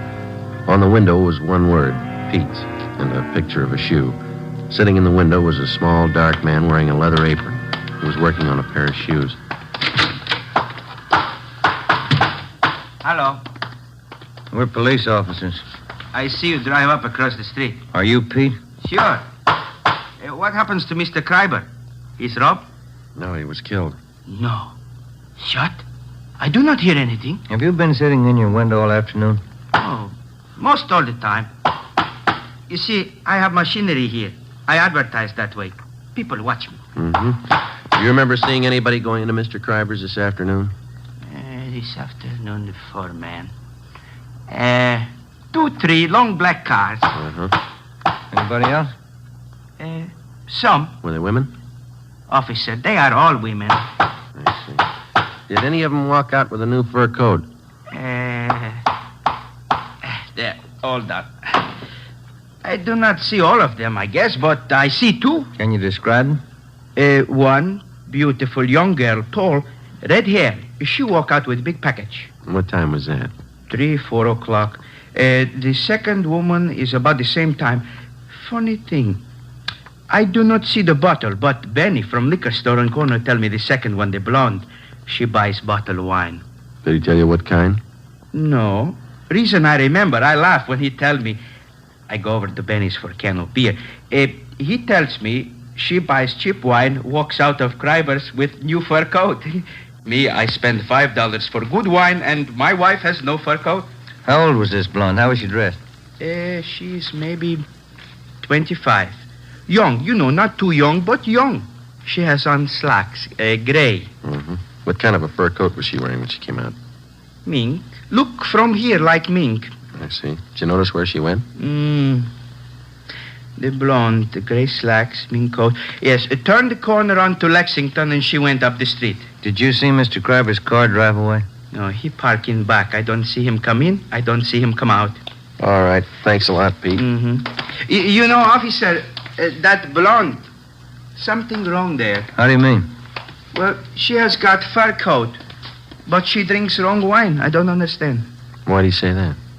$5,000 coat, 27-cent wine. 7:45 p.m. Ben and I questioned Benny Davis at the Safety Liquor Store. He remembered the blonde and said she bought a bottle of Sierra Valley Muscatel from him between 2:30 and 3 o'clock that afternoon. He'd never seen her before. We contacted communications and gave a description of the blonde to supplement the All Points Bulletin. Then we started checking Western Union offices to find out where Mrs. Kreiber's telegram had been sent from. We finally traced it to the office at Normandy and Hollywood Boulevard. The operator who sent the telegram to Mrs. Kreiber also remembered receiving the call. She told us that the person who phoned in the message was a woman. The time, 3:22 p.m. We asked her to put a tracer on it and told her we'd check back. 8:24 p.m. Ben and I went to 10113 Normandy to talk to Miss Terry Shepard, whose name had appeared in the customer files at the fur store. The receipt showed she'd taken a coat out of storage that afternoon. This is something like the place the wife and I used to live in. Yeah? Same people must have built it. Apartment 3. Miss Terry Shepard. All right, come in. The door's open. Find yourself a seat, Fred. I'll be with you in a minute. Police officers, Miss Shepard. Oh? What's wrong? We'd like to talk to you. What about? Wonder if you could come out here, please. Well, I just got out of the shower. You'll have to wait a minute. Yeah? Yeah, this place has got the same floor plan as mine. Kind of small, isn't it? Not too bad. Wonder what rent she pays. If you don't mind if I wear this tubing, do you? My hair's wet. It's all right. We're sorry to bother you. What can I do for you? You got a fur coat, Miss Shepard? Yeah, sure. Wonder if we could see it, please. Sure, but I don't think it'll thrill you. It's only muskrat. I bought it in Pittsburgh. Where is it, in the closet? Yeah. Okay. It's down the hallway, first door on the right. I think I know where it is. What's this all about, Lieutenant? What time were you at the Western Fur Shop today? Oh, I'd say 3 o'clock. Why? What'd you do while you were down there? I got my coat out of hock. I had it there during the warm weather. Paid the man, signed something, and he put the coat in a box, and I took it. Mm-hmm. Do you know Mr. Kreiber down there, the man that owns the store? You got me. The man was about 50. His hair was a little gray. I hardly even looked at him. This is the only fur coat, Joe. Could have passed for mink when I first bought it. It's pretty sad now, isn't it? Not mink. I'll give that closet a last check. All right. What happened? Did somebody steal a coat? Was anybody else in the store while you were there? Yeah. Yeah, there was another girl there. What was she doing? Nothing, just sitting. Do you remember how she was dressed? Oh, she was wearing a gray suit. Slacks. Blonde. Her face wasn't much, but she had a neat little figure. Do you remember anything else about her? Oh, I didn't pay that much attention. Anything else in there, Ben? Not a thing, Joe. Maybe I'd better take this towel off my head. It doesn't look so hot when it's wet, but it's natural. It's natural red. Yeah. Is there anything else that you might be able to tell us? I think that's about all. I gave the man my claim check and the money, and he got the coat and put it in a box and gave me a receipt. Mm-hmm. Nothing else? No. Well, when I got the receipt, I saw the blonde walk over and pick up the telephone. I was just leaving then. Did you hear any of the conversation? She asked for Western Union.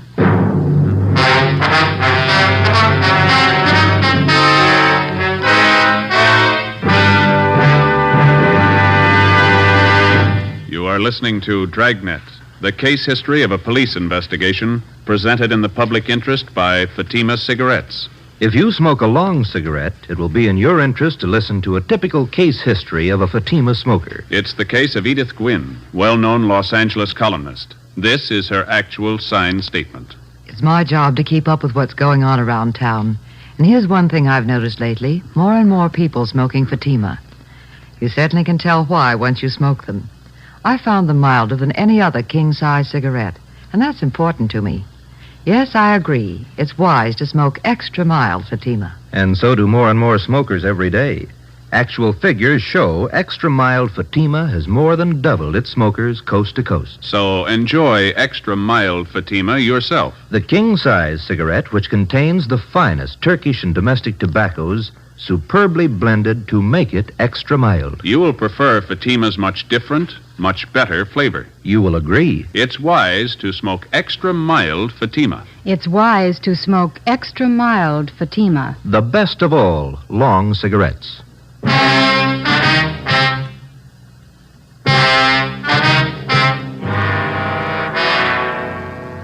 Sunday, November 24th, 9 a.m. Ben and I contacted the owners of all the shops in the vicinity, but none of them saw or heard anything at the time of the shooting. Officers Brennan and Moncrief interviewed all the regular customers of Albert Kreiber's fur shop. Only 3 had been in the store on Saturday, but none of them had noticed anything wrong. 11:35 a.m. We spoke to Mrs. Kreiber again, but she could add nothing to her story. Her niece and nephew had been to a football game at the Coliseum in the afternoon and knew nothing had happened until they were telephoned by Officer Brennan. 2:55 p.m. We spoke to all the tenants of the apartment house at 5513 Lexington, which is in the rear of the fur shop. None of them had been home, but the owner told us that he had some men working on the roof of the apartment house at the time of the murder. Through the owner of the durable roof company, we traced the 2 men who had been working on the roof, and they told us that about 4 o'clock they had seen a blonde dressed in gray slacks enter the parking space in the rear of Kreiber's fur store. They whistled at her, but she paid no attention to them. She got into an Oldsmobile and drove east on Lexington. 7 p.m. We checked in at the office and got word that Albert Kreiber's car had been located in a parking lot at Vermont and 8th. We drove down to the location and talked to the parking lot attendant. Well, the car must have come in sometime last night. It probably came in the back way, because I don't remember it coming in, and it doesn't have our lot tag on it. Did you work all last night? No, I finished at midnight and started at 10 this morning. I kept waiting for somebody to claim this thing, and after supper, I figured it might be stolen, so I phoned the police. It's been sitting here all that time. Are there any keys in it? No, sir. There weren't last night either. Have you ever seen this particular car before? No, sir. Have you ever seen a blonde woman about 25 wearing gray slacks? You mean hanging around here? Yeah, or in the neighborhood. Yeah, but not today or yesterday. Do you remember one? Well, yes, sir. Does she drink a lot? Maybe. Well, there's one that hangs out in these bars around here. Once in a while, she comes in the lot, but not lately. When'd you see her last? Oh, a couple of weeks ago. Was she with anyone? Yeah, but I don't remember him. I've seen her with a lot of different guys. Does she hang around with anybody in particular? Yeah, her husband. Before leaving the parking lot, we pulled the rotor out of the distributor so that nobody could drive the car away. 8:12 p.m. We called homicide and asked for more men to canvass the bars in the neighborhood. Ben and I staked out on the car. We sat in our car across the street from the parking lot until midnight. Nobody showed up to claim the car. The streets were almost empty. Our only chance was that the blonde lived in the neighborhood or was in a bar and would sooner or later try to claim the car. 1:53 a.m.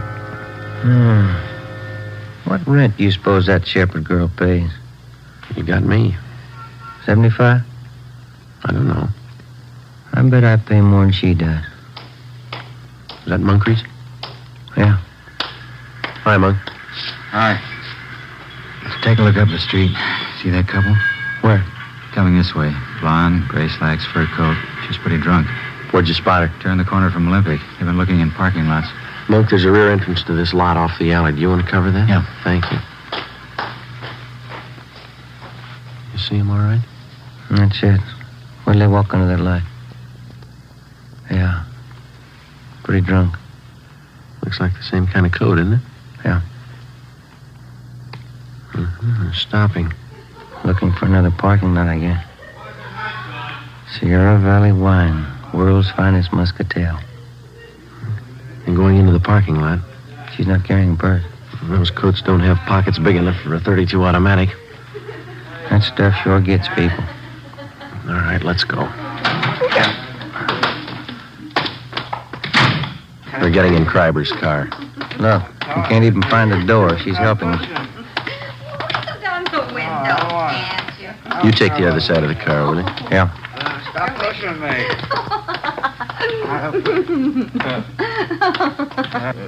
Who are you? Police officers. Can I see your driver's license, please? I ain't got a driver's license. What's going on? What's your name? Betty Moore. What's it to you? The registration slip on the steering column says Albert Kreiber. What's the matter with this car, anyway?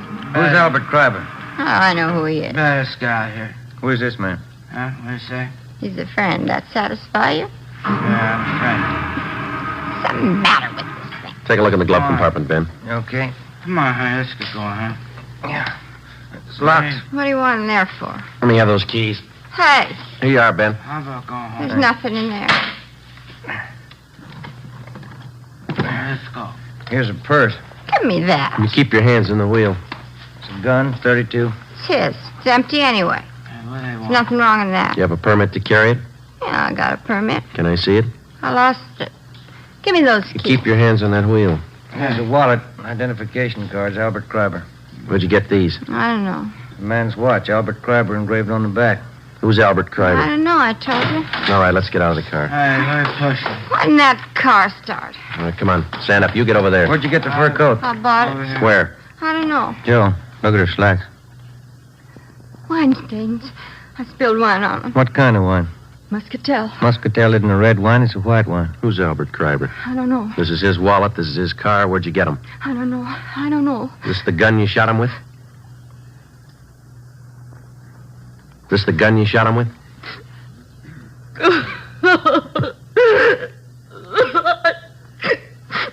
I was going out with him. He said he'd give me a fur coat. He promised me a watch, and he never gave me one. And then we sent a telegram to his wife and everything. Said he'd give me a fur coat and take me out.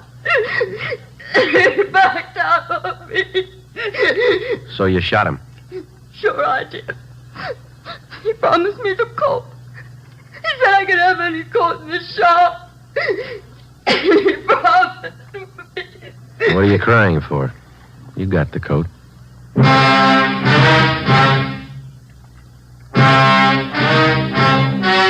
The story you have just heard was true.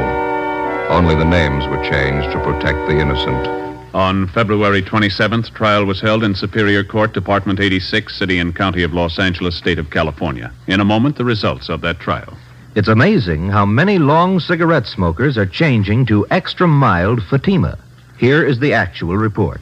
From coast to coast, Extra Mild Fatima has more than doubled its smokers. Yes, more and more smokers every day are discovering that Fatima is the king-size cigarette that is extra mild. Extra mild because it contains the finest Turkish and domestic tobaccos superbly blended to make it extra mild, to give it a much different, much better flavor and aroma. Enjoy extra mild Fatima yourself. Best of all long cigarettes. It's wise to smoke extra mild Fatima. It's wise to smoke extra mild Fatima.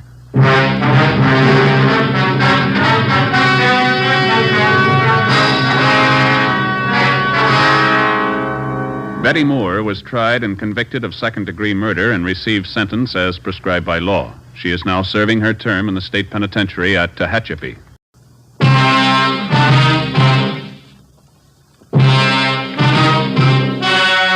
The story you are about to hear is true. Only the names have been changed to protect the innocent. Fatima Cigarettes, best of all long cigarettes, brings you Dragnet.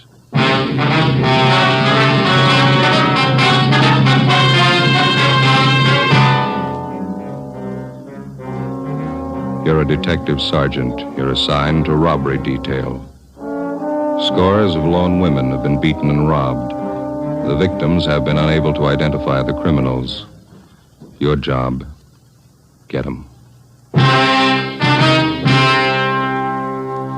If you want a long cigarette, smoke the best of all long cigarettes. Smoke extra mild Fatima. Yes, Fatima is the king-size cigarette which contains the finest Turkish and domestic tobaccos superbly blended to make it extra mild, to give Fatima a much different, much better flavor and aroma than any other long cigarette. That's why Fatima has more than doubled its smokers coast to coast. Enjoy extra mild Fatima yourself. Best of all long cigarettes. It's wise to smoke extra mild Fatima. It's wise to smoke extra mild Fatima.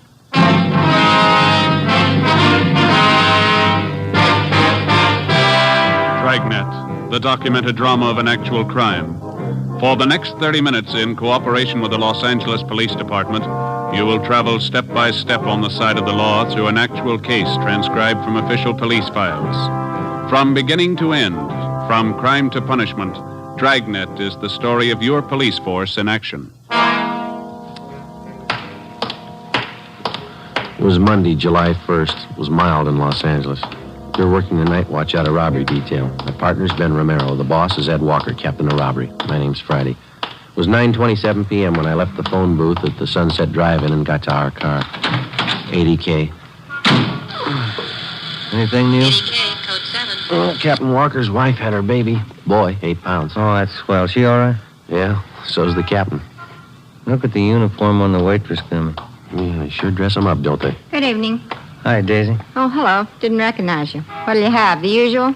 No, I think I'll have something else besides a hamburger this time. Here's the menu. Take your choice. Oh, thank you. Well, I'm kind of hungry. Maybe I'll take a meal. 42R, 816 West. Fried shrimp's good. Where's that?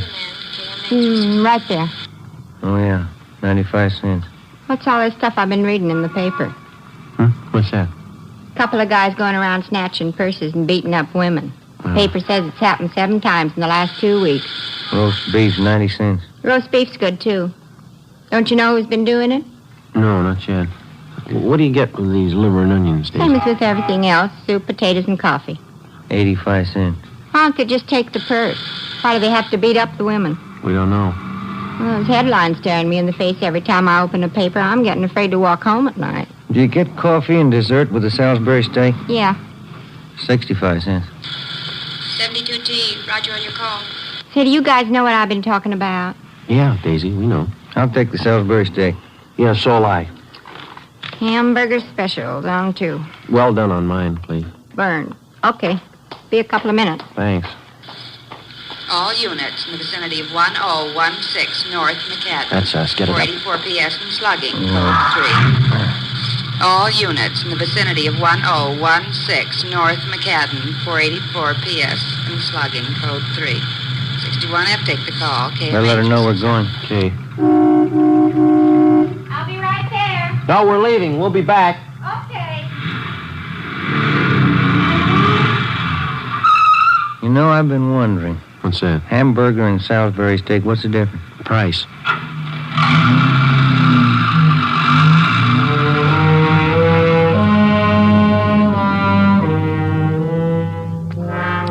To the police officer, the lowest thief and most cowardly is the purse snatcher who preys on women. For more than a month, lone women throughout the western section of the city have been robbed and beaten. The descriptions were confused and varied because the attacks took place at night. 10:06 p.m. We got to the location on North McCadden where the woman was lying on the sidewalk. She'd been badly beaten about the face and neck, and her jaw had been broken. Officers Reed and Shell of Unit 61F were already there. Any witnesses, officer? Yeah, this man in the sweater here saw it happen. Says the victim's name's Swanson. This is Mr. Kane. How do you do? This is Sergeant Romero. My name's Friday. I wonder if we could talk to you, please? Yeah, certainly. Do you want to come into the house? Right over here will be all right. That officer there says that you saw it happen. That's right. I was watching television. I heard this scream outside. I looked out and saw these 2 men beating her up. Can you describe them? Well, the light wasn't real good. They're about as tall as you two, but they had slighter builds. How old were they? Could you see that? I'd say they were young, maybe 18, 19. I saw them knock her down. It was terrible. They hit her and then they kicked her. They picked up the purse and ran down that way. And you called the police? Yes, but not right away. I ran out and saw them get in their car across the street. They drove right past me. Then they turned east there on Romaine. Can you describe the car for us? I got the license number for you. The last 3 numbers were 552. Just 3 numbers? Yeah. Mm-hmm. Can you describe the car? What kind was it? Oh, I don't know. It was new. I think it was black, maybe a sedan. Well, was it a large car or a small one? Oh, kind of medium. Did you notice the back of it? Yeah, that's where I saw the license plate. No, I mean, did you notice anything about the car? Maybe a dent on the fender or a sticker on the window? No, I didn't look at the window. Did the car have a spotlight or a radio antenna? Well, I guess I didn't see any. I was trying to look at the license plates. Did you notice anything unusual about the car? Any identifying marks at all? No, I didn't notice. How about the make of the car? Did you see what kind of one? No, the last three numbers on the license plate were 552. California license plate? Yes, it was. Now, that should be enough here. Do you think you'll catch him tonight? Do you know how many plates end in 552?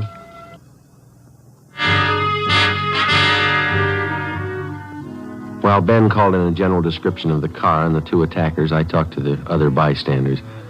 I found out that the victim's name was Mrs. Frida K. Swanson, a widow. She had a room at 1003 North McCadden. None of the neighbors had seen the robbery or the beating take place. 11:28 p.m. Ben and I arrived at Hollywood Receiving Hospital to interview Mrs. Swanson, but she was unable to talk or to identify her attackers. She wrote on a piece of paper that she'd been slugged from behind. She never got a good look at the men. Besides a broken jaw, she was suffering from a fractured wrist, a broken nose, and bruises about the face and body. Tuesday, July 2nd. The getaway car used in the attack on the previous night was found abandoned on Hollywood Boulevard and proved to be a stolen car. License number 6 Young 45552. The victim's empty purse was found inside. Routine investigation developed no leads. We met with Captain Walker. Because the last 4 attacks had taken place within a 6-block radius, we set up a plan of decoys in an attempt to trap the 2 purse snatchers. 4 policewomen from Juvenile Bureau and a special detail from Metropolitan Division were assigned. Tuesday, 4 p.m. A special detail was ordered to the squad room for briefing. Hello, Joe. Oh, hiya, Dorothy. How's your tuxedo? Back in mothballs? Yeah, how are your feet? My feet, nothing the matter with them. You're a good dancer. Yeah, I bet I could use some lessons. Oh, you don't need lessons, Joe. You need practice. Okay, let's get started. I don't have to tell you the risks involved in an operation like this. I want all of you to know where everybody will be at any given time. By all of you, I mean the police women and also the men who'll be in the squad cars. If anybody misses anything, stop me. We don't have much of a description of the men we're after. There are 2 of them, both about 18 years old. Usually they wear sneakers, slacks, and sport coats. They've been in different kinds of cars, all of them stolen. They keep each car for a few days, then ditch it. Hold on the map, will you, Joe? Yes, sir. Now, here's the area here. Residential, 90% of the dwellings have garages, so if a car is parked on the street, it might be unusual. Each of you will be given a list of cars stolen in the last 48 hours, still outstanding. I want you to check all parked cars against the hot sheet. First, hold up your purses, please. Young lady, that purse is too small, I'm afraid. Let's make it look worthwhile. Yes, sir. All right. Of course, you won't be carrying your guns in your purse. You wear a shoulder holster. Before you leave, Sergeant Friday will pass out some marked bills I want you to carry. Okay, now, policewoman Short. You'll board a westbound streetcar at Western and Santa Monica Boulevard at 9:03 p.m. Don't worry about these schedules. The streetcar will be there. Okay. Get off at Las Palmas at 9:13. Walk south to Willoughby. Turn east on Willoughby to Hudson, and north 1 block to Romaine. You go west on Romaine to Cahuenga, and then retrace your steps to the starting point, and you're through. Got it? Yes. You'll be covered by Unit 81K. Captain, Yep. how fast or slow should we walk? Oh, I'd say a pretty good pace. No woman likes to be alone on the streets at night, so it'd be natural. Yes, sir. Policewoman Ball. Yes, sir. You'll board an eastbound bus at La Brea and Melrose at 9:35 p.m. You get off at Wilcox and Melrose at 9:45. Walk north on Wilcox to Waring. Turn west on Waring for 2 blocks, then north on Cherokee. You follow Cherokee for 2 blocks, turn east on Romaine. Follow Romaine to Cole, and turn north on Cole. When you get to Santa Monica Boulevard, retrace your steps to your starting point. You'll be covered by Unit 87K. Will the cars be cruising or will they be parked? Both. Friday and Romero will be cruising all the time. I'll get to the others when I finish with these instructions. Of course, if you see any police car, give no recognition. Yes, sir. Captain, Yeah? you said the 2 suspects wear sneakers. That's right. It's going to be pretty hard to hear them come up behind you. I'd say so. Did any of the victims hear them? If they had, they wouldn't be victims.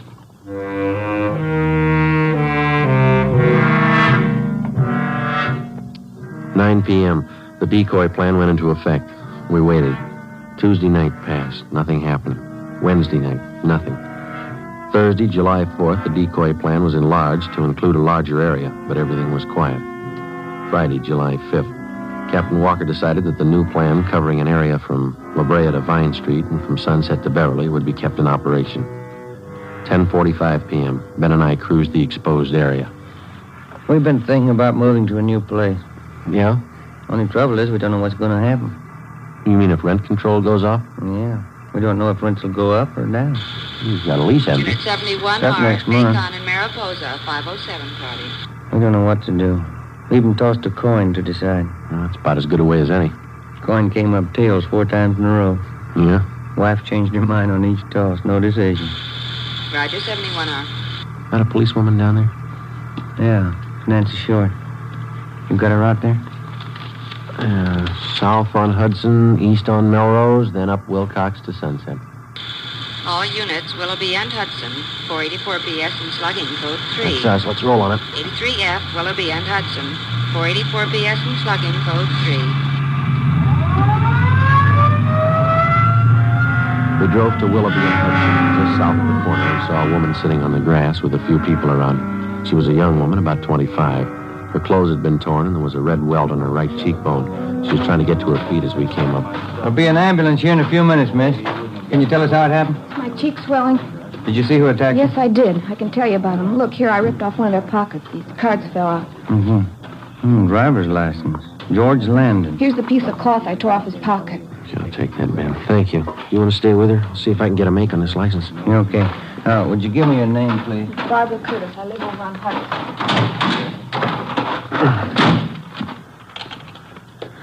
80K to control 1. 80K to control 1. Go ahead, Eddie K. Check suspect for making warrants. George Landon, male, white, age 18, 5 feet 9 inches, 155 pounds, blue eyes, black hair. Address, 2722 and a half Arthur Avenue, KMA 367. Roger, 80K. I swung on his wrist. I'm going to be robbed by a couple of young hoodlums. Did you see the car? Yes, I saw it. White sidewall tires. It was a club coupe. I tried to see the license plate. I couldn't make it out. What color was the car? I don't know. Dark green, I think. I'm so mad I could boil. Can you describe the man? Well, you got the driver's license. It's all there. Well, that's just for one of them, miss. You said there were 2 men. I don't know. I grabbed one of their coats and the other one hit me. The thing I'm so mad about is I tried to scream and nothing had come out. I understand. Hi. Hi. Unit 63F, we got the call. That's fine. This is the victim, Miss Curtis. If you'll handle the report and see that she gets home, we got a lead to check out here. Okay. Thank you. Control 1 to 80K. What's your call back, Joe? We better get it. Come on. Right with you.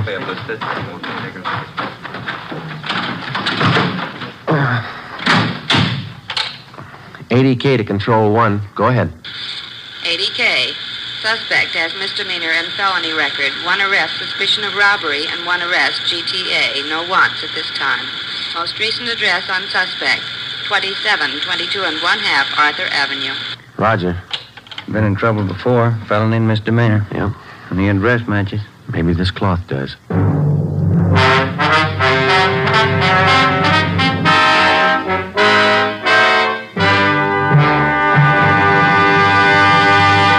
You are listening to Dragnet, the case history of a police investigation presented in the public interest by Fatima Cigarettes. If you smoke a long cigarette, it will be in your interest to listen to a typical case history of a Fatima smoker. It's the case of beautiful aviatrix Bab Beckwith, one of the few women who holds a commercial instructor's rating for single-engine land and sea aircraft.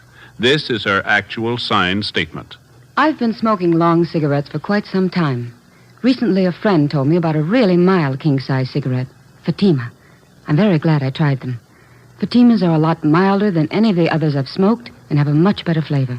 I agree. It's wise to smoke extra mild Fatima. And so do more and more smokers every day.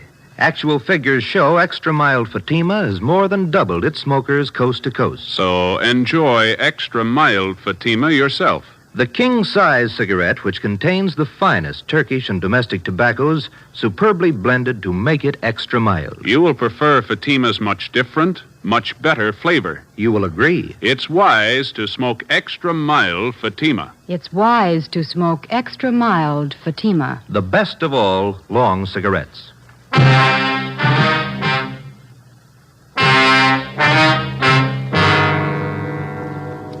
Friday, 11 p.m. Ben and I drove to 2722 and a half Arthur Avenue. It was a small house at the rear of a lot on the east end of town.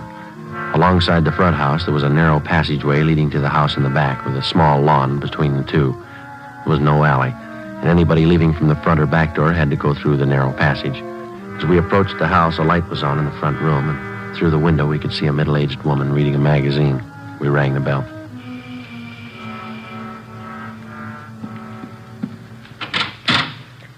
Yes? Police officers. Does George Landon live here? Why, yes, he does. I'm his aunt, Miss Landon. What do you want? Can we come in? Why, yes. Thank you. Won't you sit down? Thank you, ma'am. Is George Landon at home now? No, he isn't, but I think he'll be home soon. He never stays out late. He isn't in any trouble, is he? Do you know where he is? With his friends, I suppose. He's a popular boy. He really should be home soon. Where's he been, Miss Landon? I don't know. He goes out at night, you know, with his friends. Who are they? Well, I really don't know. You see, it's difficult to keep track of a young boy. Mm-hmm. He's a big boy, and he's full of vitality. He has to find things to do. Yes, ma'am. He lives here with me. I'm his aunt. I'm not married, so I take care of him. His parents died when he was a baby. I see. Does George work, or does he go to school? Oh, he's finished school. You aren't here about that automobile that was stolen a year ago, are you? No, ma'am. Oh, he had some trouble then, but I'm sure he didn't do it. Since then, he's been very good.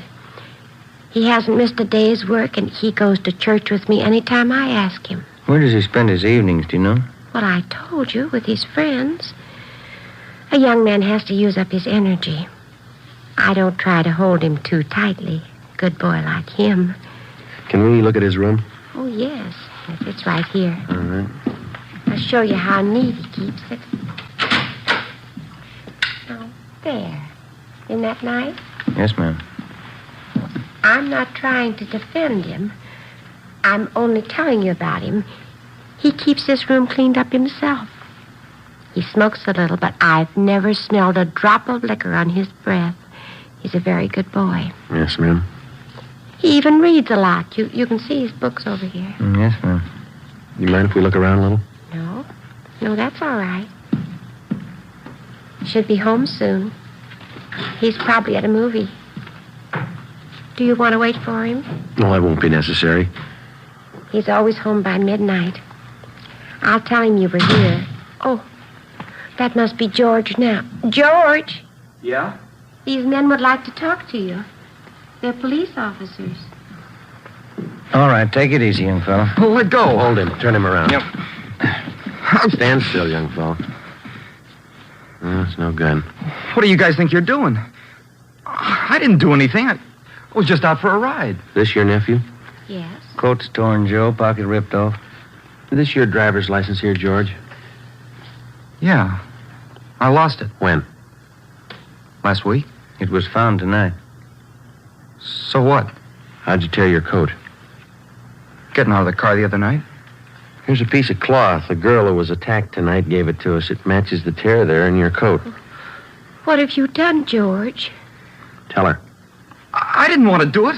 I didn't want to do it any time. He talked me into it. Who talks you into He it? made me do it. He's got a gun, and he stole the cars. He made all the plans. Who made all the plans? Tommy. Oh, we never did anything except hang out at the drugstore until that time a year ago. What's his last name? He said that it'd always be held against me, and I better go along with him. Tommy who? Decker. Was he with you tonight? Yeah, he's the one that hit her when she grabbed hold of me.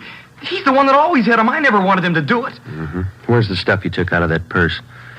Oh, Tommy's gonna hide it. Where? Back of where he works. Where's that? Oh, garage someplace. I don't know where. He just started working there. Where does he live? Place on West 6th. I never been there. What does this Decker look like?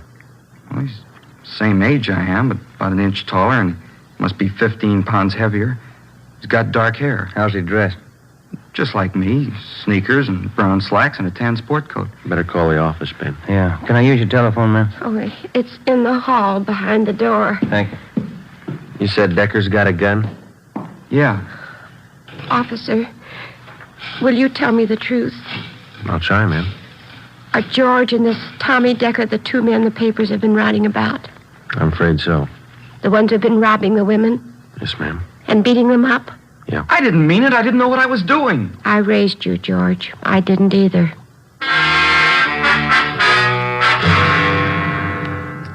"11:42 p.m. We checked into the office with the 18-year-old suspect, George Landon.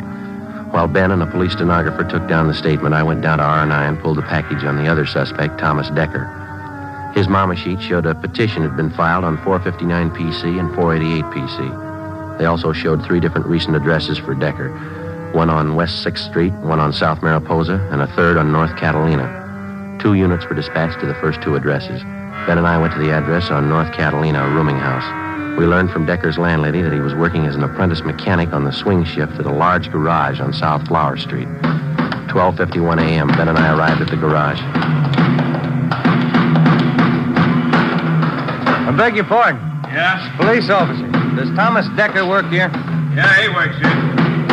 Hey, Decker! Hey, Decker! Yeah? Couple of guys here to see you. There he is back there. Thank you. What do you want? You Thomas Decker? Yeah? Police officers like to talk to you. Watch it, Joe. Come on. Hey, he's going in the locker room. All right. That's locked. Come on, hit it. Yeah. No go. Hey, you! You over there. Any other way out of this locker room? Yeah, down the hall in the annex. Come on, Ben. All right, do it. Here we are. Yeah. Watch it! Came from behind that car, back by the door. All right, cover me. All right, Ben, give it back to him. I give up. Throw your gun out. Throw it out. Here it is. Don't shoot. All right, now come on out. Hands behind your head. I'll get the gun. All right, you turn around. Lousy. Watch it, Joe. Watch it. Hey, he's getting away. Head him off downstairs.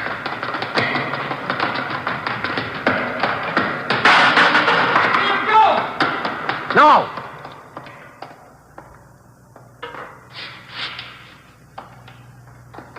There he goes! Head him up! Let it go. Let it go! All right.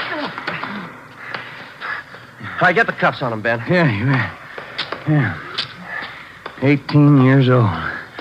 What's it prove? I don't know. Sometimes you kind of wonder if it's true. What's that? There's no such thing as a bad boy.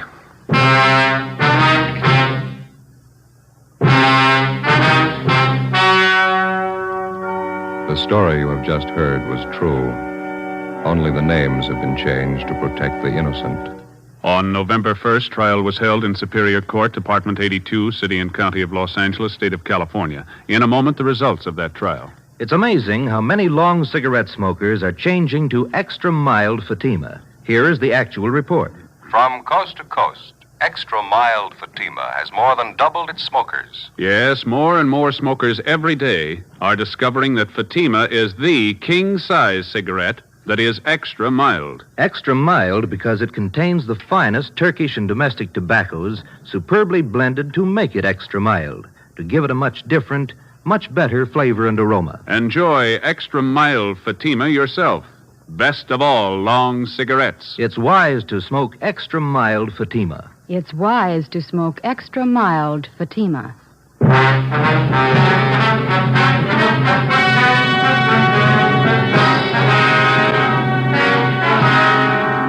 Thomas Decker and George Landon were tried and convicted on 5 counts of grand theft person, 5 counts of grand theft auto, and 5 counts of assault with intent to do great bodily harm. They were sentenced to the state penitentiary for a term as prescribed by law and are now serving their sentence. The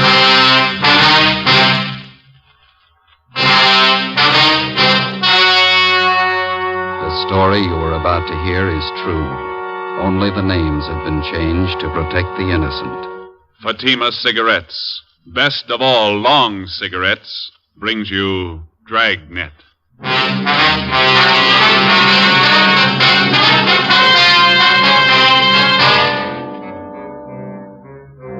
You're a detective sergeant. You're assigned to homicide detail. A woman has been shot to death. The apparent motive, robbery. The killer's still at large. Your job, find him. If you want a long cigarette, smoke the best of all long cigarettes. Smoke extra mild Fatima. Yes, Fatima is the king-size cigarette which contains the finest Turkish and domestic tobaccos superbly blended to make it extra mild, to give Fatima a much different, much better flavor and aroma than any other long cigarette. That's why Fatima has more than doubled its smokers coast to coast. Enjoy extra mild Fatima yourself. Best of all, long cigarettes. It's wise to smoke extra mild Fatima. It's wise to smoke extra mild Fatima.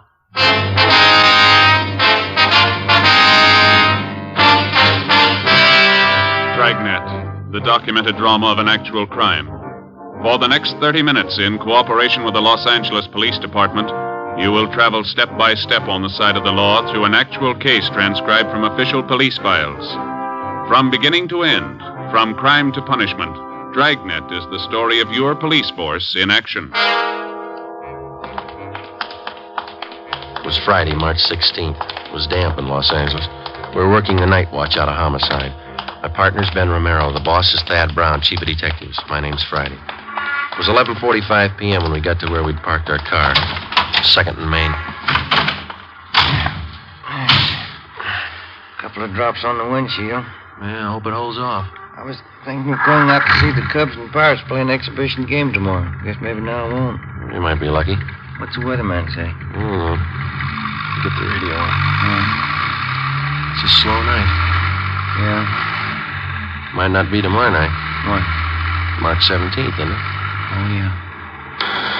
62A, Collier Station. All units in vicinity of 102 South Virgil, 211 and shooting, code 3. It's a hot one. All units in vicinity South of 102 Street. South Virgil, 211 and shooting, code 3. Unit 13, take the call. Happy St. Patrick's Day.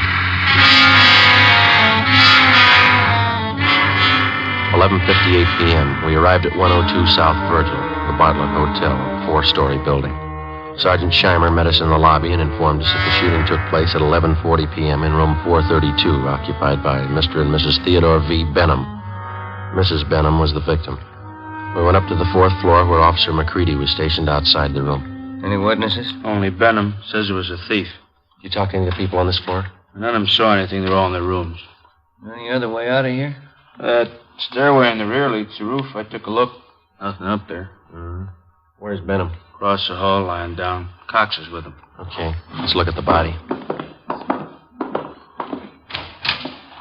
We went into the room, a dreary place with a single light hanging from the center of the ceiling. The carpet was faded and worn in spots. On the north side were a closet and a bathroom. Against the east wall was a dresser. Across the room was a double bed, and at the foot of the bed, a window looking out over the roofs of adjoining buildings and the marquee of a movie house down the street. A steamer trunk was in the corner, and a straight-back chair was next to the door.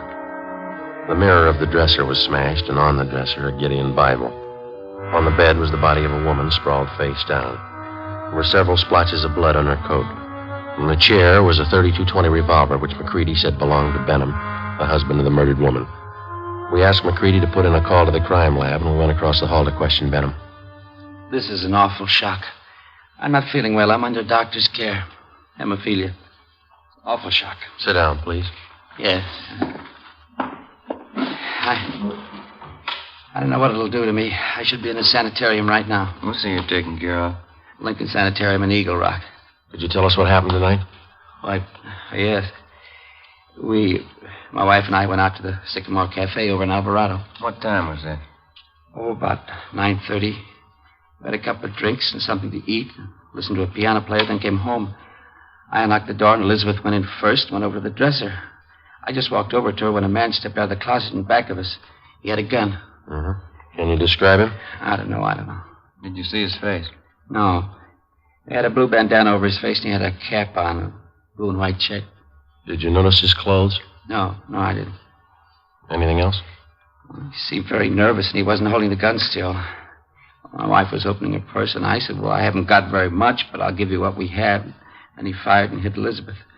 I pulled my gun from my overcoat and started shooting. Are you in the habit of carrying a gun? No. I'd noticed suspicious-looking men following me lately, so I bought one. Is this the gun here? Yes. Then what happened? Well, I fired all the bullets. I don't know how I missed. The room was small. He kept moving around all the time. Mm-hmm.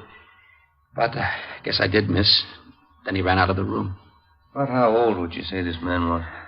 Officer, I haven't the faintest idea. I'll see you a minute, Sergeant. Sure. We'll be back, Mr. Benham. This has been an awful shock to me. Wonder how his wife felt.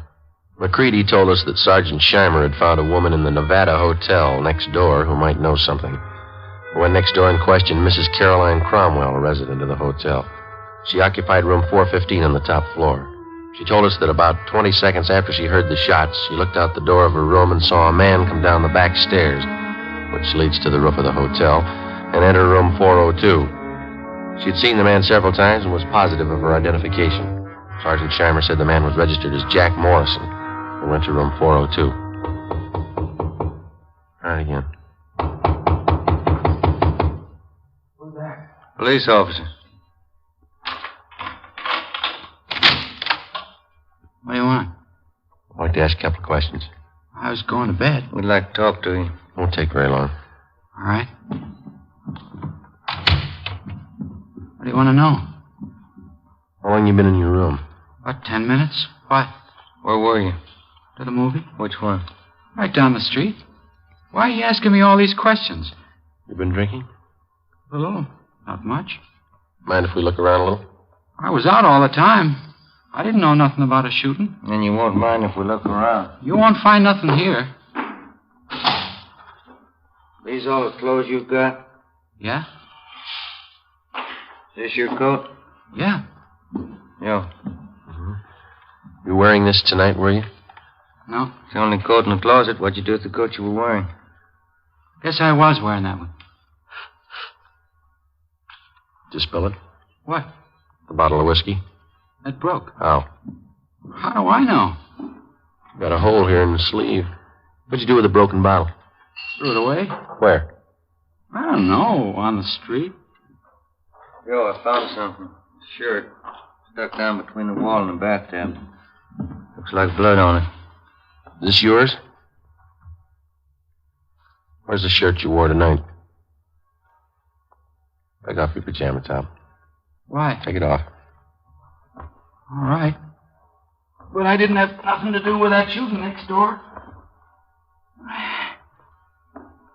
What happened to your arm? Guy shot at me. Who? I don't know. I bought a bottle and had a couple of drinks and went to the movie for a little while. Would you mind moving away from the bed, please? No. Thank you. I came out of the movie because I was getting dizzy, and I went up on the roof here to get some air. While I was standing there, a guy ran across the roof and shot at me. What'd the man look like? I don't know. He came from the roof of the hotel next door and ran into this place. How big was he? It was dark. I couldn't see.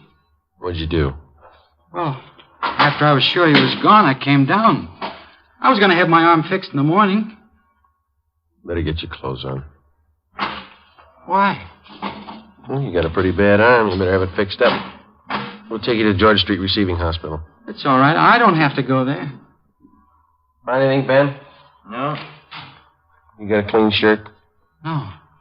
Well, you better wear your pajama top then. Oh, here's something. What did you say your name is? Jack Morris. Here's a card I found in the closet. It says, Tommy Kane, report for work, Joe's Cafe, 8 o'clock, March 1st. Who's Tommy Kane? That's me. Where are you from? Elgin, Illinois. How old are you? I'm 22. Why'd you leave Elgin? For work. I've been bumming around. You ever been arrested? I was picked up on a vague charge a month ago. Here? Yeah. I don't know why you guys are bothering with me. When somebody gets shot, we bother. 1:30 a.m. We took Kane to Georgia Street Receiving Hospital, where they found that a muscle in his upper right arm had been severed and the right side of his chest was bruised. Before taking him to Ward 1300 General Hospital for further treatment, we took him back to the roof of the Nevada Hotel. Still trying to rain. Yeah. Well, where were you standing when you got shot at, Kane? Right over there. I was leaning against the bricks. Where'd the man come from? Out of that door, the other roof. Roof of the Bartlett Hotel? Yeah. Was he running when he shot at you? Yeah, he was. Where'd he run? Right across here where we are. And then he went through this door here into the Nevada Hotel. You notice anything unusual about him? Well, his face was covered with a handkerchief, and he wore a checkered cap. Thought you said before it was too dark. Well, I could see that. I mean, you know, I could see that. I couldn't see his face. And you were standing over there by the parapet? Yeah. About here? Yeah, that's it. Mm-hmm. All right, let's get over the roof of the Bartlett. It's a little high. Can I help you over? No. Come on, Ben.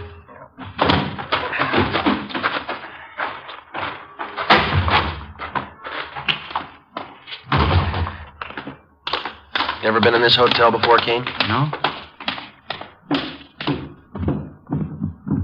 Everything all right, McCready? Yeah. Crime lab's here. Checking the murder room. Benham awake?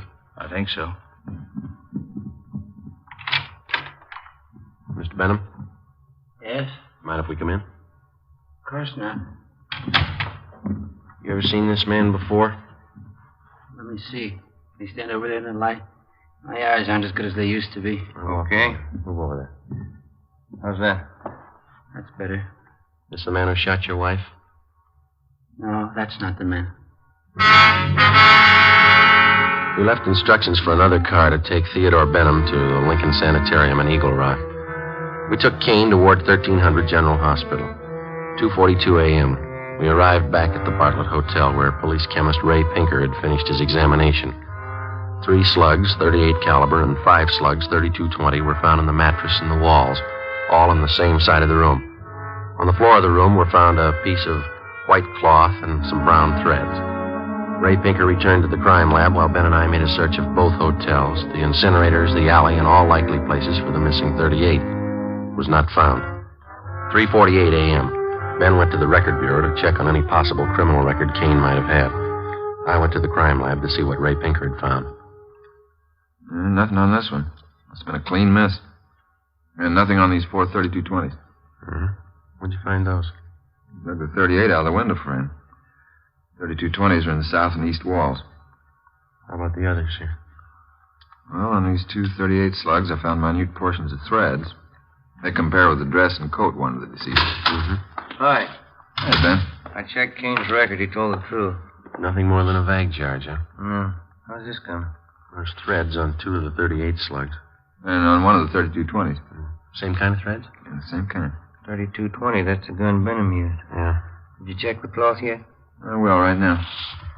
Benham must have been shooting an awful while. Where'd you find that 32-20 slug, Ray? On the floor near the bed. Nothing on any of the other 32-20s. No. Yeah, this piece of cloth matches the shirt. How about the coat and those threads? Got only a couple of threads that might match. Let me have the coat. Yeah. We better have Benham take another look at Kane, huh? Yeah, I guess so. I could use a cup of coffee. How about you? As soon as we get finished. How about it, Ray? I've got to make it. Yeah, they match. Well, that's it, huh? Oh, one more thing. Yeah? Fresh stains on the carpet of that room. What kind? Whiskey. March 18th, we picked up Benham at Lincoln Sanitarium and drove him to the General Hospital. 3 times he asked us to stop someplace so he could have a drink. We told him he'd have to wait. We arrived at Ward 1300 at 1:40 p.m., and Kane was brought out. Take a good look, Mr. Benham. No, that isn't the man. I'm sure of it. All right, Kane, tie this handkerchief over your face. No, this way. That's right. Now put on this cap. Okay, now stand over there, please. Now, a little further. That's good. All right, Mr. Benham? You know, his eyes and forehead look a little familiar, but I don't know.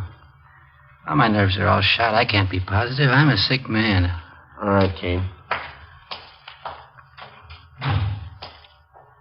Wish I could help you, boys. So do we. Come along, please. You don't have to take me back to the sanitarium. Just take me to a streetcar. I'll make it all right. We'll take you. Sergeant, Yeah. can I see you a minute? Sure. Yeah? Did you notice anything when you first brought Kane out of the ward? No. You must have been closing the door. Yeah, I was. And that man, Benham, he winked at him.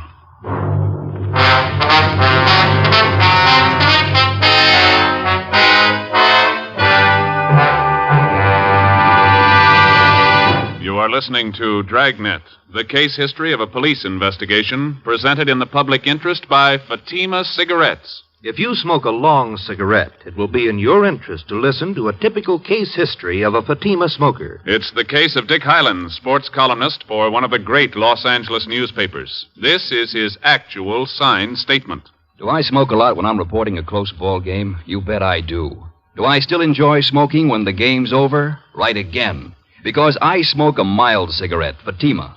No other king-size cigarette tastes so good, is as mild as Fatima.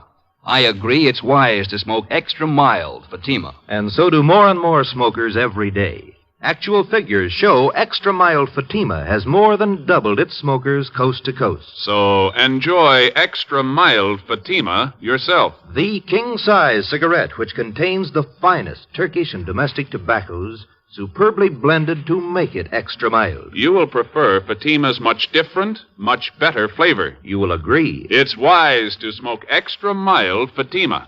It's wise to smoke extra mild Fatima. The best of all long cigarettes.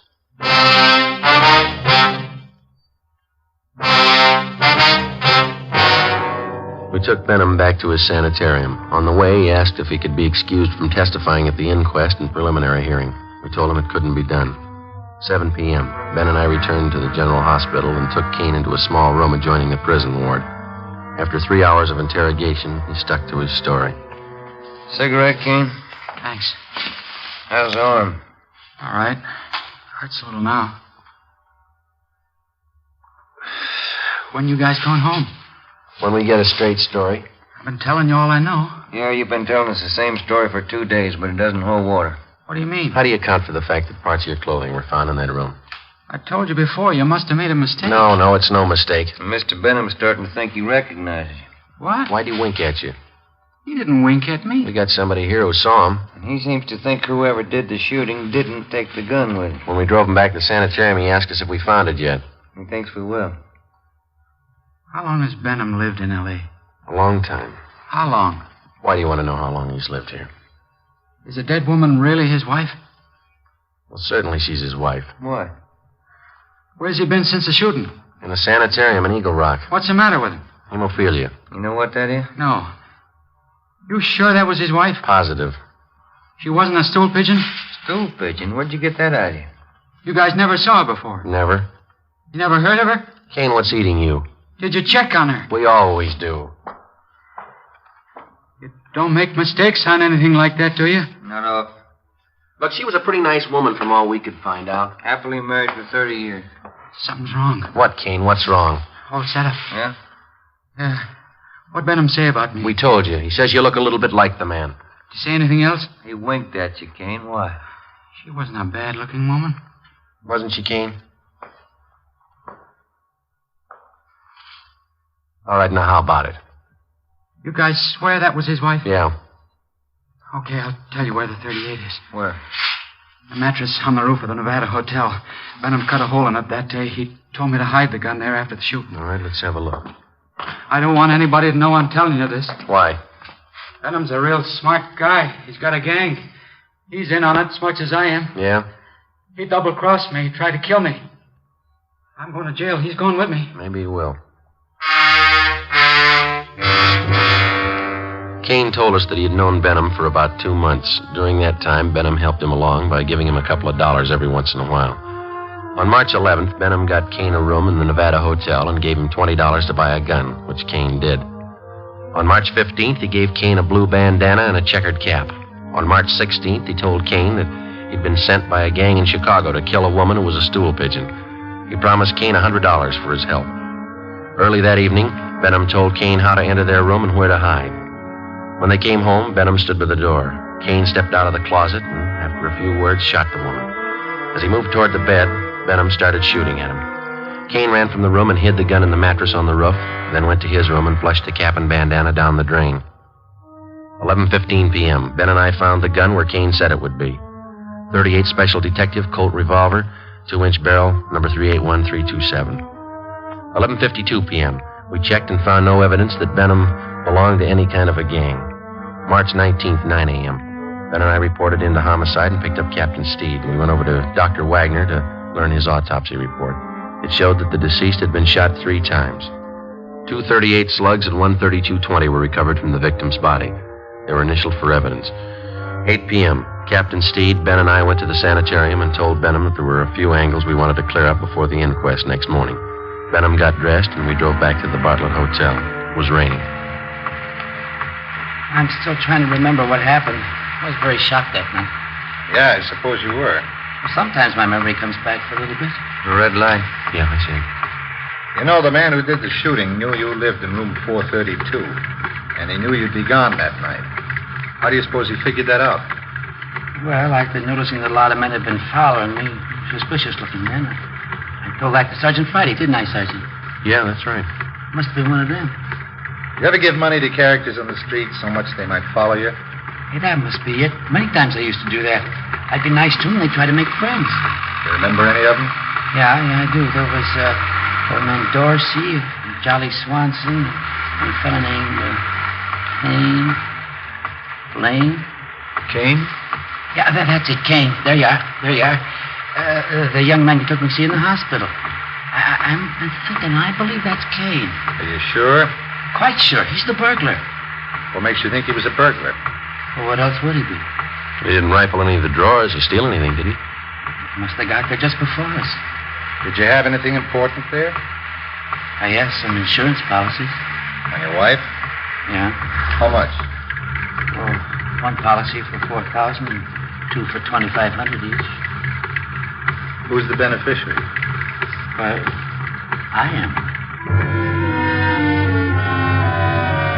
We took Benham up to room 432, where he got out the insurance policies on his wife and showed them to us. Then Captain Steed asked him to reenact the shooting. Benham acted as the killer, I played Benham, and Ben acted as his wife. Well, the man was over here in the closet. My wife and I came in that door, and then my wife went over to the dresser. Oh, over here? You turn on the light? Oh, yeah, and then I closed the door and went over behind her. Like this? Oh, she was closer to the bed. Here? Yeah. Were you standing next to her? Yeah. You start to take off your coat? Well, I was just going to when this man stepped out of this closet here. How far? Oh, here. Yeah, right here. Then what? Well, he held the gun in his hand and asked how much money we had. Elizabeth said we didn't have much. From here? Yeah, but she turned around. Like this? Yeah, that's it. What happened then? Well, then I said I haven't got very much, but I'll give you what we have, and started shooting. Yeah, but you said before that your wife started looking in her purse.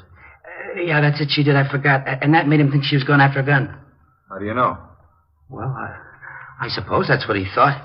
He shot, and Elizabeth fell on the bed. I pulled out my gun and started shooting, and the man ran out the door, and that's all. That's exactly what happened, huh? Just as I remember it. Will it help you? Not very much. What's the matter? Well, if you were standing where I am, there'd be bullet holes on that side of the room there, wouldn't it? They're all on this side. See. I got it. Come with me. Where are you going? On the roof. What for? I want to show you something. It's raining. There are 2 umbrellas in the closet. I'll get them. Why do you want to go up there? I think I know where that gun might be hidden. I'll bet it's there. Here, you take this umbrella. Thanks. We'll take this one, Captain. Let's go.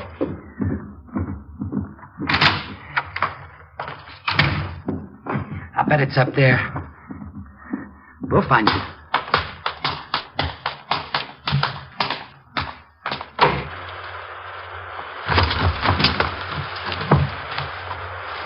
You got your flashlight, Ben? Yeah. Should be around here somewhere. What?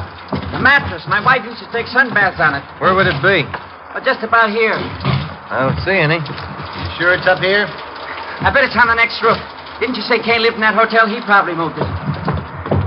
Flash your light over there behind that elevator shaft. There? Yeah, there. You see it?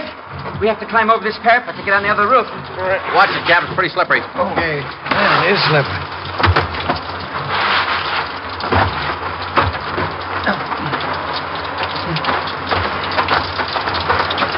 This mattress here?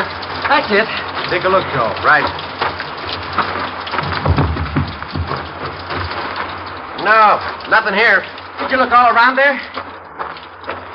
Did you look in the corners? No. Well, that'd be a good place to hide a gun, don't you think? Here, let me see. There might be a hole cut in one of them. No, maybe the other corner.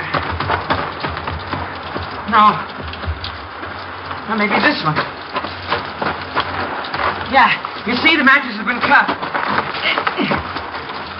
No. No, it's got to be here. Where is it? It's here, I tell you. It's here. I know it's here. I'll find it. I'll find it. You wait. You'll see. I'll get it. I know it's here. I'll find it. You wait, I'll get it. I'll get it. It's getting wet, Joe. We got the 38. Kane told us about it. You ready to talk? Yeah. Insurance. That why you did it? Yeah. I'm a sick man. Let's go, Benham. On your feet. All right.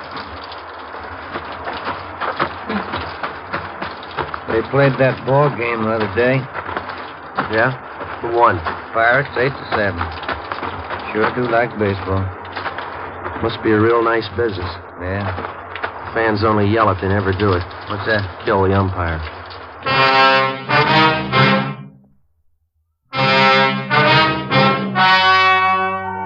The story you have just heard was true. Only the names were changed to protect the innocent. On July 2nd, trial was held in Superior Court, Department 89, City and County of Los Angeles, State of California. In a moment, the results of that trial. It's amazing how many long cigarette smokers are changing to extra mild Fatima. Here is the actual report. From coast to coast, extra mild Fatima has more than doubled its smokers. Yes, more and more smokers every day are discovering that Fatima is the king-size cigarette that is extra mild. Extra mild because it contains the finest Turkish and domestic tobaccos superbly blended to make it extra mild, to give it a much different, much better flavor and aroma. Enjoy extra mild Fatima yourself. Best of all long cigarettes. It's wise to smoke extra mild Fatima. It's wise to smoke extra mild Fatima.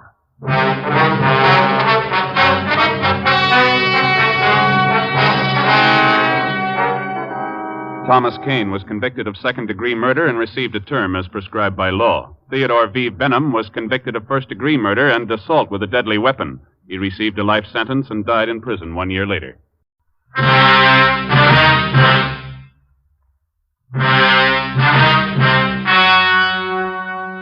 The story you're about to hear is true.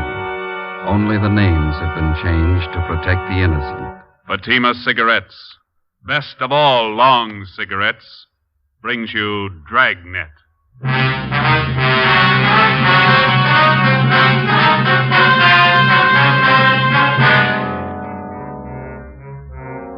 You're a detective sergeant. You're assigned to Personnel Division. A resident of your city files a report of robbery and assault. The suspect, a rookie police officer. Your job, arrest him. If you want a long cigarette, smoke the best of all long cigarettes. Smoke extra mild Fatima. Yes, Fatima is the king-size cigarette, which contains the finest Turkish and domestic tobaccos, superbly blended to make it extra mild, to give Fatima a much different, much better flavor and aroma than any other long cigarette. That's why Fatima has more than doubled its smokers coast to coast. Enjoy extra mild Fatima yourself. Best of all, long cigarettes. It's wise to smoke extra mild Fatima. It's wise to smoke extra mild Fatima.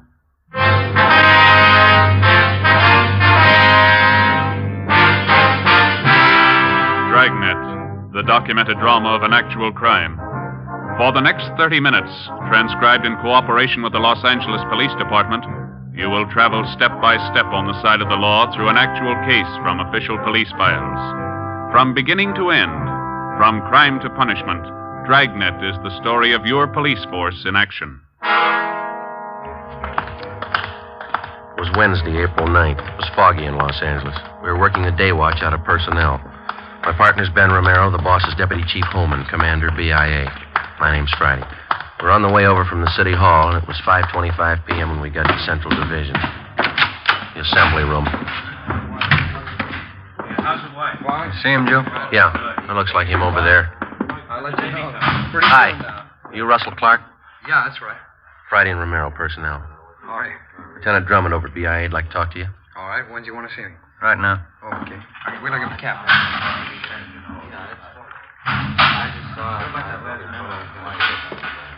Okay, let's go. What do they want to see me about, you know? Drummond will tell you. Okay.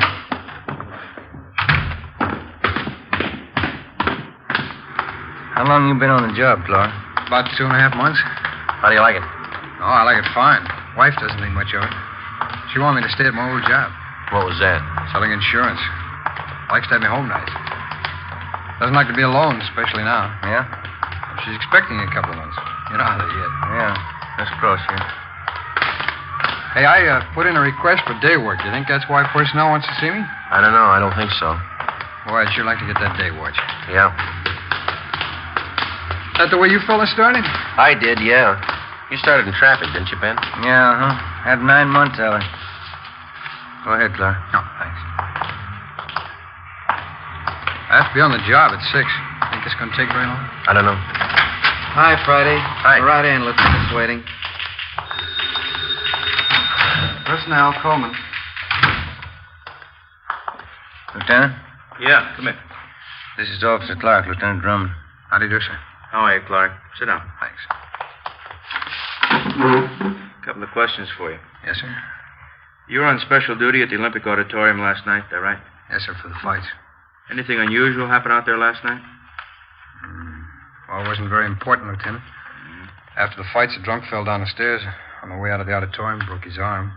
I took him to Georgia Street, and they took care of the arm, and I drove him home. He was pretty drunk. Why didn't you book the man? I didn't think it was necessary. How long you been with the department, Clark? 2.5 months, sir. Didn't you know he should have been booked for violation of 4127A LAMC? Well, the man was in pretty bad shape, Lieutenant. Broken arm. I guess I didn't think the law was that strict. Law's there for a purpose. You decided to forget it, now you're in a mess, right up to your neck. I don't understand. You remember the name of that drunk you took care of last night? Yes, sir. His name was Stacy. Lives out in West L.A. What's the matter, Lieutenant? That drunk, Mr. Stacy, wants to file a complaint against you. What for? He claims you took him back to the auditorium, beat him up, broke his arm, and robbed him of $128. Oh, he's crazy. He's lying. I didn't do that. Got his word against yours, Clark. Facts seem to favor him. But I can prove it. Well, there was at least a couple of dozen people around. There was a doctor. He can tell you. Maybe you better take it from the beginning, Clark. Exactly how did it happen? I was right after the fights. I was on duty in the lobby, and I saw a bunch of people crowding around the foot of the stairs. Yeah? I went over to see what the trouble was, and they were looking at this man lying on the pavement. It was Stacy. A doctor was examining him. This doctor, did he identify himself? Yeah. I asked for his identification. He showed it to me. Gave me a card. He was doctor, all right. Yeah, go ahead. Well, he told me that he had seen Stacy fall down the stairs coming out of the auditorium. Said that Stacy had broken his left arm. What'd you do then? Well, the doc said it'd be okay to move him, so I helped him into my car and took him down to Georgia Street. He was so drunk he could hardly stand up. The attendants at Georgia Street took care of his arm. Well, they can tell you all about this. Maybe, but they can't help you out as witnesses. You could have beaten up Stacy, robbed him, then taken him to Georgia Street. But I didn't, Lieutenant. I tell you that Stacy's lying. What'd you do when you left Georgia Street? Well, I drove into Central and told him what happened. I told the watch commander I was going to drive this Stacy home, and he warned me about it. Guess I should have known better, but... Well, I swear to you that Stacy's lying. You should have known better. Where'd you go after you left Central? I drove him home. On the way, he said he was hungry, so I stopped. I bought him a sandwich and some black coffee. Kept telling me what a nag his wife was. Said he was afraid to go home. Go on. Well, when I got into his place, his wife started chewing me out. I just said goodnight and left. That's it, huh? That's it. So help me, that's exactly what happened. Now, how about the doctor at the auditorium, the one who saw Stacy fall? Did you get his name and address? Well, no, Lieutenant, I didn't. I didn't think it was necessary. How about the crowd that was standing around? Did you spot anybody you know? No, I didn't. They're just a bunch of people coming out of the fights. Then you haven't got anyone to corroborate your story. But all those people saw it. There must have been a couple of dozen of them. What are their names? I don't know. All I know is I didn't beat him up and I didn't take his money. I tell you, the Stacy's lying. You could be lying. We got no proof either way. I'm not lying, Lieutenant. I didn't do it. We might believe you, Clark. That doesn't make any difference. If this man files a 211 against you, it's got to be settled in court. But I didn't do it. I tell you, I swear I did. Just a minute. Mike, send in Mr. and Mrs. Stacy, will you? You can hear the story the way we get it from Stacy and his wife. I'd like to hear it. I don't know why he's doing this to me. I helped him all I could. Look, Jerry, there he is. That's the one. Yeah, that's him, Chief. Now, wait a minute, Mr. Stacy. What's this all about? Hold it, Clark. Mr. Stacy, would you repeat the same story you told us this morning, please? You know what I told you, Chief.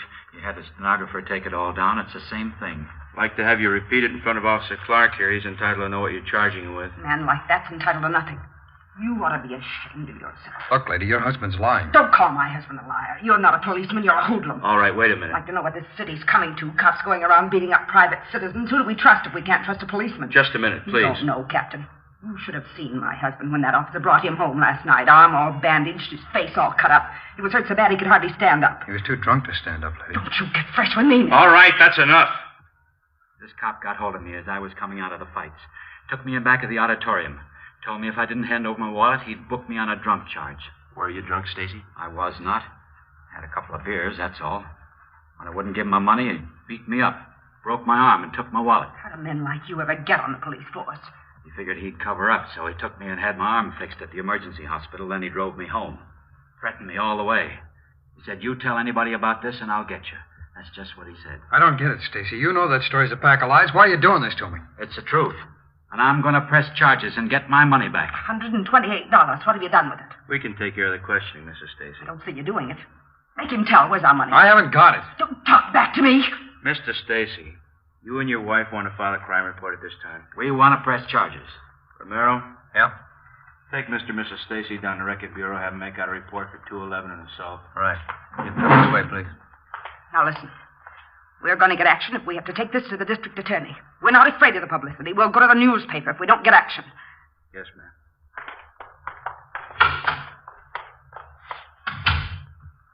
What's it, Clark? They're lying. I can't prove it, but they're lying. Well, you can see the position it puts us in. If you're innocent, we'll do all we can. If you're guilty, we'll see you get everything that's coming to you. But they're lying. You know that. It's not up to us. The court's going to have to decide. That's it. Well, there's no other way, Clark. We got 4,500 men in the department. We don't claim they're all saints. Once in a while, a bad cop comes along, he pulls a caper, and all of us get a black eye. This book of rules is the only protection we got against that. By failing to enforce the law, you violated your duty as a police officer.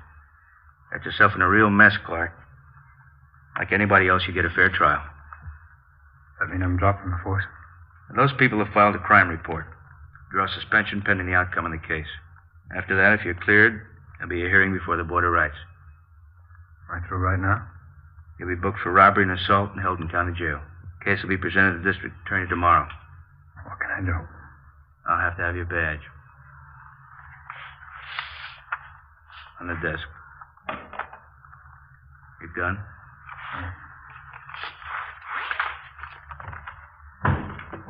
ID card? Yeah. On the desk? Yeah. All right, Joe, that's it. Okay. Take him.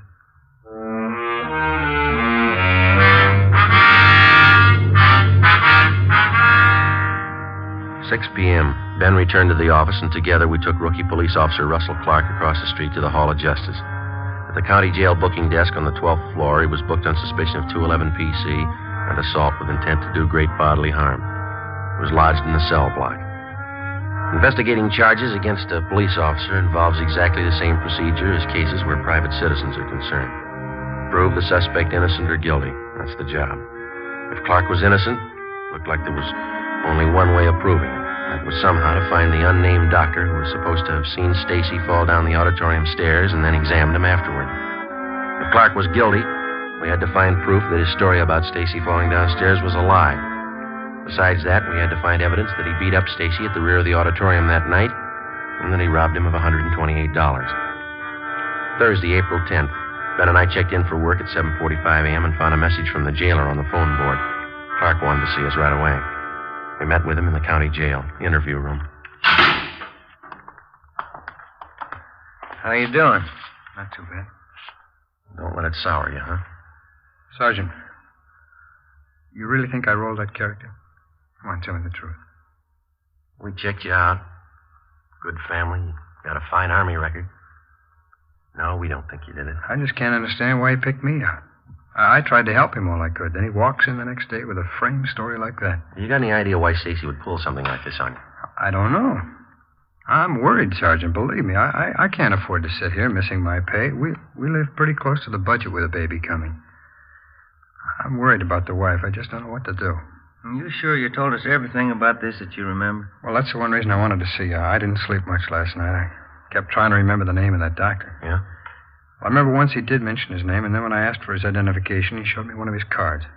Any idea what his name was? Well, I'm not sure, but as I remembered, it was some kind of a Swedish or Norwegian name, something like Johnson, Tollefson, something with a son on the end of it. It's on that card. That doesn't narrow it down too much. Where's the card? Well, I think I put his card in one of the pockets of my other uniform shirt. That's why I called you. I wonder if you could check that for me. It's at home. Sure. Where do you live? Out on Norwich Road, 411. It's right near the Coliseum. 411. Yeah. All right, we'll check it out for you. Just ask the wife, will you? Card should be in one of the pockets. Yeah, if you put it there.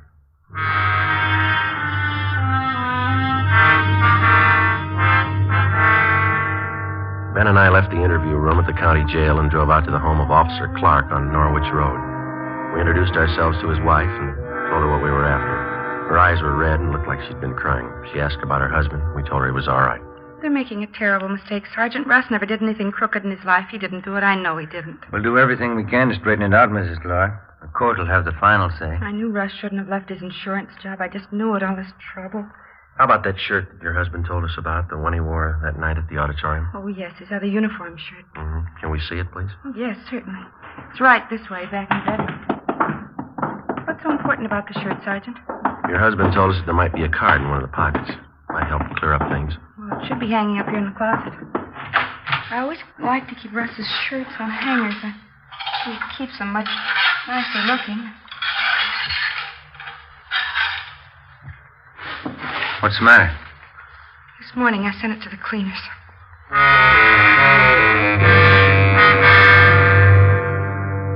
Clark's wife, Ben, and I drove down to a dry cleaning shop a few blocks away where Mrs. Clark had left the shirt. The counter girl there told us that the truck had already been by that morning and picked up the day's cleaning. It was a store rule to check all garments for contents. She had found nothing. We got the address of the main plant, the Great Northern Dry Cleaners, a place down on Factory Street. 10:15 a.m.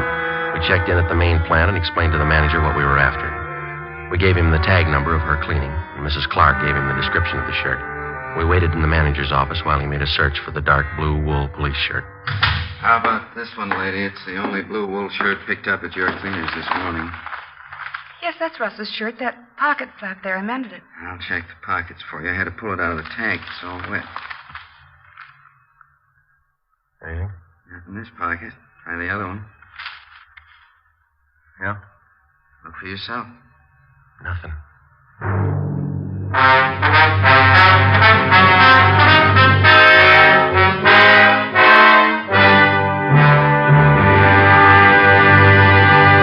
You are listening to Dragnet, the case history of a police investigation, presented in the public interest by Fatima Cigarettes.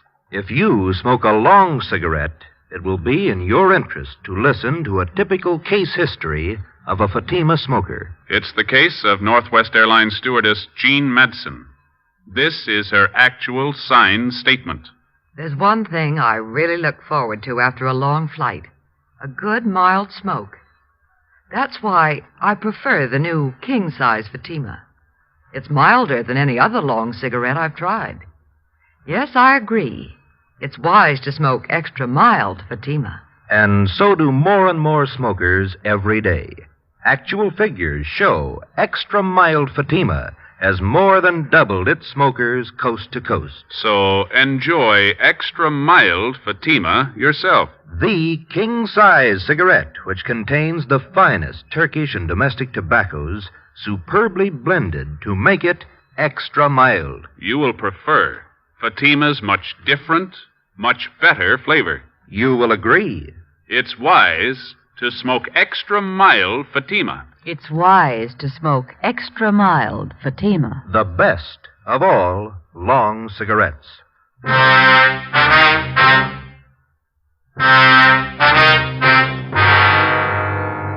Thursday, April 10th. Shortly after noon, the daily newspapers were on the streets, and the head on one of the top front page stories read, "Rookie cop slugs robbed citizen." Ben and I went back to the county jail and told Clark that we'd failed to find the card. He could give us no other lead that might help in clearing the case. During the next 2 days that followed, Ben and I ran down every possible lead, no matter how remote it was. I made a thorough check on Mr. and Mrs. Stacy. We double-checked back on Clark's record. For one full day, we did nothing but phone doctors in and around the city of Los Angeles. From a list of hundreds, we came across 3 doctors who had been present at the fights in Olympic Auditorium on the night Stacy claimed he was beaten up and robbed by Officer Clark. None of the 3 had seen a man tumble down the stairway leading from the balcony to the lobby. None of them had seen any accident or had been called on to help anyone professionally. Monday, April 14th, we met with Lieutenant Ralph Drummond. No go, huh? That's got us, Ralph. We can't figure it. It's almost a fact Stacy's lying. Clark, what about him? Well, there's still nothing to show that he didn't do it. He had the opportunity. Maybe he had a motive. He needs money, you know. Who doesn't? How much you get on Stacy? He and his wife run a second-hand furniture store in South Flower. It's a small business. Stacy's quite a gambler. He bets on the fights. Yeah? We checked around with some of the gang down at the auditorium. Stacy's well-known down there. He laid some pretty heavy bets the night he claims Clark rolled him. How much? You got the dope there, Ben. How's it figure out? He lost over $75 in small amounts. Add to that the fact that he was doing some partying. That might account for the 128 dismissal. Stacy blew the roll, was afraid to tell his wife, so he cooked up the story against Clark. Yeah, sure. Maybe that could have been the way it happened. What do you got on the other side? Not much, Ralph. Couldn't dig up anything against Clark. I don't know. He doesn't seem like the type to pull something like that. Maybe not. You still can't prove he didn't do it. How about the papers? You've been plugging for witnesses? Yeah. Here's the ad. Had it running in personals for 4 days now. Thanks. All those saw a man fall down the stairway, the auditorium. Today, please call Michigan 5211-75. No results, sir? No. All the possible doctors in town have been checked out, too. How about the local medical magazines? Got an ad in there, Ralph. Nothing's happened. Well, one thing is sure. Something's got to happen. Newspapers are scorching the kid and the department along with him. Victim without a trial makes good reading in the tabloids. There's one thing I can't understand. If Clark's leveling and there was a doctor at the fights that might have looked at Stacy, then where's the doctor? We've had this thing noised all around town. Well, give it a little more time. He might turn up. I kind of like the Stacy angle. How do you mean? Well, suppose we get him in here. Think we could break him down under questioning? No, I doubt that. We can't even get close to him. That wife of his and that lawyer, they're with him all the time. He's afraid to talk to us. Maybe if we pass the word to his wife he'd been gambling, how far can we go on that? Well, she might believe us, she might not. You've seen what she's like. Yeah.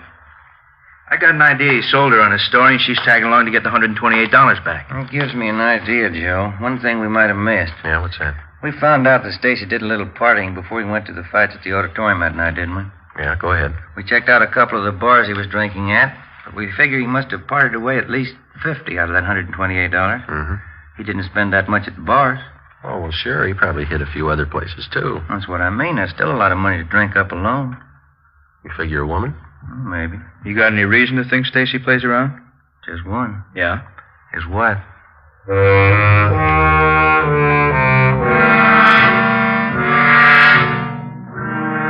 Monday, 1 p.m. Ben and I started to canvass of bars and small nightclubs in the general area around the Olympic Auditorium. We started with those where Stacy was a regular customer. We failed to turn up any leads. Either the bartenders refused to tell us or they had no knowledge of Stacy's running around with other women. We kept at it. Another day passed. 2 days. Nothing. One of the newspapers started a campaign against the brutality of police officers. On Thursday, we got a tip from a bartender at a place out on Washington Street, the Brown Cow. He told us that he thought he saw a man answering Stacy's description in his bar a few nights before with a flashy blonde in her late 20s. He said he didn't know Stacy too well, but he knew the girl, and he knew the hotel where she stayed. Her name was Sandra Gay, an acrobatic specialty dancer at a cheap nightclub. We checked out her hotel, but she wasn't in. We left word for her to get in touch with us, and we picked up a hamburger and some potato salad for lunch and checked back in at the office. How you doing, Coleman? Not as good as you two. How do you mean? Can't you smell a perfume? Huh? It's off a blonde named Sandra Gay. She's waiting in the next room. Won't talk to anybody but you. Thanks. Come on, Ben. Didn't waste much time, did she? Perfume. Sure strong. Your name, Sandra Gay? Yeah, that's right. You the fellas been looking for me? Drop by your hotel. We'd like to ask you a few questions. Sure, it's all right. This is my partner, Sergeant Romero. My name's Friday. How you doing? Hello. Romero. Kind of cute for a cop. What can I help you with? Do you know anybody by the name of Gerald Stacy, Miss Gay? Gerald. Yeah, I hate that name. Do you know any man who calls himself that? No. I think that's a terrible name for a man, Gerald. The man we have in mind is pretty short, stocky build, dark hair, and he wears steel-rimmed glasses. Yeah, where'd they hang out? Place out in Washington, the Brown Cow. Supposed to have been seen with you. Gerald Stacy. Oh, yeah, I think I know what you mean. Furniture business. Runs a place near the Brown Cow. That's right. You know him? Oh, Pop. Sure, I know him. We get together once in a while. He's a kick. Pretty big spender? When he's got it, yeah. Last time we went out, he was fine. He can kick it around when he wants to. Oh, Pops. When's the last time you were out with him, Miss Gay? Maybe a week. 2 weeks ago. It was a Tuesday night, I think. Yeah. Tuesday the 8th. Is that about right? Yeah, it must have been it. Why, what's it all about? Did you spend most of the evening with him? No, I had to get back to the club, do my act. He went on to the fights over at Olympia. I get it. Personnel, Friday. Is this Sergeant Friday? Yes, that's right. This is Dr. Samuelson talking, Sergeant. I've been out of town. I just got back this morning. I saw the ad in the paper. Yes, sir? I was at the fights that night, Sergeant. What did you want to know? Would you mind telling us, Doctor, did you see a man fall down one of the stairways to the lobby? Certainly. I was the one who examined him.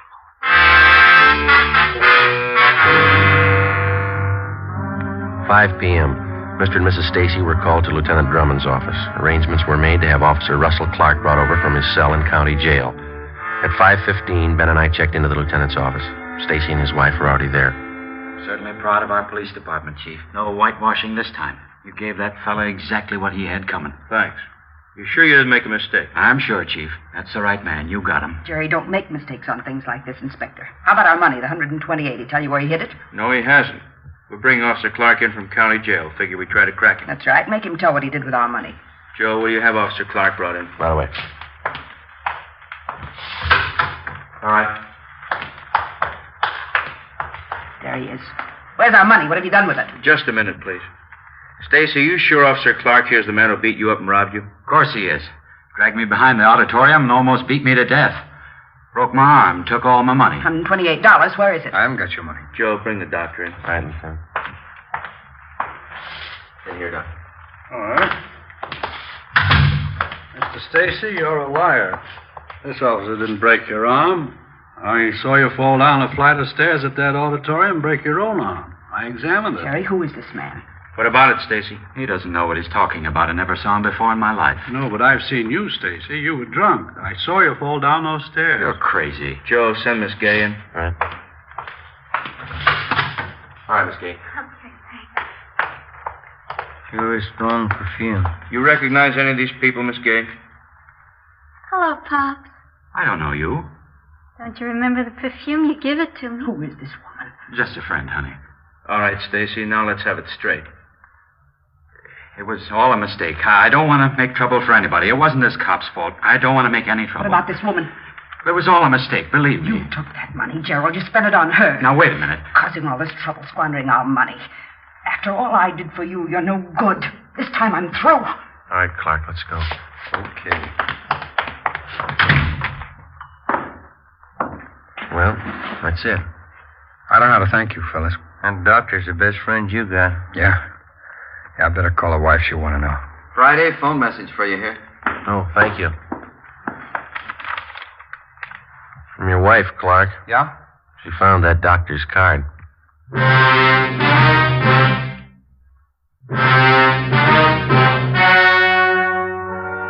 story you have just heard was true. Only the names were changed to protect the innocent. On September 2nd, trial was held in Municipal Court, Division 7, City and County of Los Angeles, State of California. In a moment, the results of that trial. It's amazing how many long cigarette smokers are changing to extra mild Fatima. Here is the actual report. From coast to coast, extra mild Fatima has more than doubled its smokers. Yes, more and more smokers every day are discovering that Fatima is the king-size cigarette that is extra mild.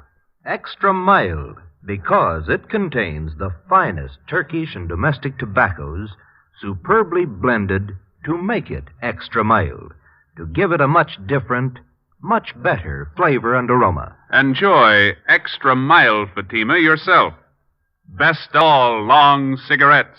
It's wise to smoke extra mild Fatima. It's wise to smoke extra mild Fatima.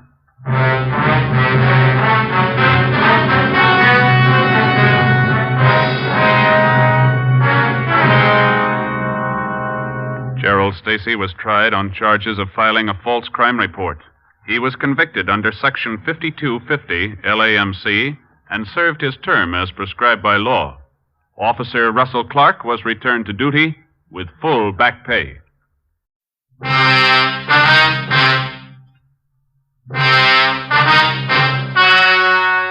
The story you're about to hear is true. Only the names have been changed to protect the innocent. Fatima Cigarettes, best of all long cigarettes, brings you Dragnet.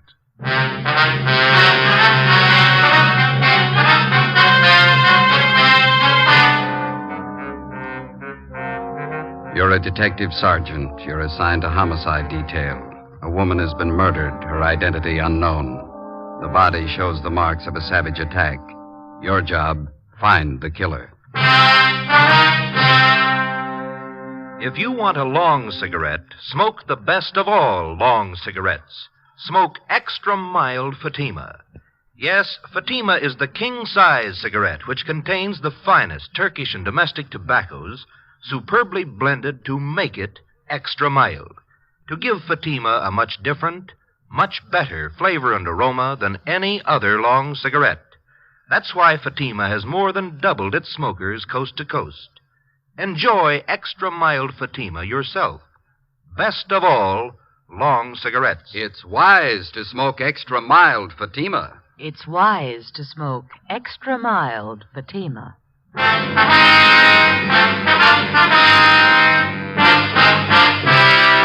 Dragnet, the documented drama of an actual crime. For the next 30 minutes, in cooperation with the Los Angeles Police Department, you will travel step by step on the side of the law through an actual case transcribed from official police files. From beginning to end, from crime to punishment, Dragnet is the story of your police force in action. It was Sunday, December 25th. It was raining in Los Angeles. We were working the day watch out of homicide detail. My partner's Ben Romero. The boss is Blaine Steed, captain of homicide. My name's Friday. It was 39 minutes past 5 a.m. when I got to San Andreas Cathedral on 1st Street. Churchyard.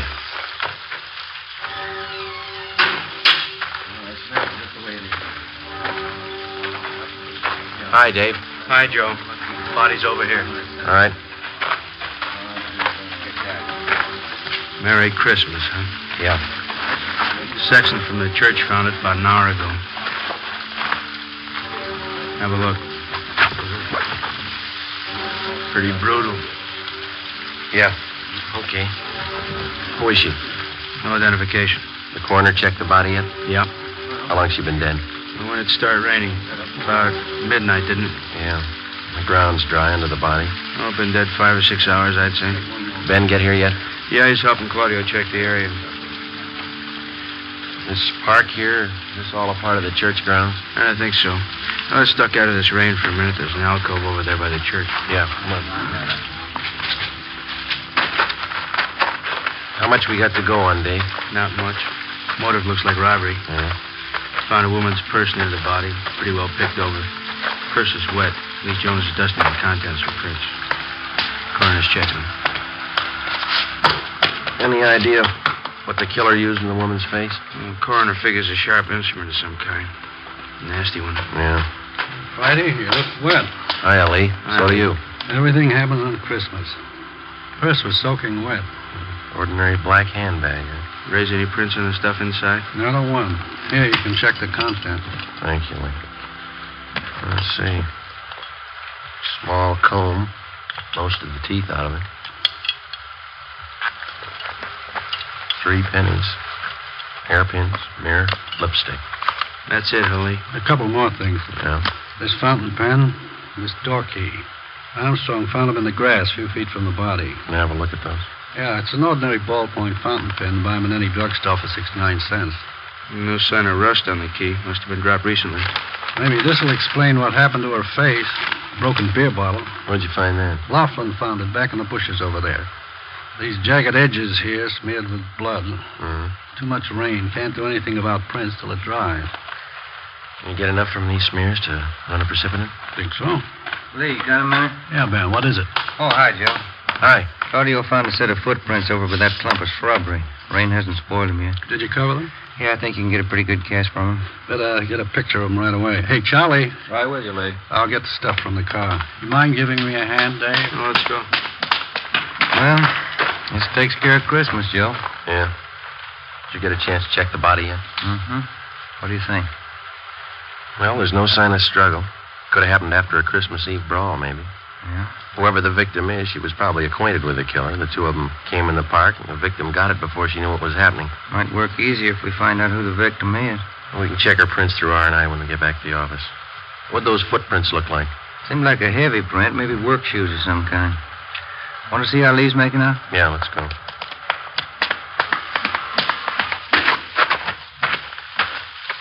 Gonna miss Christmas dinner again this year.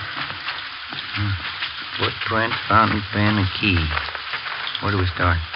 It's a cheap pen. They sell thousands of them. Want to smoke? All right, thanks. Footprints will help convict the killer. Gotta find him first. Thank you. I don't know. Maybe we can work a switch. How's that? Find the lock that fits the key. 9 a.m., Christmas Day. Sergeants Dave Arroyo, Robert Claudio, Ben, and I went back to the office and took stock of what we had to work with. It wasn't much. A woman had been murdered. Who was she? Why was she killed? Who was the killer? Dave and Claudio had the dead woman's fingerprints taken, and they were run through the record bureau. Ben and I checked with Lee Jones at the crime lab. The results of the precipitant test showed that the type of blood found on the broken beer bottle matched that of the victim. From the casts of the foot impressions found at the scene of the killing, Lee estimated that they were made by a person approximately 5 feet 9 inches tall, weighing about 160 pounds. He figured the footgear must have been of a heavy type, either a boot or a dress shoe with thick double soles, size 11. 9:40 a.m. We checked in at the basement of the Hall of Justice, the county morgue.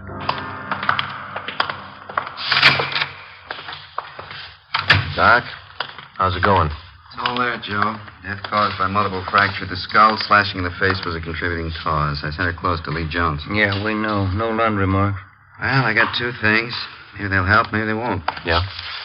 The chemist's report here on the blood analysis shows the victim was drinking. She was definitely under the influence at the time she was murdered. 0.00% alcohol in the blood. Mm-hmm. How about the murder weapon, Doc? We gonna rule out that beer bottle? I'm just coming to that. Step over here. Yeah? This mark here on the side of her face, brown smudge. Oh, Jones says that shoe polish. He analyzed a few of the particles. Ties in. The cause of death was brought about by severe blows in the head and face. Heavy shoe, huh? That's my guess. Probably a boot or a work shoe. That doesn't add, Joe. How do you mean?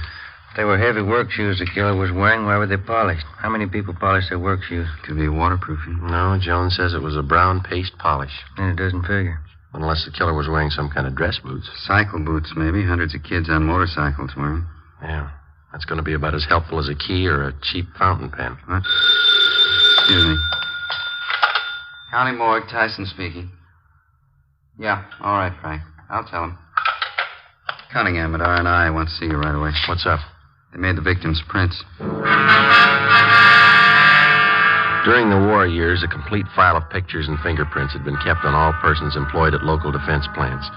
Out of this file came our first major lead. The victim's fingerprints matched those of one Maria Camacho, 38 years old, formerly employed at Universal Aircraft. Her address in 1945 was listed as 9230 Sheridan Avenue. Ben and I went over to the crime lab, picked up the key and the fountain pen found near the body, and drove to the Sheridan Avenue address. The house was 3 blocks from the churchyard where the body was found. A young woman with a baby in her arms answered the door. She identified herself as Elena Gomez. She told us Maria Camacho was her aunt. They were expecting her for Christmas dinner late that afternoon. We told her what happened. When she recovered from the shock, we questioned her and her husband, a furniture worker. So hard for me to believe. Why anyone would do this to Maria? When's the last time you saw her, Mr. Gomez? Well, she was around last night, Sergeant. She brought the presents for the kids. Always brought them presents on Christmas. Did she live here? Was this her permanent address? No. She stayed with us during the war when Ray was overseas. When he came back, she took a room down the street. I can give you the address. All right. What time did Maria leave the house last night? Well, let's see. Must have been around 10 o'clock. Not much later. Don't you think, Elena? About 10 o'clock? Yeah, that's right. Go see what those kids are doing, huh, Ray? Yeah, all right. Did Maria have anything to drink here last night, Miss Gomez? Yes, we had a glass of sherry together, that's all. Could you tell if she'd been drinking before she came here? Well, it was Christmas Eve. I guess she'd had a few. Why? Was she a pretty heavy drinker? Not usually, no. Maybe on the holidays, though. Maria liked to get out and have fun, living alone and all that. Poor Maria. Well, did she drink at home, or was there some particular place she liked to go? The cantina down on Soda Street. She used to go there. Any others? A couple of bars on Brooklyn Avenue. I don't know the names. What'd Maria do for a living, Miss Gomez? She took in some dressmaking. Worked for herself. She wasn't poor, wasn't rich. Her landlady could tell you about her friends. Kids are hungry, Lana. Dinner's getting cold.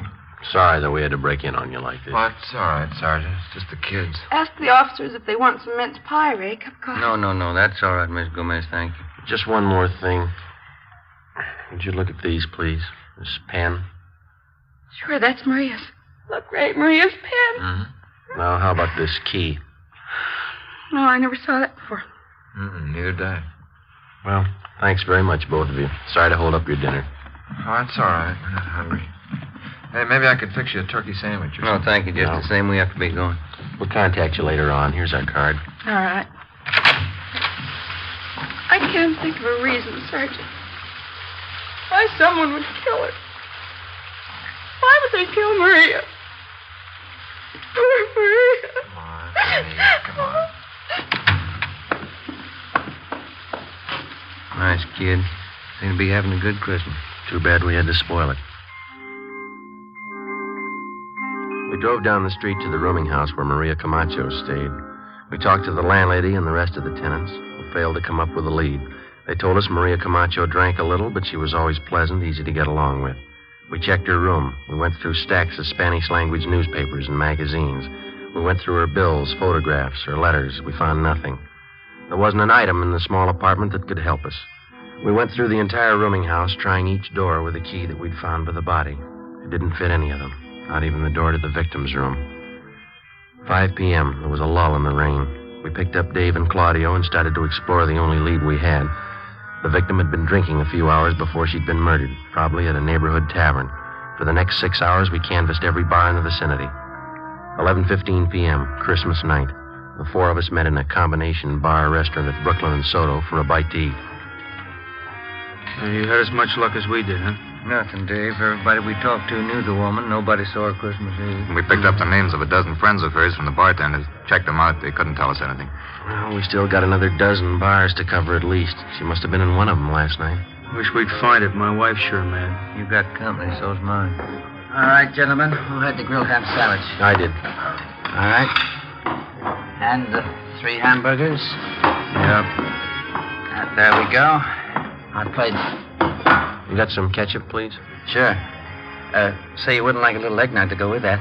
It's good. I make the batter myself. No, thanks. Say, there's something you can do for us. Yes, sir? Would you look at this picture? All right. See if you can identify this woman. Sure looks like Maria. Yeah, that's her. You know her? Was she in here last night, do you know? Yeah, she was. What time was she in? Oh, about 11:30. Why? Was she with somebody? Oh, half a dozen of them at least. Maria, another woman, and 4 or 5 men. Were they drinking? Well, they were well behaved. Just having a little Christmas cheer, that's all. They like my eggnogs. At what time did Maria leave? Do you remember? Well, no, not exactly, but she left before the others. They closed the place. You fellas cops? Did she leave alone? No, Tony followed her out. I think it must have been sometime around midnight. I'm not sure. Who's Tony? Tony Perez. He's busboy here. He knows Maria. Where's he now? Christmas. She's off. Lives in a hotel down the street someplace. I don't know. Time fits. Maybe the key does. Dave and Claudio started to check the neighborhood to locate the hotel where Tony Perez stayed. Ben and I continued our canvass of bars and restaurants in the area. 1 a.m., the rain started in again. We checked in at a bar on Brooklyn Avenue near Cornwall, the Cantina Sinaloa. Yes, sir. Gentlemen? Police officers, would you look at this picture, please, see if you can identify it? Wait till I dry my hands. I'm just getting some of these glasses out of the way. Let's see. You ever see her before? Oh, yeah, that's Maria. Too bad. I read in the papers about it. Can you tell us if she was in here last night? No, I didn't see her. I read in the papers about it, though. Terrible. Poor Maria. Is it possible she might have been in? You didn't see her? No, I always know when Maria's here. She was always full of fun. She liked to sing. I better get these glasses finished. Ben, you want to call the office? Yeah, okay. How about a drink, Sergeant? You don't look so good. You got any coffee?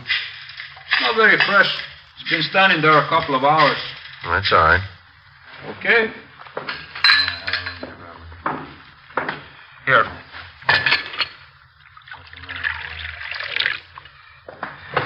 Here's the sugar. Hey, thank you. Yeah, that's not very warm, huh? Oh, that's okay. What do you think, officer? The guy was crazy? I don't know. Ah, he must have been crazy. Lots of nice rain. That's good for the farmers. Yeah. Sure.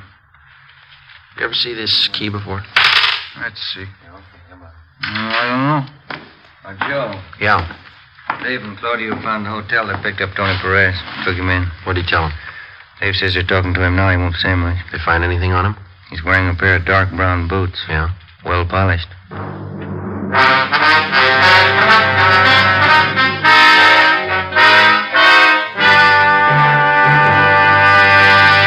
You are listening to Dragnet, the case history of a police investigation presented in the public interest by Fatima Cigarettes. If you smoke a long cigarette, it will be in your interest to listen to a typical case history of a Fatima smoker. It's the case of skater Larry Jackson, one of the stars of the Los Angeles Ice Capades.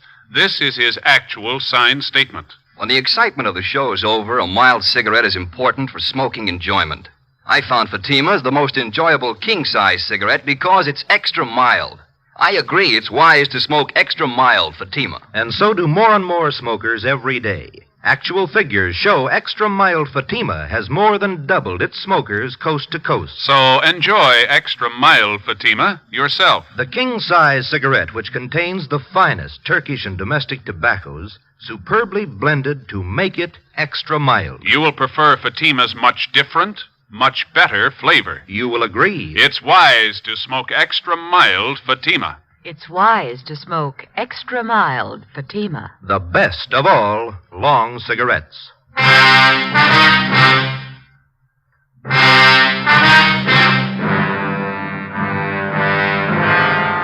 Monday, December 26th, 9 a.m. We checked Tony Perez through R&I. He had a record of 7 arrests, but no convictions. During the past year, he'd been booked on suspicion of 211 PC, assault with intent to do great bodily harm, and second-degree burglary. In each instance, he'd been released for lack of evidence. All of his shoes and clothing were brought to the crime lab for examination. 9:25 a.m. We brought Perez back to the interrogation room. He admitted that he had been with Maria Camacho Christmas Eve, but he denied having anything to do with her killing. He told us that after he had left Maria, he'd gone to a party at some friend's house. Dave and Claudio went out to check his story. I gave them the key found near the body and asked them to try it on the door to Perez's hotel room. Ben and I continued to question the suspect. How well did you know Maria Camacho, Tony? I told you already. She was just some old crow who used to hang around the bars, that's all. I used to talk to her once in a while. You ever have any arguments with her? No. How many times you gonna ask me that? It'd help a lot if you could tell us exactly where you left Maria Christmas Eve and when you left her. I told you already. I don't remember exactly. We were drinking. We were all drinking. I don't remember. How'd you get to that party? I walked. Place down on Malabar Street. Maria stopped at a bar someplace along the way, and that's the last time I saw her. Did you go in with her? No, she went in alone. I went to the party. That's all I know. Interrogation room Friday. Lee Jones, Joe. Yeah? Check the polish on Perez's boots. It matches with the smear of polish on the victim's face. Wax components are exactly the same. Good. How about the cast? Nope, they didn't match. The prints we cast out there were size 11, big heel. Perez wears a 9, pretty small heel. No match at all. What about the other stuff? Went over the rest of his shoes and his clothes. Nothing that ties in. Okay, Lee. Thank you. Do you shine your own boots, Tony? No. Why? Where do you get them shined? I go to Angelo's, Chicago Street, right near First. When's the last time you got a shine? Oh, Christmas Eve. What time Christmas Eve, Tony? When I got off work, about 2 in the afternoon. Hi. Hi, Dave. See one of you outside a minute? Yeah.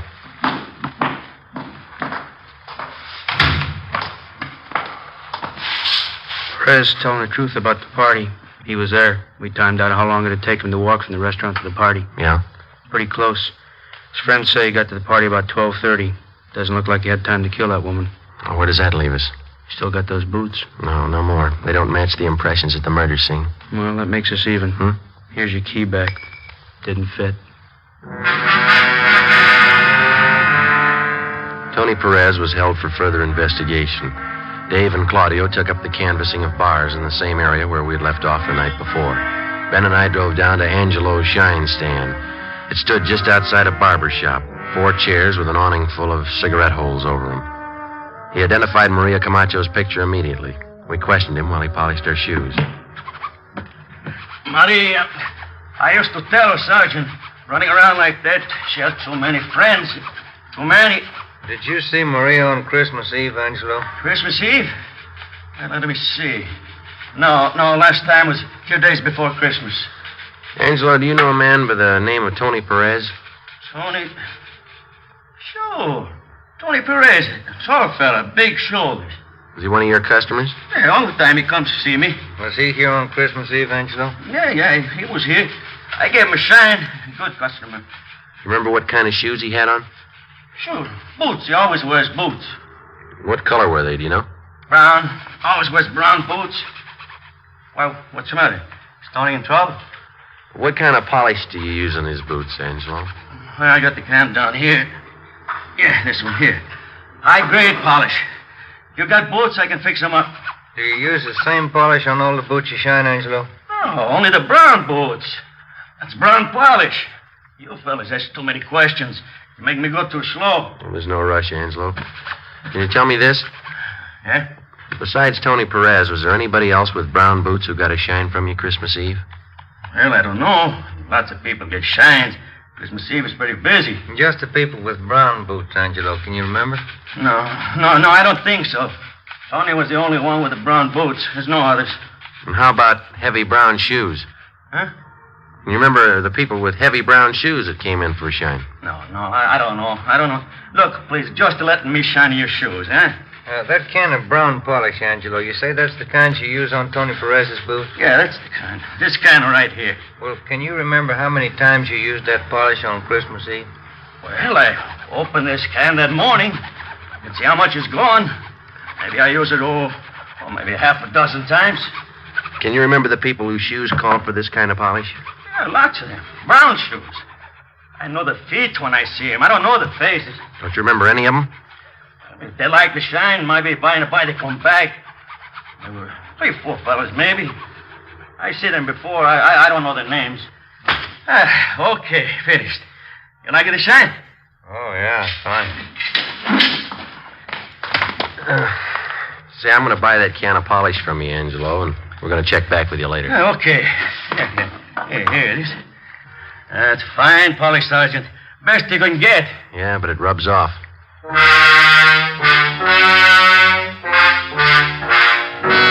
December 26th, 5 p.m. We drove back to the crime lab and had Lee Jones analyze the can of shoe polish.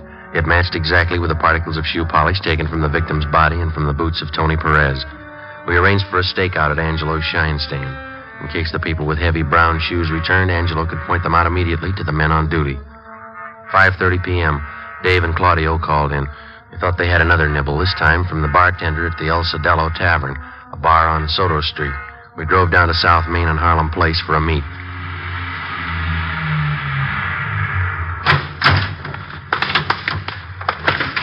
Hi, Dave. Hi. Figured we better move on this tonight. What's the pitch? Bartender on Soto tipped me that Maria Camacho was in his place Christmas Eve. Said it was a little after midnight. Yeah?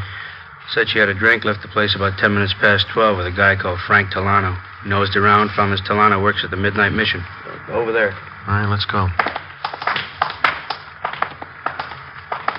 This it, Dave? Yeah. Good Friends Mission.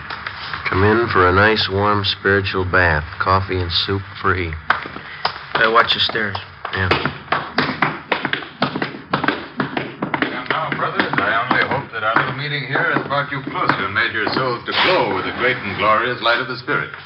And yes, brothers, if we be not born again of that light, as the book says, we'll be damned, brothers. Damned. Amen. Now, brothers, while Sister Myrtle Ferguson plays one of his stirring marches, let's join arms, brother to brother, and march into the lunchroom where, through the kind graces of one of our benefactors, Pete Woodurus of the Acropolis Cafe, each one of you will be entitled to a bowl of turkey soup, some of Sister Wilson's homemade bread, and a cut of mince pie. Sister Ferguson, march.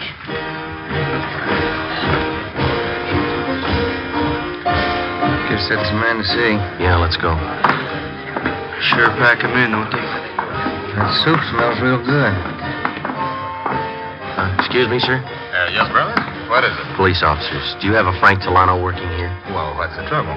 Does he work here? Well, yes, he's a very good man, Frank. Anything wrong? Is he here now? No, he isn't. Where can we find him? Well, I'd like to know what the trouble is. We'd like to talk to him, mister, that's all. Well, he has a room at the Good Friends Mission Annex. That's over on San Pedro Street. Is that his permanent residence, the Mission Annex? Yes, Frank's very helpful. He works for a small salary, and we give him room and board. Is he over at the Annex now? Yes, but maybe you'd better not see him now, officer. Why not? Well, Frank's not at his best. He's been drinking again. That's a sure sign. How do you mean? Well, whenever Frank starts drinking, that means that he's worrying. He's one of those. He drinks to forget. Yeah. He's been drinking for 3 days. He must have a lot to forget. Come on. 6:30 p.m. We drove over to the Good Friends Mission Annex on San Pedro Street. The man in charge told us that Tolano had a small room to himself at the rear of the second floor. Dave and Claudio went around to cover the Mission Annex from the back. Ben and I went up a narrow flight of wooden stairs. The plain white plaster walls were chipped and cracked and scrawled with pencil markings. We walked down to the end of a wide hallway to a brown paneled door with a transom above it. There was a man in soiled work clothes sitting on the bed. On the table next to him, there were 3-quart wine bottles. 2 of them were empty. Get out of here. You Frank Tolano? What about it? Police officers like to talk to you. Get out of here. You're not taking me. I'll cut you to pieces. Drop the bottle, Tolano. Get out of here. Drop the bottle. I'll cut you to pieces. Like you cut Maria. I'll kill you. Put it down, Tolano. Drop it. Get the cuffs on him. Yeah. Let's go. Just a minute.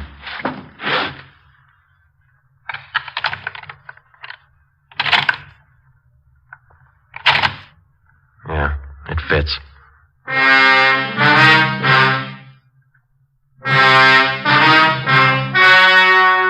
The story you have just heard was true. Only the names were changed to protect the innocent. On March 7th, trial was held in Superior Court, Department 94, City and County of Los Angeles, State of California. In a moment, the results of that trial. It's amazing how many long cigarette smokers are changing to extra mild Fatima. Here is the actual report. From coast to coast, extra mild Fatima has more than doubled its smokers. Yes, more and more smokers every day are discovering that Fatima is the king-size cigarette that is extra mild. Extra mild because it contains the finest Turkish and domestic tobaccos, superbly blended to make it extra mild, to give it a much different, much better flavor and aroma. Enjoy extra mild Fatima yourself. Best of all, long cigarettes. It's wise to smoke extra mild Fatima. It's wise to smoke extra mild Fatima.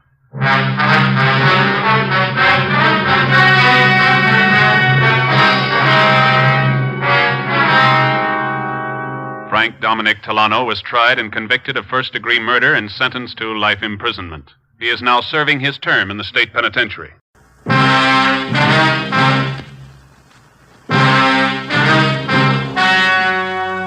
The story you're about to hear is true.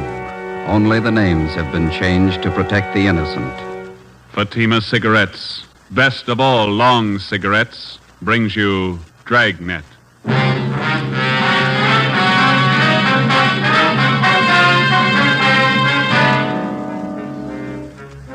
You're a detective sergeant. You're assigned to robbery detail. An elderly woman on her way to the bank has been robbed and beaten senseless. The suspects are cruel, ruthless. Your job, get 'em. If you want a long cigarette, smoke the best of all long cigarettes. Smoke extra mild Fatima. Yes, Fatima is the king-size cigarette which contains the finest Turkish and domestic tobaccos superbly blended to make it extra mild, to give Fatima a much different, much better flavor and aroma than any other long cigarette. That's why Fatima has more than doubled its smokers coast to coast. Enjoy extra mild Fatima yourself. Best of all long cigarettes. It's wise to smoke extra mild Fatima. It's wise to smoke extra mild Fatima.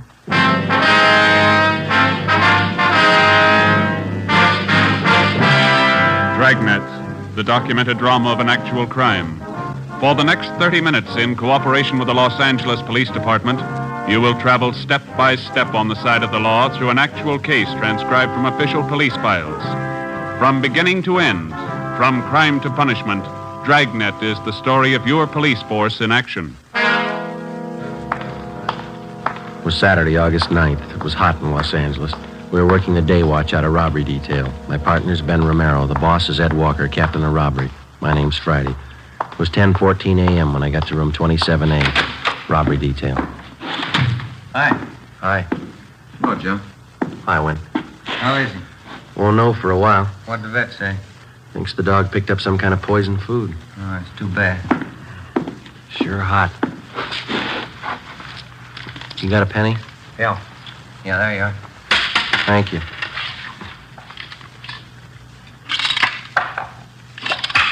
Somebody poisoned, huh? Yeah. That's what the vet says. I never could figure why some people poison dogs. I can understand some people not liking animals, but I can't see why they poison food and then just toss it around wholesale loss. You know how I feel about that dog of mine. If anything happens to him, I don't know what I'll do. Oh, he'll be all right. Those vets can do wonders these days. I sure hope so. They told me to check back with him about noon. I'm about to melt in this heat.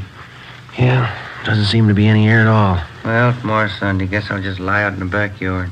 It's going to be good to just loaf around and read the Sunday papers, huh? It's a hot shot. I'll take it. My wife wants me to get out and get a little color. She says I'm better looking with a tan. She ought to know. All right. Will you get married, Joe? After so long, it gets so you believe everything they tell you. Here's one to roll on. Yeah? Robbery and shooting. Victim's car was stolen. You want to get on it? All right, let's go, Joe. Bank job. Don't make any plans for Sunday. 10:53 a.m. Ben and I pulled up in front of the Union Trust and Savings Bank at Melrose and Logan. We made our way through the usual crowd that was milling in and around the bank. We spoke with the manager, a Mr. Bill Four. He told us that he didn't see the actual robbery. The victim was taken in the parking lot next to the bank. Her name was Myrtle Shaw, a longtime customer of the Union Trust and Savings. Four told us that she always did her banking at the same time each day, around 10 in the morning when the bank first opened. He said she was the proprietor of Myrtle's Cafe, 4 doors west of the bank. Let us through, please. Sorry, let us through here. Officer, over here. Yes, sir. Friday and Romero, central robbery. Did you answer the call? Yes, we did. Freeman and Welsh, Unit 13R. Ambulance just left. Victim didn't want to go to Georgia Street. Said she wanted her own doctor. Okay, is she inside the cafe? Yeah. Let's go in, Ben. Are you Freeman? No, I'm Welch. Freeman's inside. See if you can clear this crowd a little, will you, Welch? Right. Thank you. All right. You've seen everything now. Now, let's move along. Come on. Get black in the street there.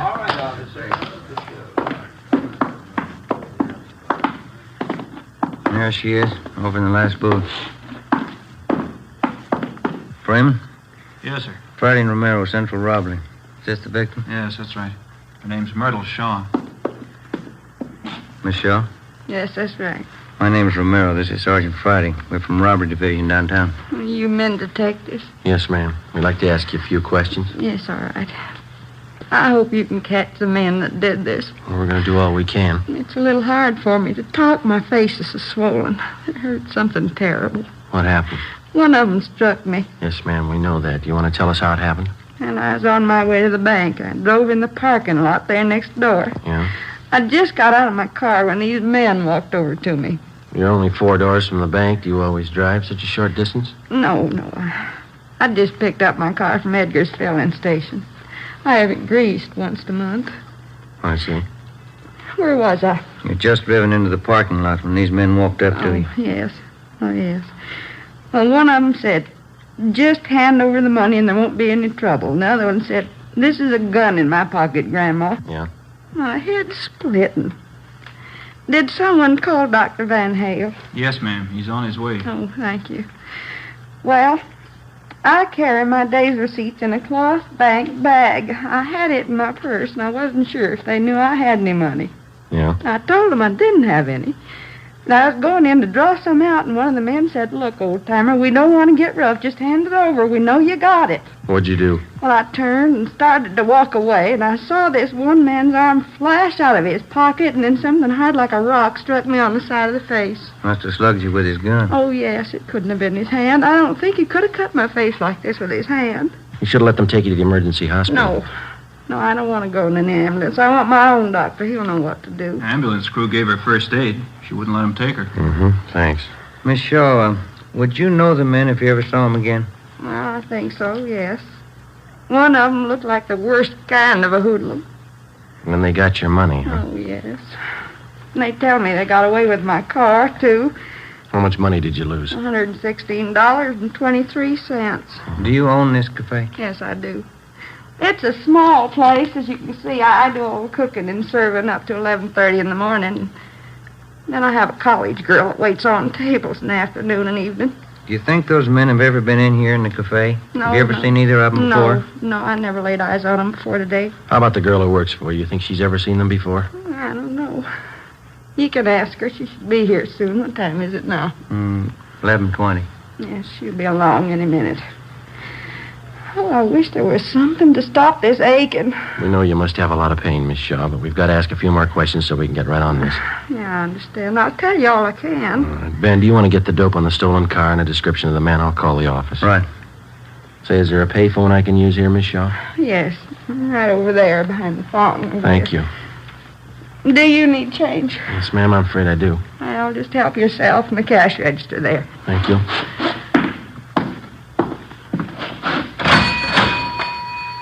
I put in a dime, taking out 2 nickels. Oh, well, now that wasn't necessary, young man. You didn't have to tell me. Well, I know, but we don't like to open other people's cash registers. You're a police officer, aren't you? Yes, ma'am. I trust you. That seems to be the reason a lot of people don't. I called the office, and as fast as Ben repeated the information, I phoned it in. The detailed information was broadcast to all units. The stolen car was a 1946 green Ford sedan, license number 1X-Ray 1898. All units were instructed to be on the lookout for the car, and if found abandoned, to notify robbery detail immediately and to keep the car under surveillance until we arrived. I called in a description of the suspects and the fact that the money was taken in a cloth bag stamped Union Trust and Savings. Myrtle Shaw's doctor arrived, and she was ordered to bed for rest and treatment. Ben and I interrogated all the possible witnesses in the parking lot, and we found only one man who saw the actual robbery. His story compared to that of Miss Shaw's, but he could add nothing more. We talked with a young college student who worked in the restaurant. She didn't think she'd ever seen the men in question. We drove back to the city hall and went to the stats office. They made a run for us on the descriptions and M.O. that we had, and we pulled the packages of all possible suspects that the machine sorted out. We narrowed and sifted the 24 possibles down to 12. We took the mug shots out and showed them to the victim and the one witness. They could not identify any of them as the two men in the holdup. 2:35 p.m. Saturday, we started to canvass the neighborhood, door to door. That takes care of Logan Street for one block, both sides. Want to start here on Melrose? Okay. Let's try this drugstore. I'm on fire. Paper says it's supposed to hit 99 today. I believe it. Come on.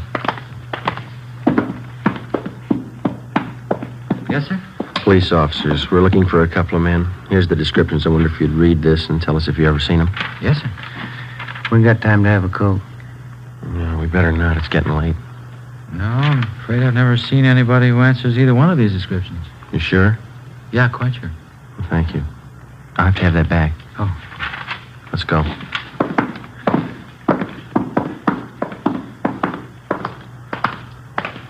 Is it just my imagination, or does it seem to be getting hotter to you? Talking about it doesn't help. I tried ignoring it. That don't help neither. Let's try this bakery. How do you do, gentlemen? How are you? Police officers. Wonder if you'd read the two descriptions listed here and tell us if you've ever seen either of these men. Yes, of course. No. Sure smells good in here, doesn't it? No, Yeah. I don't seem to recall anybody that looks like this. Anybody else in here who might have seen him? No, I don't think so. I wait on trade. Okay, thank you, ma'am. Let's go. That smells just like good old apple pie, doesn't it, Joe? We're baking Danish coffee cake at the moment. Oh. The next place here is a plastic factory. Yeah, looks like they're closed. Half day Saturday again. Somebody in there cleaning up.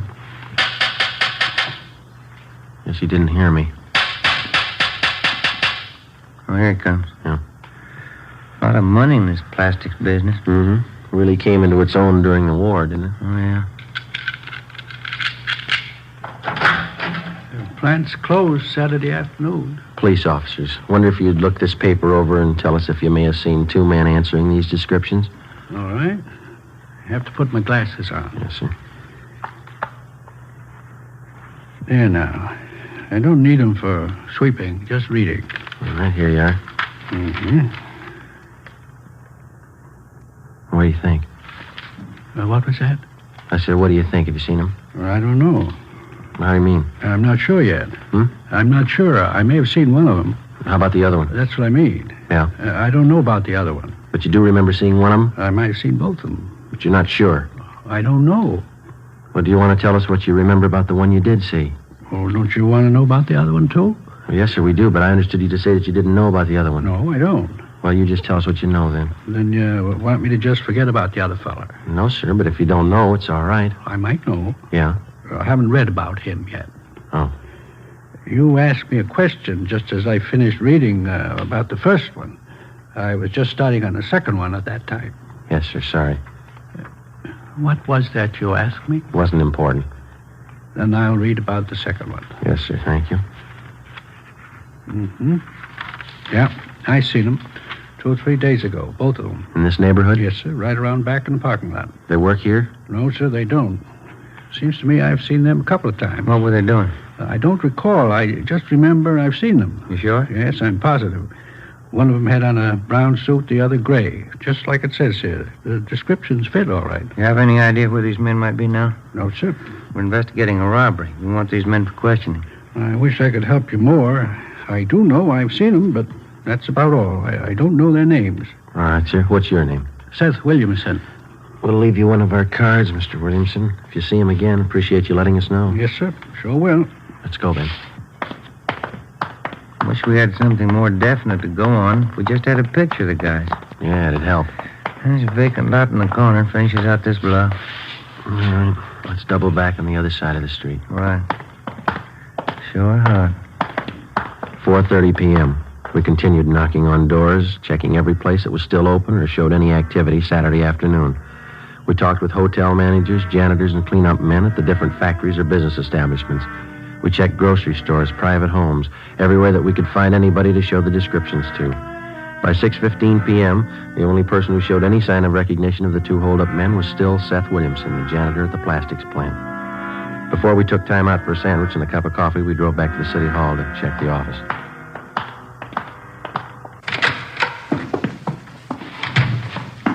Hi, Friday. What'd he say, Marty? Couple messages for you here. Thanks. What's the matter with you, Romero? I'm dehydrated. That sun almost fried me. Well, Joe, that one call there from your mother said tell your dog's out of danger. Oh, that's fine. Called in around 2, huh? Yeah. That other one's from some guy who says he wants to talk to you right away. Been calling in since about 3 this afternoon.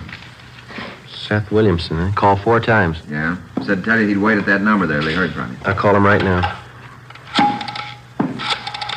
Been hot downtown, Marty? Pretty warm, yeah. Any kickback on that stolen car? Nope, not yet. Benson Plastics.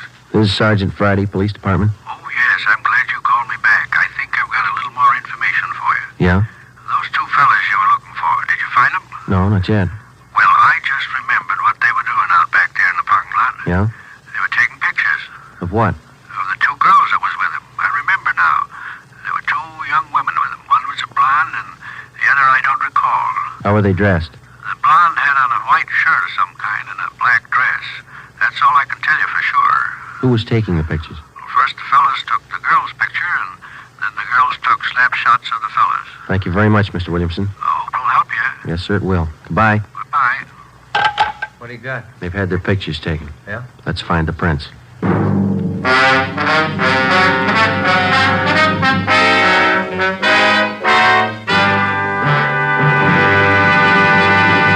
You are listening to Dragnet, the case history of a police investigation presented in the public interest by Fatima Cigarettes. If you smoke a long cigarette, it will be in your interest to listen to a typical case history of a Fatima smoker. It's the case of Miss Nancy Appel, a night news writer for one of the world's great press services. This is her actual signed statement. When you're working hard, smoking more, it's nice to enjoy a really mild cigarette. I've found the king-size cigarette that has this quality above all others. That cigarette is Fatima. Because it's extra mild, Fatima is always more enjoyable. That's why I agree. It's wise to smoke extra mild Fatima. And more smokers agree to that every day. Actual figures show Fatima has more than doubled its smokers coast to coast. So enjoy extra mild Fatima yourself. The long cigarette, which contains the finest Turkish and domestic tobaccos, superbly blended to make it extra mild. You will prefer Fatima's much different, much better flavor. You will agree. It's wise to smoke extra mild Fatima. It's wise to smoke extra mild Fatima. The best of all long cigarettes.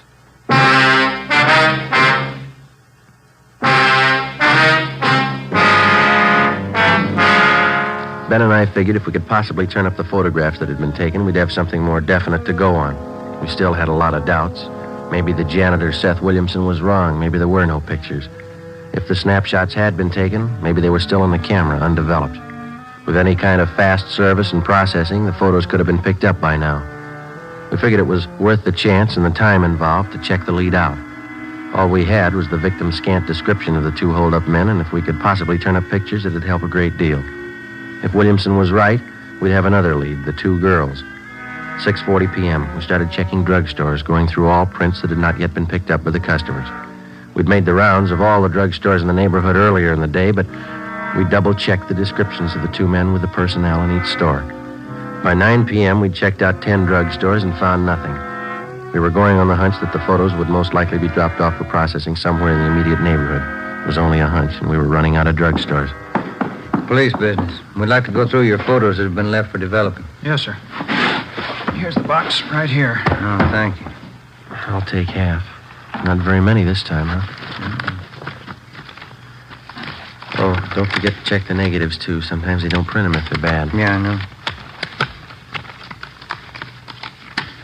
No, nothing in this one. People sure take a lot of pictures of babies, don't they? Yeah. Nothing. These are sure fuzzy. Pictures of the zoo.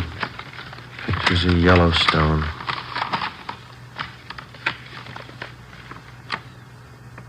Ben. Yeah? Pay dirt, maybe. Let me see. 2 guys.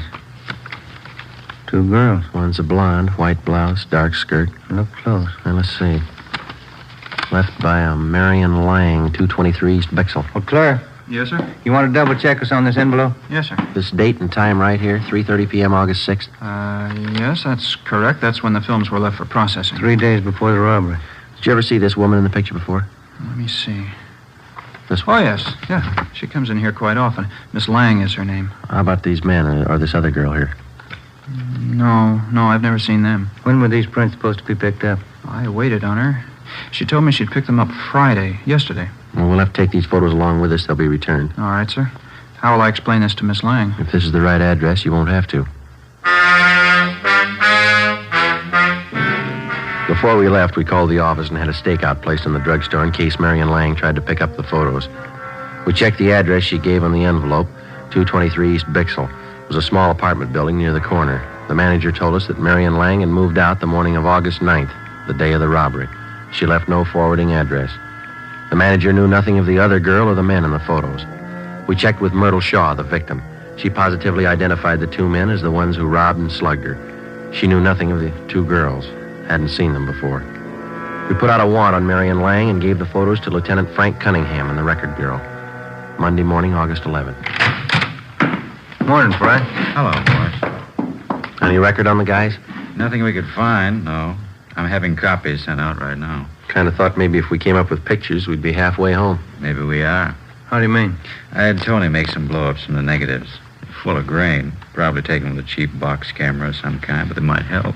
What'd you find? I just checked the enlargements. They were still in the wash, but I think we got something. Let's go over the photocopy. All right.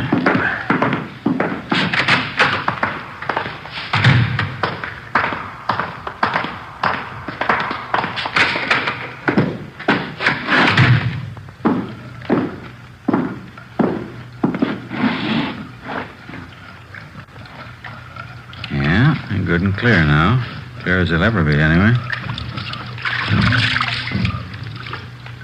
Here we go. I had 16 by 20 enlargements made. This will show you what I found. Yeah? You guys take a good look at the face of this one man here. Thought we did. Why? It's pretty hard to see on those small prints. Look here. You see the nose on this one? Mm-hmm. I'd guess it's been broken one time or another, wouldn't you? Yeah. You see here? Scar over the left eye, scar over the right eye. A couple of them. Yeah? Look at the right ear. See how mashed it is? Hmm. We couldn't come up with any names for you, but I'll bet it'd be safe to guess his line of work. Looks like a prize fighter. Nothing in the oddity file. I checked and double-checked everything I could lay my hands on here in the department. I don't place him if he was a boxer of any standing. I don't recall him. Isn't much. Wish I had something else for you. It's a lead, isn't it? Might be. It's more than we had. It was possible that one of the two hold-up men in the photos could have been a professional fighter. From his appearance and build, we felt it was a fair guess. We took copies of the snapshots to the State Boxing Commission, Los Angeles branch. We spoke with a Mr. Farmer, who couldn't seem to recall the man from his picture. We went over the description that the victim had given us. Farmer said that he knew a great many of the fighters because at one time or another they all check in and out of the commission before a bout. But the man in the snapshot remained unidentified. He checked through several hundred cards bearing the photographs of boxers in the files. No luck. Farmer suggested that we try the Spring Street Gym, where the out-of-town fighters get into shape and the boxers in town train. We left him a copy of the photograph and our card so that he could continue checking back through his files. It was 10:22 a.m. when we got to the Spring Street Gym. Here's the manager's office. Come in. You the boss here? Yeah. What can I do for you? Police officers. Yeah?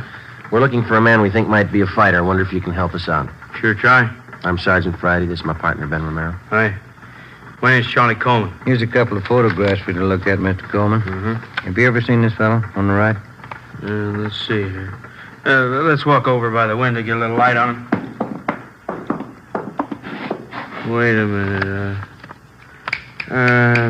Used to work out here all the time a couple of years back. Name's Billy. Marshall. Yeah, that's right. One of them named Billy the Kid Marshall. Is he still around? Oh, gee, I couldn't tell you. It's been a good 2 years since I seen him up here. Any idea where we might locate him? I doubt it. Used to be a Benny Farber's stable. Benny's been to the East now over a year. Let me check back through my locker listings. Maybe I still got something on him. Yeah, let's see. Out cards. Yeah, that's what we want. Let's take them over here by the window where we can read them. As I recall, Marshall wasn't much of a fighter. Father nursed him up through the prelims, got him in the semi-windups. He started hitting the bottle. Played the dames. Oh, yeah, here we are. Can I see that, please? Oh, sure. Here you are. Thank you. Billy the Kid. Big, beefy boy. Real sucker for right cross. 1637 Carver Avenue. That's the last address you got on him? Whatever the card says, yeah. Real sucker for the old right cross. Thank you very much, Mr. Coleman. You're welcome, boys. Anytime. What's he done? We just want him for questioning. Oh, I see. If you should hear from him, don't tell him we're looking for him. Let's go. Thanks again. What do you think he did wrong? I don't know. How do you block a right cross? We called the new information into Captain Walker, and he sent a crew of men to the Boxing Commission to check further. 1637 Carver Avenue. It was a cheap rooming house on the west side of town. Marshall hadn't lived there for over a year and a half. The landlady gave us a forwarding address. The next place hadn't seen him for a year. We kept checking and rechecking, going from one end of town to the other. Each place was a little better than the last. It was easy to trace Billy the Kid's rise in the fight game, such as it was, by the condition of the places he lived in. We covered 6 different rooming houses, boarding houses, and apartments. Each time his residence had been a little more recent. 5:15 p.m., Monday, August 11th. We pulled up in front of the Sunflower Hotel, 433 Banyan Street. Rates, $2 a week and up.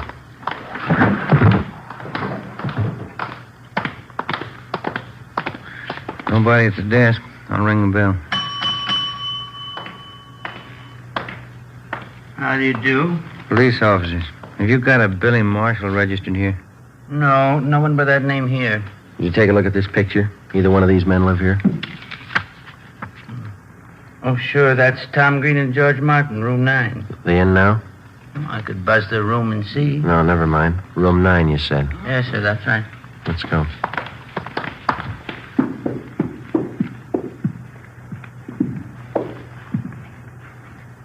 Room 9. Cover me. Right. Yeah? Special delivery letter. Slip it under the door. You have to sign for it. All right, stand still, police officers. Pass, Tom. Watch it, Ben. Take the other one, Tom. Joe! Joe, look out! All right, hold it right there, Marshal. Get over there against the wall. You, get up. Go over there with him. Move.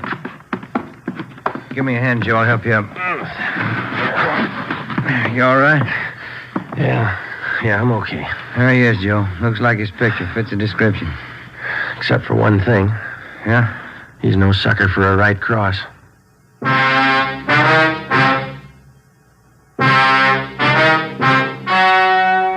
story you have just heard was true. Only the names were changed to protect the innocent.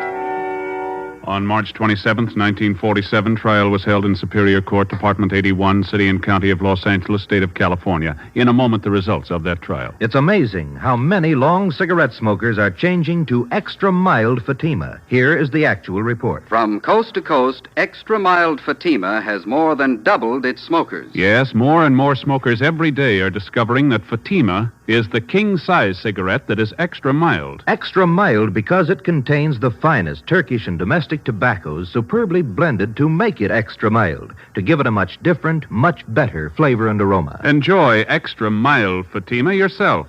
Best of all long cigarettes. It's wise to smoke extra mild Fatima. It's wise to smoke extra mild Fatima.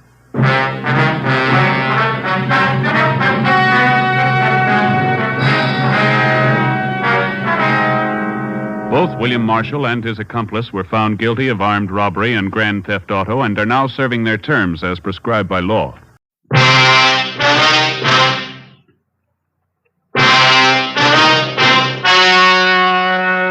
The story you are about to hear is true. Only the names have been changed to protect the innocent.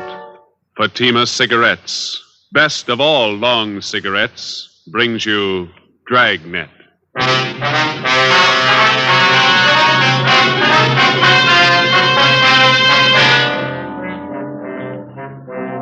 You're a detective sergeant.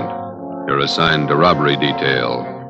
Vicious gunmen have committed assaults, robberies, attempted murders. Their victims, Army officers stationed in your city. Your job, get 'em. If you want a long cigarette, smoke the best of all long cigarettes. Smoke king-size Fatima.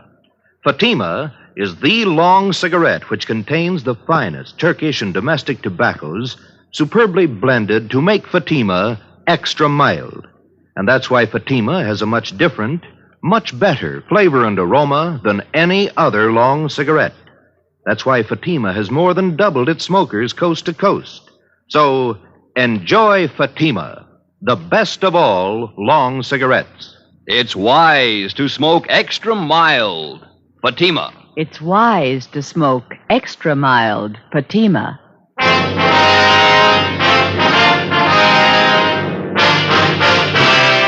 Dragnet, the documented drama of an actual crime. For the next 30 minutes, in cooperation with the Los Angeles Police Department, you will travel step by step on the side of the law through an actual case from official police files. From beginning to end, from crime to punishment, Dragnet is the story of your police force in action. It was Wednesday, February 3rd. It was cold in Los Angeles. We were working the night watch out of robbery detail. My partner's Ben Romero. The boss is Thad Brown, chief of detectives. My name's Friday. It was 1:45 a.m. when we got to Highland Park Division. Booking desk. Hi, Shepard. Hi, Friday, Ben. Hi. Brings you out here. We got one to book, Shep. You want to do the honor? Okay. Just a minute. Well, I sharpen this pencil. Right. All right, Jackson. Take it easy. Yeah. Relax, huh? Jerks. Okay. Yeah, let me get a new form in the machine. All right, what's your name? Roy Jackson. Address? 414 Alabama Street. Age? 23. Location of arrest? 1730 West Hill, the old Ranger Tavern. Ranger Tavern. Time of arrest? 11:25 p.m. Charge? Suspicion 211 PC. PC. Come on, let's get this over with. Hey, you got lots of time. Let's check your property. All right, Jackson, everything out of your pockets. Put them on the desk.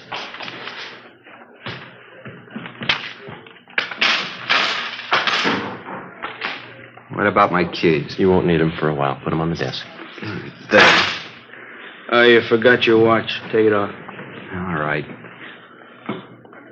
Yeah, that ring, too. Yeah. That everything? I'll shake him down. Yeah, that's everything. Okay, let me list it here. 1 brown man's wallet. Contents. I'll call them off to you, huh? Okay. 1 black pocket comb. Comb. Got that. 1 keychain and ring with 5 keys. Good luck charm on it. 5 keys. Good luck charm, yeah. Let's see, there's 10, $11.63 in cash. 11.63. 1 man's wristwatch, Waltham. 1 man's ring. You got that? Yeah. Yellow metal, the ring. Ring. With a white stone. It's a diamond ring. That's gold. 1 man's fountain pen. Fountain pen. That's it. Yeah, okay. Just put all the stuff in the envelope.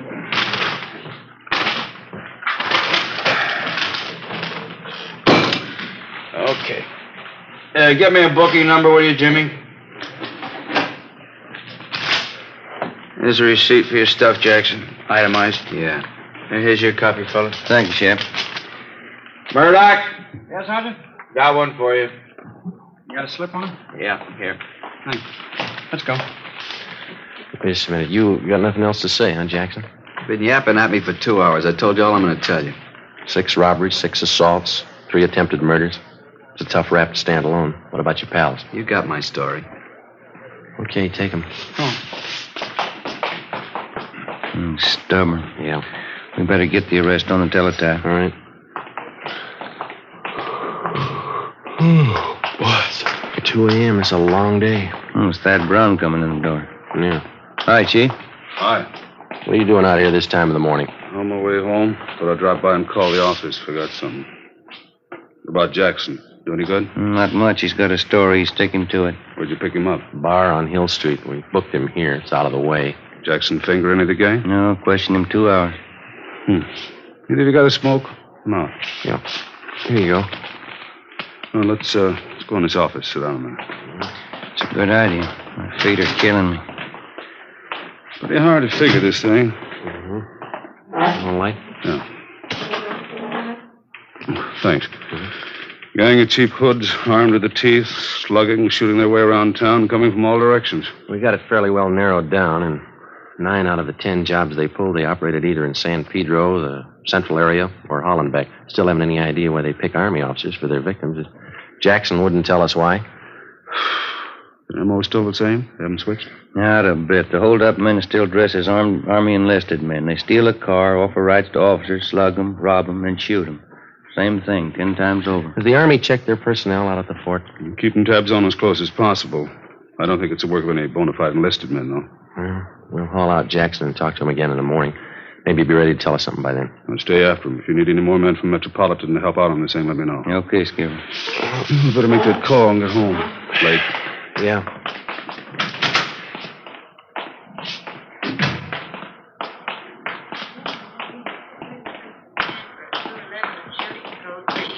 Attention, all units, code 3. What was it, code 3, Shep? 31st and Stafford, 211 and shooting. Chief Brown, Ben, and I got to the scene at 2:20 a.m. An ambulance was already there, along with 2 cruiser cars and a half a dozen curious onlookers. Lying face down on the dirt road about 15 feet off Stanford Avenue was a man dressed in an Army officer's uniform. He wore first lieutenant bars. His blouse had been half ripped off, and the side of his face was bruised and swollen. The back of his head showed the results of a vicious beating. There were 2 bullet wounds in his left shoulder. A few feet away, sprawled out on his back, was a major. He'd been brutally beaten, but he was still conscious. While the ambulance attendants gave first aid, we questioned him briefly. Both bodies were lying 30 feet from the interurban railway tracks. Feel up to telling us how it happened? Hit me on the mouth with a gun. Can't talk too well. No, don't try to get up, Major. How's Lieutenant Kelly? He was with me. He'll be okay. They're getting him in the ambulance. We were hitchhiking downtown, Kelly and me. 2 men in a gray sedan picked us up. Said they were going back to the fort. How were the men dressed? Do you remember? Too much noise. What do you say? Just a minute. What was that? The PE train going by. Now, can you tell us about it? Enlisted men. One is a tech sergeant, and a private. He said they'd drive us back to the fort in a gray sedan, Pontiac. Excuse me, Sergeant. Oh, sure. I'll have to take care of those face wounds. You can go ahead. Okay. Did you see the license number on their car? Too dark, no. Gray sedan. Pulled guns, stopped the car here. Took our money, everything. This'll sting a little. Yeah, it's good. You think you'd recognize the men if you saw them again? One was tall, 6'2", I guess. Think I know. They shot Kelly. He tried to run. They shot him. How is he? He's okay. Is there anything else you can tell us about the men? Ambulance is ready. I'll take him. We can talk to him later.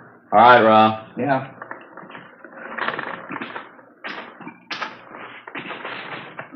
All right, easy.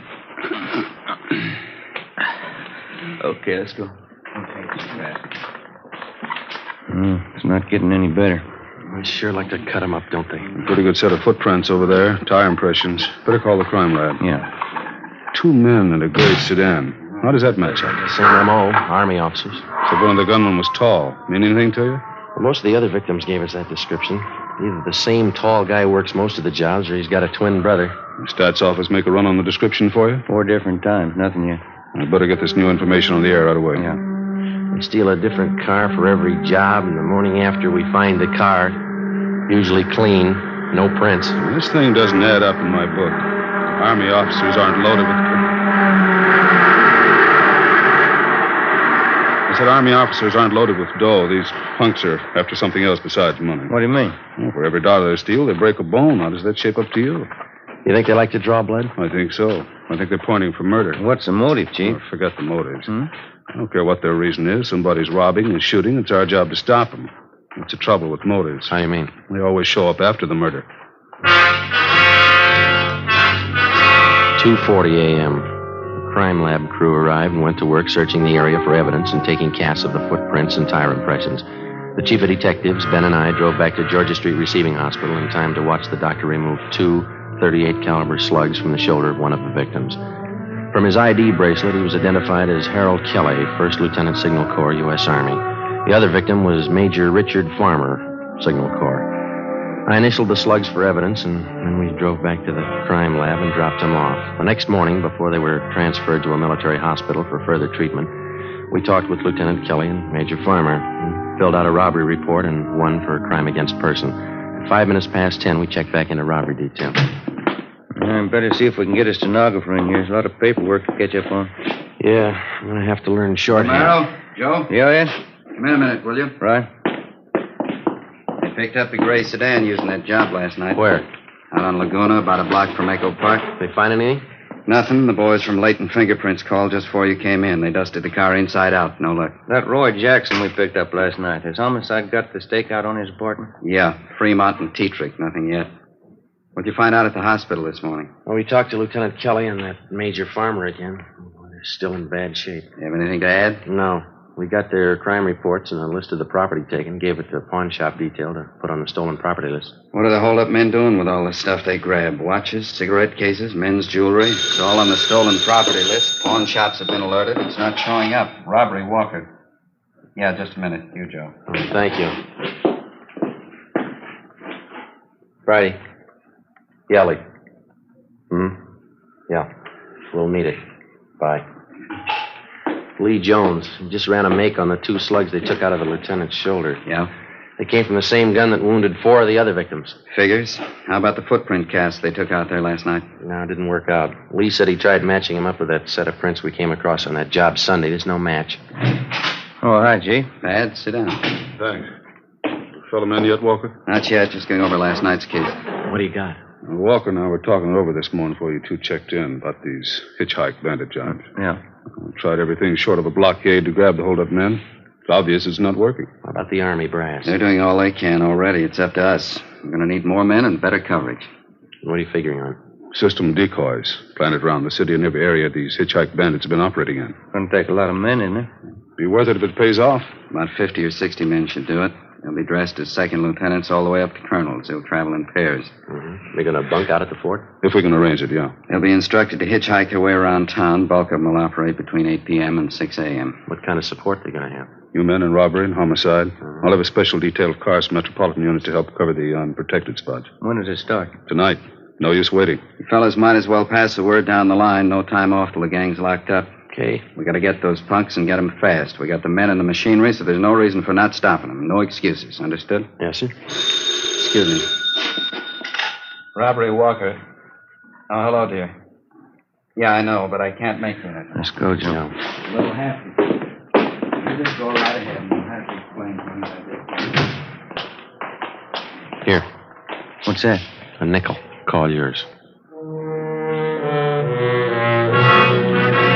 8 p.m., Thursday. With the permission of the commanding general, 6th Army, a total of 55 men dressed as Army officers spread out over the city to serve as decoys for the hitchhiked bandits. They were well armed, and they traveled in pairs. For the first night, it was the plan to concentrate in the central area, Hollenbeck and San Pedro. We started cruising the central area at 8 o'clock along with the rest of the detail. The time went slow. Midnight came. Still no sign.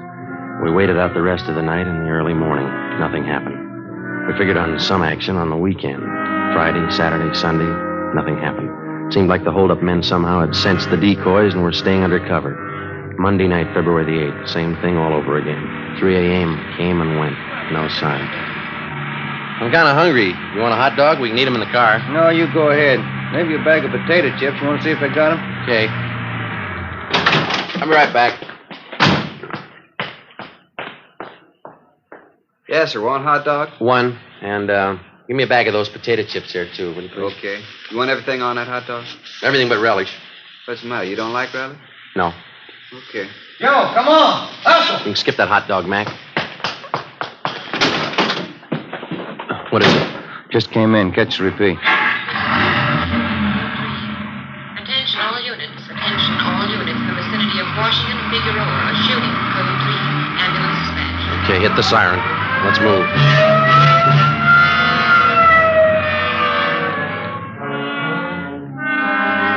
When we got to the scene, neither of the two victims were identified as police decoys. One of them had already been placed in the ambulance. Ben went over to talk to him. The second victim was still lying in the street, his chest riddled with bullet wounds. Two figures bent over him, an ambulance attendant and a priest. That heavenly Jerusalem where God shall wipe away the tears from your eyes, where there shall be no more sorrow, no more sickness, no more death, where you will live forever in possession of that happiness which the eye hath not seen nor the ear hath heard, neither hath it entered into the heart of man what things God hath prepared for them that love him. Same as that up, Joe. Hitchhike name. Yeah. Well, the victim can't help us much. How about this man? Oh, wait a minute. In the name of the Father, and of the Son, and of the Holy Ghost. Amen. There's your answer.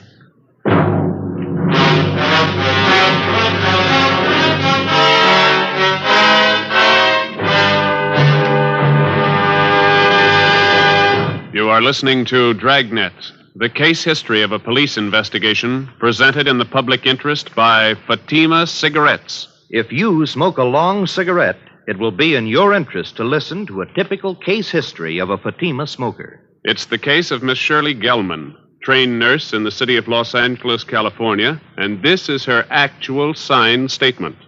Hospitals are short-handed these days, and nurses are working under pressure. I've found king-size Fatima just perfect when I'm off duty. They're extra mild, and even in the wee hours of the morning, Fatima tastes just fine. I urge all my friends to buy them. I agree, it's wise to smoke extra mild Fatima. And more smokers are discovering this every day. Actual figures show Fatima has more than doubled its smokers coast to coast. So enjoy Fatima yourself. The long cigarette, which contains the finest Turkish and domestic tobaccos, superbly blended to make it extra mild. You will prefer Fatima's much different, much better flavor. You will agree. It's wise to smoke extra mild Fatima. It's wise to smoke extra mild Fatima. The best of all long cigarettes.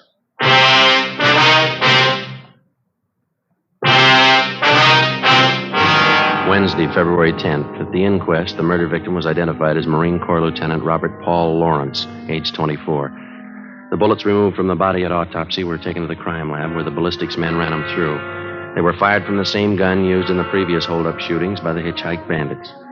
The companion of the victim at the time of his murder could add little to what we already knew as far as the descriptions of the gunman were concerned. The following morning, Ben and I drove out to the home of the murdered man to interview his father, a colonel, Marine Corps, retired. Black wreath on the door. Yeah. It's a big house, isn't it? Mm-hmm. Yes, sir? Police officer, sir. This is Sergeant Friday. I'm Sergeant Romero. Oh, yes. I saw you the other day at the inquest. Yes, sir. We hate to bother you again, but we'd like to ask you a few questions. Yes. All right. Will you step in? Thank you. This way. He was a small man, well-built, with thick snow-white hair combed straight back and a neat white mustache well-trimmed. He walked deliberately with his shoulders thrown back as he showed us into a large living room richly furnished. A picture of the Battle of Belleau Woods hung over the large fireplace. The rest of the pictures in the room were of famous Marine Corps officers. Now, gentlemen, how can I help you? It's about your son, Robert. We didn't want to bother you at the inquest. Yes. I guess I don't have to tell you. Bob's death was a blow. Yes, sir. He's been staying here with me from time to time since my wife died last year. House this big needs people. Just myself, the wife gone. Yes, sir. We'll only take a minute. You see, everything had been taken from your son, and we'd like to find out if you know what personal property he was carrying at the time he was... Well, I don't know. I guess he had the usual things, a few dollars, his wallet, St. Christopher medal, silver, his watch. Was the St. Christopher medal valuable? Oh, not too much, no, not monetarily. And that watch? Well, yes, that was worth something, a pocket watch. I gave it to Robert when he was commissioned at Quantico. That's his graduation picture on the mantel. Here. This is Robert. Yes, sir. Fine boy, Sergeant. Robert was a good Marine. You think you could describe the watch for us? Gold pocket watch. Cost quite a bit when I bought it for him. There's some engraving on the inside of the cover. What is it? Says from an old Marine to a young one. Signed Dad. Anything else about it, sir? Very fine jeweler friend of mine made the watch. It has small chimes inside, and when you push the lever on the side, it chimes the hour and nearest quarter hour. Very clever. Yes, sir, I see. As far as you know, then, those are all the valuables he had with him. Yes. All right, Colonel Lawrence. Thanks very much. Oh, you don't have to rush off. Can I fix you a cup of coffee? Stay a while, won't you? I'm sorry, Colonel. We have to get back to the office. Oh. Well, let me show you to the door. I hope I've been of some help to you. You're not feeling too well. You've helped a lot, sir. Thank you. Thank you. Goodbye.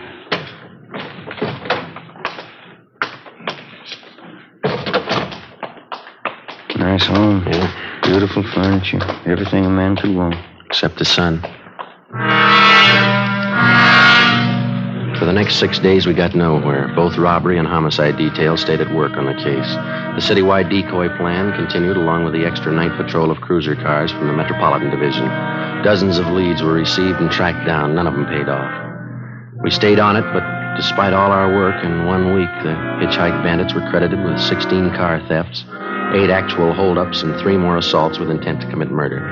February 18th, 2 p.m. Ben and I were called to Captain Walker's office. Close the door, will you, Ben? Oh, yeah. What is it, Ed? Both of you know Burdick here, theft detail? Oh, yeah. sure. You want to tell him what you just told me, Burdick? Yeah, I was just telling the captain. I was on night watch last night with Resnick, and we picked up this guy for grand theft auto.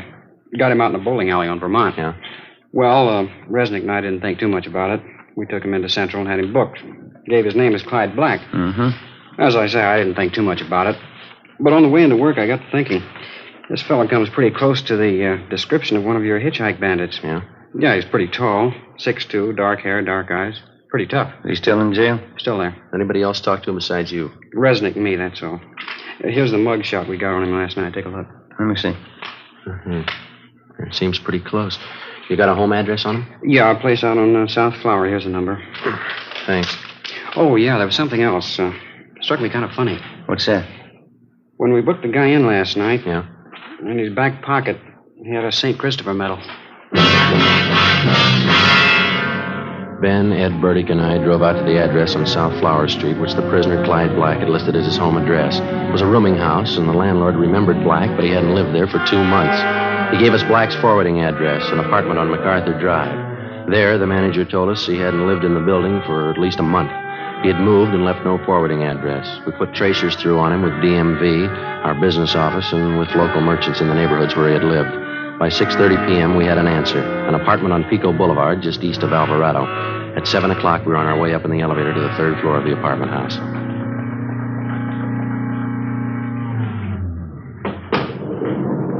It's number 307. Must be down this way. Come on. Pretty run-down place. Musty. Yeah. This is it, 307. Somebody's in there. The apartments have back doors, Joe. You want me to cover it? Yeah, you better hustle. Right. Okay.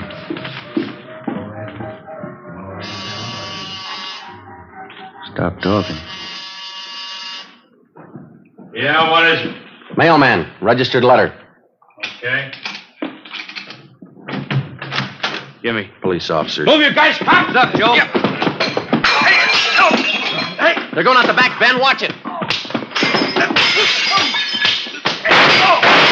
Burdick's got him stopped out back. All right, you now cut it. Let me go. I said, let me go. That's one of them. One more, Joe, here. There were 3. All right, let's go inside. Come on. Come on. Yeah. That's all of them. Watch them, will you, Bertie? Yeah. All right, let's look around, huh? Yes.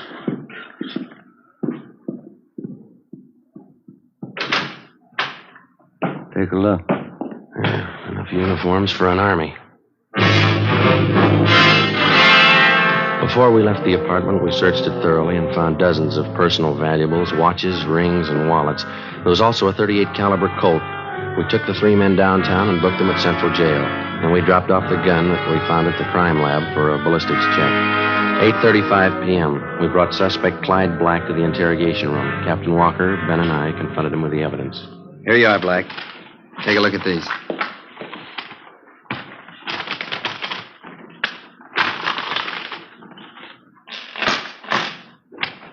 Well? They're not mine. We know that. Never saw them before. Watches, jewelry, wallets, they were found in your apartment, all of them. They weren't. Take a close look. Auto theft, that's all you got me on. Yeah. I won them. I won the stuff in the crap game. You must be lucky. Crap game, I tell you. That's how I got it, in the crap game. Why not do it easy, Black? Let's call a stenographer and get it over with. How much evidence do you want? I didn't do it. I get it. Interrogation room Friday. Yeah. All of them? Fine. Thank you. Your gun, Black. They checked it. I didn't do it. Your gun killed that Marine. Your prints are all over it. It was one of the other guys, Max. Max. It was him. Him and Johnny. You ready to dictate a statement? Put them on the file. Why me? You talk to Max. Talk to Johnny. Ed, hand me that, will you? Yeah. Here. Thanks. We got this watch out of your apartment, too, Black. Where'd you get this? Which? This one right here, the pocket watch. I don't know. Don't tell us you won it in the crap game. It's not mine. I never saw it before. It's a beautiful watch. It's engraving on the inside cover. Yeah, look here. From an old Marine to a young one. It's not mine. Let me show you how it works. Push this lever here, see, on the side?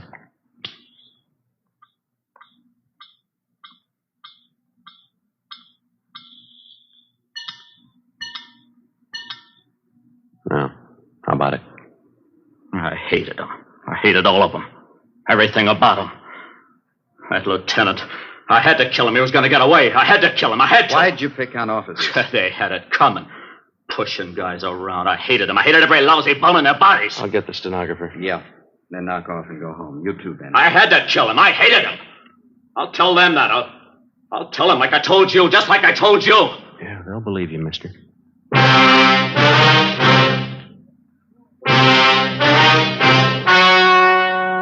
The story you have just heard was true.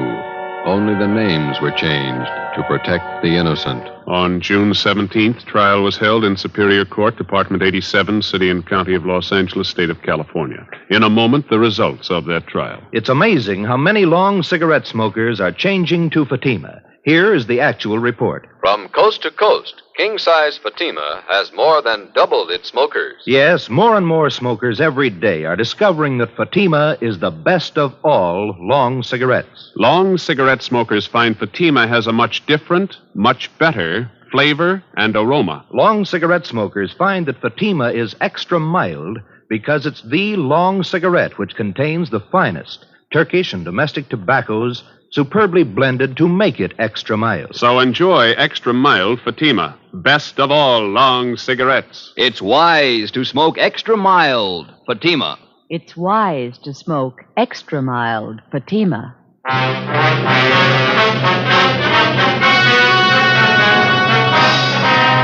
Clyde Black and the other 4 members of the Hitchhike Bandit gang were tried and convicted in Superior Court on 1 count of murder and several counts of robbery and assault with intent to commit murder. All 5 are now serving life terms in the state penitentiary.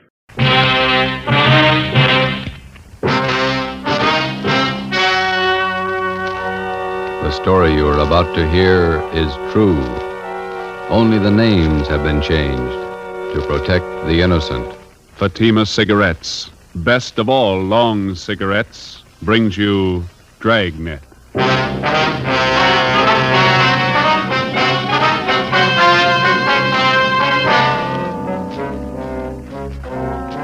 You're a detective sergeant. You're assigned to homicide detail. A confessed murderess is paroled from the state prison for women. After 7 months, the parole office loses contact with her. Your job, find her. If you want a long cigarette, smoke the best of all long cigarettes. Smoke king-size Fatima. Fatima is the long cigarette which contains the finest Turkish and domestic tobaccos superbly blended to make Fatima extra mild. And that's why Fatima has a much different, much better flavor and aroma than any other long cigarette. That's why Fatima has more than doubled its smokers coast to coast. So enjoy Fatima, the best of all long cigarettes. It's wise to smoke extra mild Fatima. It's wise to smoke extra mild Fatima.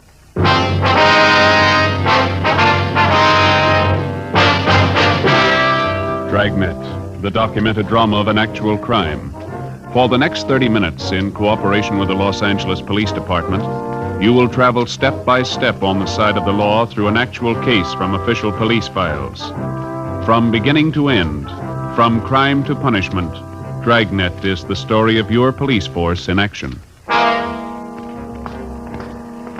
It was Thursday, March 9th. It was foggy in Los Angeles. We were working a day watch out of homicide detail. My partner's Ben Romero. The boss is Thad Brown, chief of detectives. My name's Friday.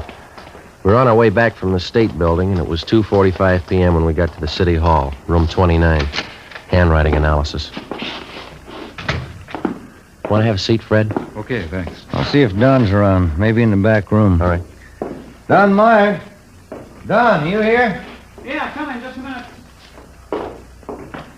Oh, hi, Ben. Got a quick job for you, Don. Can you spare a few minutes? Think so? Hi, Joe. Didn't see you. I'd like to have you meet Fred Galloway, state parole. Fred, this is Don Myers, our handwriting man. How are you? Got a couple of signatures here. I'd like to have you check them now if you can. No, I can try. Let's see what you got. You want to show them, Fred? Yeah. These 3 sheets here, Don, marked November, December, January. I'd like to know if the signatures on them compare with the signatures on these 2 here. They're marked February and March. Let me see. Thanks. Mm-hmm. Yeah, well, it shouldn't take long. Why don't you fellas have a seat? Yeah, okay. How's this thing shape up, Fred?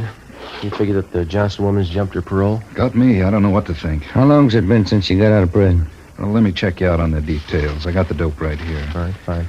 Annie Marie Johnson. She was sent up for a life term, 1933, murdered her husband, John, shot him to death. Started appealing for parole 1940, finally won it May 14th last year, paroled into the custody of Mrs. Laura Jean Muller. Mm-hmm. Where does this Mrs. Muller live? Down Wilmington. Old friend of the Johnson woman. She fought for 10 years to get her released from Tehachapi. Have you been in touch with Mrs. Muller lately, Fred? Only by mail. We've been sending her monthly report forms all along. She's the person that Annie Johnson was paroled to, so the form has to be filled out, then signed by Mrs. Muller and mailed back to me. Yeah, I know. And that's where you figured that something was wrong. Well, we got the February and March reports back from her on time, all the usual questions answered properly, and it was the signature. Writing didn't look like Mrs. Muller's at all. You think the Johnson woman is faking the signature? Maybe. Tried to contact the Muller house half a dozen times the past couple of days. Nobody home. There you go, man. You got it? Yeah. Let me see. These 3 here, November, December, January, they were signed by the same person. Yeah. Signatures on the February and March reports. They're pretty bad imitations. One person signed these 2. Another person signed these. No match at all. Well, then the signatures on the last 2 reports were forged. I'd say so. She went up for murder. That's your department. You want to run it down? Sure. What's it add up to? Could be a lot of things. Could be nothing. Annie Johnson ought to know. Ben and I checked out of the office and drove down to Wilmington. We located the home of Mr. and Mrs. Joseph Muller on Seaboard Drive, just off Anaheim Street. It was an old-fashioned 2-story house set back on a big corner lot along with plenty of shrubbery. It was a faded gray with lots of Victorian gingerbread hung all over it. Fancy carved gables, carriage driveway with hitching posts, and pieces of thick colored glass set in some kind of a design in the window of the front door. Out in the harbor beyond Terminal Island, you could hear the foghorns.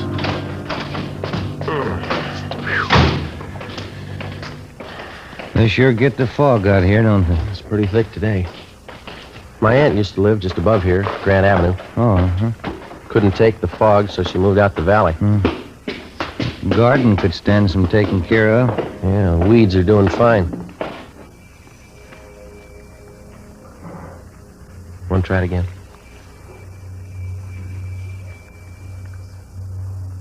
What do you think? Let's try the neighbors, huh? Yeah, all right. That house across the street must be somebody there. I saw a woman shaking a dust mop out the window when we drove up. All right. Kind of a bleak-looking spot up here on the hill, isn't it? Not many houses around. Yeah, and this fog's doing nothing for me.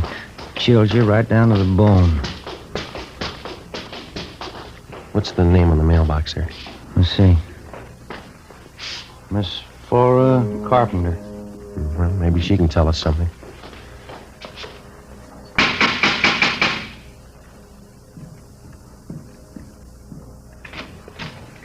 Are you the sewing machine man? No, ma'am. We're police officers. Like to ask you a few questions. Oh, I'm sorry.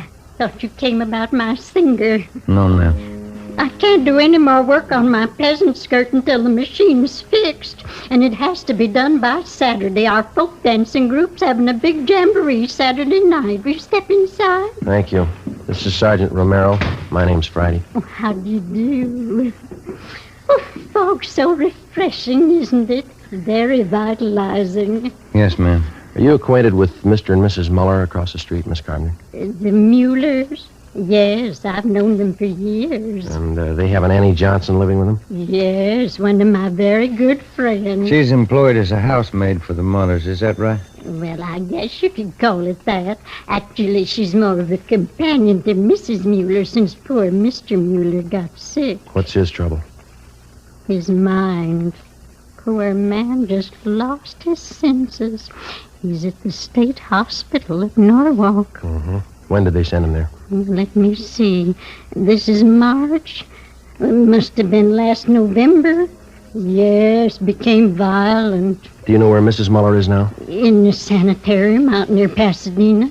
Not well at all. And Annie Johnson, is she still living at the Muller's house across the street? Oh, yes. She went downtown to do some shopping today. Did she say when she'd be back? Well, no, she didn't, but we have a meeting of our book appreciation club at 8:30 tonight here at my house, and I certainly don't think she'd miss the meeting. I see. Miss Carpenter, do you happen to know the name of the sanitarium where Miss Muller's staying? Garraway's. That's what Annie told me. Garraway's rest home out by Pasadena. Mm-hmm. Have any of the neighbors been out to visit her? Well, no, we haven't. Annie said the doctors there thought it'd be better if Mrs. Mueller didn't have visitors. I see. I wonder if you'd tell us where we could find a public telephone in the neighborhood. Oh, you can use my phone, Sergeant. It's right back there in the hall. Fine, thank you. I'll call him, Joe. All right. I'll have the operator charge it to our office. You sure you can find your way back there, Sergeant? It's right under General Pershing's picture. Yes, ma'am. No trouble.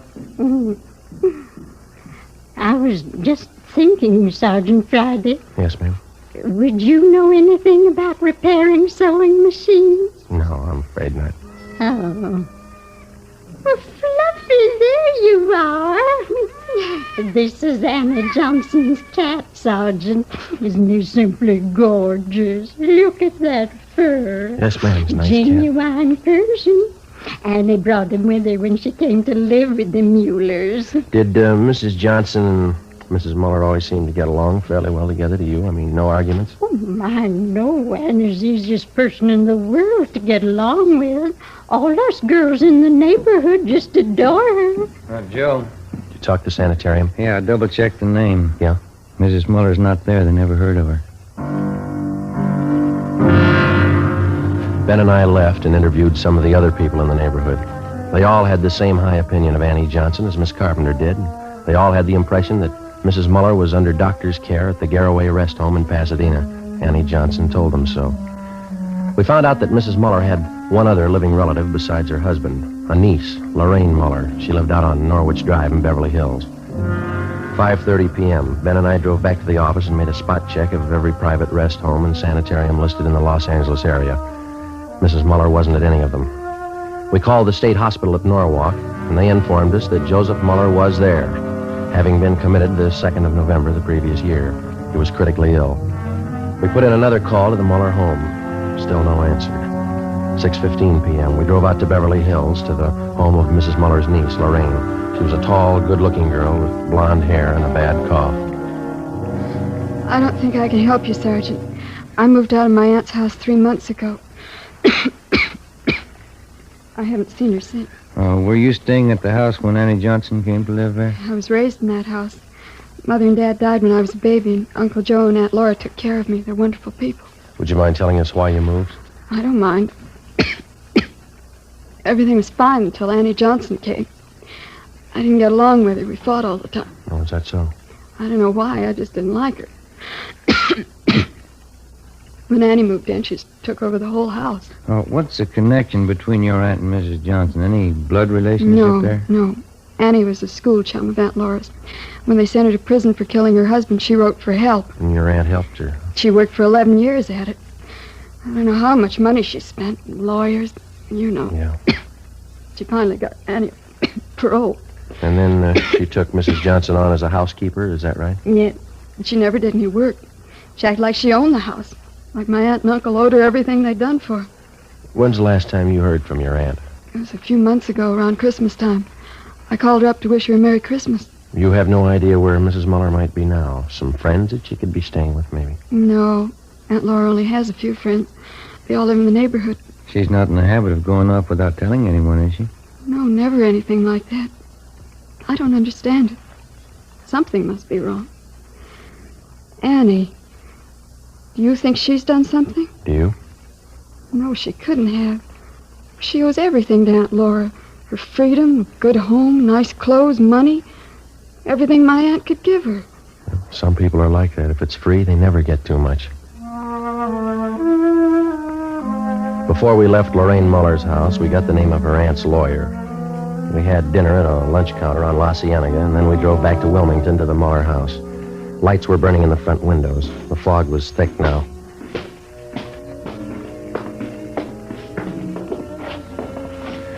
Guess that's her singing. Yeah. You want to ring the bell? Mm-hmm. Can you see in through the curtains, Joe? Yeah, she didn't hear it. Let's ring it again.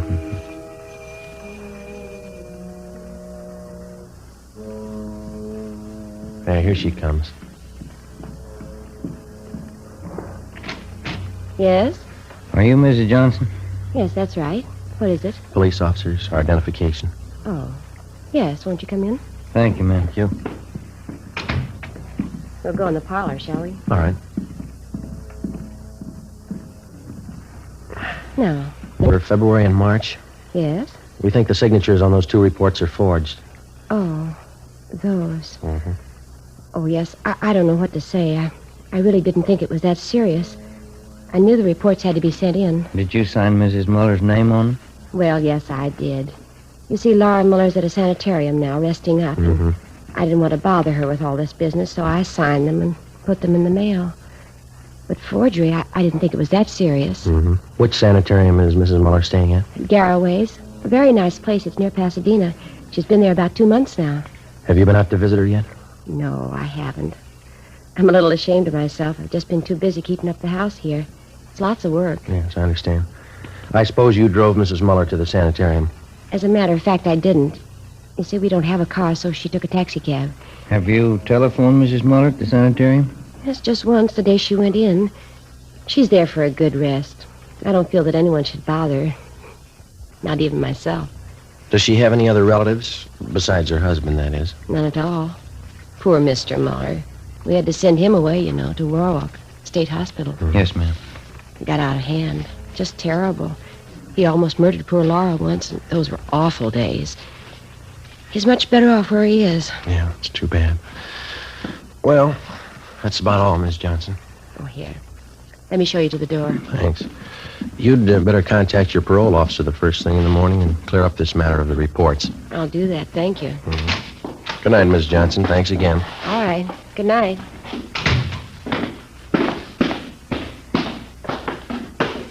What time you got? 20 minutes after 8.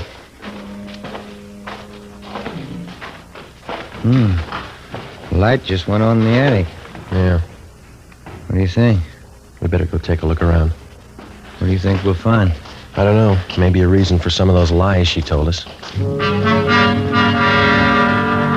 8:35 p.m. Annie Johnson left the house and crossed the street to Miss Carpenter's place. In the Muller house, in a small desk in one of the rear bedrooms on the first floor, we found a file for Mrs. Muller's business papers. In the file, we located 3 of her insurance policies. There was one for $5,000 and 2 for $3,500. Each policy had a rider attached, changing the beneficiary from Joseph Muller, the husband, to Annie Johnson. $12,000 worth of insurance. Yeah, let's get them back in this folder. Did you get the policy numbers? Yeah. What's this? Let's see. Phone bill. Light bill. Here's one. Labor bill. $1 an hour paid to Tom McCrae, charged to Annie Johnson. Uh-huh. Let's go. Yeah, I want to get this address here. Tom McCrae, East Jefferson.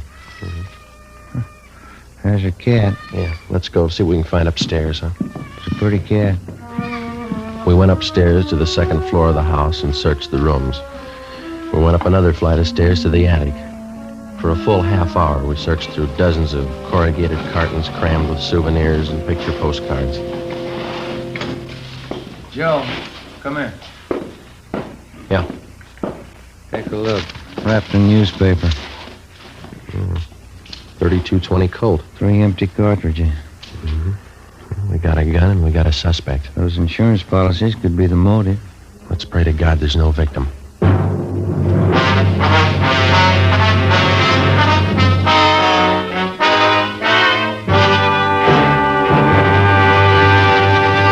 You are listening to Dragnet for the step-by-step solution to an actual police case.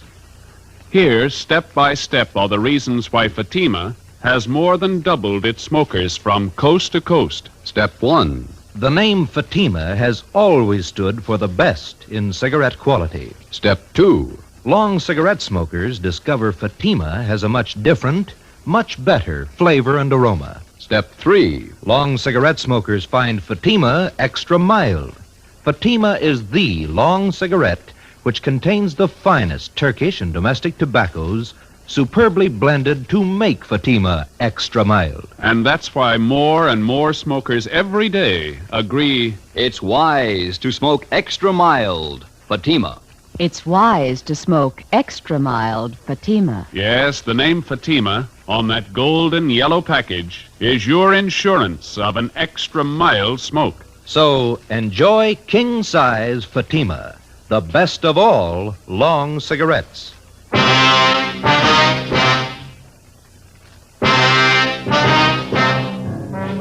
10 p.m.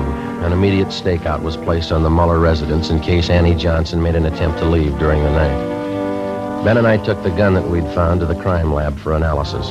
The next morning, we checked with the Muller's family attorney. He had no idea as to the whereabouts of Mrs. Muller, but he told us that about 3 months ago, she'd ordered him to draw up a new will for her.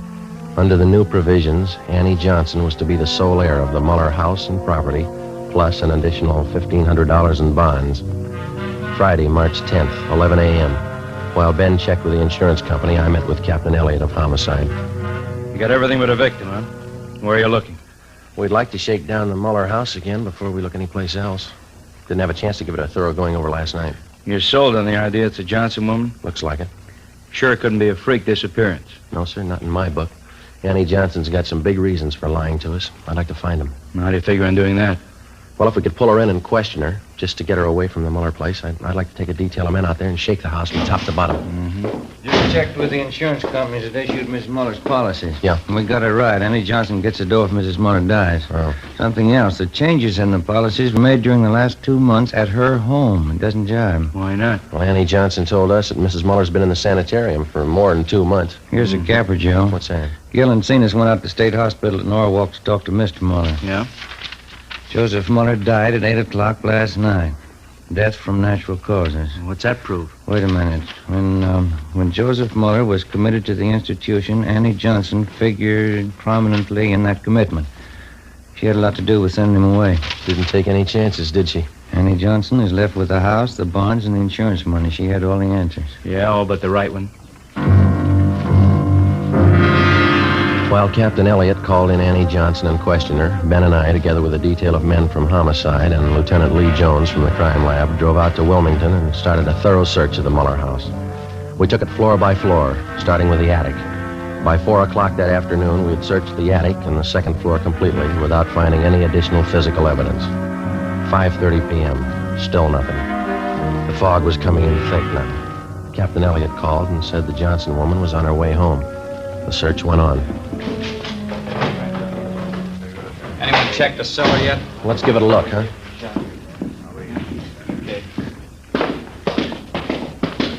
Joe, come on down. Lee's with me. We're checking some stains. What do you got, Lee? Picked up this line of stains here, Joe. They run down from the top of the stairs. Pretty faint. Let me see. Mm-hmm.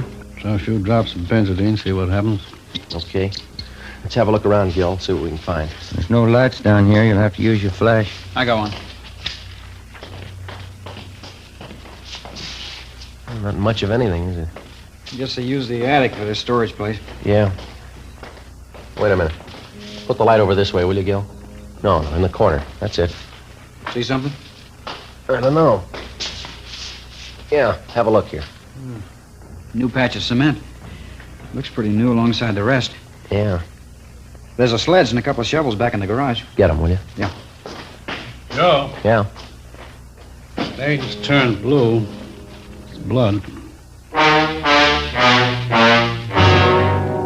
Lee Jones took some sample scrapings and went back to the crime lab to give them a precipitant test to determine if the stains were made by human or animal blood. We broke away the patch of new cement work in the cellar and we began digging. 6:30 p.m. Annie Johnson came home. We met her in the living room. Sergeant, I wonder if you'd mind explaining this intrusion. No, not at all. Will you sit down? I believe I'm the one to offer hospitality here. It's my house. Is it, Miss Johnson? Well, it's in my charge. It's my responsibility. Yes, ma'am, it is. We'd just like to clear up a few things, that's all. I think the police department's taken up enough of my time. I spent half the day at the city hall answering silly questions. Now, if you'll excuse me, I have an appointment at the beauty shop at 7 o'clock. Maybe you better cancel it. I don't see any reason why I should. What is that noise? Coming from the cellar. Someone's down there. They're police officers, Miss Johnson. We're searching the house. Searching this house? With whose permission? Maybe they didn't make it clear to you downtown. We've got a good reason to believe that a crime's been committed. Why? Mrs. Muller. She's missing. I told your Captain Elliott this afternoon. Laura could have left the sanitarium. She might have gone east to visit some friends in Cincinnati, I think. She has some friends in Cincinnati. How could Mrs. Muller leave the sanitarium? She was never there. Maybe she didn't stay at Garraway's. Could have been another rest home. But you said you phoned her at Garraway's. You said you talked to her there. Those men downstairs, they're going to dig up the whole house? That's right. This bill, Mrs. Johnson, would you mind telling us what it was for? Well, there was a section of the cellar floor. It had never been cemented. I decided to have it done while Laura was away. The men are digging it up, Miss Johnson. Well, why are they digging it up? What right have they? Investigation. We'll see that the cement work is redone when we're finished. Well, this is impossible. I forbid it. This house is my responsibility. No need to worry. Everything will be left exactly the way it was. We'll leave the house just as soon as the men are finished. Oh, well, then perhaps I can keep my appointment with the hairdresser. I won't be long. She'll be back around 9. I'm sorry. I think you better stay. But I've told you everything I know. Did you kill Laura Muller? Did I kill... I can't take any more of this. Why would I want to kill Laura? She's done everything for me. She's given me a new life. Did you kill her? Why, no, of course I didn't kill her. Well, then there's no need to be upset. Oh, my nerves. I got to have something. Glass of sherry. Yes. Digging. How long is it going to take them? That all depends, ma'am. There's no reason for this. You don't know that anything's happened to Laura. That's right. Laura's the best friend I have in the world. 11 years. That's how long she fought to make them let me out of prison. She's the only one who believed in me. Yes, ma'am. She is. She's given me everything. She wants me to have everything. Everything I want. I wouldn't have a reason for killing her. Why, my clothes, my home here, money. They're all Laura. She's given them to me. Would you like a glass of sherry, Sergeant Friday? No, thanks. You know, Laura was much older than I, Sergeant. She could have taken her own life. She didn't have much to live for. Old and sick. But I got everything to live for. Laura used to tell me that. So she gave me everything. Laura was much older than I. Would you care for a glass of sherry, Sergeant Romero? No, thank you. This whole thing's so silly. Laura's away on a trip. She's much older than I am, you know. I'm 38. You wouldn't take me for a woman 38 years old, would you, Sergeant? No, ma'am. I know I'm not really young anymore, but I'm still attractive, don't you think? A lot of men prefer mature women. Women with experience, background. I'd know how to take care of a man.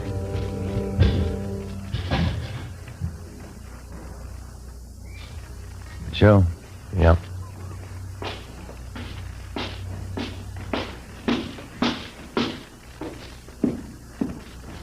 Joe, come here, my will you? Yeah? We found her.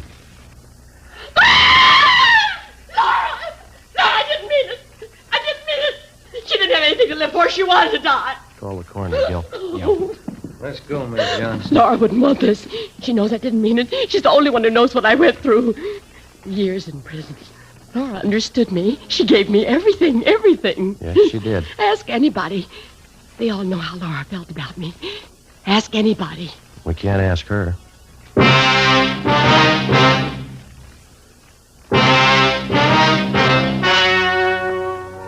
The story you have just heard was true. Only the names were changed to protect the innocent. On July 14th, trial was held in Superior Court, City and County of Los Angeles, State of California. In a moment, the results of that trial. It's amazing how many long cigarette smokers are changing to Fatima. Here is the actual report. From coast to coast, king-size Fatima has more than doubled its smokers. Yes, more and more smokers every day are discovering that Fatima is the best of all long cigarettes. Long cigarette smokers find Fatima has a much different, much better flavor and aroma. Long cigarette smokers find that Fatima is extra mild because it's the long cigarette which contains the finest Turkish and domestic tobaccos superbly blended to make it extra mild. So enjoy extra mild Fatima. Best of all long cigarettes. It's wise to smoke extra mild Fatima. It's wise to smoke extra mild Fatima.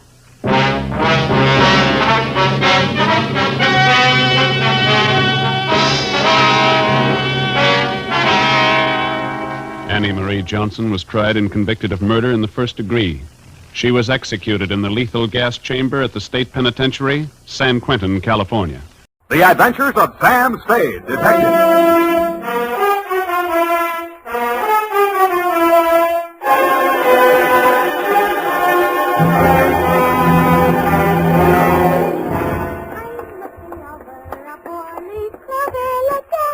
Very funny.